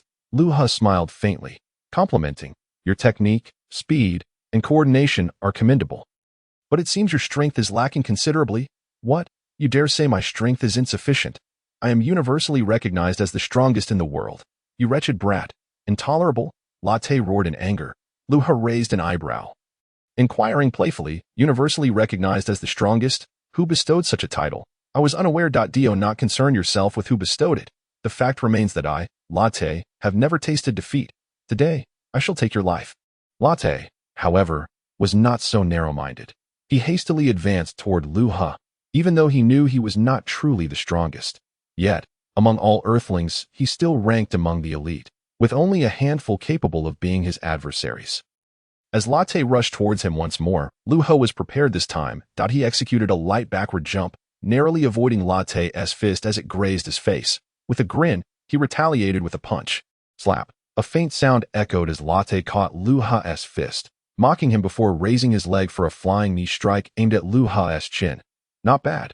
Boy, you possess some strength. But you are still far from my level. Luha didn't waste words or show any alarm. He directly covered Latte's flying knee with one hand and chuckled. Is that so?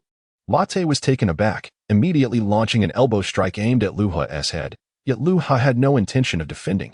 Before the attack could land, he grasped Latte's leg with both hands, pivoted, and flung him aside. To hell with you. Latte exclaimed in shock. His body uncontrollably hurled away, crashing into several trees, which splintered upon impact, ultimately landing against a rocky outcrop. Bang, bang, bang. Rumble. The rock shattered into dozens of fragments, burying Latte beneath the rubble. Luha chuckled. Ha ha, your strength is quite impressive. You should survive this, right? Come out quickly. Now invigorated, Luha felt a surge of excitement. Although Latte's strength was significantly inferior to his own, he was still stronger than any adversary or martial artist he had encountered during his solitary training these past few months. With the new turtle shell weighing him down, his own strength had diminished considerably, making this fellow an excellent sparring partner. Thus, Luha reveled in the opportunity to grow stronger. Latte, master. KB Dao watched in astonishment as this throw had not only toppled several trees but also shattered a small rocky hill. However, suddenly the debris exploded, and Latte charged forth, his face slightly bloodied and contorted in rage, roaring towards Luha. Brat, do not get too carried away. I'll make you pay. Bang! In that instant, a heavy punch struck Luha's arms. Fortunately, Luha reacted quickly, sliding several meters along the ground. Die, brat, Latte declared, as Luha felt a slight numbness in his hands. Just as he extended his arms, Latte appeared before him, delivering a spinning kick directly to his face. Bang! Ack! Simultaneously, Latte executed a rapid kick that landed in Luha's abdomen. The latter was sent flying, while Latte pursued him, fist clenched as he aimed for Luha's head. This time, however, Luha had anticipated the attack, blocking it with both hands. Bang! Cough! Cough! Nonetheless, he could not avoid crashing to the ground, his body bouncing slightly like a ball as he hit the earth. Almost immediately, Latte kicked Luha in the waist, propelling him upward, laughing as he unleashed a flurry of punches. Prepare to perish, brat. Witness my Latte rapid assault. Bang, bang, bang. Latte's fists moved with blinding speed, incessantly striking Luha's body, as if he were suspended in midair. With Luha convulsing under the relentless barrage, unsure how many blows he would endure in just a second. For a solid 10 seconds, Latte leaped once more, delivering a kick to Luha's head, sending him soaring into the air. In that moment, Latte vanished from sight, only to reappear above Luha in the next instant, bringing down both fists with tremendous force upon Luha's chest. Bang! A tremendous thud resonated, accompanied by Luha's anguished cry as he rapidly descended from the sky, crashing to the ground with a resounding impact that sent dust and debris flying. Latte landed swiftly, wiping the sweat from his brow, breathing heavily, and laughing. Ha ha ha. Now let us see if you live or die. How splendid. It's a success. KB Dao, standing nearby, also laughed heartily, appearing immensely pleased. With that final punch, he could truly sense its formidable power. Even an Iron Man would be reduced to a lifeless corpse.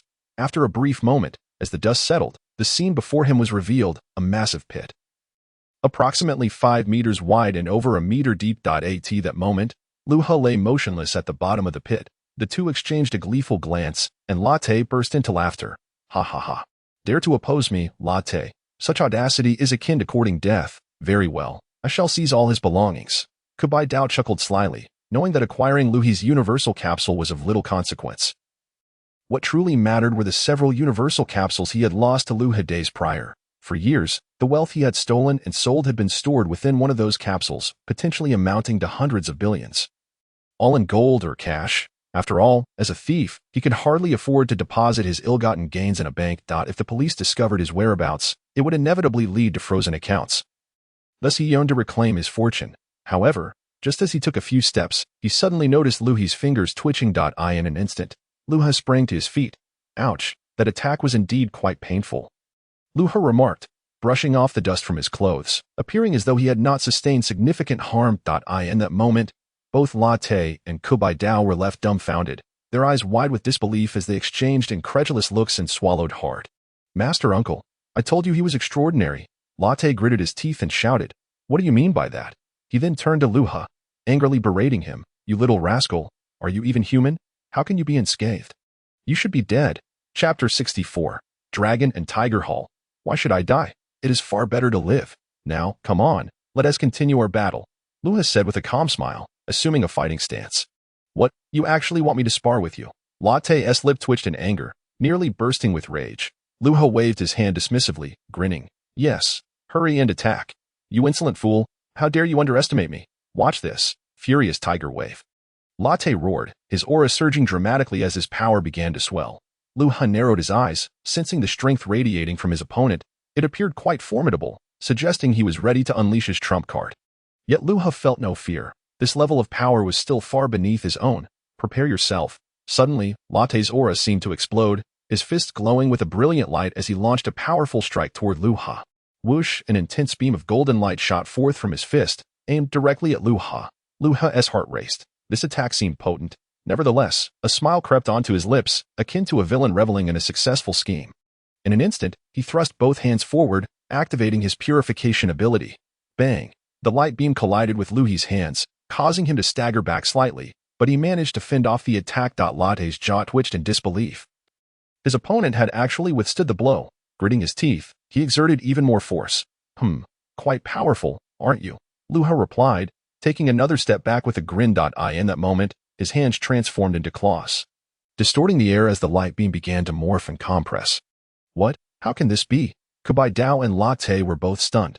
Luha chuckled wickedly, accelerating the distortion, swiftly turning the tide and absorbing the entirety of the opponent's energy beam, compressing it into a small orb of light.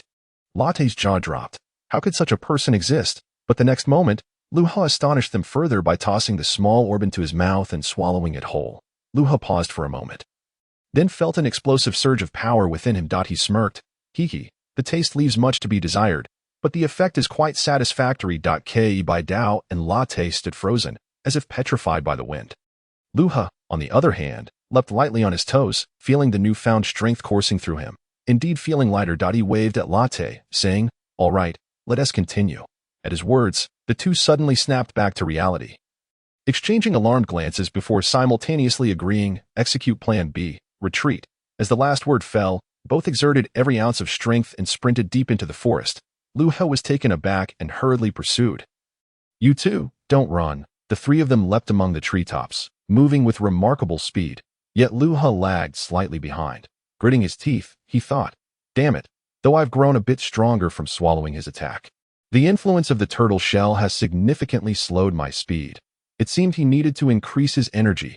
Luha muttered to himself, suddenly letting out a low shout, causing his aura to swell dramatically. His speed increasing significantly. Within mere seconds, he closed the distance to within 10 meters of the two. With just a bit more energy, he could catch up. Seeing Luha rapidly approaching, both were filled with dread. Latte quickly signaled to Kubai Dao. Kubai Dao, hurry. Kubai Dao nodded and swiftly pulled several throwing bombs from his pocket, hurling them toward Luha. Luha was momentarily stunned but quickly shielded himself, resulting in a series of deafening explosions. Coughing and spluttering, Luha searched for the two and found they had once again distanced themselves, now heading toward a mountain. Damn, you won. Escape. Luha clenched his teeth, instantly boosting his aura once more, pounding his feet as he surged toward them. Kubai Dao was utterly astonished, exclaiming, "Hey, that guy can fly. No worries, it's just a minor inconvenience. We'll reach the designated spot shortly." Thankfully, we were prepared. Latte, while surprised, remained composed. As a martial artist well-versed in various styles, he had encountered peculiar abilities before. Whoosh, whoosh, whoosh. The three of them seemed to reach the mountain peak simultaneously. And Luha finally realized it was a volcano. Heh, now you two have nowhere to run, Luha declared, floating in the air, gazing down at them with a grin. What do we do, Master Uncle? This is becoming problematic. If we detonate the bombs, we'll be caught in the explosion too, Kubai Dao said, beads of sweat forming on his forehead as he spoke quietly to Latte. Latte glanced at the molten lava bubbling beneath the volcano and cautiously regarded Luha before whispering to Kubai Dao. Don't worry, I'll handle the upcoming situation. You just need to time the bomb detonation perfectly, understood? Upon hearing this, Kubai Dao nodded, but Latte then asked, Hey, which sect are you from? How can you be so powerful? The technique you use to soar is surely from the Crane Immortal School, right? Oh, you know of the Crane Immortal School? Regrettably, I am not from there. This is a unique style I have developed through synthesis. Named the Qing Lu School, Luha replied, momentarily taken aback, then beamed with pride. What Qing Lu School? I've never heard of it. Latte scoffed, dismissing Luha's claim as nonsense. Luha, uninterested in explaining further, countered, then what school are you from? You're quite formidable. It's surprising to find someone other than the Turtle Immortal School and Crane Immortal School in this world. Compared to these two schools, you seem even stronger. Of course, these two fledgling schools cannot even be mentioned in the same breath as our Dragon and Tiger Hall, Latte declared with pride. Dragon and Tiger Hall? Is it really that impressive? I've never heard of such a sect before, Luha mused, scratching his head, genuinely perplexed by the existence of this new faction. Latte was suddenly filled with rage, shouting, Of course, you wouldn't know. Our Longhu Hall has always been low-key. Let me tell you, Even the legendary Wu Tai Do had to show us some respect. Really? Is it that formidable? This doesn't quite align with what I know, Luha pondered, his mind filled with confusion. Yet, the sheer strength of his opponent left him perplexed. Could it be that this sect truly existed? Don't doubt it. It's merely because our Longhu Hall keeps a low profile. Latte exploded with indignation upon sensing Louis's disbelief. In truth, the sect he spoke of was indeed an ancient institution that had gained considerable fame centuries ago. However, in the present day, it had faded into obscurity, its overall strength diminished to a level comparable to the rising Turtle Immortal and Crane Immortal sections. Moreover, it had veered onto a different path, with some members becoming assassins or bandits, while others turned to thievery. Could they still claim the name of a sect while engaging in such underhanded dealings? Thus, it was no surprise that their sect had gradually declined, with hardly anyone aware of it. Currently, only 2 individuals remained. If they were to perish, the sect would likely face extinction. Chapter 65. The trap set long ago. I haven't read many books. So don't you dare deceive me. Luha remained skeptical, reasoning that such a sect shouldn't even exist. However, after some reflection, he recognized that the earth indeed harbored many hidden masters, making it plausible for someone like this to emerge. Although strong, they were not overwhelmingly so, merely a bit more formidable than average. Yet, given the personalities of the two, it was entirely possible. Perhaps they were indeed remnants of a great sect that had fallen into decline. A theory that made sense. But why had they not appeared during the perilous times of the earth, such as the era of Bic? Luha began to comprehend. Given their personalities, would they willingly engage in futile and thankless endeavors? In the face of later adversaries, they likely would have been too intimidated to reveal themselves, explaining why he had never heard of this sect before. So you still don't believe me? It's true that Longhu Hall has been in decline for many years, and many of its powerful techniques have been lost to time. Otherwise, would other sects have been able to thrive? Latte declared confidently. Luha, however, remained unconvinced. What difference does it make? Besides, there are no guarantees. Who knows what that sect was truly like back in its heyday? If you refuse to believe, fine. I'll demonstrate one of the ultimate techniques of our Longhu Hall, so you'll understand that there are people beyond people, and heavens beyond heavens. Latte bellowed, exuding an aura of menace. Beside him, Kubai Dao gasped in surprise. Master Uncle, are you really considering that? It's extremely dangerous. Is there no other way to execute the plan? Latte replied sternly. The strength of this young man far exceeded his expectations, leaving him no choice but to resort to this technique. Bored, Luha yawned and chuckled. All right then, show me what you've got. How dare you look down on me? You'll soon see. Latte huffed, swiftly extending his arms and beginning to gesture wildly. Low growls emanating from his mouth. Luha was taken aback as he sensed Latte's momentum building, only for it to halt abruptly at its peak, as if it could rise no further.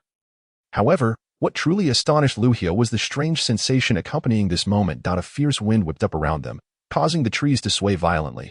Luha found himself pondering, what kind of technique is this? Is it the demon sealing wave? But that can't be right.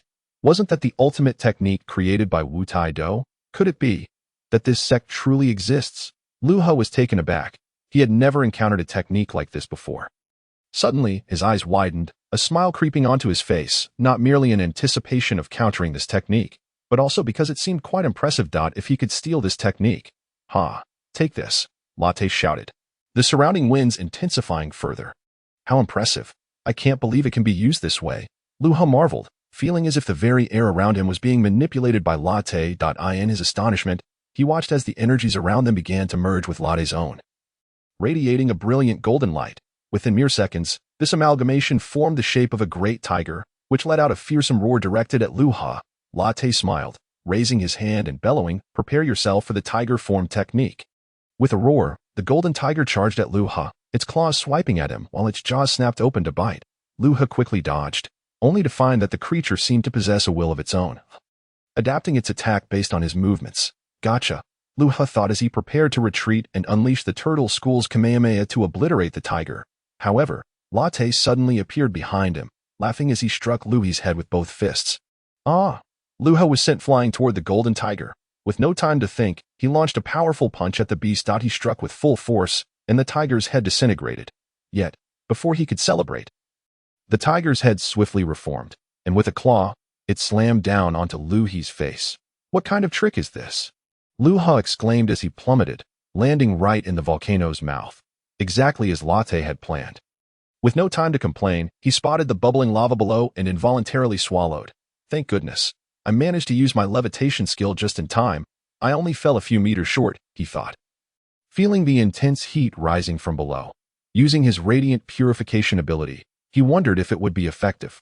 Yet, as he was still counting his blessings, he heard the distant sound of laughter echoing above. Fool, don't think this is the end. We've set a bomb. Die. With a thunderous boom, as he activated his defenses, the molten lava surged violently upward, engulfing Luhi's figure. Boom, boom. Following the first explosion, the volcano erupted in fury. The ground trembling as molten rock, ash, and smoke shot into the sky. Numerous volcanic rocks were propelled hundreds of meters into the air. The lava in the crater erupted forth, followed by a series of eruptions. The molten rock boiling like water, spilling out of the volcano and spreading in all directions. Birds and beasts in the surrounding forest took to the air, fleeing in terror. Meanwhile, Latte and Kubai Dao raced down the mountain, leaping from tree to tree. Latte cursed, "You idiot! Why did you detonate it so early? Are you trying to get us killed? But Master Uncle, if we don't hurry, that guy can fly. We'll miss our chance." Kubai Dao glanced back at the rapidly approaching lava, swallowing hard. Yet, he felt a twinge of regret, thinking that if he had known better, he would have run ahead. After all, the remote detonator for the bomb worked within a kilometer radius. "You incompetent fool. I'll settle this with you later." Latte unleashed a furious exclamation, and in an instant, quickened his pace once more. The two of them disregarded everything else, hastening towards the edge of the island. And with a powerful leap, they propelled themselves into the air. They soared several dozen meters before plunging into the frigid waters below. Splash, splash. The sounds of their entry echoed, and soon enough, Kobe Dao emerged, exclaiming, "Goodness, it's freezing. But at least we're temporarily safe." The landscape left in the wake of the molten lava was one of devastation. All the trees were ablaze, and no creatures had escaped unscathed. The entire island had transformed into an inferno. The lava flowed into the sea, creating a cacophony of sizzling sounds as it met the water, some of which was evaporated into boiling steam. Latte and Kobe Dao, not lacking in wit, swam several hundred meters away, where, apart from being mindful of falling embers and debris, they felt relatively secure. After all, this was not a cataclysmic volcanic eruption. A triumphant smile crossed Latte's face as he gazed towards the volcano. "That brat dares to underestimate me. This time, you'll be reduced to ashes. Ha ha ha. Serves you right." Chapter 66. Doubling combat power. However, Master, it's fortunate that I prepared for this, Kobe Dao interjected. "Otherwise, I wouldn't have been able to handle that kid." "Indeed, you have a point. I never anticipated such formidable strength would exist. It's a pity that the Longhu Sex dragon and tiger technique has been lost. I only mastered the tiger form, while you, useless as you are, failed to learn the dragon form. If we had both forms at our disposal, the power would have multiplied several times over, sufficient to vanquish that brat and avoid this predicament." Latte lamented, completely unaware of Luhia's true strength. Little did he know, Luhia had yet to reveal many of his capabilities. He had merely been practicing his punches with Latte. It was only when he unexpectedly unleashed the tiger form, combined with the explosive devices provided by Kobe Dao, that Luha suffered such a significant setback. Upon hearing this, Kobe Dao scoffed. "Master Latte, you haven't even learned the dragon form. How can you expect me to master it?" "True enough," Latte nodded in agreement. Yet, Kobe Dao's spirits lifted as he suggested, "Master, why don't you teach me the tiger form? We could unleash a double tiger attack. Its power would be nothing to scoff at." "Enough of this. Besides, hasn't your master told you? The dragon and tiger technique can only unleash its true power when performed by two individuals, and you originally set out to learn the dragon form. Switching to the tiger form is fraught with uncertainties," Latte chastised, revealing his reluctance to teach. This was his ultimate trump card. To impart it to another would render him obsolete. The saying, "teach a disciple, starve the master," held considerable weight, especially for someone like him, driven by self-interest. Suddenly, Latte declared, "Enough of this chatter. Hand it over." "Huh? What?" Kobe Dao was taken aback, confusion evident in his expression. Latte bellowed, "Don't play dumb. I'm telling you to bring the money. We agreed on 10 billion. I nearly lost my life. No, it should be raised. Considering our shared experience, doubling it would suffice. You owe me 20 billion.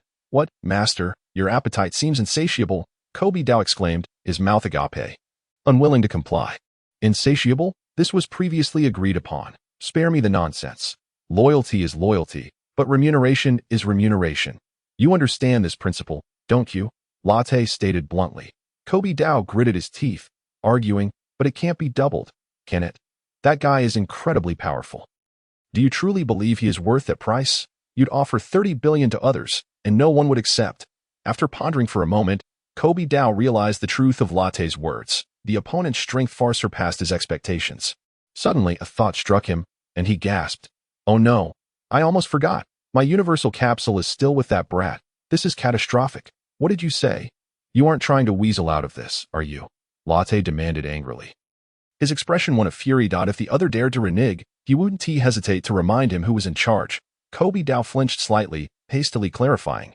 How could I? I invited you here to deal with that brat and reclaim my universal capsule. It contains all my savings. I don't care about your excuses. Just tell me when you'll pay up. Latte gripped Kobe Dao's collar, shouting his demand. Please, master, rest assured, I will certainly repay you within a year. Is that acceptable? Do you not trust my skills? I will acquire 20 billion in no time, Kobe Dao pleaded. Upon hearing this, Latte released him, contemplating the other's thieving abilities, which promised considerable returns. He chuckled. Now that sounds more reasonable. Damn it. Gurgle. Hot. Luha was abruptly swept away by the surging lava, plunging into the volcano. Thankfully, he activated his radiant ability just in time. But the molten rock swirling around him was still fearfully hot. Luha cracked a grin, unable to resist taking a sip. The taste made him acutely aware of what scalding truly meant. In an instant, he screamed out, having accidentally swallowed several mouthfuls, feeling as though his tongue and throat had gone numb. What? However, shortly thereafter, his body began to swell slightly, releasing a new surge of energy, making the surrounding temperature feel much more tolerable. Without pausing, Luha pushed away the molten rock encircling his face, enveloping himself in the protective energy, ensuring it did not cling to him while he continued to purify himself with his radiant ability. Heh, this is much better. Those two despicable fellows will pay for this, Luha cursed, inhaling the scorching air. Thankfully, after swallowing a few mouthfuls of lava, his strength had increased, allowing him to part the molten rock and breathe freely. However, the effects of this lava were quite remarkable. A wicked grin spread across Luha's face. He then broke a small hole in his energy defense, letting the lava flow in, eagerly lapping it up as if drinking soy milk. This time, he wasn't in such a rush as before. He savored it slowly and cautiously. Although he had gained a bit of strength earlier, this substance was no easy feat to consume, as it had previously scorched his tongue. Yet, after enhancing his power, he also began to heal the damage sustained, and with no one else vying for his share, why rush? Wow, the temperature has decreased significantly. After drinking for several minutes, Luha felt his strength surging rapidly, including his innate abilities, leading him to perceive a notable drop in both the environmental temperature and the heat from the lava. I cannot let this opportunity slip away. I won't rest until I've consumed every last drop of this potent substance. Luha erupted into hearty laughter, now continuing to indulge in the molten liquid with unrestrained confidence. He drank and drank, losing count of how much he had consumed. Luha felt the surrounding molten material diminish significantly, akin to a well from which a substantial amount of water had been drawn. His strength and aura were naturally on a continuous ascent. As he consumed more, Luha increasingly acclimated to the molten temperature, and his eating pace quickened, since it no longer burned his mouth, and the flavor gradually transformed into something delectable. Luha naturally drank with great speed. After approximately 2 hours, with Luha's rapid eating and a stomach akin to a gluttonous, he had consumed about 1/3 of the molten liquid. Luha's power surged exponentially, his aura swelling to more than double its previous state. It is crucial to note that this was a doubling of his aura, which in turn meant a remarkable increase in combat effectiveness. Chapter 67. Soaring Progress. It seems that the effects have plateaued. After sipping on the molten liquid for a while longer, Luha patted his belly and remarked. Yet, simultaneously, he clenched his fists, feeling the abundant energy within him, and laughed. However, the results are truly remarkable. At this point, I must be the strongest on Earth, right? The combat value might be difficult to gauge, but in a full outburst, it should exceed 1,000. Wouldn't you agree?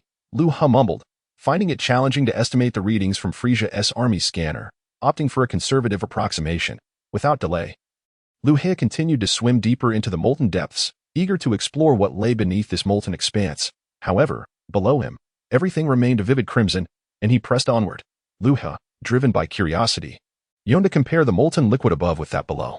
Thus, while advancing, he continued to consume the molten substance, attempting to discern any differences or enhancements in strength. Yet, There was no discernible effect. The disparity remained minimal after descending several hundred meters, just as disappointment began to set in. He suddenly took a sip of the molten liquid, and he felt a surge of power. Have I stumbled upon something? Luha laughed heartily, continuing to drink while venturing deeper, imagining that the molten liquid in the depths would yield even greater enhancements. Everything proceeded smoothly. As he advanced, the effects of the molten augmentations intensified, and the temperature seemed to escalate as well. Suddenly, Luha spotted numerous diamond-shaped black crystals floating ahead that he halted, perplexed, and wondered, "What are these?" Luha reached out to touch one, only to retract his hand hastily, exclaiming, "Wow, this thing is scorching hot. Moreover, it contained immense thermal energy. What on earth could this be?" Luha regarded the object with serious caution. Despite its small size, merely the size of a fist, if it were to explode, Luha estimated it would possess a power akin to that of a nuclear bomb. This was still a conservative estimate. It could potentially rival a hydrogen bomb. Just one of these could wield such devastating power, and Luha observed that there were dozens of these black diamond crystals stretching onward. He pondered how many more lay deeper within. Uncertain of what these objects were, he could only surmise that they had formed over countless years within the molten earth. The power contained within was undoubtedly unimaginable, considering it was the result of ages of accumulation. As Luha contemplated this, he couldn't help but lick his lips, a look of yearning crossing his face. Yet, he was unsure of the taste. It might be perilous. But, it's worth the risk. I cannot let this opportunity slip away. Ultimately, Luha resolutely made a dangerous decision, fully aware of the risks involved. If merely the exterior were to explode, Luha believed he would emerge unscathed with his current strength. However, if he were to ingest it, the outcome could be dire. Even with his purifying abilities, Luha knew his internal organs were quite vulnerable. The consequences of something comparable to a hydrogen bomb exploding within him were unfathomable. Nevertheless, Luha was no fool. He concentrated his radiant purification abilities, enveloping the surface of the object, then used his aura to seal it further, followed by another layer of purification. In an instant, Luha shoved the entire object into his mouth. Swallowing it whole, for the first few seconds, nothing happened. A smile remained on his face, but in the next moment, he was drenched in sweat, uttering pitiful cries. It hurts so much, this suck. Luha felt the object begin to dissolve within his stomach. But it merely unleashed its residual energy, as if it were about to tear his entire body apart. He exerted every ounce of effort to suppress the energy within, pushing the limits of both his radiant abilities and aura. Even so, it felt as if his head might explode, his body teetering on the brink of annihilation. Simultaneously, as Luha attempted to bolster his strength and heal his injuries, he found his body fraying at the edges. Without this simultaneous recovery, he would have already exploded. At that moment, Luha profoundly understood the meaning of the phrase "worse than death." Faster, just a little, more. His anguished cries echoed throughout the molten depths. Luha felt an overwhelming urgency, coupled with the edge of agony, desperately hoping to digest the molten core. In a state of being unable to live or die, this continued for over a minute before his body began to reverse the effects. His wounds steadily healing, and within mere seconds, he was fully restored. Huffing and puffing, an invigorating surge of energy coursed through him. Luha exhaled deeply, a faint smile appearing on his cheeks before he erupted into joyous exclamations. "Fantastic! I did it! Ha, this one. Unbelievably enhanced so much. It's hard to believe." Feeling the power within him, Luha laughed heartily, realizing that just this one object had increased his aura by nearly 30%.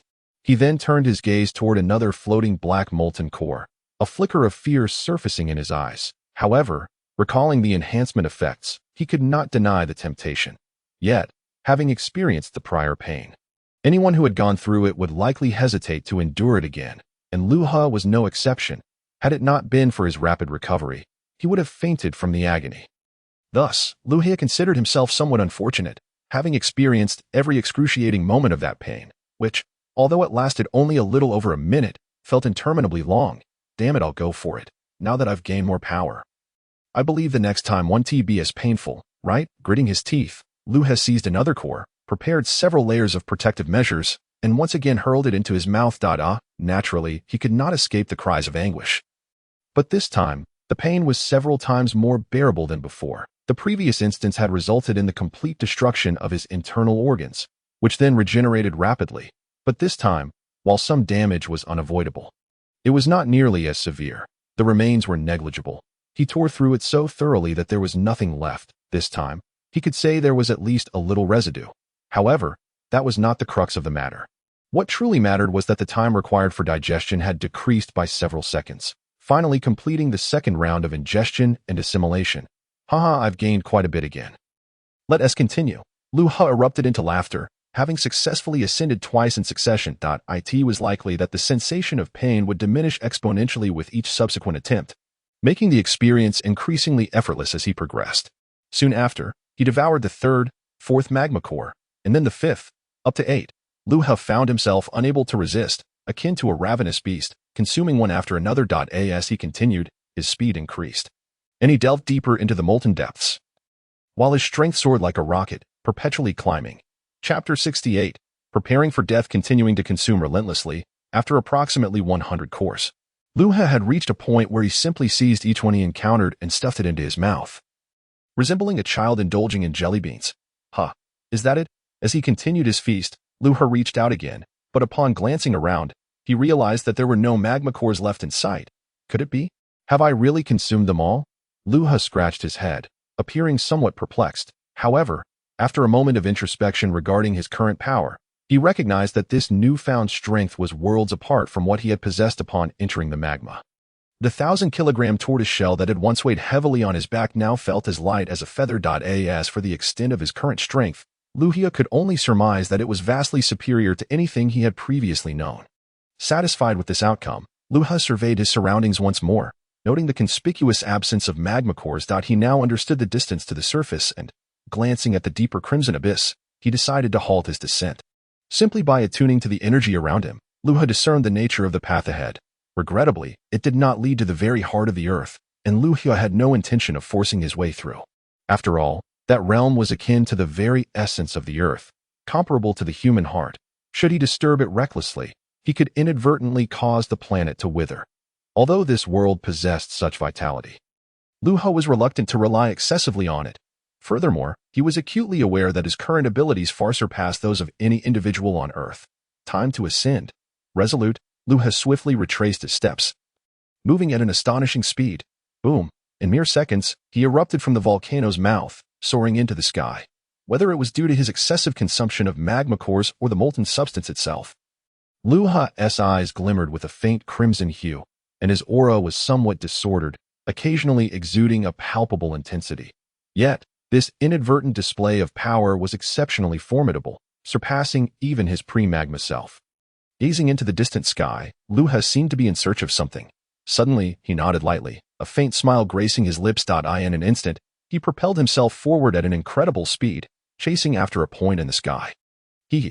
Found it. The surrounding mountain scenery rushed past him, and in just over 10 minutes, a jet aircraft came into view ahead. Without wasting a single second, he zipped past it like a streak of light, positioning himself several thousand meters ahead. Get down, Luha commanded, watching the approaching jet. Before the pilots could react, he waved his hand gently, unleashing a fierce gust of wind that seemed to carry with it a searing heat. Dao and Luo were aboard the jet, having just begun to relax and discuss various matters when the aircraft suddenly jolted violently, both wings snapping in an instant. What on earth is happening? I don't know. Something just zipped past us. Luo strained to control the aircraft, but to no avail. He shouted, "Prepare to parachute. The plane has completely lost control." Boom, boom. Luo pressed a button, and both men ejected from the aircraft, activating their parachutes as they floated downwards. Dao wiped sweat from his brow, relieved. Phew, that was close. Indeed, but what could have caused the plane to behave like that? This is the latest model I just purchased. Luo lamented, a hint of sorrow in his voice. Luo, it seems you may have been duped into buying a counterfeit. Dao was chuckling when he suddenly spotted Luha floating a mere 10 meters ahead, descending at a leisurely pace. His astonishment rendered him speechless. Luo, too, was taken aback, exclaiming, "How can it be you? How are you still alive? Falling into the magma should have been fatal. Were you so eager to see me dead?" Luha questioned, his tone laced with a hint of amusement. Yet the underlying pressure was palpable. Wait, you didn't fall in? Dao's face turned ashen. No, it's impossible. You were so close, yet you survived? How? Luha laughed. Indeed, as you surmised, I did fall in. Then how can this be? Are you a ghost?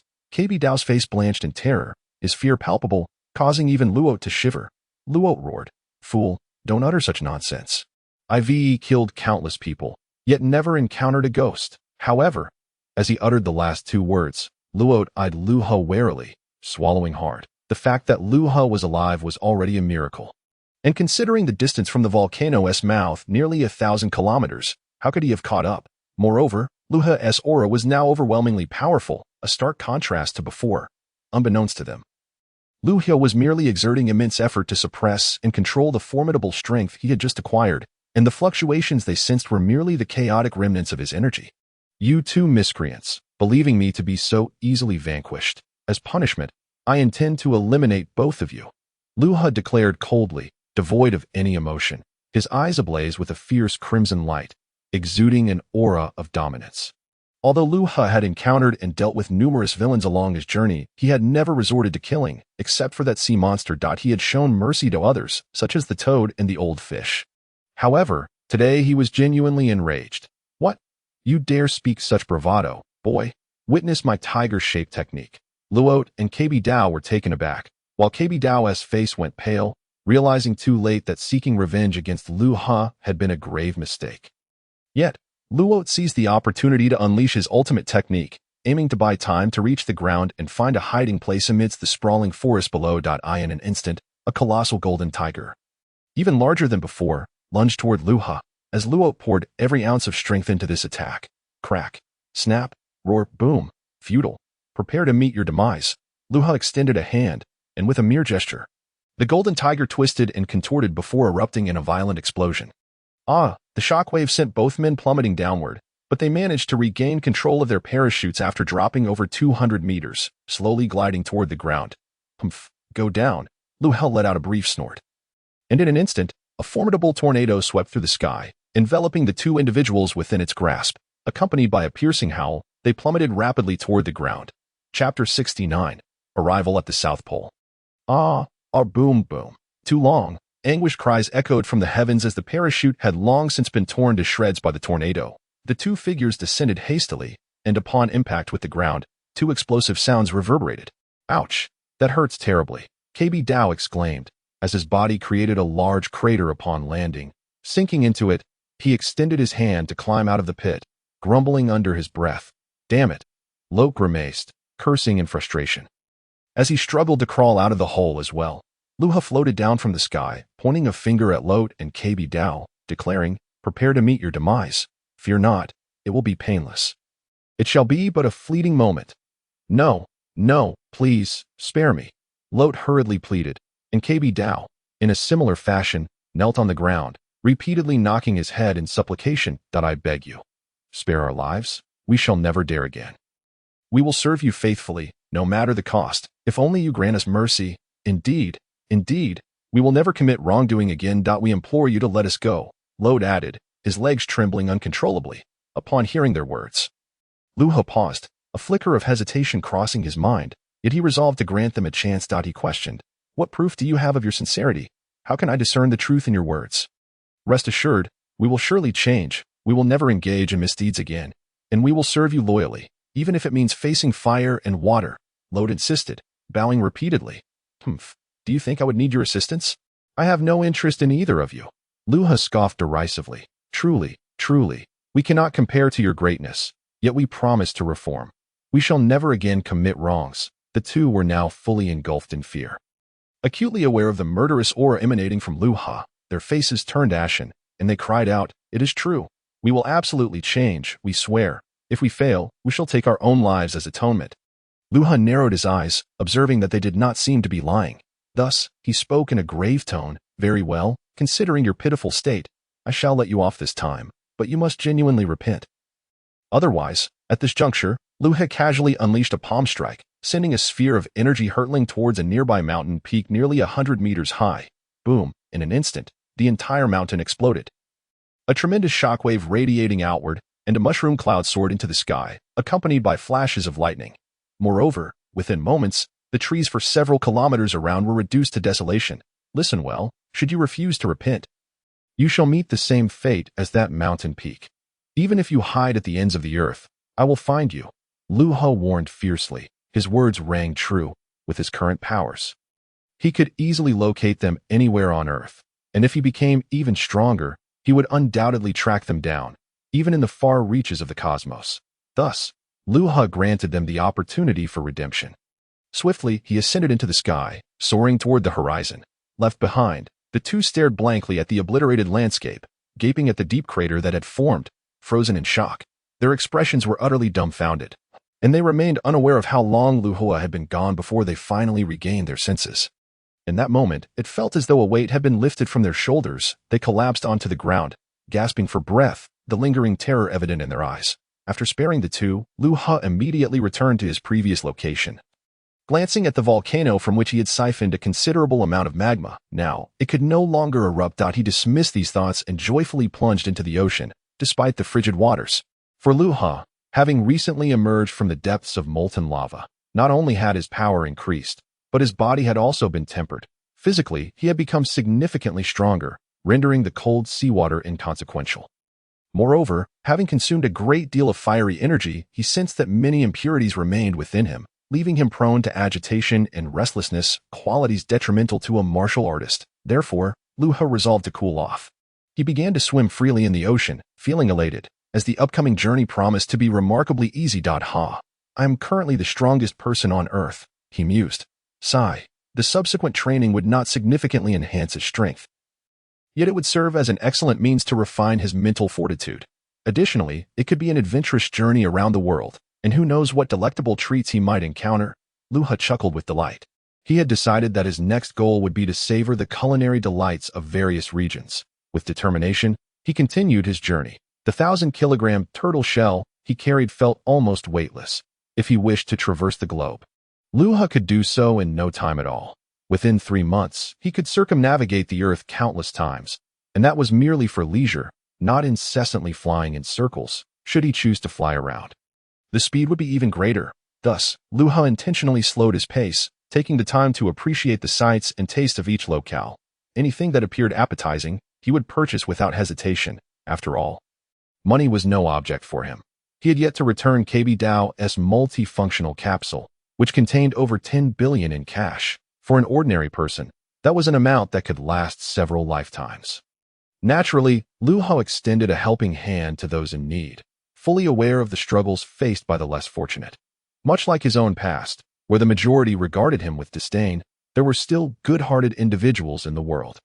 Luha had indeed faced exclusion, yet he had also received kindness. He felt immense gratitude toward those who had lent him a hand, for without their support, as an orphan, he would have perished long ago. Even with his resilience. Thus, now that he had achieved success, Luha was determined to do good and assist those in need. After exploring over a dozen islands of various sizes, Luha encountered a myriad of people and tasted local delicacies. Notably, in an indigenous tribe, he savored a specially prepared roasted suckling pig, a flavor that would remain etched in his memory forever. However, after meandering along, he spent more than a month and soon arrived in a frigid land, Antarctica. This place, known as the coldest on Earth, marked the halfway point of his initial journey. Chapter 70. Refining Techniques. Yikes. This truly is the coldest place on Earth. It is freezing. Luha was bundled in thick clothing, wrapped in a scarf and a beanie, leaving only his eyes visible. After some time, the previously turbulent fiery energy within him had been entirely purified. Although his body was resilient, it could not withstand the cold.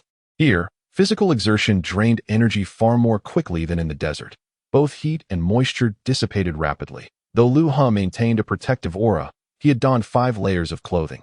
Yet, for an ordinary person, even 8 layers would be futile. A moment's inattention could lead to frostbite. Do not underestimate the severity of frostbite. For an ordinary individual, a moment's lapse could result in permanent disability. Even scientific expedition teams select the warmest of days for their investigations, and they don specially designed, fully sealed frost-resistant suits. Otherwise, who among ordinary people would dare venture here? It would be tantamount to courting death. However, this place seems quite suitable for cultivation, does it not? Indeed, it offers an ideal environment for training, especially since there is no one around, allowing me to showcase my abilities without hesitation. After all, I have numerous techniques that I need to practice and refine, Luha exclaimed in admiration. Yet, I find myself somewhat hungry now. Although I won't starve, it wouldn't hurt to have a bite to eat. As for the local game, Luha has no intention of hunting, for it is simply too unpalatable, consisting mostly of animals with excessive fat. Some gifts are simply insufficient to satisfy hunger, while others are far too distasteful. Fortunately, Luha has stored a considerable amount of food in his versatile capsule. Along the way, he indulged in a variety of delicacies, purchasing a substantial quantity, and if he conserves his rations, the food in the capsule could last him a full month. For an average person, even 100 individuals would find it impossible to consume such a quantity within a year. Pressing a button on a capsule, Luha tossed it into the distance, and in an instant, it transformed into a snow-themed dwelling. He hurried inside, removing his hat and unwrapping his scarf, laughing heartily. Haha. Splendid. Luckily, I purchased a capsule designed for snowy environments. It's quite warm. Luha then took out some food and began to eat. On the second day of his arrival in Antarctica, he enjoyed his meal heartily. All right. After lunch, I shall venture outside to train. In a whirlwind of activity, Luha consumed a considerable amount of food, yet he remained rational, controlling his intake to ensure he could savor something new each day. If he were to devour everything at once, it would be rather dull. Though he wouldn't starve, his nature as a foodie remains unchanged.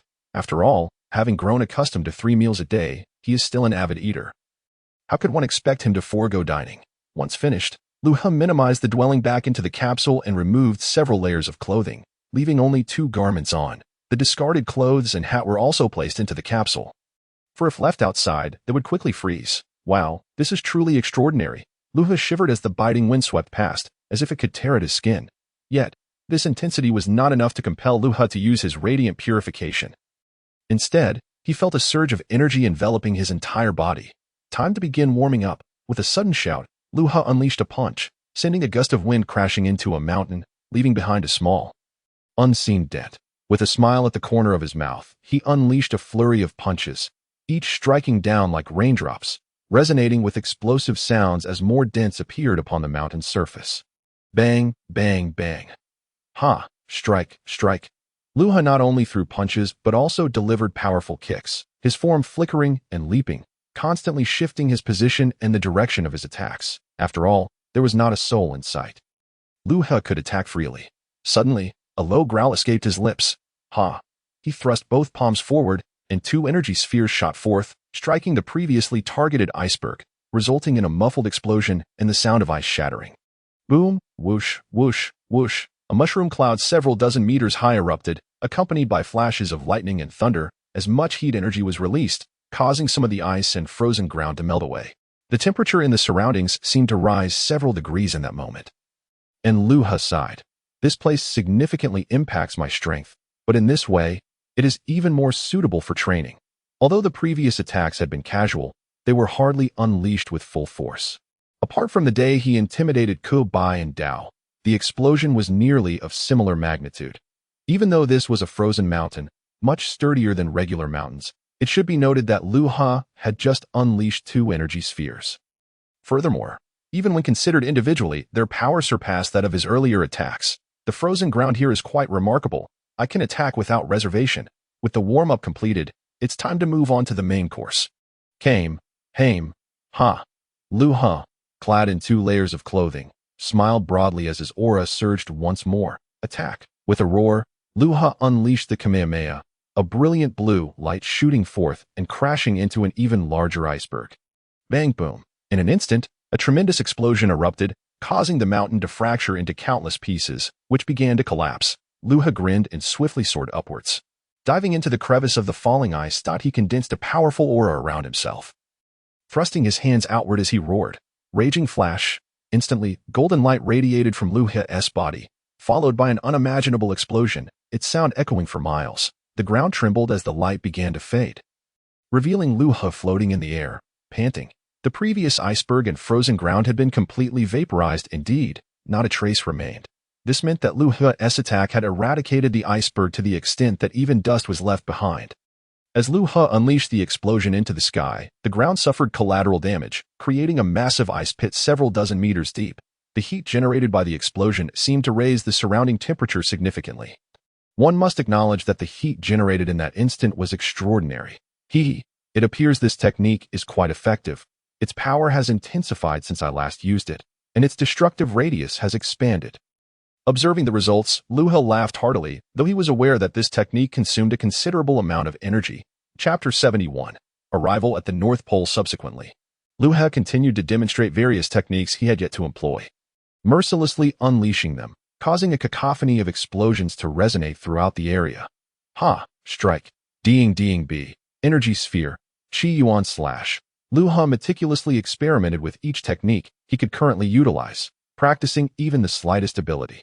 The area resembled a battlefield, filled with the sounds of continuous explosions. Fortunately, this was in Antarctica. Had it been in a bustling city, it might have been reduced to ruins. Ha! Strike. Luha leapt and darted about rapidly. Launching energy spheres in every direction, each explosion possessed the potential to flatten mountains several dozen meters high. Naturally, the impact was considerably diminished against the frozen ground and icebergs. However, the relentless sound of explosions persisted.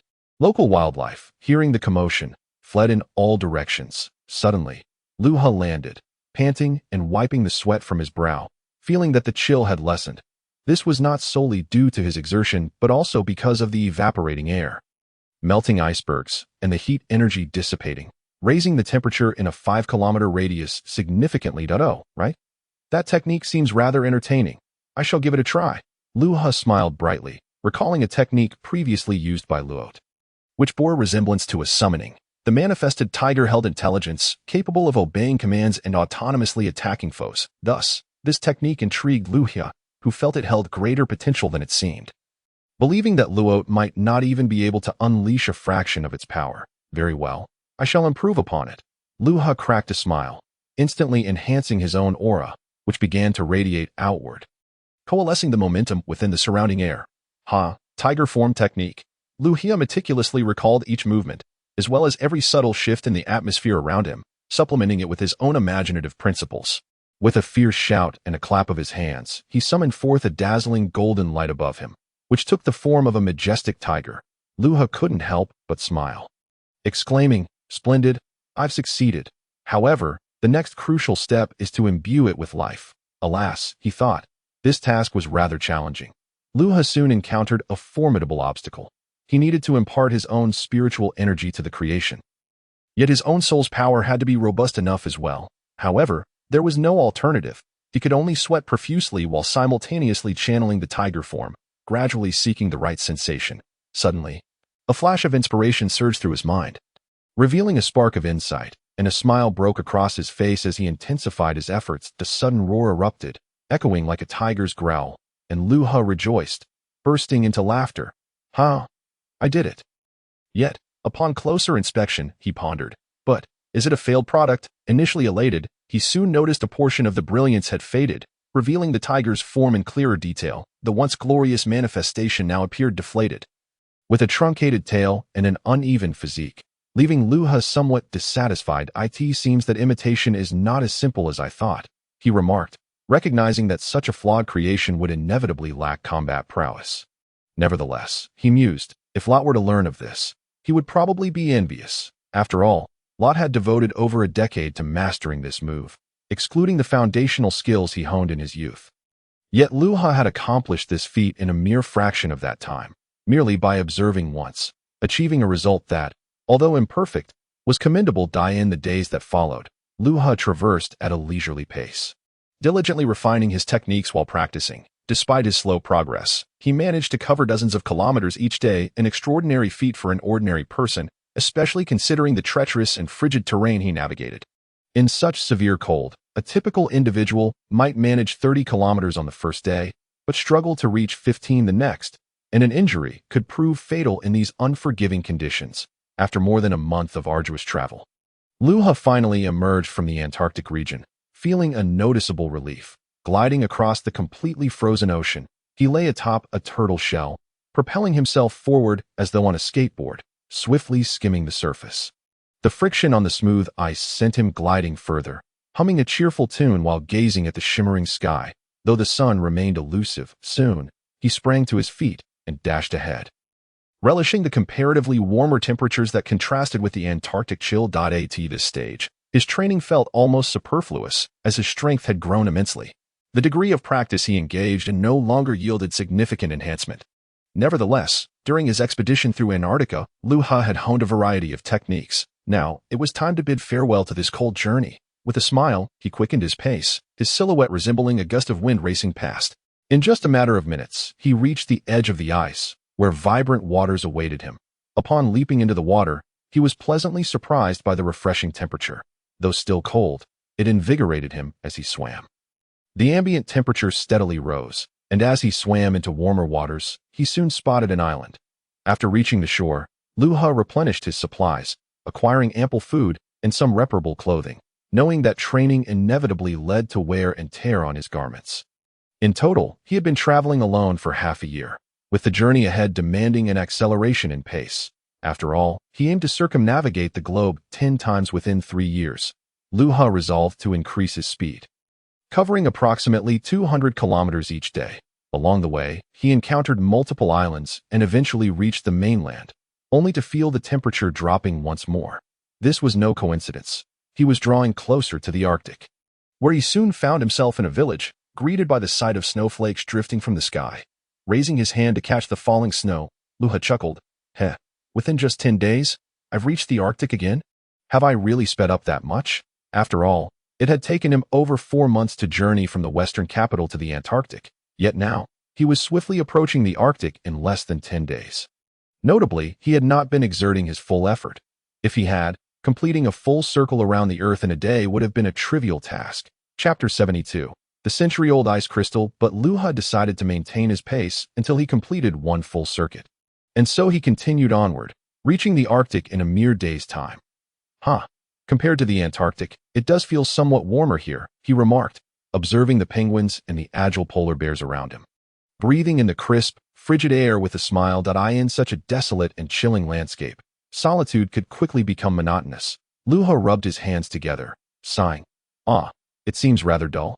Why not throw a few punches? Without hesitation, he acted on his impulse, unleashing a flurry of powerful strikes.